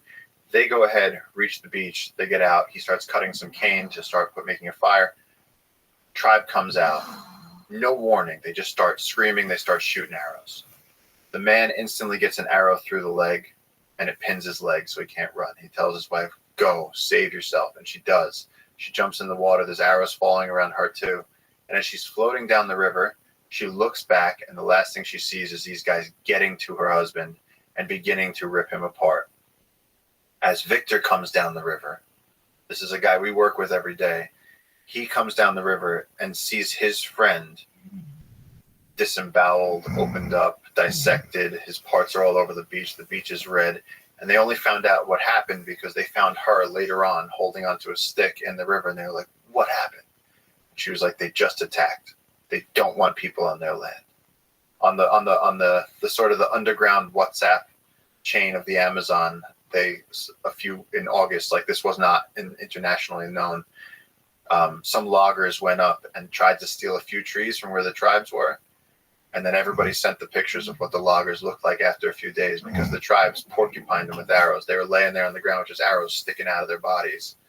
And then eventually the authorities came out and looked, and there was just these white bodies. I'll show you the pictures later. There's just these white, puffy bodies with like the skulls sticking out. And it was like, you don't mess with these tribes.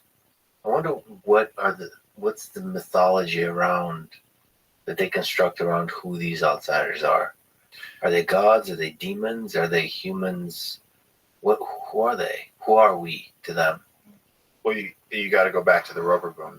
The rubber barons went down there, and at the start of the Industrial Revolution, the only way to get rubber was to mine it from the trees that were out in the forest. And so the only way to do that, because you can't make a rubber plantation in the jungle. The rubber, when it's in plantation form, when it's a monoculture, it gets this leaf blight and it all dies. Henry Ford tried it. It didn't work.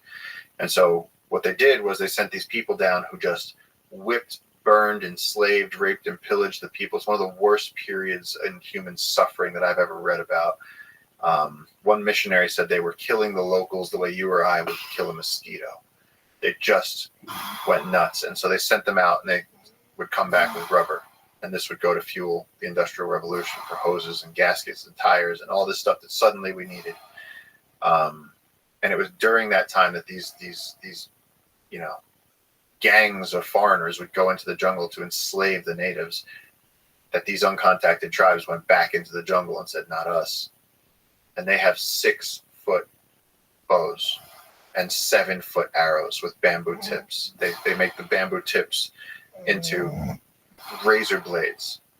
And so when those things fly, actually one of my rangers, one of the Jungle Keepers team, was present when the tribes had come out onto the river, and he tried to help them because they're nomadic and they live out there. And so there's an element of like, brother, like, they're trying to be like, you don't need to be like this. Like, we're friendly. So they sent a canoe across the river with bananas. And so he's up to his waist in the river, and the tribes are right across the river. And they shot. And he sees the arrow coming right at his head. And as he moved to the side, it hit him at the temple and sliced him back towards the ear, opening him to the skull. He's fine. But let me tell you something, when he goes and gets a crew cut, it's the most badass the scar you've ever seen, man. So he always keeps it real short on that side. But even if you try to help them, they're not necessarily friendly.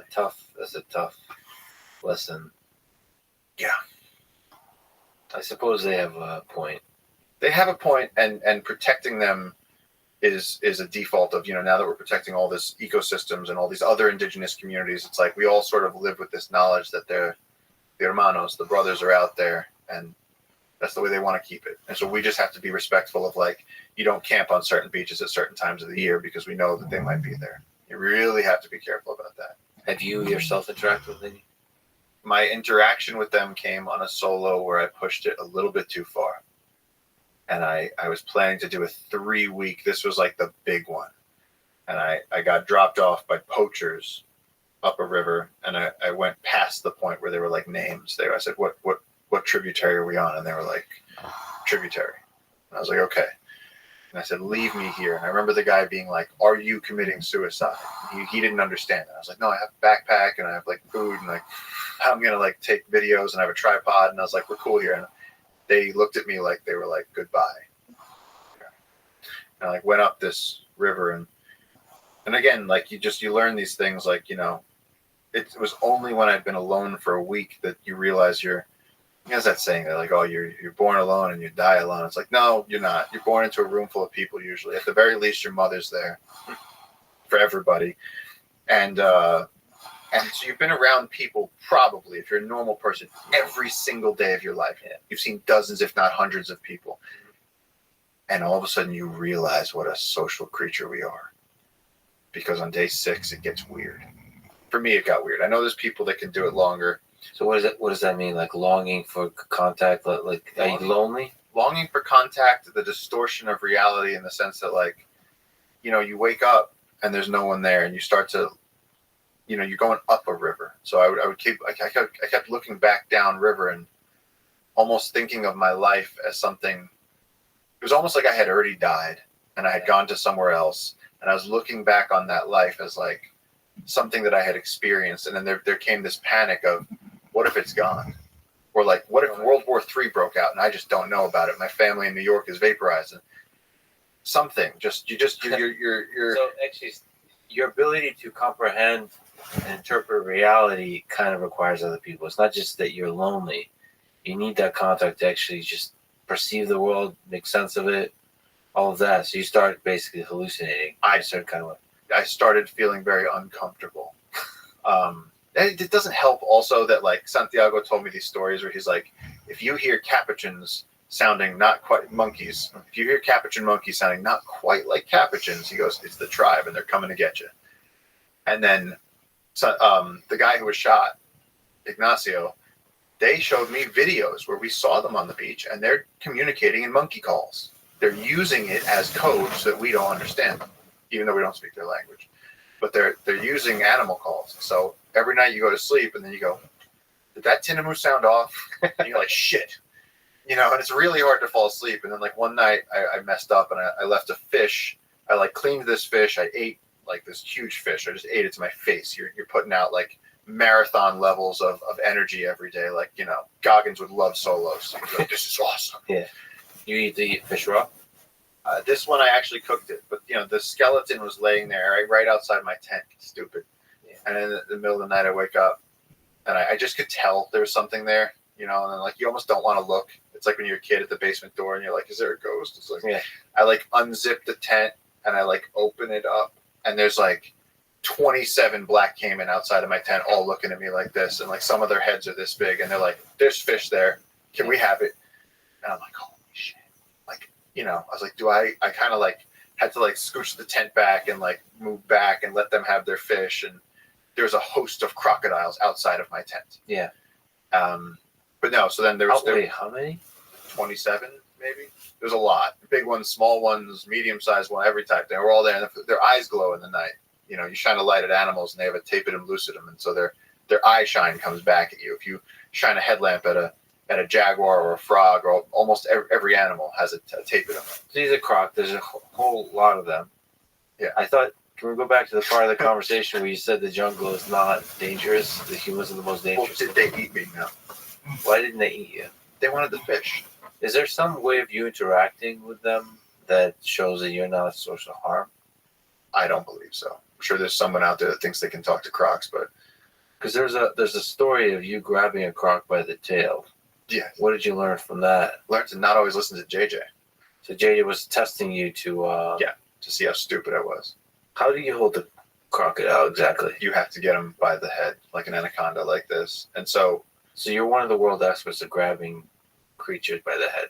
I wouldn't say world expert, but I've done a lot of it. I also have, you see how there's like kind of a ball there? Mm-hmm. That's where a crocodile tooth went in that side and like came out that side of my mouth. That was a really good chomp. And the watch I was wearing at the time saved me because that, like that. Just real fast, just chomp. Just whack. Like somebody took a sledgehammer, you put your hand on the table, and I just went, bah. Really hurt. Shouldn't have been doing that. How did that come up? Because I caught a croc that was too big. So usually when we catch little caiman in the streams and we measure them to monitor the populations, you get it by the neck, and then I tuck the tail under my arm and I hold it. And you're talking about a little, 4-foot croc, nothing.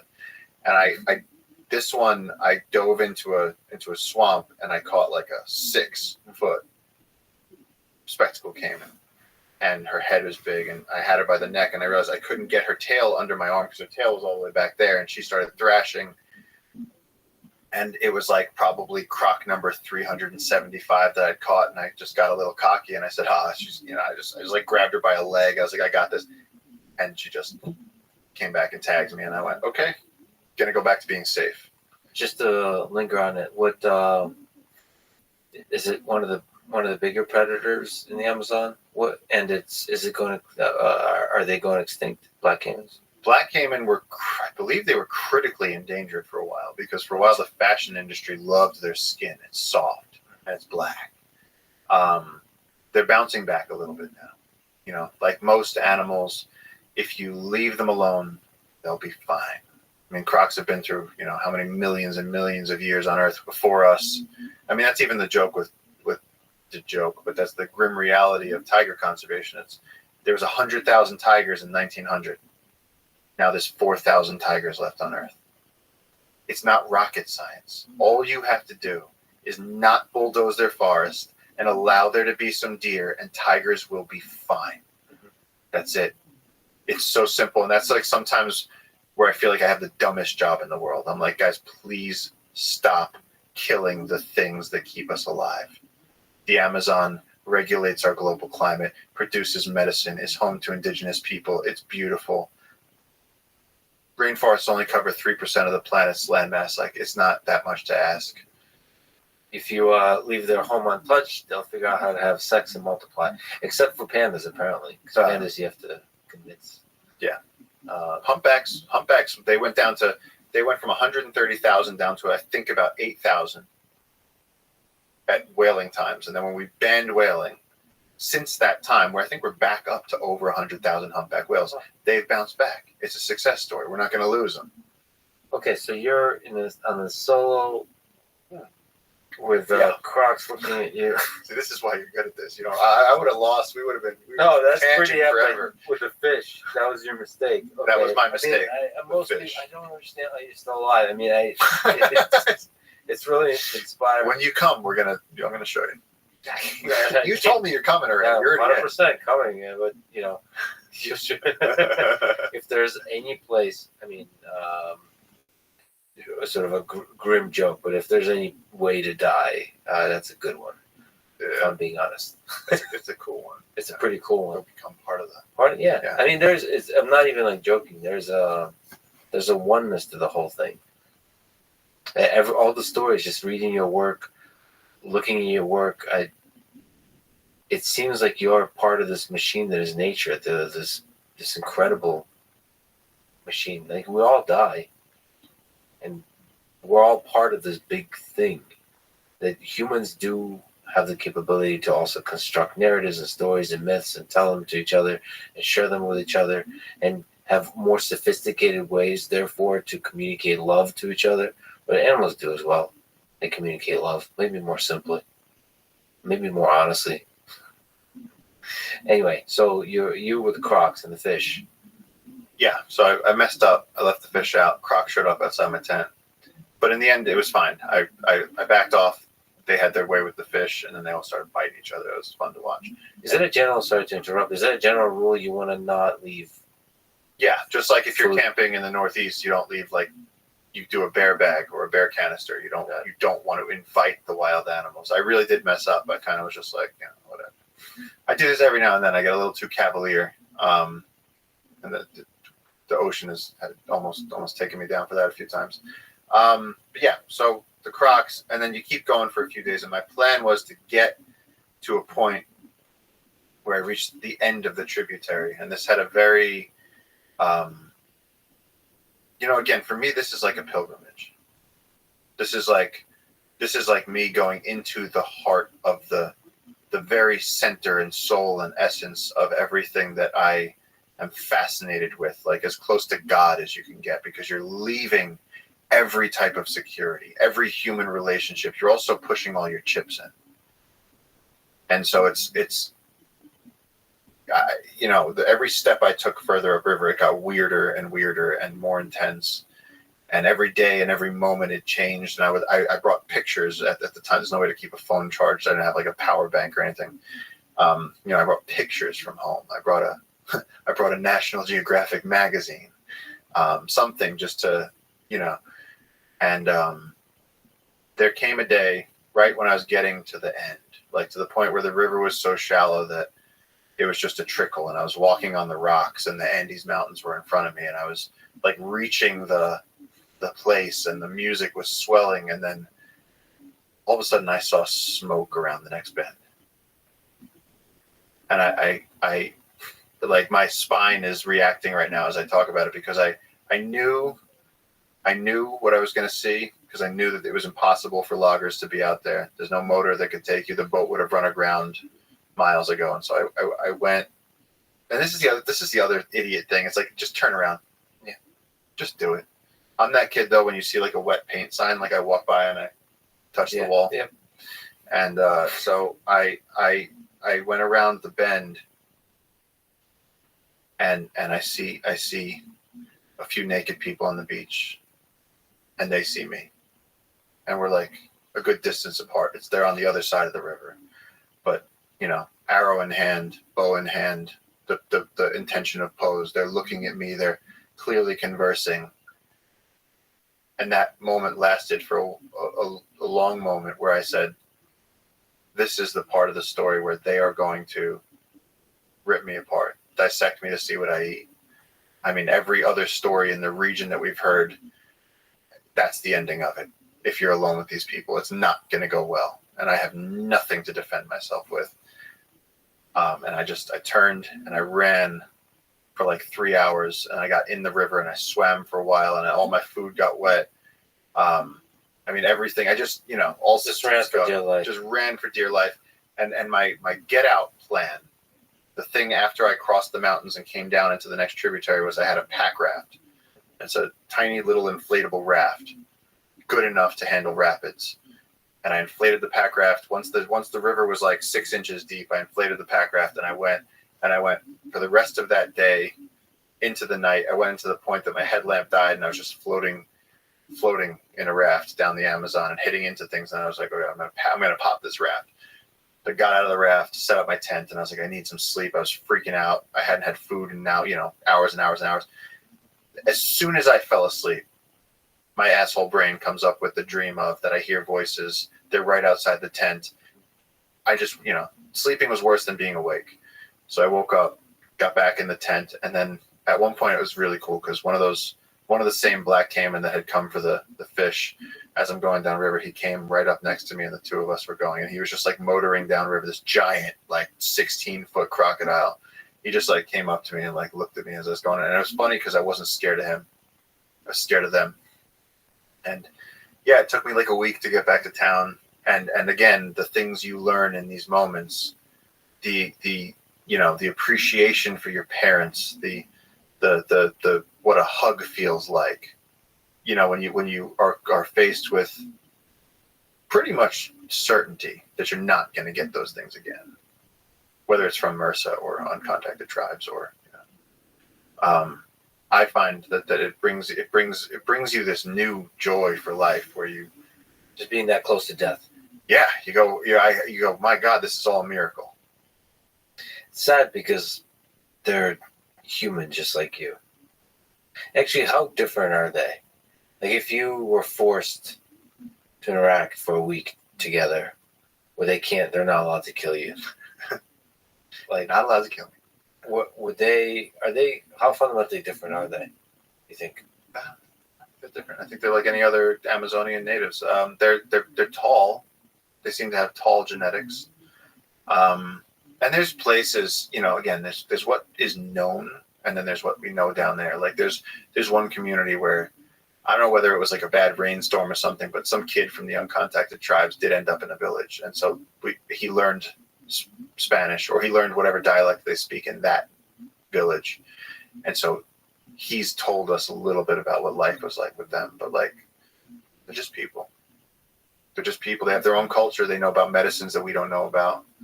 They definitely have hunting practices that we don't understand. They can hit a spider monkey out of a 160-foot tree with a bamboo arrow. We can't do that. I mean, they are incredible hunters, and also like living naked in the jungle with the botflies and the mosquitoes. I don't know how they do it. Like sometimes at night, and again, we don't have night vision, whereas almost every other animal does.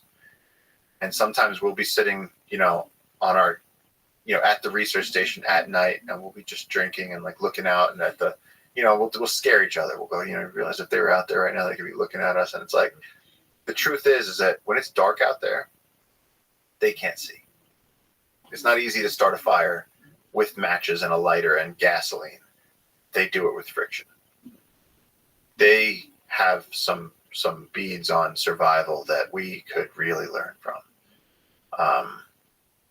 Not to mention that then you have people that believe that they are actually the guardians of the extinct giant ground sloth, and what they're doing is, living out there because they're protecting a secret population of previously extinct megafauna. But there's all kinds. I mean, it's like you go into the crypto world so quick. I've heard so many people be like. But then again, you have to be humble at how little we know about that world, about the world of life. Like you said, there's so much of life in the Amazon that we don't. Creature with no names. Tons of. We could go out on a night walk right now, and I could show you something that I've done it. You pick up a bug and you go, that doesn't look right. That's not right. He's got 3 heads. Yeah. You know, and then you send it to the greatest expert on that genus of insects, and they go, look, I got no idea. And you're talking to a world expert, and it's like, that's it. And 50% of the life is up in the canopy, and so like we started climbing the trees, like rock climbing, like what Alex Honnold does. Like, well, like I'll climb up 50 feet and then I'll put a safety. Like I'm basically trad climbing, and then I'll climb up another 50 feet, and I'll have JJ belaying me from below, and then I'll be like, oh look, a snake. I'm like, JJ, pay attention. Like, you get up there, and the branches are as thick as this table, so you can like walk around freely. Oh, it's like total like Avatar when they're in the floating islands. Like you can go run around if that's what you want to do. Bromeliads, orchids, cactuses, because up there it's against the sun, so it's a different environment up there. Wow. Yeah. Interesting. And then you start seeing lizards and snakes and birds and things that aren't down on the ground. And so how many scientists have actually gotten to really spend time up there and really inventory the life? And that's why when you hear about, you like it, it's like a taxonomical discussion of how many species there are on Earth. They're like between 10 and 30 million, and it's like, well, that's a big, it's a big swing. What about stuff on the ground? So you mentioned some insects. What about bullet ants? So it's supposed to be the most painful bite in the world. You've been bitten by one? 7 or 8 times, yeah. What does it feel like? Okay, so the first time that we ever did bullet ants, JJ said, okay, this is what we're going to do. He goes, it's bullet ant roulette. We're going to get a bullet ant, and you get like chopsticks. You like pick up this bullet ant, and they're big and they're tough. And he goes, we're going to put our forearms together, and we're going to drop the bullet ant and clamp our forearms together and just rub. And whoever it takes, it takes. Yeah. Of course, JJ did not get stung, and I did.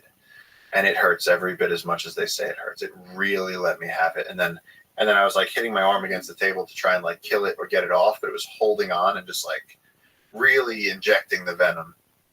And really letting you have it. And then it travels up and it goes into your like lymph nodes and into your ear, and you get a headache. And I think the brilliant thing about the venom of a bullet ant is that it makes you feel like this feeling of alarm. It makes you feel like something's wrong. You don't just go, ow, this hurts. Like it's like a bee sting, or you go, oh, this really hurts on my hand. It's like, no. Your whole nervous system is freaking out, and you start sweating, and then you get cold, and then you're tired, and then you get a little blurry vision, and it's like, that's actually that bad. I mean, now after 6 or 7, I get bitten, and I'm like, kind of okay. So it's a full body, full mind experience. It's a full body, full mind experience. But then there's places in the Amazon where they, stick their hand in a glove with like 70 of them. Right. And I think Steve-O did that, which I just don't understand how you could do that without going into complete anaphylactic shock and dying, because one really sucks. Well, just like we said, with animals and with humans, there's different kinds. There's different kinds. Steve-O's definitely special, unique. The first of his species. Whew. On the point of uncontacted tribes, it's interesting to think about what kind of civilizations have there been. Yes. This is something that you've talked about a little bit. Graham Hancock has written about ancient civilizations, sort of challenging the conventionals and the mainstream thinking about the civilizations that have been there in the Amazon. Can you steelman and criticize the idea, so the pro and the con of the idea that there have been advanced ancient civilizations in the Amazon? Like, how much do we know? What are all the possibilities of what's in the Amazon in this past? So, like, when Oriana went down the Amazon, the reports were that there was great civilizations in the Amazon. And then, a few hundred years later, when people got to actually check up on this stuff, it was all gone. And so was that because of disease that we wiped out all these civilizations and these communities of people? Potentially, probably. Was he just wrong? Probably not. This is a guy that navigated by the stars back to Spain after building his own boat. Or did he, or was he trying to just, I don't know. But there clearly is a long history of complex civilizations in the Amazon. 100%. There's no one that can deny that. the thing that I reacted to was that I've heard videos, I've seen moments in podcasts where the narrative becomes not, there's more ancient civilization information in the Amazon than we previously thought. True statement. We're discovering with LiDAR, and this is what Graham Hancock is talking about, that we're discovering constantly that there is more civilizations than we thought in various places. The place where I take offense is where they start to say that the Amazon, there's actually articles that are titled this, that the Amazon is a man-made garden, which is not true. So the actual, which I think is a really different idea, that the entire ecosystem, everything we've been talking about, all the species, all the forestry and the different, just life, one of the most diverse ecosystems on Earth is initially created by humans. It's ridiculous. Well, it's not, first of all, it's unlikely, but it's not ridiculous. So we can't, there's no ridiculous in science. But the complexity of life is very difficult to engineer. As you, the more you study about biological systems and so on, it's very difficult to create the kind of things that nature is able to do. That said, I don't know if you've heard, but the entire Earth, the world has gone through a pandemic recently. And everybody said, of course, it's natural origins. Viruses mutate all the time. And nevertheless, it seems more and more likely, in this particular case, it was an artificial origin, leaked from a lab.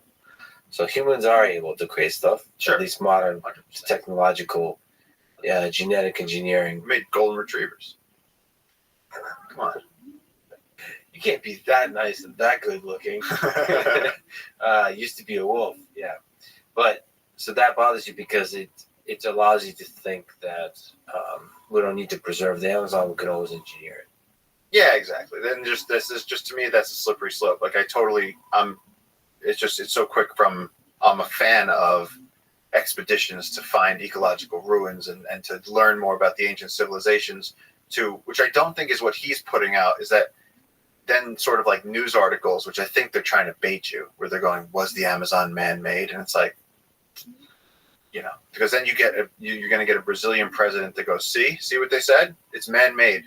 So we might as well continue to engineer it and manage it. And it's like, there's such complex systems and interactions and such a giant web of life there that, at least in my opinion, is clearly one of the most authentically natural things. And again, are there things that we've engineered? Did the uncontacted tribes, sometimes they have banana plants that they've stolen, and we can see it from the air that they have banana plants. We made banana plants. That's engineered by us. We know for a fact. But agricultural engineering and stuff like that. But suggesting that the Amazon basin, it's just a weird way to think about it. I've just heard people dismiss the protection of the Amazon based on the fact that, like, oh well, if people made it and it's such a giant leap from 0 to 100, is there slash and burn that the ancient civilizations did? Of course. Are there areas that were affected by people? Of course. I just get worried when we start talking about it was a man-made thing. Yeah, hear you loud and clear on that. And I personally think that's completely separate from wondering about what the ancient civilization have been able to accomplish. Oh, sure. It's almost really sad because if all the humans on Earth die now, how long does it take before all signs of humans ever existing disappear? Ooh. For the most part. From an alien perspective. What timeline are we talking about? I mean, there's 100,000 years. Like, it could be less. It could be less. It could be like a few thousand. Because 100,000 is complete destruction. 100,000 is like none. But then it could be in just a few hundred years. Yeah. It starts becoming. The government of the alien civilization is gonna have to pay quite a bit of money to do the research to find, because they're gonna find other life first. They're gonna find the dolphins and the fish and so on. They're gonna find the trees. Maybe the trees are the interesting thing. Sure. The buildings are not that interesting. They crumble. But there must be examples of cities that have been left unattended for a few decades, and like how quickly the plants push up through the street and everything starts to get broken down. If you really look, you'll be like, oh, there's some interesting geometry here Sure. for the buildings and so on. But most of the computer stuff, Yeah. all the stuff of the past 100 years, the airplanes, all that, all the technologies, all of the paperwork, that all the hard drives that store all the information. I want to actually know how long it takes like a 747 to like biodegrade. Like how long, if you just leave it there sitting on the runway, society stops. Yeah. How long does it take for that thing to disappear? Like that's a weird. Completely versus to a point where it's unidentifiable might be different, but sure. I mean, the point I'm trying to say here is, as you've brilliantly put, the Amazon churns. Yeah. Oh yeah. And the fact that I wonder throughout its history, what are the peaks of the awesomeness? Well, how many agricultural Einsteins of bananas were there? The creating different kinds of ideas, different kinds of geometries, different kinds of tools. Well, yeah, look what the Incas did. I mean, the Incas, Machu Picchu, right? When Hiram Bingham found Machu Picchu, it was covered in jungle. You could hardly see it. And I mean, the stonework they did, much like what the Egyptians did with the pyramids, a lot of it, we don't really understand how they did it. If you come to the jungle, you got to go to Machu Picchu because it's not far from there. And I usually, like, I'm the person, like, I don't usually go see, like, like, I've never been to see the Taj Mahal after living in India for 5 years. Like, I'm just not. But when you look up and you see Machu Picchu, you go, either they were communicating with the gods there, or these people were so smart that they knew that anybody they brought, they were going to impress. They built something there that when you look up at that mountain, you go, whoa, with those giant stones, the beauty of it, it's just stunning to imagine that there was this culture of people that could achieve this. And so through the Amazon, I mean, that's sort of up in the Andes, but there's all kinds of stuff in the Amazon. There are places where they say there's pyramids beneath the canopy that we just don't know about. I mean, it's endless. If you had billions of dollars, trillions of dollars, what would be the efforts in the Amazon for both conservation and for exploration? All right. Well, first which thing are tied together. Yeah, exactly. First, arrest the deforestation, so we don't have an ecological crisis on our hands. We don't want to keep losing species, losing indigenous cultures, losing the climate stabilizing services that the Amazon provides as a whole. Stop that. That's my first mission. Next, then we can play, and then it's like, let's go find. I mean, I've flown over the Amazon in a Cessna, and it's like you see things where you go, we have to go see what that is. Weird lakes or shapes in the jungle that don't make sense, that are strange, and like. So even at that level, you can see weirdness. You can see different. Oh yeah. Like signs of possible awesomeness. No, the jungle is so weird. And here's the other thing: is that to like the region I've been working in, you see where the researchers go. There's certain biological stations. There's certain places where like this university has a relationship with this university is this. So everybody goes to the same few study sites, and then they walk on the same trails, and they have the same guides. When you fly in a Cessna and you fly a few hours away from all that, and you see a tiny little tributary, and then you fly for 40 minutes over unbroken green, just wild, before you reach another tributary. Even if somebody could survive going up that tributary, had the expeditionary expertise and the ability to survive getting shot at by arrows, if they could get up that tributary, now go cut perpendicular into the jungle, which I don't do. On the solos, you don't ever leave the river. But you tell me that in that span of 70 miles between tiny tributaries at the edge of the world, no one's been there. None of us have been there. Maybe somebody 10,000 years ago was there, but we don't know what populations of things are there. We don't know what ruins are there. And so there's so much undiscovered stuff in the Amazon that is just waiting. What is the process of exploring that? So how does money get converted towards exploration? Is there safe ways of doing that? There's places where we found out about things that have to be explored, but where you come up with, well, how do we do this without getting shot, and not only without getting shot, but also without endangering them too. Because how stupid are we if we go in there to people that are living in the jungle, not bothering us, and we go insert ourselves into there because we're curious about some rocks?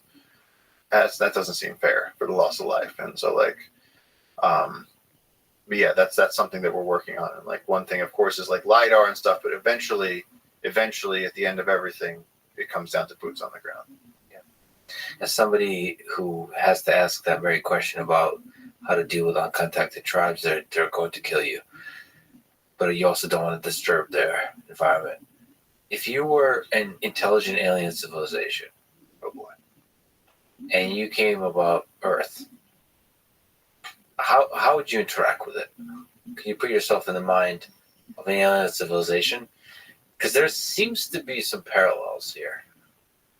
It is actually, right. It's like a microcosm of... We're very aggressive. Human civilization is very aggressive. So if we get threatened easily. Yeah.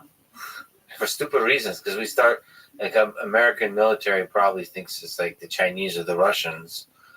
If we see any kind of flying objects, they get very on edge.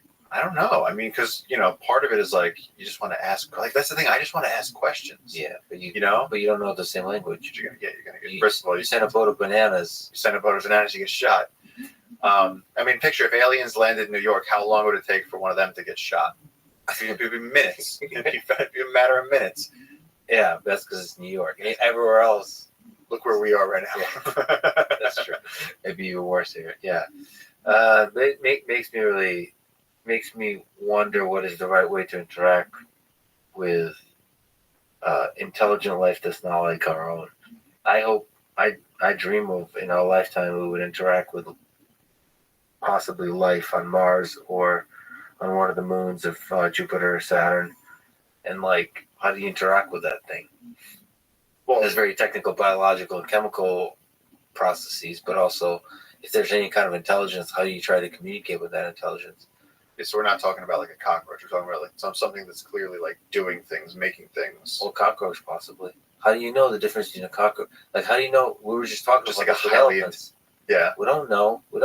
We have just like a race of like philosopher cockroaches just chilling on the rocks. Well, here on Earth, there seems to be a strong correlation between size and intelligence. Like, yes, it seems like the bigger things have bigger nervous systems and brains, and so they're usually smarter. But that doesn't. I think it's brain. It's the ratio, brain to body. Sure. Because you have like crows. Yeah. That are up among the most intelligent. It's like the size of the brain to the size of the body. But there also could be kinds of intelligence where we're completely no idea. We're not appreciating. Maybe cockroaches. They survived the longest. They're talking shit about us right now. It's dumb humans. Like, dude. These rocks are so great. A couple of 100 years. Exactly. Did you ever hear that Kurt Vonnegut where the two space travelers get lost? This really impacted me as a kid because my dad was an English teacher, so he's always quoting Dostoevsky and Kurt Vonnegut. And there's this two space travelers get like crash landed in a cave, and on the walls of the cave are the harmoniums. And there's these kite-shaped animals, and they feed off the vibrations of the cave, and that's all they do. They don't hurt each other; they just do that. And so, for like 2 years, these travelers are stuck, and they're trying to fix their ship. And one of them starts playing music for the harmoniums, and the harmoniums love him for the music, and they all come around him, and he plays this music for them. And finally, they fix the ship, and the one guy is like, "All right, let's get out of here." The other guy's like, "You know what? I'm staying." He goes, I found a place where I can do good. I'm not hurting anybody, and they love me. I'm staying right here. Yeah, this whole ambition thing we got going on, always trying to build a bigger boat, bigger thing. That might not be the ultimate conclusion of a happy existence as a civilization. That's one of the possibilities why we haven't met the aliens yet at scale. It's because once you get good enough at technology, you realize that happiness lies in a peaceful coexistence. It's possible. So where do you stand on like aliens now? Like there's a lot coming out about the pilots and the the things people have been seeing. And again, like I kind of come in and out of this stuff. Like I'll be in the jungle for 3 months. I miss a lot. So like update me. Like, or are we being contacted right now? Like, Of course, nobody knows, but I tend to believe my intuition says there's aliens everywhere. That even our galaxy. Sure. That's a bigger leap, but I believe our galaxy has probably billions, hundreds of millions of planets with life on it, like bacteria type of life. Sure. And I believe there is, I don't know, thousands of intelligent alien civilizations that exist or have existed. The problem is there's a lot of time, and it's very difficult to contact each other. So to achieve a kind of civilization that's able to actually send out enough signal or radiate enough energy where we would notice, I think that's really tough. That said, statistically speaking, it seems like that should have been possible inside our galaxy or maybe nearby. And so I suspect that once an alien civilization is just many orders of magnitude smarter than us humans, the way it would contact us is going to be very difficult for us humans to understand. We're very egocentric. We want the message to be sent as like in English versus, I think consciousness itself, emotion, thoughts could be like fingertips, could be words in the story that the aliens are telling us, or things that are just like a low dimensional projection of a much higher dimensional message that's being sent by aliens. And it may be our striving to create technology to create the kind of sensor that's actually able to hear some of the message. Maybe that's what AI is trying to do. So I think that bridging that barrier of communication between us and cockroaches, I think that's the biggest challenge. Interesting. Like the messages are all around us. They're here. I suspect that the alien messages are here. The aliens are here. We're just too dumb to see it. So, first of all, the imagining planets where there are, like, just picturing like not a silent planet, but just like a planet of alternate life forms. Maybe it's not something that we can communicate and have a conversation with, but just like a planet of like butterflies and centipedes and weird, Unfortunately, things. bacteria for billions of years it was bacteria as single cell prokaryotes and eukaryotes, but they're boring. But animals of some sort in an environment of some sort. Imagine that would just be such an interesting, beautiful, amazing thing, and I'm sure they're out on that. The kind of viruses they got going on. Whoa. It's but they could also not be biologically based. There could be different chemistry, so you have to be humble to that too. Sure. But then it depends on the day. Like I think you caught me on that day today, an optimistic one. Sometimes I think that we're all weak.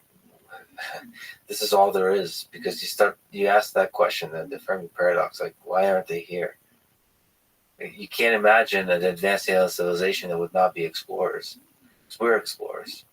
Why is that depressing to you? That the idea that let's just say you found out right now that there isn't anything else. Let's just say that, for example's sake, that the Earth is the Earth and the universe is the universe, and it's sort of like the backdrop of a video game, and it's just what's out there. Would that be tremendously depressing to you? I think it's exciting for an engineer. It's probably exciting for an explorer, but I would equate that to your going out hiking for 3 days with one match. It kind of terrifies me that we only got one match. Really? Yeah. Really? Yeah. All you got is one match. No. Hold on a second. Wait, Paul. Wait a minute. You're going out. There's no more matches. But this is the only match no you one's got. going to extinguish the planet. Like there's not, as far as we know, there's no meteor coming. I'm saying, like, do you live in a? So I'm saying, is your worry then that we need to have a backup plan? Yeah. Really? Well, So like, what if we do mess it up so bad that we can't live here anymore. Well, there's different ways to mess it up. There's ways to mess it up to make life really difficult. Some of the Mad Max type of thing. But there's nuclear war with further and further advancement of technology that can destroy all of Earth. It just feels like that's going to be exponentially growing. Yes, it's going to get worse. And it's listen, I'm very optimistic, but it's a heck of a Russian roulette we're playing. Okay, so but I'm still curious about your intention though, or like where your passion for this comes from. Or maybe it's both, but is it the need to have a backup plan for humans, which is admirable for your intense love of humanity and our consciousness and love and art and everything, or is it also just that the raw fascination of imagining what's out there? Because I just the way you said that about like, oh, you caught me on a positive day, where I think there was something in there that made me think that you need there to be. Yeah, there's.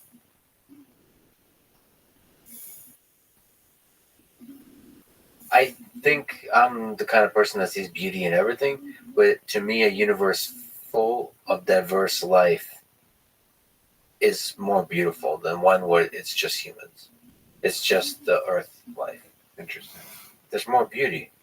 I mean, I'm not egotistical about the awesomeness of humans. I like if humans are not the smartest in our galaxy, or not even close to being the smartest. And that to me is, I don't know, that to me is exciting about the possibility of what the universe can create.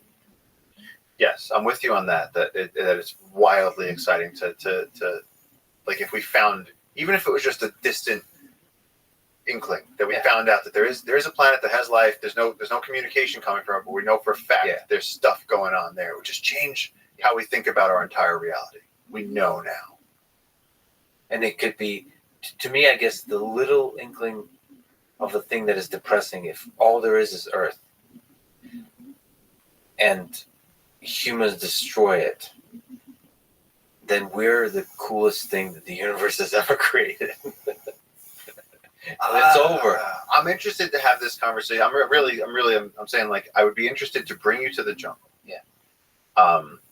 And this, now I'm also wondering like what your wilderness experience is, because I feel like for me, I'm so Earth-centric to the point where I'm like, we differ in that for me, this is like, it's a curiosity. I feel wonder, and I feel it's fun to talk about, like, what's at the edge of space. Like, there's the conundrums of space-time.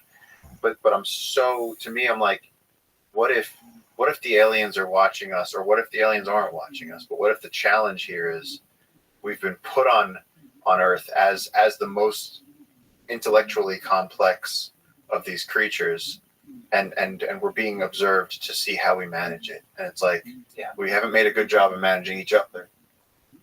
Before Oriana went down the Amazon, I mean, they showed up and just sacked the Incas. I mean, our history, I mean, I don't have to tell you, just got back, but it's, sometimes I wonder, what is there a grand narrative with what we're doing to wildlife? Because it's like, we have all these other species, and we're struggling even here in this conversation to sort of quantify, like, and I think that most people don't think outside of the human framework. You know what I mean? Like, just driving around, for me, living outside of the jungle, even just for a few weeks, you don't even think about the fact that there's other species around us. We really don't, day to day. You look at TV and you listen to the radio, and it's not very consequential to the average person living in a city that there are these, islands covered in walruses, and that there's rainforests filled with birds and frogs and all these things happening, and that, the salmon are contributing to our fresh water, and that life is literally given to us and made possible by these ecological systems. To me, that's where, like, the whole, essence of my existence comes from. And so, like, yeah, thank you for that reminder, because you're basically saying, like, the alien civilizations you dream about are here on Earth. Those worlds are here. For me, yeah. Yeah, no, I agree with you. I think I agree with you, and I think that's actually the way I think most of the time. Though, I think I'm on mushrooms all the time, genetically somehow, because when I go out in nature, it's just the beauty, even of nothing. You talk about the Amazon, man, just basics of nature. Yeah. Fill me with awe. The other thing that fills me with awe is our own mind, like the biology of these things firing. Basically, not our own mind, but biology of any living organisms, because it's like an ecosystem.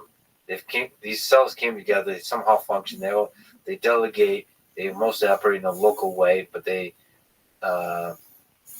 First of all, it's just like you said with the anacondas. You start out as a tiny snake and you become giant. When you're a tiny snake, you're prey for everything. When you're a giant snake, you're a predator or you're a prey to no one. Yeah. And like just that whole process, starting with a single embryo, single cell as a human, and through the embryogenic process, constructing this giant human that's able to have limbs, move about the world, think about things, write books, and so on. So that is incredibly beautiful, and all of that is here on Earth, yes. And so actually, I was being sort of poetic about aliens and so on. I think I can spend 99.99% in terms of filling my mind with awe and beauty just looking down here on Earth, for sure. I agree with you. Yeah, and they shouldn't cancel out. Like, I think it's beautiful that there's people that are fascinated and obsessed with looking out into space, and that will travel there. I mean, just to me, the idea of, I have a little piece of meteorite at home that I hold, and it does amazing things to my mind, because I'm like, everything I've ever touched is from this Earth, and I'm holding this thing that's been places that we can't even think about, and it blows my mind, and I love it. But when it comes to like intelligence, I think it's like I'm so concerned with the fact that we're at this moment in history. And it's interesting to me that, we had the internet, and now that with the emergence of AI, and more I feel like we are starting to resemble like an ant colony, where there's more and more connection, and there's more and more interaction globally between everybody. In the next 10 years, we're going to have to decide, are we going to let our ocean ecosystems just collapse? Are we going to just take that 3% of rainforest and just let them log the shit out of it until it's gone? And it's like, we're going to be in a very different reality then. Then it's going to be a very dystopian future. Or can we keep the good things about Earth, transcend that, realize that we have these incredible alien species around us that are animals that we grew up with, that we wouldn't be here without, that we owe something to? And I feel like at that stage, then the outward look becomes something else. It's almost like we've proven that if aliens came up to us, that's when I'd feel good. Aliens would come up to us and they said, Louis has the thing where he goes, God comes back and he goes, what did you do? He goes, the polar bears are brown. He's like, I left food for you. And it's like, if the aliens came and were like, and they interviewed the elephants and they said, how are you feeling? And the elephants would be like, listen, fuck these little primates. You know what they've done to us? And it's like, I've seen people break an elephant. I've seen it all with that stuff. And it's like, if anybody was to ask them, they'd be screaming.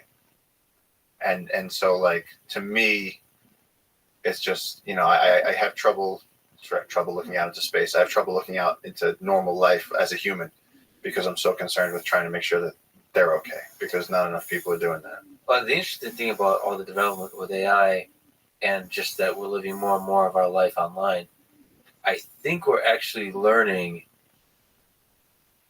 what's missing when it's online. Like, I think people realize that online interaction is shallow, but we're just learning that that's a reality. Yeah.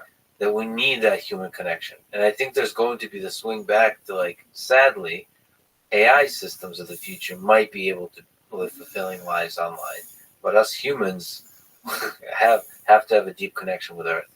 And like with each other, physical connection. I think there's going to be a phase somewhere in the century where we go back to deep physical connection, and there'll be a digital world that we visit that it will be separate. And that's you have a discussion with that, with Twitter, with Instagram, with all of these social networks.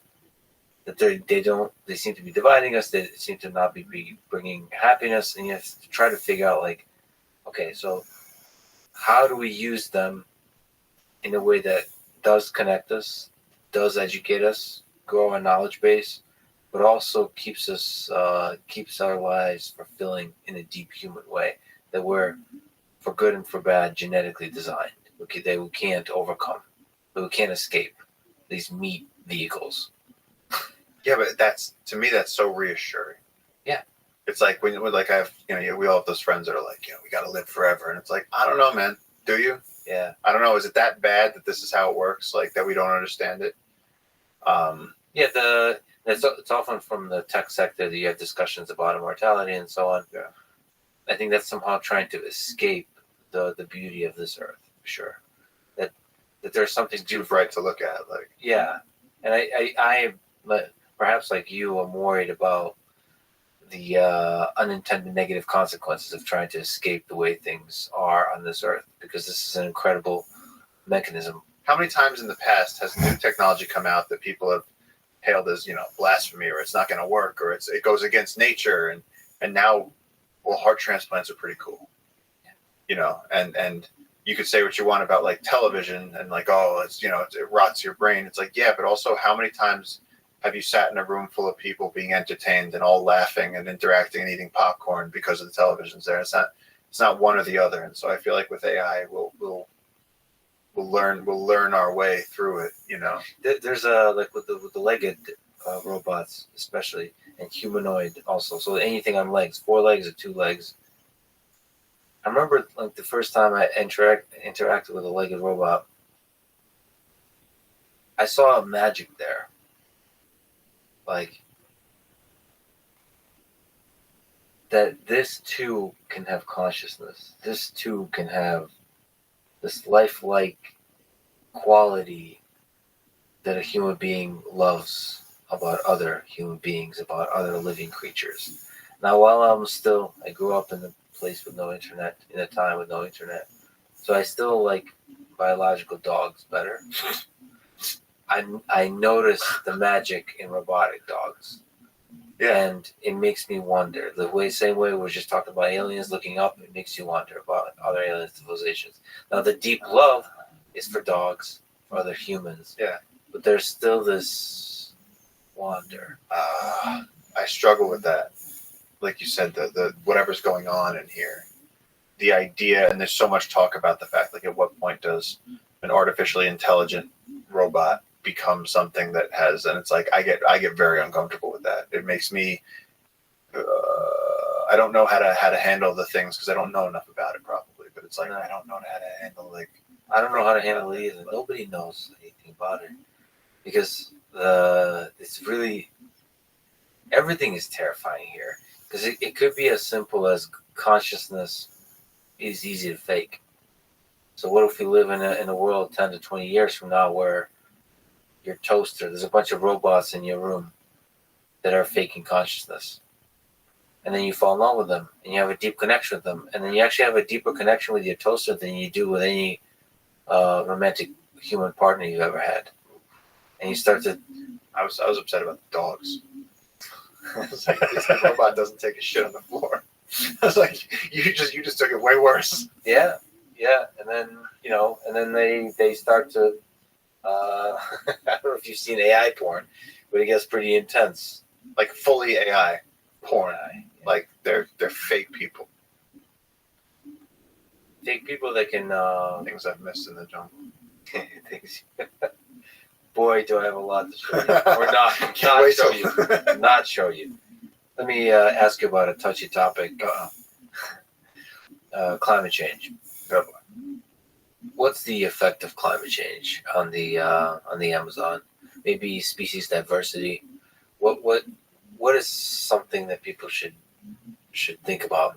Because there's different views on. I think most people believe that climate change is human caused and that it's happening, but there is different perspectives on the degree of damage that it's going to do over the next several decades and what our response should be as a society. And so it would be amazing to hear your perspective on it in small slices of your experience or in large. To me, there's no denying the fact that we are experiencing changes. I think anybody that doesn't agree with that hasn't been outside in the last 20 years or hasn't interviewed old farmers who will tell you that it changed, or, you know, I think a lot of us can agree with that. Where I deviate is that I am not a climate scientist. I am not qualified. And so I, just like everybody else, am listening. And what happens to me is I see that someone like Santiago Duran, JJ's father, will tell me it's totally different than it was when I was a kid. The seasons have changed and moved, and like in New York when I was a kid, like we used to get like White Christmas, like we used to get snow. I was in shorts, like I came off the plane right before coming here and I was in like shorts for a second. Like I was like, this is a different reality. But my ability, my interpretation of climate change, you know, I feel like is just as dumb as those people that go like, you know, it's really cold. I thought they said it was getting warmer. It's like it's a very rudimentary thing. And so as a someone that's fighting for the preservation of biodiversity, I don't feel like I'm any more qualified than the average person. I can only provide anecdotal evidence of the stuff I've seen. What I do though, and I always make a strong delineation here, is that I can speak to the fact that I've been places where the ocean fisheries have been depleted, and the local fishermen can tell you, and the scientists can tell you, there's no more fish here. I've been to the places where the rainforest line is being pushed back in Borneo, and it's getting smaller and smaller and smaller. And I've been in the Amazon, and I've walked through the killing fields and through the fires, and I've burnt my lungs on it. And I'm a big believer personally in instead of trying to take on all of it, I've tried very hard in my life to pick one thing. And to me, that one thing is protecting as many wild heartbeats as I can, because they're under constant fire. And so climate change, you know, there's so much arguing over it, and like you said, the degree to which we affect it, and how do you know what I mean? Like, I like to have provable data points. Like, you know, I can show you tropical deforestation. I can show you the decline in tigers over the last 100 years. I can't prove. You know what I mean? Like, I can't answer that question. I don't think.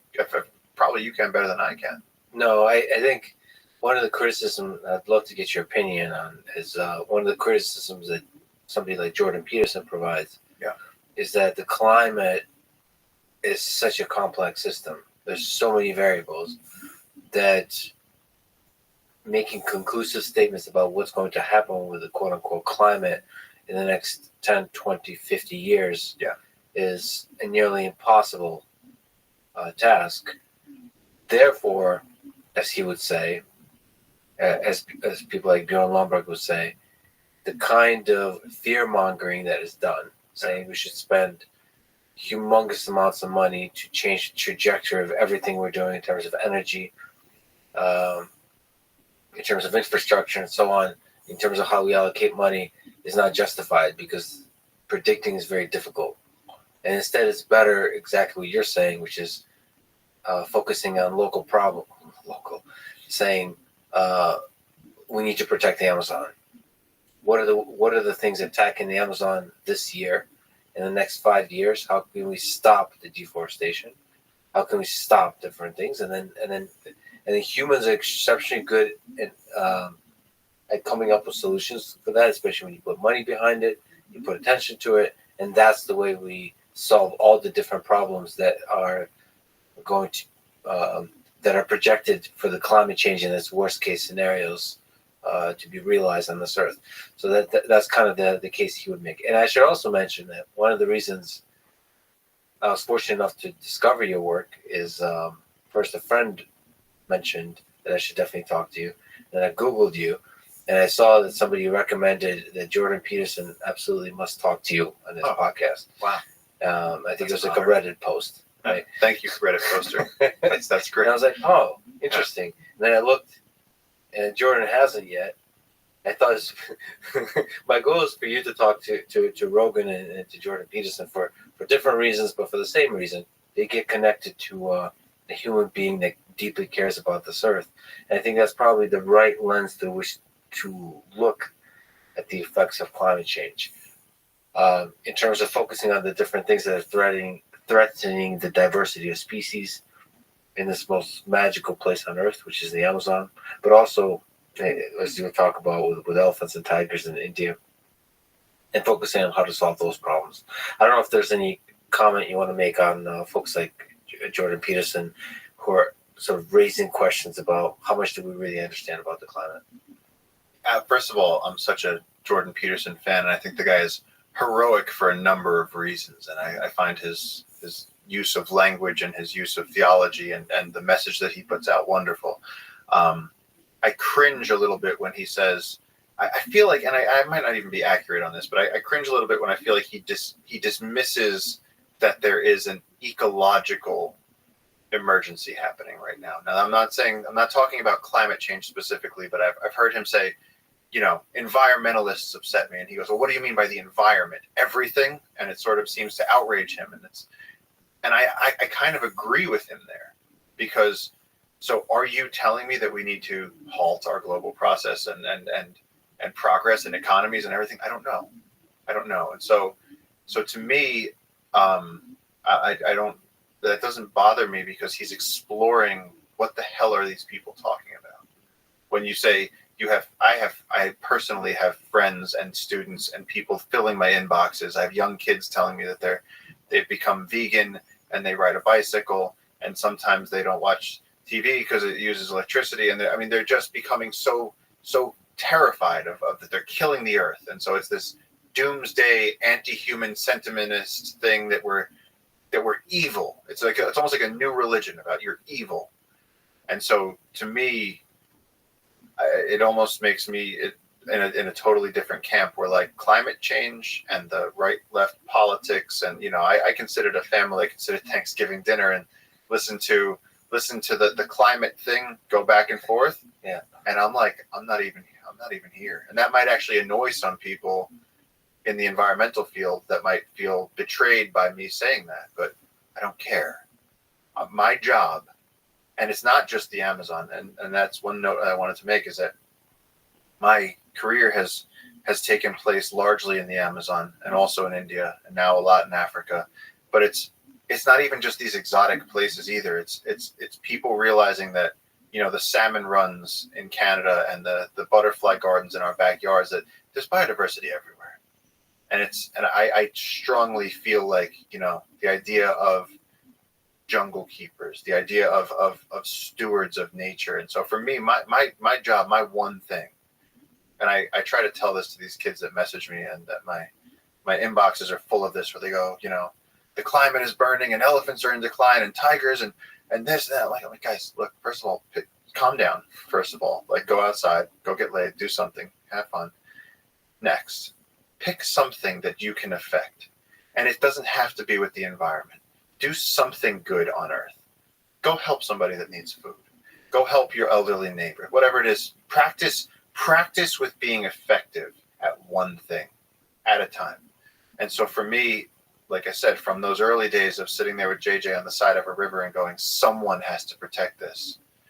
My concern is that we've lost 70% of the wildlife on this planet in the last 50 years. That's a huge problem.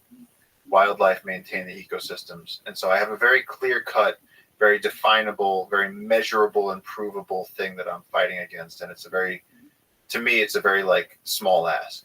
Don't cut down the 3% of the world that has 50% of the biodiversity in it. Maybe let's keep some wild tigers for future generations, and because tigers have their own inherent right to exist here.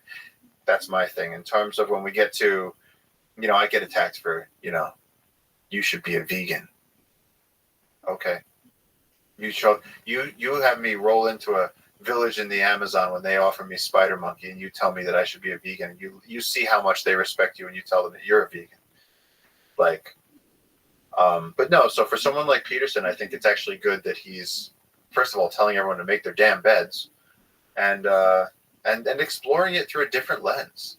He's coming at it from a totally different thing and saying, are we just being alarmist here? Are we what I mean, again, imagine if there isn't a problem and they're making one out of it, and all the implications that could have for progress. It's like, so I think what he's doing is perfectly reasonable. There is a podcast though where he's it was a great one though where he's discussing animal intelligence, and I could really see that the human psyche and theology and religion is so much his world that the idea of animals being intelligent was novel, and it was fascinating. Yeah, that's why I would love for the two of you to talk.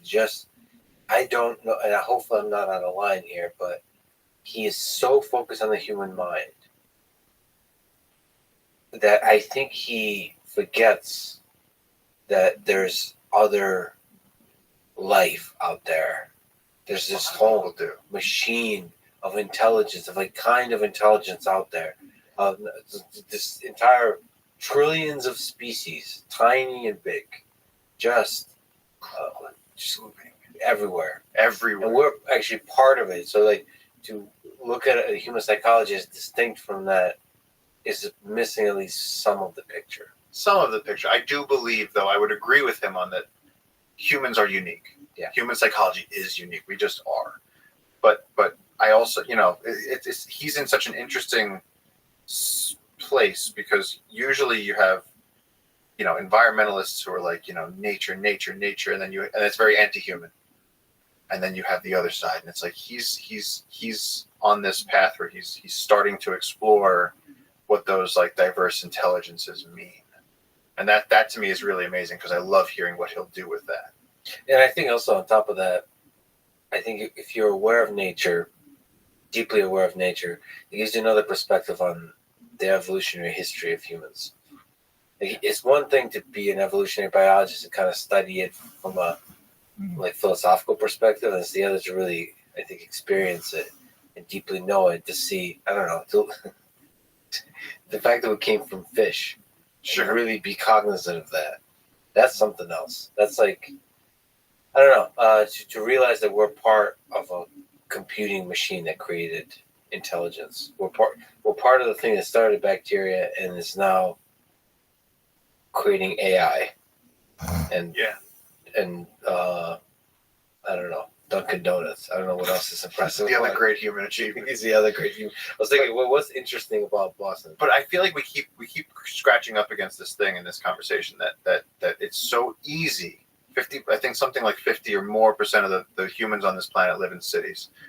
And I think it's so easy for people to forget that we share this planet with so many other things. And I think that sort of, that we're in a way we're almost like ecological orphans, and that we've left the things that actually make us feel at home. And that's a bit of a stretch because I don't know if everybody feels that way.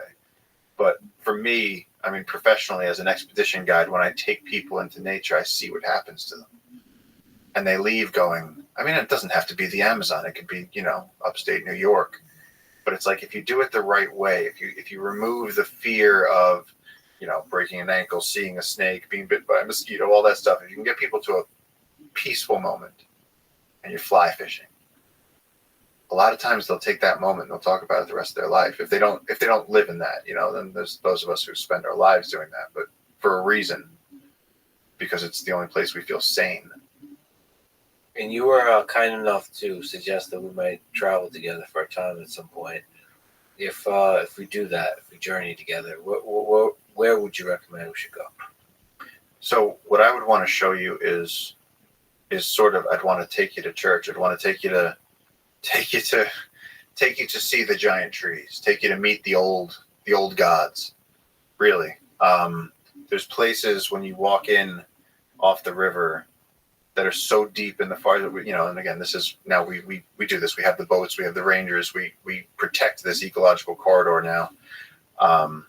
And so it would be taking you to meet some of those loggers that we converted. It'd be taking you, we'd have to go to the floating forest, meet some of the trees that I love the most, go piranha fishing, and like really just spend, my ideal trip for you would be to spend 5 days of, airplane mode phone, completely living out comfortable.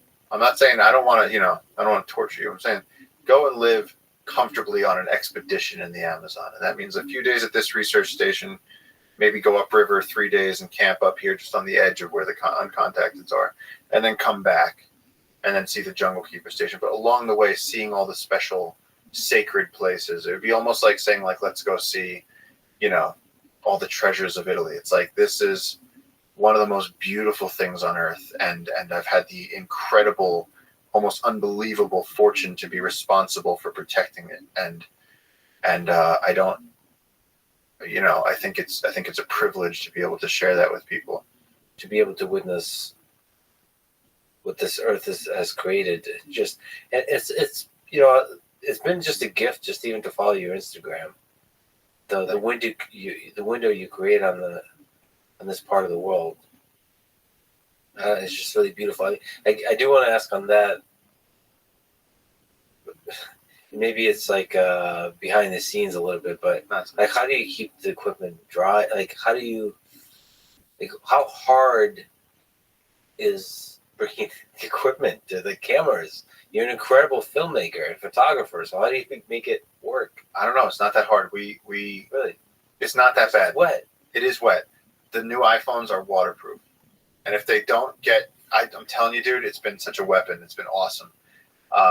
If you drop it in the river, my one thing is you got to have a tether, because I drop it all the time. So I'll be hanging off a boat, and I'll be trying to take a video, and I'll be like, here we are in the Amazon. You can see the logging. Boom. That's the biggest thing. But we shoot on Canons, and I don't know, it's worked out. It's not that bad. Oh, really? So you can keep the equipment dry? I keep the equipment dry, and I actually don't. A lot of people put their shit in silica at night and like keep it dry, and then they take it out. And I find that when you do that, the temperature change creates moisture inside the camera. So what I do is I never do that. I just keep my cameras in my backpack with a zipper, so they're more or less exposed to the elements. Yeah. And so it sort of always has a little bit of equilibrium, and that's it. I mean, I shoot on some pretty fancy equipment sometimes, and it's great. But I mean, the awesome thing though now is that like with a cell phone, I mean, like I put my phone down on the ground a few weeks ago and like let this rhino like walk up to it and stuff, and it's like, you can get video footage that you can literally put on Netflix. Like, it's just like, it's getting really exciting. And that's where like, where I deviate from the nature people. They're like, we need to go back and live in cabins. I'm like, dude, this is awesome, man. I love taking slow-mos. Like no way. It makes you reappreciate it, but just by yourself, just reappreciate over and over and over. And then you can also share it with the world. Well, that's the thing, is sharing it with people. There's nothing better than like teaching a kid to catch a fish, and in a way, Instagram has allowed us to do that, where it's like I can have this crazy ass moment that is so unique, and then put it up for people to see, or I mean, I remember one of the most recent things that got people. You never know what's going to get people excited. I literally just there was 3,000 butterflies on the beach, and they were like black, red, and blue. Beautiful butterflies, and I just panned the phone across it and then jumped in the river and swam away, and threw that up on Instagram, and people went berserk. They're like, this is the most amazing thing. 4 different accounts reached out to try and share it, and I was like, butterflies, they're everywhere. There's 4,000 species of butterfly in the Amazon. But sharing that with people is beautiful.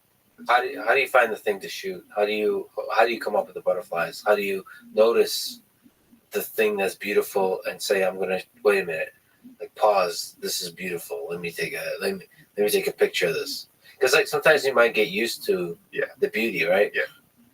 Or sometimes simple crazy things like leaf cutter ants, they're just walking by, it becomes pedestrian. It's well, I mean, just like when you're living at the elephant camp, and it's like the elephant comes out and he starts trashing the water bucket. Well, would you stop? We're trying to watch Peaky Blinders here. It's just leave us alone. It becomes normal after a while.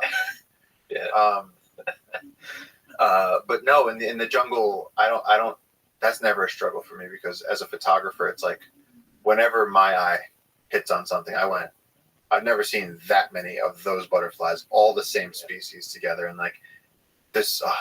I'm trying to get this one thing that the butterflies do is in the dry season, the salt deposits, you'll get 3 or 4, maybe 5,000 butterflies all coming onto this one area of sand, because there'll be like some leaching, there'll be some salt deposit there or something, and they'll all be wings flat against the ground with their proboscises on the sand. And if you go walk near them, they will vortex up, and you have a rainbow vortex of butterflies, and you can like go run through that, and it's surreal. And what I want to do is get the shot where I guess leave the phone recording in slow-mo facing up and leave it there for an hour, let the butterflies come in and settle, and then disturb them so I get the bottom of the vortex of the bug. I'm like, these are the ways I think where I'm like, how can I show people the absolute mind-blowing, with an iPhone. perfection? But It's amazing. I mean, that's what I have. I'm sure that somebody else could do it with, a red and nail it. But it's like, that's what I have in the jungle, because I have to travel light, and Yeah, I think that really works. I did the same thing when I was traveling in Ukraine. The equipment was just that suitcase over there with the phone. Yeah. And you just shove it full of equipment, and who do the cares? best you can. You can go to war zone. It doesn't matter. Yeah. It doesn't it has to do with you're talking about like with protecting your camera or not. It feels like the more you protect stuff, the more it's gonna get damaged. Yeah, see my camera. They're all missing. This is amazing to me. So all my cameras are missing you can see the metal through the paint. Nice. So all this, and so they're all, because I'm constantly I'll slide in and take a picture, and they're banged up, but they're good machines. I think they get tougher over time if you put them through. It's like the immune system. It's like muscles. It's like David Goggins cameras. If you gotta make them suffer every day. Yeah. What's your view on hunting? So you really hate poachers. I really hate poachers. How do they operate? Who are they? What are they up to? What do they do? Poachers, to me, are the people that are going in and annihilating wildlife for profit without any, the people that are going in and machine gunning an elephant to take its tusks. Yeah. The people that are sneaking into protected areas in Africa and shooting rhinos so that they can cut off their horns before the animal's even dead while its baby is beside it. So, and there's a difference between a poacher and a hunter. I'm a hunter. JJ's a hunter.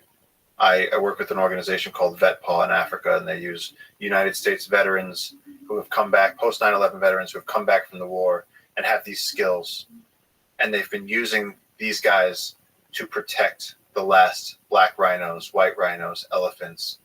And so I've gotten to see this play out on a private reserve in Africa, where these incredible people have decided to protect zebras, wildebeests, all types of impala, giraffes, several herds of elephants, white rhinos, black rhinos. All of this stuff is protected. And what's interesting is it's a hunting preserve.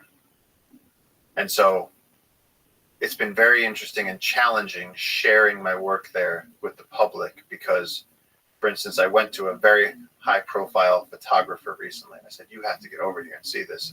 It's amazing what these people have done. It's this reserve called Buffalo Kloof, and they've, this rescued families of elephants, and you can see a black rhino every day if you want to. They're critically endangered.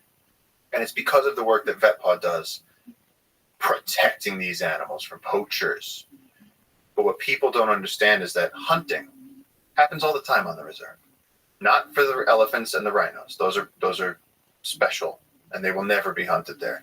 But things like an impala, things like an inyala, a wildebeest, a zebra, there aren't as many predators as there used to be. So if you leave those animals unhunted, without the wolf to chase the herd, to thin off the ones that are old and dying or sick, well, then you just have animals that are old and dying and sick walking around suffering. And so on reserves like this, they hunt, and they take the old ones, and they use the funding from hunting. No one's going to pay you $30,000 to take a picture of a buffalo, but they'll pay you $30,000 to hunt a buffalo. And so these reserves, responsibly and ethically on foot, can go hunting and manage. And again, if they were hunting rhinos or if they were hunting elephants, I'd be out in a second. They're hunting non-endangered species. They're hunting non-endangered species. They're hunting game species. And the difference is that a poacher is going to. So those are responsible hunters that are ecologists and conservationists, whereas a poacher is someone that will come in and kill recklessly and murder an animal for no reason for a part to sell. I would love to travel together, actually. Let's we'll talk offline. I would love to make that happen if you allow me. I'm 100% serious, man. I've tremendous respect for your work, and I've been watching you since the beginning. I would love to do that together.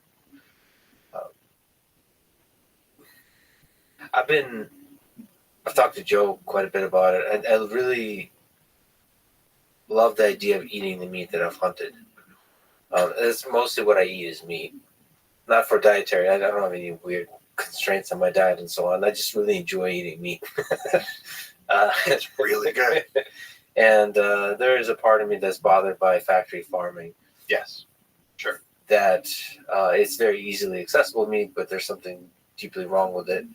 Part of the reason I love fishing and eating the fish that I catch, it just seems to be more ethical, but also a more intimate, deep connection, honest connection with nature. You get to see the killing of the food that you're consuming versus removing that from the picture, not even thinking about it, not thinking about that this came from the meat. And I love the idea that I kill one animal and I eat that animal basically for the whole year. Yeah, an ethically slaughtered animal, whether it's a fish or a deer or whatever else. To me, that's I'm gonna use the wrong religious term here, but I feel like I want to use the word like sacrament, but it's like there's a deeply profound ritual, and honestly, if you teach a kid to grow a vegetable, you show a kid how to grow a carrot, and the miracle of like, wait, this thing just grew in there, it just appeared because there was sunlight. And it's like, yeah, to me, yes, that when you feel that fish tug on the line, to me, it does something that awakens a deep primal something, this satisfaction. And then when you eat that, you feel good.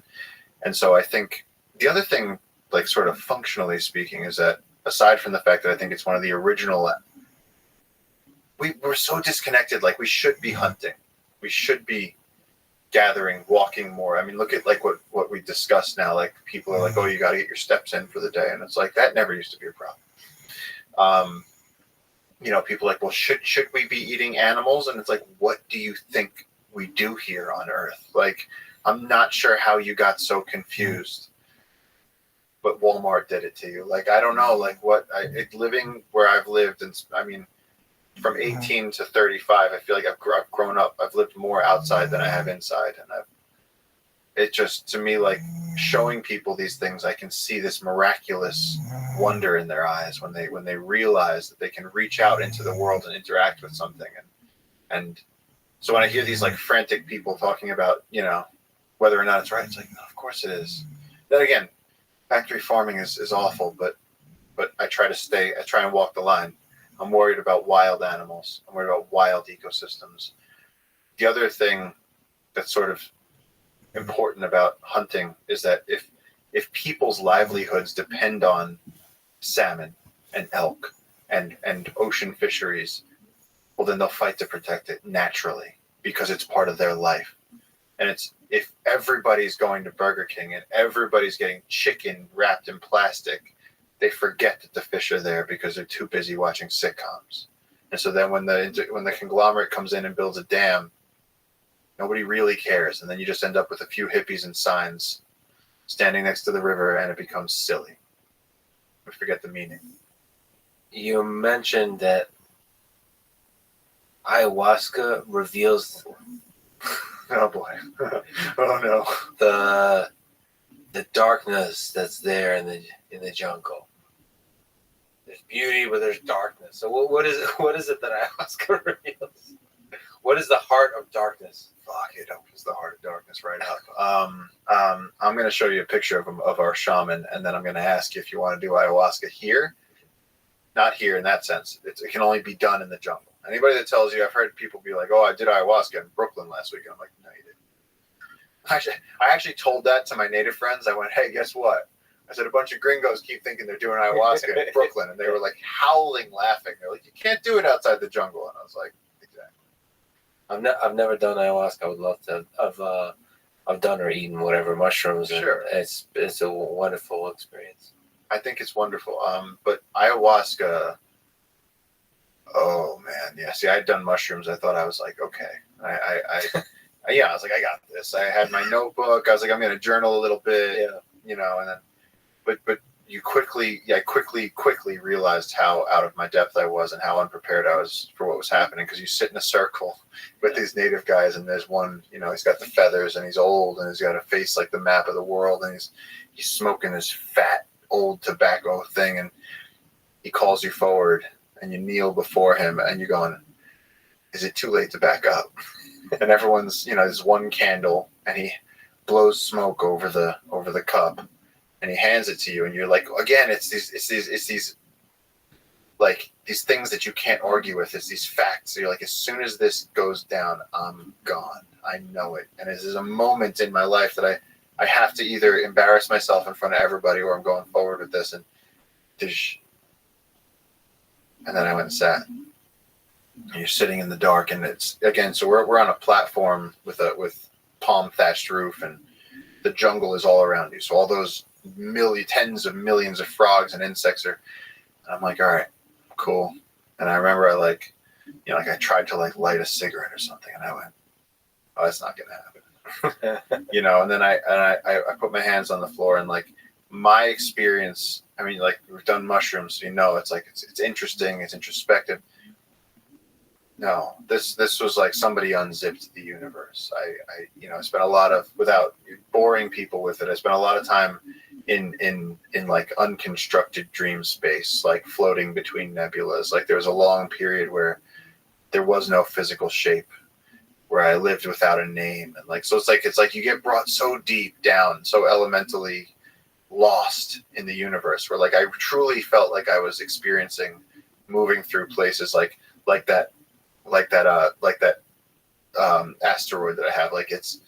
It's like a piece of you're a piece of something detached from the earth. And so I got back from it, and had an interesting new appreciation for life. I strongly suggest that people just do mushrooms like a normal person, unless you're ready. So it was really intense. It was really intense, but to be fair, the shaman who did it was the old school guy. Yeah. And he was getting up there in years, and he had forgotten and overboiled the brew. Yeah. And so we came back, and it was 4 a.m, and I had, all this crazy shit. I'd been on journeys and years down there. And so when I came back and I had hands, I started crying. I started absolutely weeping. Gratitude or what? Gratitude that I was alive. I was going to get to see my people again. I was like, I'm going to get to see my parents again. Yeah. I'm going to get to talk to you. Kind of thought you might be gone. I was gone. I was a dimly conscious something floating in dark space, and spent what felt like years down there. And so when I really did feel like being reborn, which I was like, cheap trick, but no, the way it moves you through the jungle, the way the jungle moves through your skin, there are moments of absolute majesty and incredible discovery that happen along the way. And on the way up, the jungle brings you up, and the shaman brings you up, and you get to move through the forest in a way that it's almost like you're inhabiting the consciousness of animals. Very, very, very I didn't think that hallucinogenics could do this to a brain. Mushrooms, you're like, oh, I feel like I can feel music. Right. It's cool. You guys want to watch March the Penguins? This is transformative. What? Yeah. Did that change you? I don't know. I think it definitely. I almost feel like it showed me the thing that I was scared the most of, and it's that it was that it's all just cold, dark, nothing. It brought me to the basement of the universe, and I felt like the point of that was to come back to this place where there's all this life and light and love and all this amazing stuff that we experience on a day-to-day basis and don't take for granted. And so just almost dying, this was fully dying. They're, but the great part is that usually it's not that intense. This guy had overboiled the brew. I saw the vine afterwards. Most ayahuasca vines are as thick as your arm. This one was like as thick as a garbage can. It was like the oldest ayahuasca vine you can imagine. And at like 4 a.m, I like crawled over to my friend Chris, who's a tough New York City firefighter. We were like holding each other, just like weeping, just like, thank God we're back. And then we had to go looking for the shaman. Where the hell is this guy? He was gone. Yeah. We found him in the morning, and he was laying in the stream naked, like E.T. at the end when he's like laying like in the. Yeah, he kicked his own ass with that brew, and he retired after that. Oh shit! So we really got like somebody turned the dial all the way up on us, and so we got blasted. So it's not supposed to be that bad. But I think you're somebody who's fearless in sort of diving into those kinds of places. I think I also retire from ayahuasca. I could be fearless with other things, but I think I'm good. It sounds kind of to me personally, kind of exciting. Well, I think that you have a severely fearless aspect to you. I mean, when you come up with something that intrigues you, like if somebody told you right now that you could go physically into deep space, I feel like you would do it. Yeah, I do, yeah. If go to Mars, yeah, right. And some of it is, I don't even know if you have that. Some of that is more Goggins like. I want to see where my mind breaks by pushing it to tough places. There's a curiosity of exploring the mind, the limits of the mind. I feel like it's not a cold plunge. That's like you're not coming back. Right. Right. And it's okay. See, no, I'm with you on that. I love seeing my limits. I absolutely love seeing my limits. I love getting my ass kicked. I love being shown how insignificant I am. But when it comes to something like that, where you got to push your chips in, it's got to be something for me. It's got to be a hill that I believe in before I die on it. It's like to me, the promise of exploring space isn't enough. But like even just the way, I mean, you said, you're like, I'm going to Ukraine. Here I go. You know, there's a certain dedication to curiosity at any expense, and I think that is something that maybe we share in different directions. Something tells me with those crocodiles outside, I would have gotten eaten. Something tells me there's something trying to preserve you in this world. I'm not sure exactly what that is.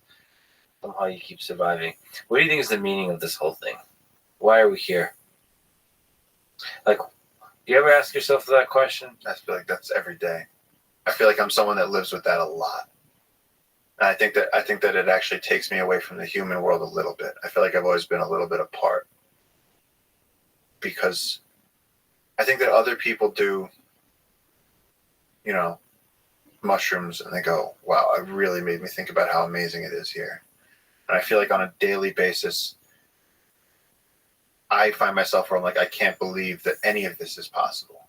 You know, and that goes from how delicious something tastes to being able to talk to someone in your family or have there's times where I'm in the Amazon and I miss home and I even just FaceTiming with someone. I go, this is possible. Yeah. Like people were rubbing sticks together to try and survive saber-toothed tigers not that long ago. And I'm over there like, yo, mom, look at this. It's wild. Like I'm in a constant state of awe. And so I actually hope that this is a testing ground. And whether it's aliens or God or whatever it is, that this is something crucially important. That would be nice. Because it feels like it is. Yeah, I hope that too. That the universe almost created us to see what's possible. And that I'd like to believe that beauty and good is possible. And those are the things that make me say that it's impossible for it to just mean nothing. And and just like you said, there could be life forms that we can't even understand. I'm very open to the idea that there's meanings that we have no idea about. The few things I know are the things that I love, and some of the things that I love, you know, are being pushed to extinction. So I try to protect them. But that's that's my mission. But I'm saying, like, in terms of what are we doing here, I'm just always amazed at the simplest things. I mean, that we can sit here doing this, exchanging. Yeah. Using our imagination to fill in the gaps, exchanging feelings, experiences, images. Yeah. Fills you with awe. And every once in a while you get a little glimpse of something, like a deeper meaning that might be there. You don't really know what it is, but you get a glimpse. Every now and you then. keep searching. And then it's over before you know it, Paul. Hopefully for you, you got many more years. It was dark, man. You're an important, and a beautiful man. Paul, thank you so much for talking today. Thank you for being who you are, for everything you're doing. I hope to see you again soon, many times, and maybe one day soon in the jungle. I hope that happens. Thank you, Lex. Thanks for listening to this conversation with Paul Rothschild. To support this podcast, please check out our sponsors in the description. And now, let me leave you with some words from Jane Goodall. If we kill off the wild, then we're killing off a part of our souls. Thank you for listening, and hope to see you next time.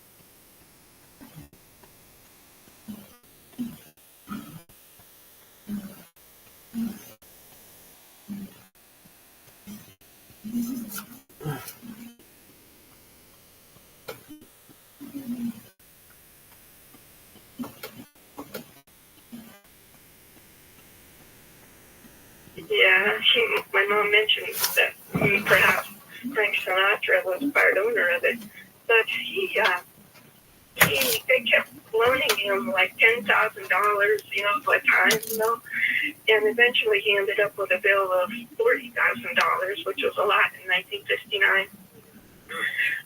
And he ended up deceased, dead, in one of their rooms, and just owing this $40,000 bill, and they blocked the key lock, to get into the room. So he was dead in there for 3 days, even though there was a room next door where the maid could have come in, it was one of the adjoining rooms. And it's always been a mystery to us. I tried to solve it because my mom said that she hired a lawyer to look into whether the hotel was responsible for his death, because the coroner said it on the death certificate said it was a heart attack, but there were other, just the fact that nobody could get in the room and that he was bleeding from his mouth and some other, the coroner's pictures, and plus the coroner said they did an autopsy, and yet when I tried to find it, they said, no, we don't have an autopsy. So I was just wondering if the mob, or, if the mafia was involved, if they would do something like that just to to one of their... Probably not. Let me tell you what. He had markers with the casino that might have been mob run. The only way they're going to get their money back is if he's alive, not dead. Would you agree, Tom? Yes, absolutely. The addiction. Today's guest is an entrepreneur. He's a renegade. He's a business mogul, and he is the head of the mob casinos that were run. He's from Massachusetts, and I couldn't be more excited to go a couple of rounds with someone. Today's guest is Mr. Dana White.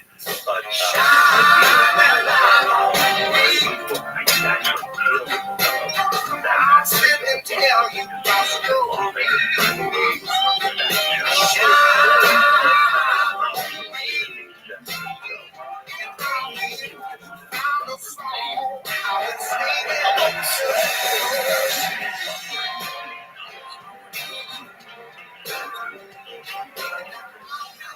You feel handsomer as you got more in shape. You guys got to deal with Celsius? Yeah, it's pretty good. Yeah. Awesome. So, it's good, man. We've had a really great year. We've That's a whole other story that has to do with jealousy. Interesting people, rappers, Robert F. Kennedy. Exactly. We just had Wayne Gretzky. The stands, among other places. And Trump. Frank Sinatra. Yeah, As we get closer, I'll get you Trump if you want to. Yeah. Well, we had Sexy Red on, and she's from the hood, right? She has some pretty ratchet stuff. She sings about like her honest lover, right? That's her. Yeah, Sexy Red is wild. And she is actually pregnant as well. The best part of it was at the end, I was like, hey, I'm going to invite you to UFC fight sometime. She's like, so the hood would really show up for that. What did you think about Slam? Well, it's a great question, brother. First of all, I didn't know what being there makes it. You're like, oh my god, this is amazing. I like how it's bite-sized in the way that if you want to like hang out with friends and chat, you can be talking to your buddy and you know exactly when the action is going to happen. So whereas UFC, you don't want to miss any of the day. That's a really good point. So I loved how it was like very digestible. Like, okay, it's like, hold on, dude, chill. Let's focus. This is it. I like the people that were there. I thought was really interesting. I can't tell when I'm there. There's moments where I'm supporting, and then there's moments where I'm heckling almost. There's respect for sure, but I could like, I don't know. It was weird. Like Cowboy Cerrone's there, and he's like, knock him out them slides. Like, one guy's wearing sandals, So I think there's a little bit of a peanut gallery aspect. There is. But there is a UFC too, though. I mean, there's a lot of yelling and shit talking to UFC. I think UFC has become a lot more sophisticated over the last 10 years. Yeah. Before that, it was really quite a slap crowd. Yeah. Oh, well, dude, I remember when I first heard about UFC, it was like the kids who were not going to finish school were watching. It was like they had a VHS. It would like come in the mail. That dude. Yeah, dude. Yeah, talk about a guy that's become famous just off fucking one picture of sitting in the crowd. He works with blood drives now too, which is crazy. Are you serious? No, I'm not. But that would be, actually, it's not a bad partnership. Dude, I'd pour 12 ounce of negative for that guy if you asked me to. Oh, that's funny. I'll tell you something fascinating about the slap contest. So there's a woman in Kaplan, right? And I don't know who she writes with, but she comes to everything. UFC slap, she supports whatever, right? So when she showed up to slap on Wednesday, she had 20 followers on TikTok. She posted the video of Sheena, the women's one, knocking her out. Right now it's at 1.6 million views. She has 3,600 followers. One post. The Egyptian connection. How crazy is that? This is the one right here. Like you should cut that up for that. That's all the influencers that come. They love it because the content's so powerful. Listen, you take the NFL, the NBA, Major League Baseball, the NHL, UFC, WWE, NASCAR, Formula 1, PGA, and a couple other ones. You combine all their numbers together on social, multiply them by 4, they don't do 1,000. And when you post this content, it is unbelievably powerful. Yeah, other things that I thought really about it, I liked how I wish I knew some of the fighters better. I know some of that takes time to get to know, right? 100%. This is only our 5th ever event. It's been around for 8 months. And this thing's a fucking juggernaut. But I dug it, dude. I'm sitting there with my buddy Sheldon Soray, and we're like, holy shit, dude, this is so much fun. Like, I was excited to come back. I'm not gonna say it surprised me, but it did. When the guy almost got a haircut off of his, he has that beard. You don't even know if he has a chin. You're like, what if that dude doesn't even have a chin? And he's just fucking out here. That's one of the things we've been talking about. You know, some of these beards are so big. You can't tell where the hell the face is. I agree. That's hilarious. But I kind of love that aspect of it. It's a little bit of camouflage, dude. Where some guy rolls out there with a naked chin, some little fucking nudist, you know? Yeah. We're like, this guy's got to calm down. This pervert puts a beard, man. Did you make it up to Red Rock after? No, I didn't. It was fucking mayhem. Yeah, you go to the high limit room after.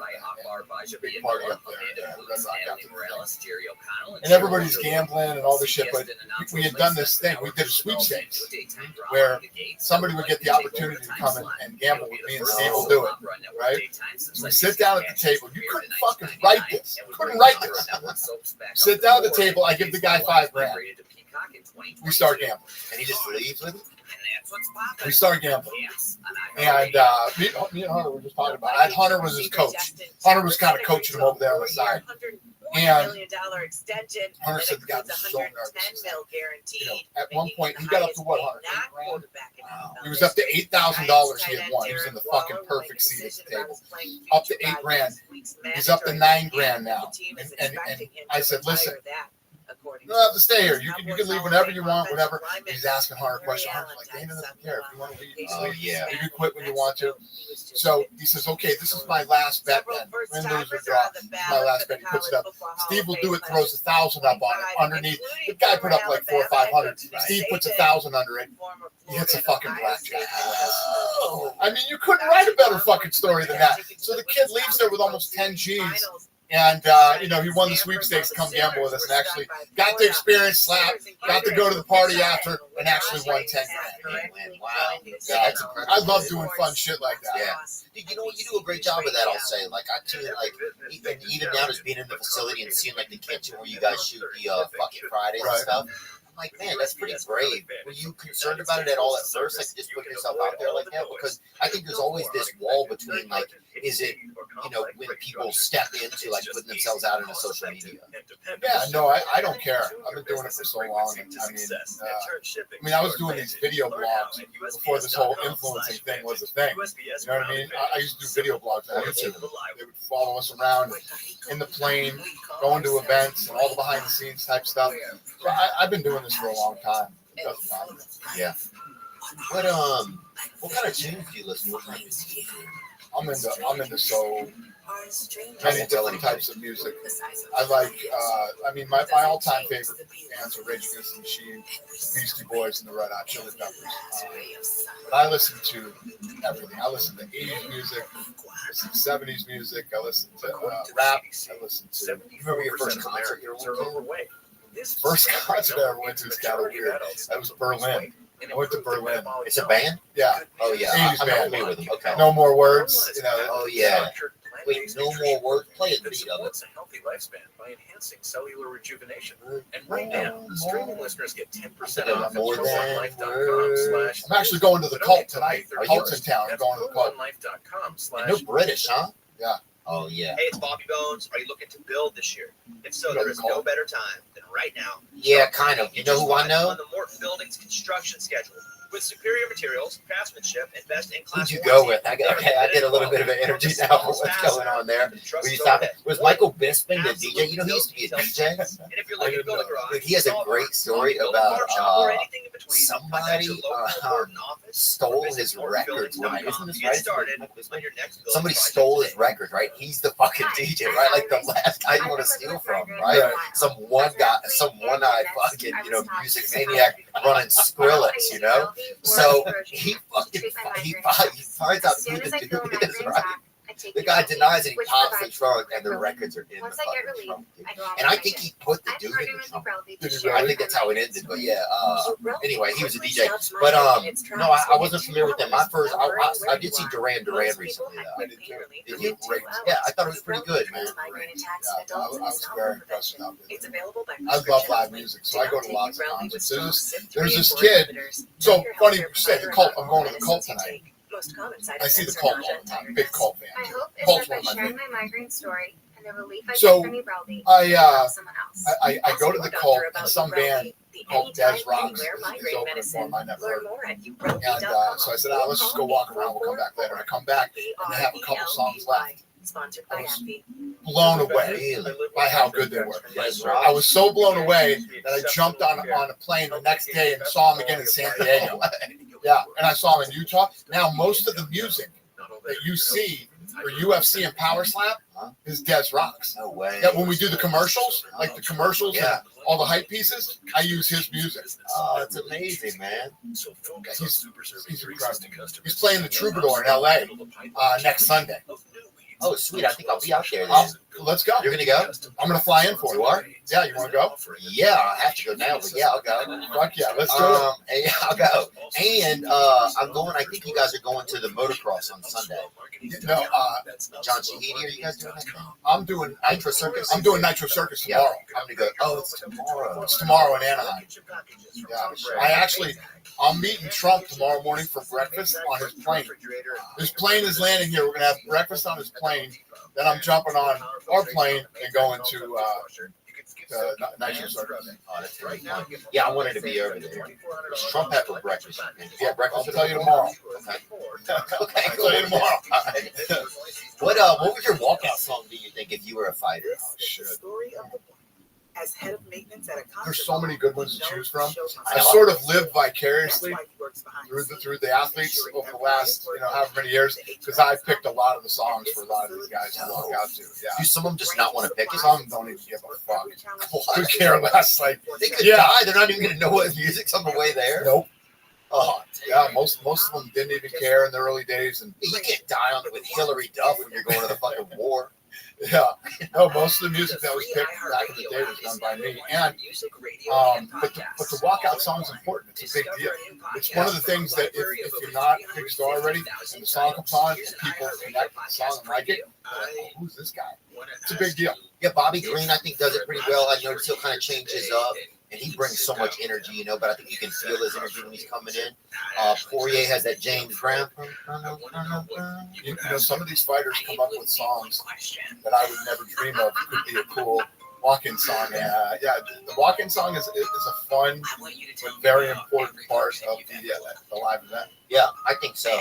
Man, I want to say too, man, just your bravery in doing and keeping things going during the pandemic, it changed everything. It gave a lot of people a feeling like that there was still somebody that could do something different. it gave a lot of people a feeling that like everybody wasn't subject to kind of like the privatized tyranny that's kind of going on. Yeah. You know, and man, it made me so much more of an involved fan. We're free. Awesome. Well, I appreciate it. Listen, the pandemic never made sense to me, and again, because of my close relationship with Abu Dhabi, you know, I knew over there they were doing testing, they were doing all this stuff. They could do it. Why can't we do it over here? Yeah. And why couldn't we create this space? You know, they ended up calling it bubble, but this space where you know everybody was testing, you knew everybody was playing, we couldn't put on an event. We did it in Jacksonville, we did it in Abu Dhabi, and you know, I'm one of these guys. I love this country. I love America. Listen and This follow country's this obviously podcast been for very free good on to the me and my iHeartRadio family. app. And Number one for a lot music, of my radio, friends, and employees, podcasts all in one. we don't just fucking roll over and hide in the country, man. This whole pussification of America and everybody, you know, fucking scared of everything. You know? I was like, if this is as bad as they think it is, or they're saying it is, yeah, we're gonna die. You don't want to die yet if wearing a mask. They can't even see your face. I'm a mask, I'm a mask. So, what do you think the walkout song would be? Can you give me the Cult? The Cult should sell Sanctuary.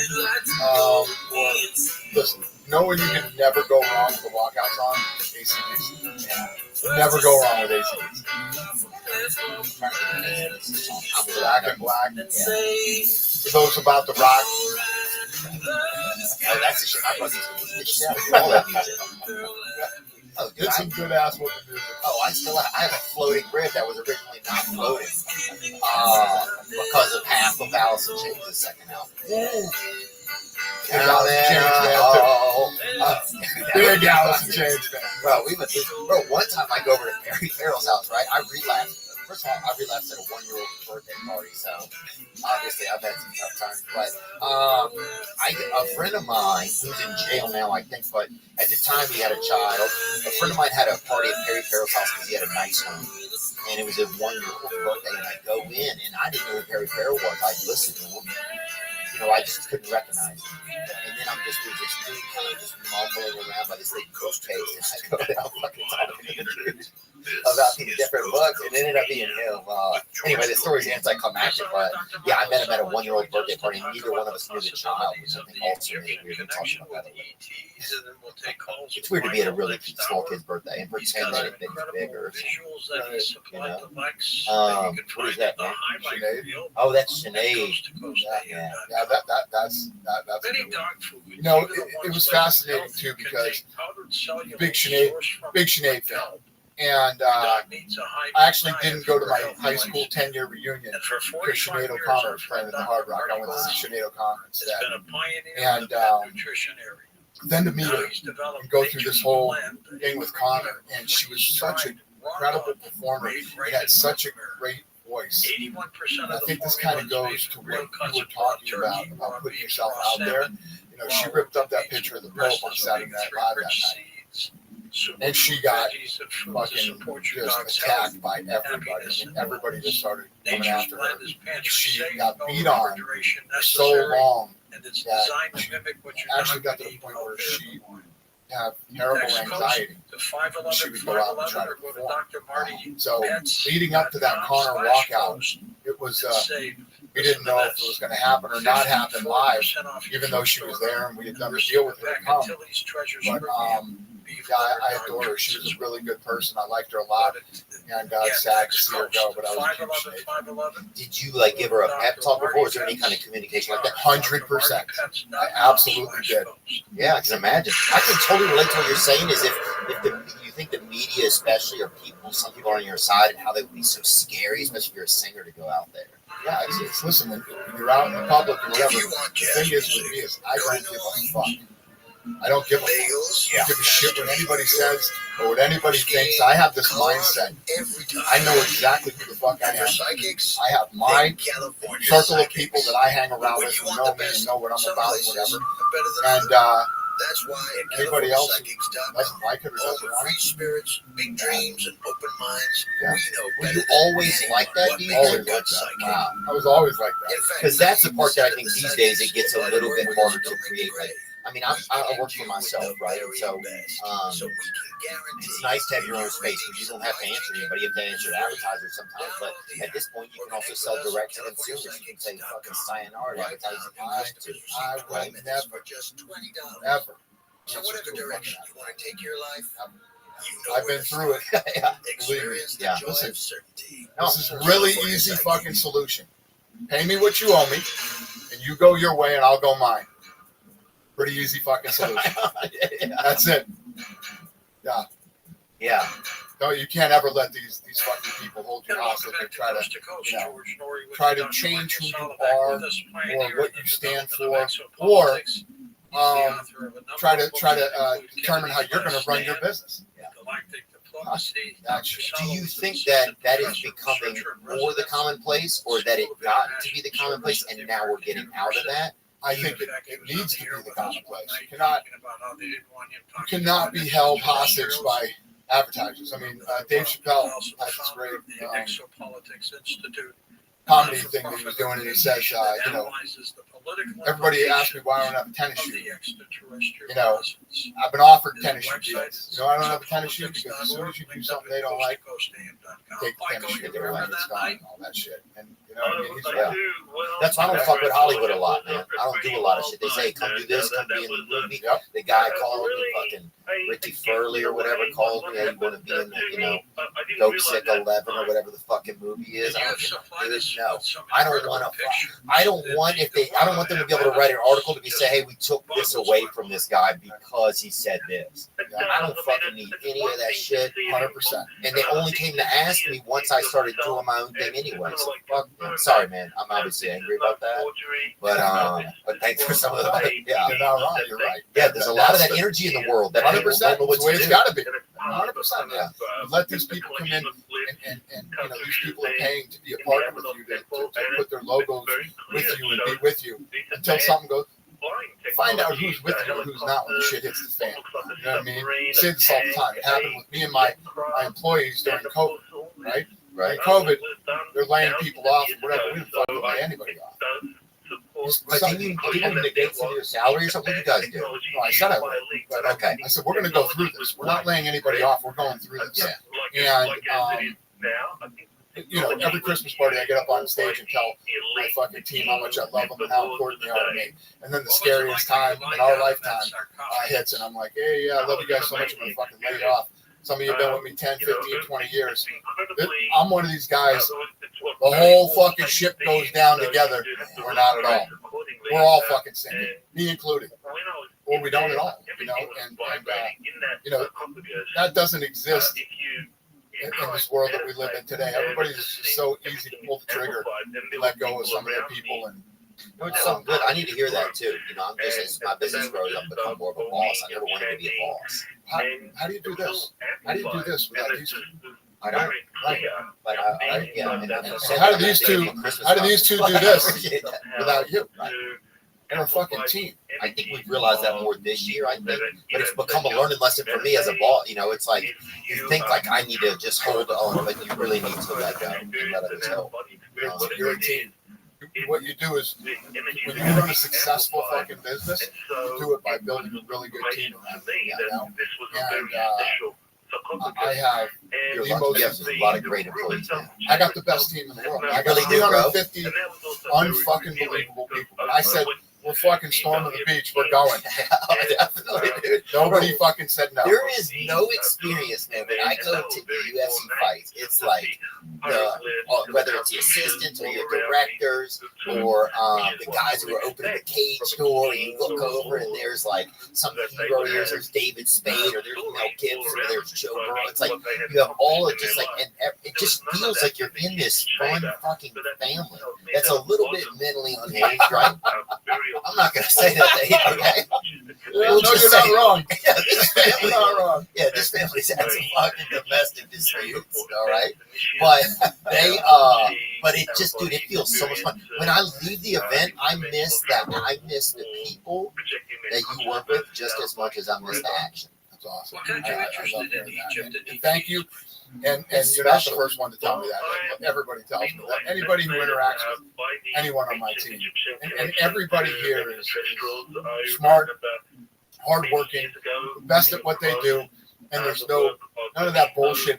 You know, at the office where there's all this backstabbing and fucking all this bullshit. Those type of people we get rid of immediately. Yeah. You don't last here in that kind of person. This is a team. This is a family. And we throw parties here all the time for all of our employees. We throw different types of parties, like parties for the employees where they can bring their spouse or their wife or whatever. Then we throw parties where you can bring your kids, because we want their kids to come and see the place where their parents work, and they want them to feel, you know, your parents are gone at work all the time. We want the kids to look at where they go to work as a fun place, as a place that's cool. Our mom and dad are at work. We love going to their work. Yeah. You know what I mean? Fucking start a 37-pound weight class, dude. You know what I'm saying? Yeah. I mean, that's out of line because that's children fighting. But was it hard for you to learn to be a boss as your business grew? Like, what was some of the? Because man, even you just saying this in front of us, man, it's important for us to hear, because I need to do a better job of it. You know, and some of that is just stuff I'm learning as my business has grown, my responsibilities, and not feeling like I need to really try to do everything myself. You know, I can be a better boss and employee and co-worker a lot of times. So it's just powerful you're saying that in front of us. Yeah, and respecting people's ability to do stuff. Sometimes I was always so used to doing things myself. 100%. No, I get. Listen, I'm still as successful as this thing has been, and all the stuff that we do. I get here every day at 9 o'clock, and I'm one of the last guys to leave this building.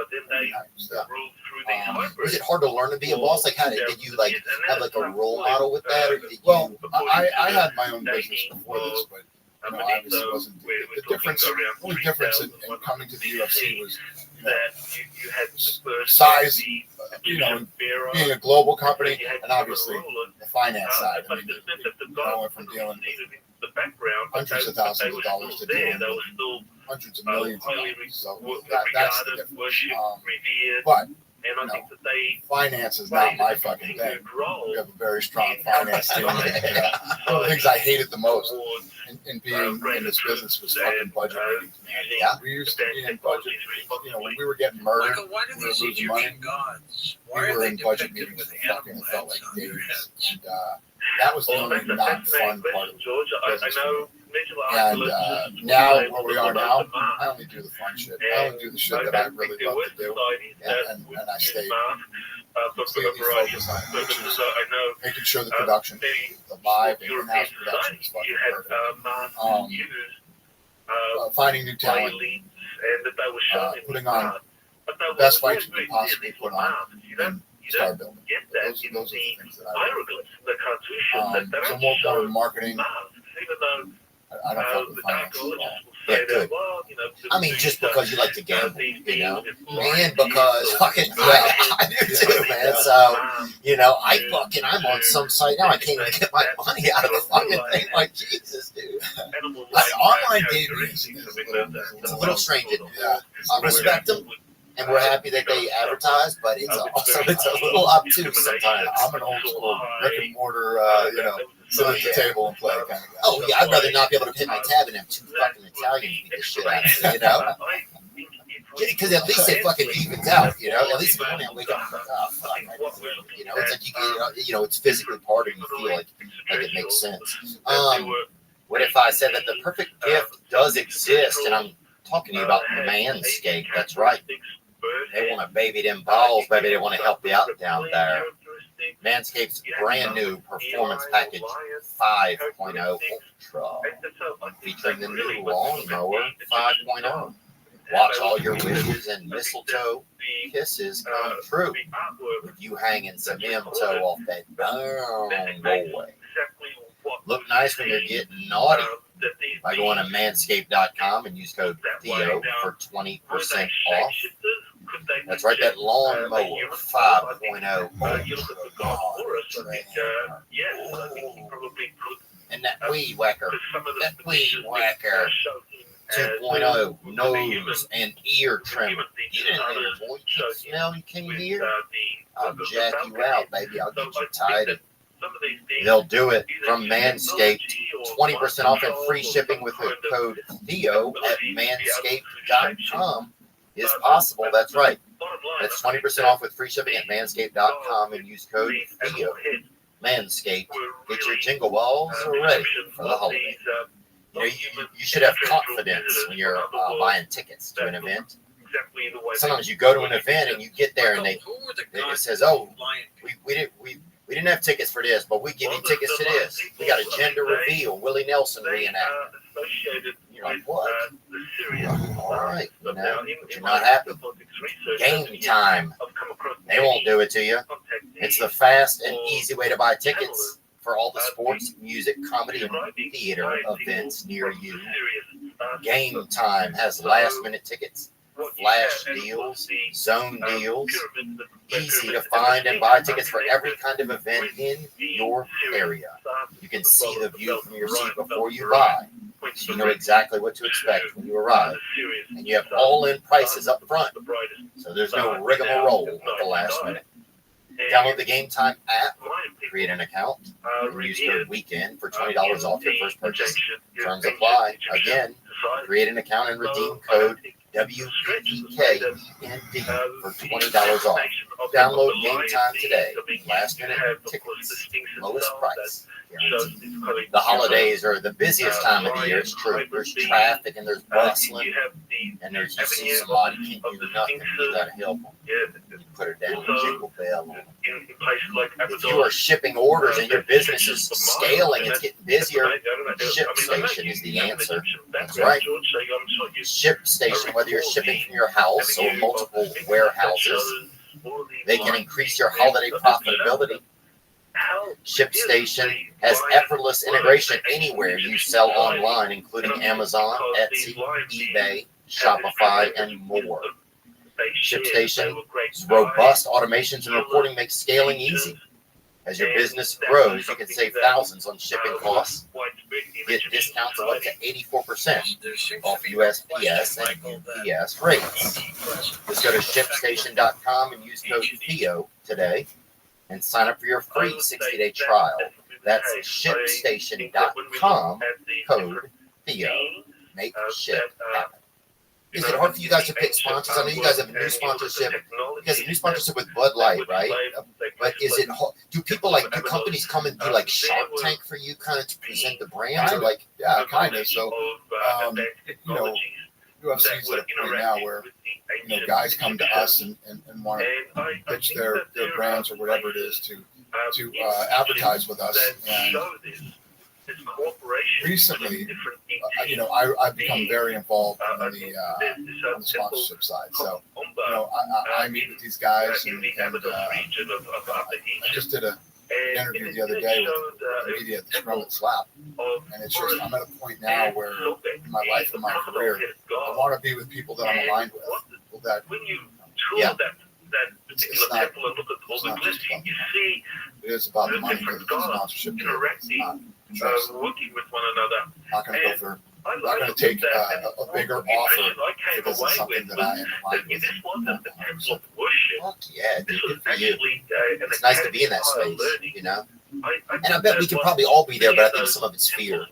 But yeah, I had a business guy. Yeah, you just talked. Were y'all about in life? Have to have no fear. You have to have no fear. You have to believe in who you are and what you do. And just go fucking get it. Yeah. Don't be afraid to tell somebody no. Fucking water guy wants to do a deal with you and the money looks good, but there's certain things about that you're not into. Don't do it. Yeah, the right thing will be another one. Exactly. Somebody that you're more aligned with. When you look at these type of things, it's no different than a relationship. If you're going to get into a relationship with somebody, right? Imagine if you had to drop a contract with some woman. You say, we're going to, some woman. we're going to be in a relationship for 6 years. Yeah. Yeah. You got to, you have to be aligned, and you have to. It has to be somebody that you can be in a relationship with for 6 years. Yeah, you want to be 3 years in and be like, oh, I'm still drinking Rondo, you know, or you don't want to be 3 years in and be like, oh, I'm still drinking Brittany, you know. What happens too? I didn't mean to say Rondo because I just said fighter here. I just want there to be any weird energy. Okay. Anyway, good. Okay, Rondo was amazing, actually. I know it's one of your favorites. I know that's what Nicole said. She said all the time. She named somebody else's favorites. But go on. I'm sorry. No,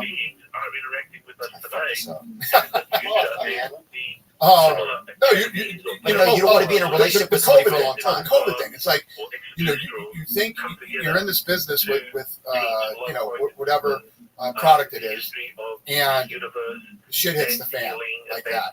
That's when you find out who everybody really is. Yeah. Including some of your sponsors. Oh yeah, you know what I mean? So you get, you're in this sponsorship deal, and the phone's ringing every day, picking it up, and they don't like that you're doing this. They don't like that you're going through COVID. This is irresponsible. Get the fuck out of here. Get the fuck out of here. You know what I mean? It's just when you do a sponsorship deal with somebody, you have to look deep into who they are and who's running the company, who's making the decisions, and are you aligned? Yeah. I love that, man. Yeah, because we had Robert Kennedy Jr. on, and we had a company call, or a couple companies call after that, and say, just stuff about him. We're not advertising in this episode. My advertiser's like, you guys need to take the episode down, you know? And we ended up. What's wrong with him? Nothing. Guy's fucking brilliant. And I've known him, a smart fucking I've known him for 7 years. Great guy. I mean, a neat man. Right. I've never met him. Yeah. I've only watched his stuff. And you got this whole Democrat, Republican, fucking all this crazy bullshit. He's a fucking Democrat. Yeah. Right? But now they hate him just because he doesn't believe. Like, he's a Democrat with common sense. Right. Yeah.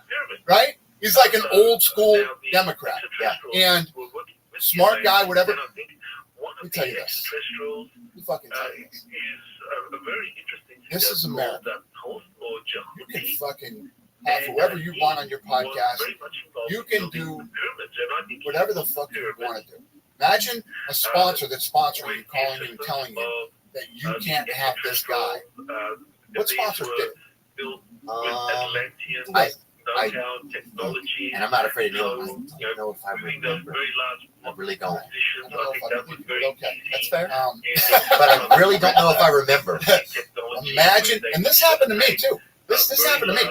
I posted a video for Trump, right, on my personal social media. And one of our big sponsors called and said, take that down. And I said, fuck yourself. You vote for whoever you want to vote for. And I'll vote for whoever I want to vote for. That's how this works. I don't even care who you're voting for. It's none of my fucking business. Fuck you.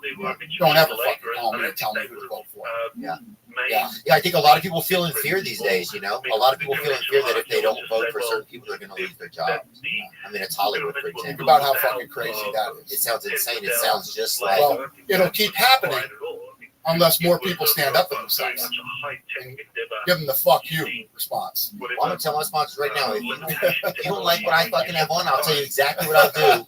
I'll end my deals and I'll just sell direct to consumer for a lower price because the people will support you, you know? Well, listen, man, you can't, it's like this whole Bud Light deal. You know, people are talking shit now, sell out and all this shit. The fucking, believe me, I'm the furthest fucking thing from a sellout. Yeah. Bud Light is the right move for me. They're exactly who I want to be with right now. And we are very aligned as far as core values go. You know what I mean? 65,000 Americans they employ. Yeah. That right there should be enough. 65,000 Americans are employed there.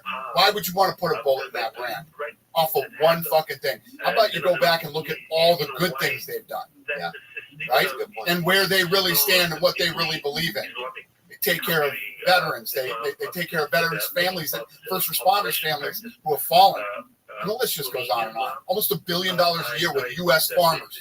Wow. That alone is the reason you should be drinking fucking Bud Light. Yeah. So I look deeper than just fucking, you know, oh, they did this fucking can with whoever. Shit about that. They're showing right now that they're coming with me and they want to be aligned with me. those of you that are hardcores, some of you guys are fanatical on this shit. That should be your. You know, you guys think you're all looking for an apology. I ain't gonna fucking apologize to you. Yeah, fuck yeah, just get some risky fella, you know, just get some, you know. They had 2,500 influencers that day. They gave everybody the I know they did. I knew that shit. I'm like, they just gave a can to everybody. Nobody's paying attention. Everybody got if I don't know where I'm at sexually, I could probably use a drink. You know? That's honestly how I feel, dude. That guy's having the toughest day. You can't decide what union to fucking be in, bro. That's a fucking issue. That's a big issue to me. But no, I think. Look, man, I think it's important. You know what it makes me think? I don't look and see who, because we're in a place now where I can choose the advertisers that I want. And I never thought about that before. I never have until just now. And I can look at advertisers and see if they have some of the same beliefs and values that I do. You know, and it's important. And that is how you start to build back things the other way. I wish, and it makes it fun. Whoever you are and whatever you believe in, when you align yourself with people, not just people that work for you and around you, but the sponsors that you're with. It just makes everything so much more fun. You enjoy your job. You love what you do every day. And there's no bullshit. Nobody's fucking calling you going, you know, hey, don't have fucking Kennedy on your show. Yeah. Hey, go fuck yourself. Yeah. Fucking tell me who I'm going to have on my show. Yeah, go John F. Fuck yourself. Yeah, That's what I'm telling you. There you go. You know? Exactly. Dude, it's crazy because Lee Harvey Oswald went to the same middle school. Pretty wild. But anyway, I don't know why I told you Robert Kennedy's a smart guy. And he's a great man. He's an environmentalist, first of all, and he helped clean up our environment, right? He grew up raising homing pigeons, and he has this great story about him and his friend when they were kids. They would give the homing pigeons to the train conductor, right? And they would be like, okay, take these to Virginia or whatever, and let them off at the same time. You have to promise us, and whoever gets back to the roost first, that's who wins, right? So imagine that game with your buddy. You're just fucking sitting there waiting for a pigeon to come in, you know? The guy's fascinating, right? That's some rich people shit. Oh, dude, that is fucking rich, bro. Something flies by us, dude, or them mics fucking gunning it down, bro. You know? But we actually had a couple brothers of us grilling up a dove one time, our neighbors. And I never eaten dove, but it was pretty good. But Robert's a fascinating guy. But that's how he started caring about vaccinations. Was he cared about the environment outside of us. Then he started caring about the environment inside. So it all makes perfect sense. But yeah, I love the guy. What about, so when you deal with, like, how has it been harder? Because you guys are part of William Morris, right? I work with them, right? They're a pretty woke company, right? Is it? Yeah. Yeah, I think it's woke Morris Entertainment, you know? It should be anyway. But, yeah, they're fucking woke. They're always crazy. We had Tucker Carlson on the other day, and they're all fucking unsure, you know, or whatever, putting on their maxi pads. But, I love Tucker, too. Yeah. Tucker's fucking fascinating, isn't he, dude? I'm actually going to dinner with him next week. Yeah, it was interesting. I didn't know what it would be like. You know, he looks like a guy that, you know, gets dressed at Johnston and Murphy in the airport every day, you know? But he was really, really cool. Yeah, he's a great dude. Smart guy, too. Really smart. Yeah. Listen, I don't judge people by the politics or their race or their religions or any of that shit. There's you're either a douchebag or you're not a douchebag. Yeah. And if you're a douchebag, I want nothing to do with you. If you're a good person, I don't care who you vote for, who you sleep with, or what religion you are. I don't care about any of that shit. Is it how much have you learned about different cultures and ethnicities just having your, dude, you bring in, there's people with flags sometimes that I gotta look them up. You know? Yeah, no, it's true. It's amazing though. It's like I learned about Ecuador from Cheeto Vera, right? I didn't know about it, but next thing you know, I know about it. I get to talk with him. It's like, yeah, thank God I got that right too, because that fucking flag. I got it wrong. Yeah. I questioned it. Cheeto Vera's a great dude. But it is. It's. There'll be nights that we'll be sitting there by the octagon, and I trip out. I grew up with big Bruce Lee, right?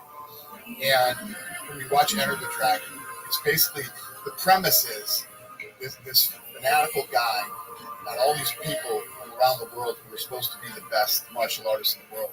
He brings them to one place to fight. That's the movie? Yeah, Enter the Dragon. Enter the Dragon. I've heard of it. You never saw Enter the Dragon? I never saw it. You need to watch that tonight. All right. Yes, sir. Enter the Dragon.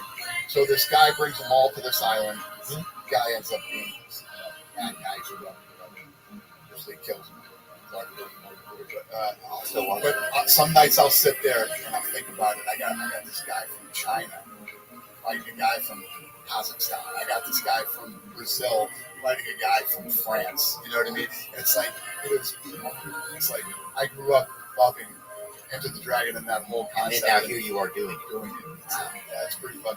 Dude, laughter and left hooks, those are universal languages. Because it's crazy. Imagine two guys that can't even speak to each other. Then you put Keith Peterson in between this communicator. And no offense, I love Keith Peterson, so in New Jersey. He knows I love him. And but if that's the fucking moderator, and then they can't even speak what they're fighting, it's kind of a beautiful dance. The whole thing is a beautiful dance. People from different parts of the world, right? And they're training. And they're trying to become the best mixed martial artists they can be. And somebody on the other side of the planet is doing the same. We can actually put them together to see what's the best. Dude, that's got to be so high, man. Awesome. Have you had trouble? Do you ever have trouble? Like, I have trouble a lot of times feeling proud of myself. Is something I've had trouble with? Has that ever been something? Yo, does that make any sense when I ask you that? I'm never proud of myself. I always look at things like folks that are not even close. People ask me all the time, you ever look around and say, oh, wow, look at this. I'm always like, what's next? What's next? What's next? Why do you think that is? Because I'm that way too. It's hard for me to feel kind of where I'm at sometimes because I always have some vision or something, that needs to be done. Do you think that comes, because I notice it's a commonality amongst some folks. Do you think there's any, be able to get in touch with any of that and think about that? Whether it's physical activity, obesity, I just keep plugging. I just keep plugging, man. There's just so much more work to be done. I just want to do as much as I can do. Yeah. Until I can't do it anymore. Dude, I'm so thankful that you said that about the advertising because I don't even think about it. We advertise for a lot of companies, right? And we can have an effect on how well they do. We've helped build some big brands. And to think that I should know what some of their thoughts are and their beliefs are so that I can align them with mine. That's cool. That's the way that I can help contribute towards it. And have fun doing it. You help build their business, they help build yours. It's a really, it should be a great relationship, and it should be a good experience for everybody involved. But I can tell you from experience, if you end up with the wrong one, there's nothing fun about it. It actually, you end up in a bad relationship, like any other bad relationship between you and a woman or whatever it could be. Nobody wants to be in a bad relationship. Yeah. Have y'all struggled with that? It's happened a couple times. Order now at Peloton was we just got an update. Peloton was the band with the people who wanted an ad out.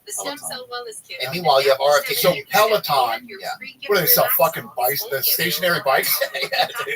Peloton sells stationary bikes, and they got a problem with Robert fucking Kennedy. Fuck you, Peloton. Who the fuck are they? Right? Are you fucking kidding me? Yeah. Fucking Peloton calling, bitching about Robert Kennedy. Yeah, dude, you want to go nowhere? Who's the CEO of Peloton? I want to see this fucking guy. I want to see this fucking lamb, dude. Hey, you know what gets you further than Peloton? Get hiking. Okay, how about that, dude? Barry McCarthy. This fucking Let's see Barry McCarthy. Steaks this Father's Day. Give him an experience. Oh yeah. Oh fucking yeah. Barry McCarthy looks like that guy. 100%. And look, if you're just listening at home and you're thinking of what he looks like, you're right. He looks like a douchebag. Yeah, dude. 100%. Where's he from? Oh yeah, he looks like somebody that eats his own skin a little bit at a time. Yeah, he is. Vacuum sealed and ready to Called me up and said this guy was complaining about something. I said, oh, fuck. All backed by their unconditional. San Francisco, California. There we go. My boy. Ring-a-ling, dude. There you go. They've been giving Pelotons to fucking vagrants, so that's why they're not leaving. Yeah. Fuck you, Peloton. Yeah. Do we have Pelotons in the gym? Are those Pelotons? Steaks knows. Passport? No, there's bikes next to it. Passport. Yeah. We're getting rid of them. We're getting rid of the Peloton. Yeah, and if they ever mail sorry he's going to kill himself, but we're getting rid of the Peloton. Pelotons are out of the gym. Whoever uses the most can fucking have them at home, but they can't use them here, brother. That's what you do. That's what you do. You stop fucking using their products and you fuck them. Yeah, and tell them to go fuck themselves. And that's the same thing for me. Like, if somebody's telling you that you can't vote a certain way, if somebody's telling you that if your boss is, make a video and fucking blast. Imagine that fucking dork fucking picking up the phone, calling you, and telling you that you can't have Robert Kennedy, who is a Democrat, by the way. You know that guy's a fucking Democrat, right? Telling you that you can't fucking have him on your show. Who the fuck are you, Barry McCarthy, to think you can pick up the phone and call anybody? You sell fucking stationary bikes for a living, you fucking clown. Fuck you. Yeah, fuck him, dude. Oh, dude. And what is he fucking, what is he, probably middleweight? That guy is a typical fucking pompous, arrogant fucking douchebag that I cannot stomach. People who don't have, yeah, it's people that think they know what it's like somewhere and they've never even been there. It's a story of a lot of our these days. But I like this. It gives me an avenue to feel like I can fight that. I appreciate that. You have to fight that. Yeah. You're gonna let that fucking guy tell you what to do? Fuck no, dude. I will cook that dude's fucking. Look at this. There he is. That right there tells you exactly what fucking Barry McCarthy is all about. Peloton just laid off 500 of their employees in their 4th round of cuts this year. Yep. You know what, everybody listening? Fuck Barry McCarthy and Peloton. Okay? That's what a stand-up guy Barry is. Yeah, dude. And that's why he, it's fucking. Let off 500 more of his fucking employees out in his 4th round of cuts. Yeah, what's lamer than watching your husband get on a bike that doesn't go anywhere? Huh? What wife is like, oh, I'm so proud of this guy? That's like my dad, man, right? Get Borsari in here right now. I need Borsari in here. Yeah, get him. Yeah, is he a bicyclist? Yeah, does he isn't. Why does he look exactly like that? He's a workout freak. I'm not bullshitting you. You can film us. Yeah. My guys are going to take the Pelotons out of the gym today.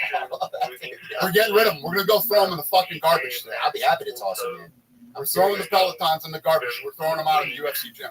Oh, I'll be happy to toss them in. What about when you talk about star building you mentioned earlier? And we'll do. I know your aunt's not appreciate it. Do what? We're gonna play this ball time now. Oh yeah. No, that's that. Yeah. Fuck, I'm almost excited now. Yeah, fuck that guy, man. You know what he did? They ruined my day. The advertisers call him. They want it down. There's advertisers are upset. They ruined my fucking day, and I was already having a shitty day that day. And they fucking made it just a nightmare. It was like 7 o'clock at night. You got to take it down. And the episode had been up. Yeah, screw them. You talked about star building a little bit ago, right? You mentioned it. What is it? Is there a toughest class or even gender? Is it tough to build like female stars? Like, what is that kind of like? Star building. So, if you look at the Contender Series, right? I create lots of different content to build stars. You got Contender Series. You have Looking for a Fight. The Ultimate Fighter, which was the greatest star building show and format of all time. And I'm literally doing that same format right now with Power Slap. We bring guys into a house, you find these guys, you bring them into a house, they live, eat, sleep, and train together, and then compete against each other. And what it does is it does a few things. While you're showing the world who they are on television or online or whatever it is, it's also a pressure cooker. They have to deal with pressure and competing over and over and cutting weight. Then there's a camera in their face 7 days a week, 24 hours a day. It's like media training at the same time. And what always happens is no matter what, the best always rise to the top. It is fascinating. All right, so this is Craig Borsari. He's my head of production. I know Craig. He's friends with I know his neighbors. Yep, there you go. Craig is very friendly with all. Craig is an exceptional guy. So he was in a situation where he had Robert Kennedy Jr. on his show, and an advertiser called and told him, "Get rid of that. You're not posting that podcast. Take it down." Blah blah blah. Because they had Robert Kennedy, right? It was Peloton. Okay. Do you know who Barry McCarthy is? Barry McCarthy is the CEO of Peloton. Let us see Barry McCarthy again. Can we see him again, please? Yeah, pictures of you and Barry McCarthy together, actually, right? Is that Pelotons that we have in the gym? They're gone. We're throwing them out. That's Barry McCarthy. This is the fucking guy that called and told him to take down the fucking. We had an episode. Does that look like the guy that would call and bitch about Robert Kennedy Jr.? He does, doesn't he? Yeah. Yeah, he does sound a little. I don't know Tim Cook. I meant just. I don't know either. Look. Oh, Apple. Yeah. They're gone. They're going out today. No, you just got to use the assault bikes now instead. Yeah. Way tougher. Really? Way tougher than Peloton. It's time to step up. If I asked you to guess, so he called and he wanted Robert Kennedy Jr. taken down, right?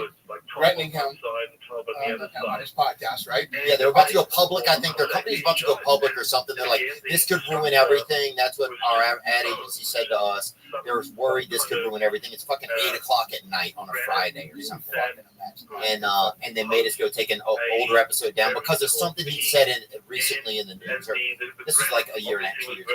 Where do you think Barry lives? Where do you think he's from? Just look at him. Yes, and listen to the conversation and see if you can tell me where Barry lives. Yeah, he probably lives. Right? Yeah. Oh! Hey, you just Barry lives in San Francisco. Oh, and you just won 4 Pelotons. You just won a whole fucking Peloton. You can buy them right in your house. Those are going right in your house. Congrats. You can have a flock of Pelotons, dude. Isn't that a band? You can have a flock of Pelotons, dude. That's classic, man. All right, anyway, just had to share that with you. Go get those bikes sent over to your house. Send Barry a text and tell him thanks. Thanks, dude. It makes you feel empowered, honestly. This is what I do. I gotta do more of this, bro. What I do. And no bike helmets either. Anybody wearing a fucking bike helmet out there? I bet you Barry wears a helmet when he rides his. Oh, I bet he wears when he rides his wife, dude. You fucking come around me with a bike helmet, dude. I would rather get a concussion and die than be seen in a fucking bike helmet. So, anyway, what's it like? We'll switch out of this one a little bit. What's it like being a dad? You have a couple children, right? Yeah, I got 3. I got 2 boys and a girl. Was that scary when you first thought about being a dad? Yes, very. What was? Were you already having success at that point in your life? Because I don't know a ton about. So right when I bought, right when we bought the UFC, I had my first son. My oldest son is 22 now, and Dana Jr. No. Yeah, Dana Jr. Yeah, and then a year, as soon as you could be with your wife again after being pregnant, she got pregnant again. So my boys are less than a year apart. So I had 2 kids right out of the gates. Yeah, it was 2 kids right out of the gate. Then they said after my wife had a tubular pregnancy where the baby gets caught in the tube and the tube bursts. And they said she couldn't have kids anymore. So we like whatever. And then 5 years later, she got pregnant with my daughter. It's miraculous. Yeah. Wow. That's why I call her the miracle baby. Yeah. And what's something that you like about each one of your children as individually, or that you admire about each one? My oldest one is fun-loving and you know, a great kid. That you know, he's like a meathead. He plays football. He loves to work out. He hangs around. He's in a frat, you know, at USD, and all of his buddies are fun guys. And they're actually having this fraternity auction. You know, they're raising money for the fraternity next week, so I'm going down there and going to their auction and all that shit. Then my younger son is very artistic, very talented. He can play any sport he wants to play. He's really good at anything. But all 3 of my kids are really good surfers, snowboarders. And my younger son loves to skateboard and all that stuff. So he's actually working for a company that Lorenzo Fertitta and I own called Throw One, which is Thrill One? Thrill One. We own Ridiculousness on MTV. You own that? Yeah. That's their only show. Yeah, it's basically the Ridiculousness Network. Ridiculousness. We own SLS Skate League. We own Nitro Circus and Travis Pastrana's Nitro Cross. Oh, nice. So my son works for them. Oh, he does. And then my daughter is 17. So he's the artistic one, that one. Yeah. And they're all athletic. He's the artistic one. And what about your daughter? What's My daughter something you cheers. admire She's a about her? cheerleader. Oh, she is. Yeah, she's still in high school. She's a junior, and just getting her ready to figure out which college she wants to go to and all that good shit. Is it tougher being a girl? For you, was it easier being a girl or boy dad? It's tougher being a girl dad because I didn't really give a shit what the boys did. You know, they could do whatever they want. She can't do whatever she wants. So, you know, as a dad, you have to sort of oversee and protect your daughter more than you do your sons. Interesting. And does that naturally, I don't have any kids, but I would like to, you know, so does that naturally just happen in a man, you think, when you have a daughter, it just kind of shows up more? 100%. I dated a girl I remember in high school, and her dad was a fireman, right, and I broke up with her, and he fucking made me eat, like probably 5 hot dogs, I remember. He was fucking mad because I went to another event with her, and it was like this weird energy, and he fucking sat there and made me eat as many as I could. It was just hot dogs? Yeah. Just like unlimited Franks, man. I'm trying to figure this one out. He just wanted to fucking put me through something, you know? And I think putting somebody through bad fucking porn while they're sitting there, you know? It's just a lot for for me when I was a kid. You know, I didn't have a lot of role models, so I think it was a lot. Big holidays, baby. That means big family get together, baby. You know that. Somebody's gonna be hugging. You don't have to spend all that money on your Thanksgiving spread without getting something in return. With Ibotta, you can get your turkey and all your favorite sides for free. That's right. Starting November 1st for the 4th year in a row, Ibotta is giving 100% cash back on your Thanksgiving feast. Yep. Just add the offers in the app to redeem for everything you need to make your Thanksgiving feast complete. All you have to do is shop at your favorite retailers and upload your receipt. Boom. Download the Ibotta app now and use code Theo to get 100% cash back on your Thanksgiving dinner starting November 1st. Just go to the App Store or Google Play Store and download the free Ibotta app and use code THEO. That's IBOTTA in the Google Play or App Store and use code Theo. Have you ever used Google Incognito mode? Well, you're going to hate this as much as I am. Evidence shows that Google allegedly violated the privacy of millions of Americans by tracking users even when using incognito mode. If you have used Google's incognito mode and were unaware that it was still tracking your information, you may qualify to file a claim. Just try Morgan & Morgan's quiz today at forthepeople.com/this past weekend to see if you qualify to join their lawsuit. It takes just under 5 minutes. That's right. If you believe your privacy has been violated while using Google's incognito mode, you can check out Morgan & Morgan. Their fee is free unless they win. For more information, go to forthepeople.com/this past weekend. That's forthepeople.com/this past weekend. This is a paid advertisement. This episode is brought to you by BetterHelp. You know, I'm mentally unwell. You know that. And what helps me is BetterHelp. If your brain is not well, if you saw your brain on the side of the road and you have to pull over and help, that's me. BetterHelp can help you. That's true. This time of year can be a lot, and it's natural to feel anxiety, extra emotion. You're visiting family, you're visiting step family, you're visiting people every day and saying their family. They can be imposters. We don't know. If you're thinking of starting therapy, give BetterHelp a try. It's entirely online. Find your bright spot this season with BetterHelp. Visit BetterHelp.com/Theo today to get 10% off your first month. That's BetterHelp. BetterHelp.com/THEO. BetterHelp.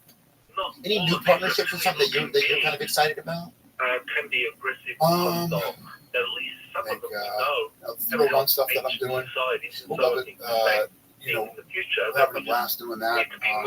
You know, Howard had my whiskey. Yeah, I'm fun with that. You know, I like building brands, and I love running businesses, and more importantly, I'm like addicted to winning. I love to win. I love to get out there and take these niche brands and blow them up. Yeah, I know. I'm from John Shahidi, right? And you are too, man. I love Shahidi. He's a I neat love guy. Shahidi. Love both the brothers, the Nelk boys. That's my squad. That's my squad. They're my They keep you gang. young. I bet they keep you connected to stuff, probably. Well, you know how I got turned on to them was from my oldest son, Dana. During shit. COVID, he says, Dad, I want to show you something. He took me down the movie room and showed me the Nelk boys. And I said, yeah, I get it. And then, crazy enough, organically, they reached out to me during COVID and wanted to go to Fight Island. That was how we met, and we became super tight. I'd do anything for them. Yeah. John's been an exceptional friend to me in the past year and a half. He's a neat guy. He's inspiring. He's fun. He's creative. He works hard. 100%. Is there any new places you're looking to fucking get this thing to happen? Like you thinking about doing like, UFC on top of Kilimanjaro, UFC, the Thriller in Manila. Do you guys think of redoing anything like that? My next big project that I'm working on right now is a Sphere. I want to do the Sphere on Mexican Independence Day and literally create and put on the greatest live sporting event anyone has ever seen. That's my next big project. How much fun is it when Brandon Moreno comes into the ring? It's fun. It's awesome. It's so fun. The whole Mexico thing and these Mexican talented kids. Yeah. I've been working on this for 22 years. Wow. That's finally starting to come to fruition. It's so cool, man. I love it when he comes to the ring. I've met so many neat people and been inspired by so many people from your sport. Dustin Poirier and I are close friends, and he's been special.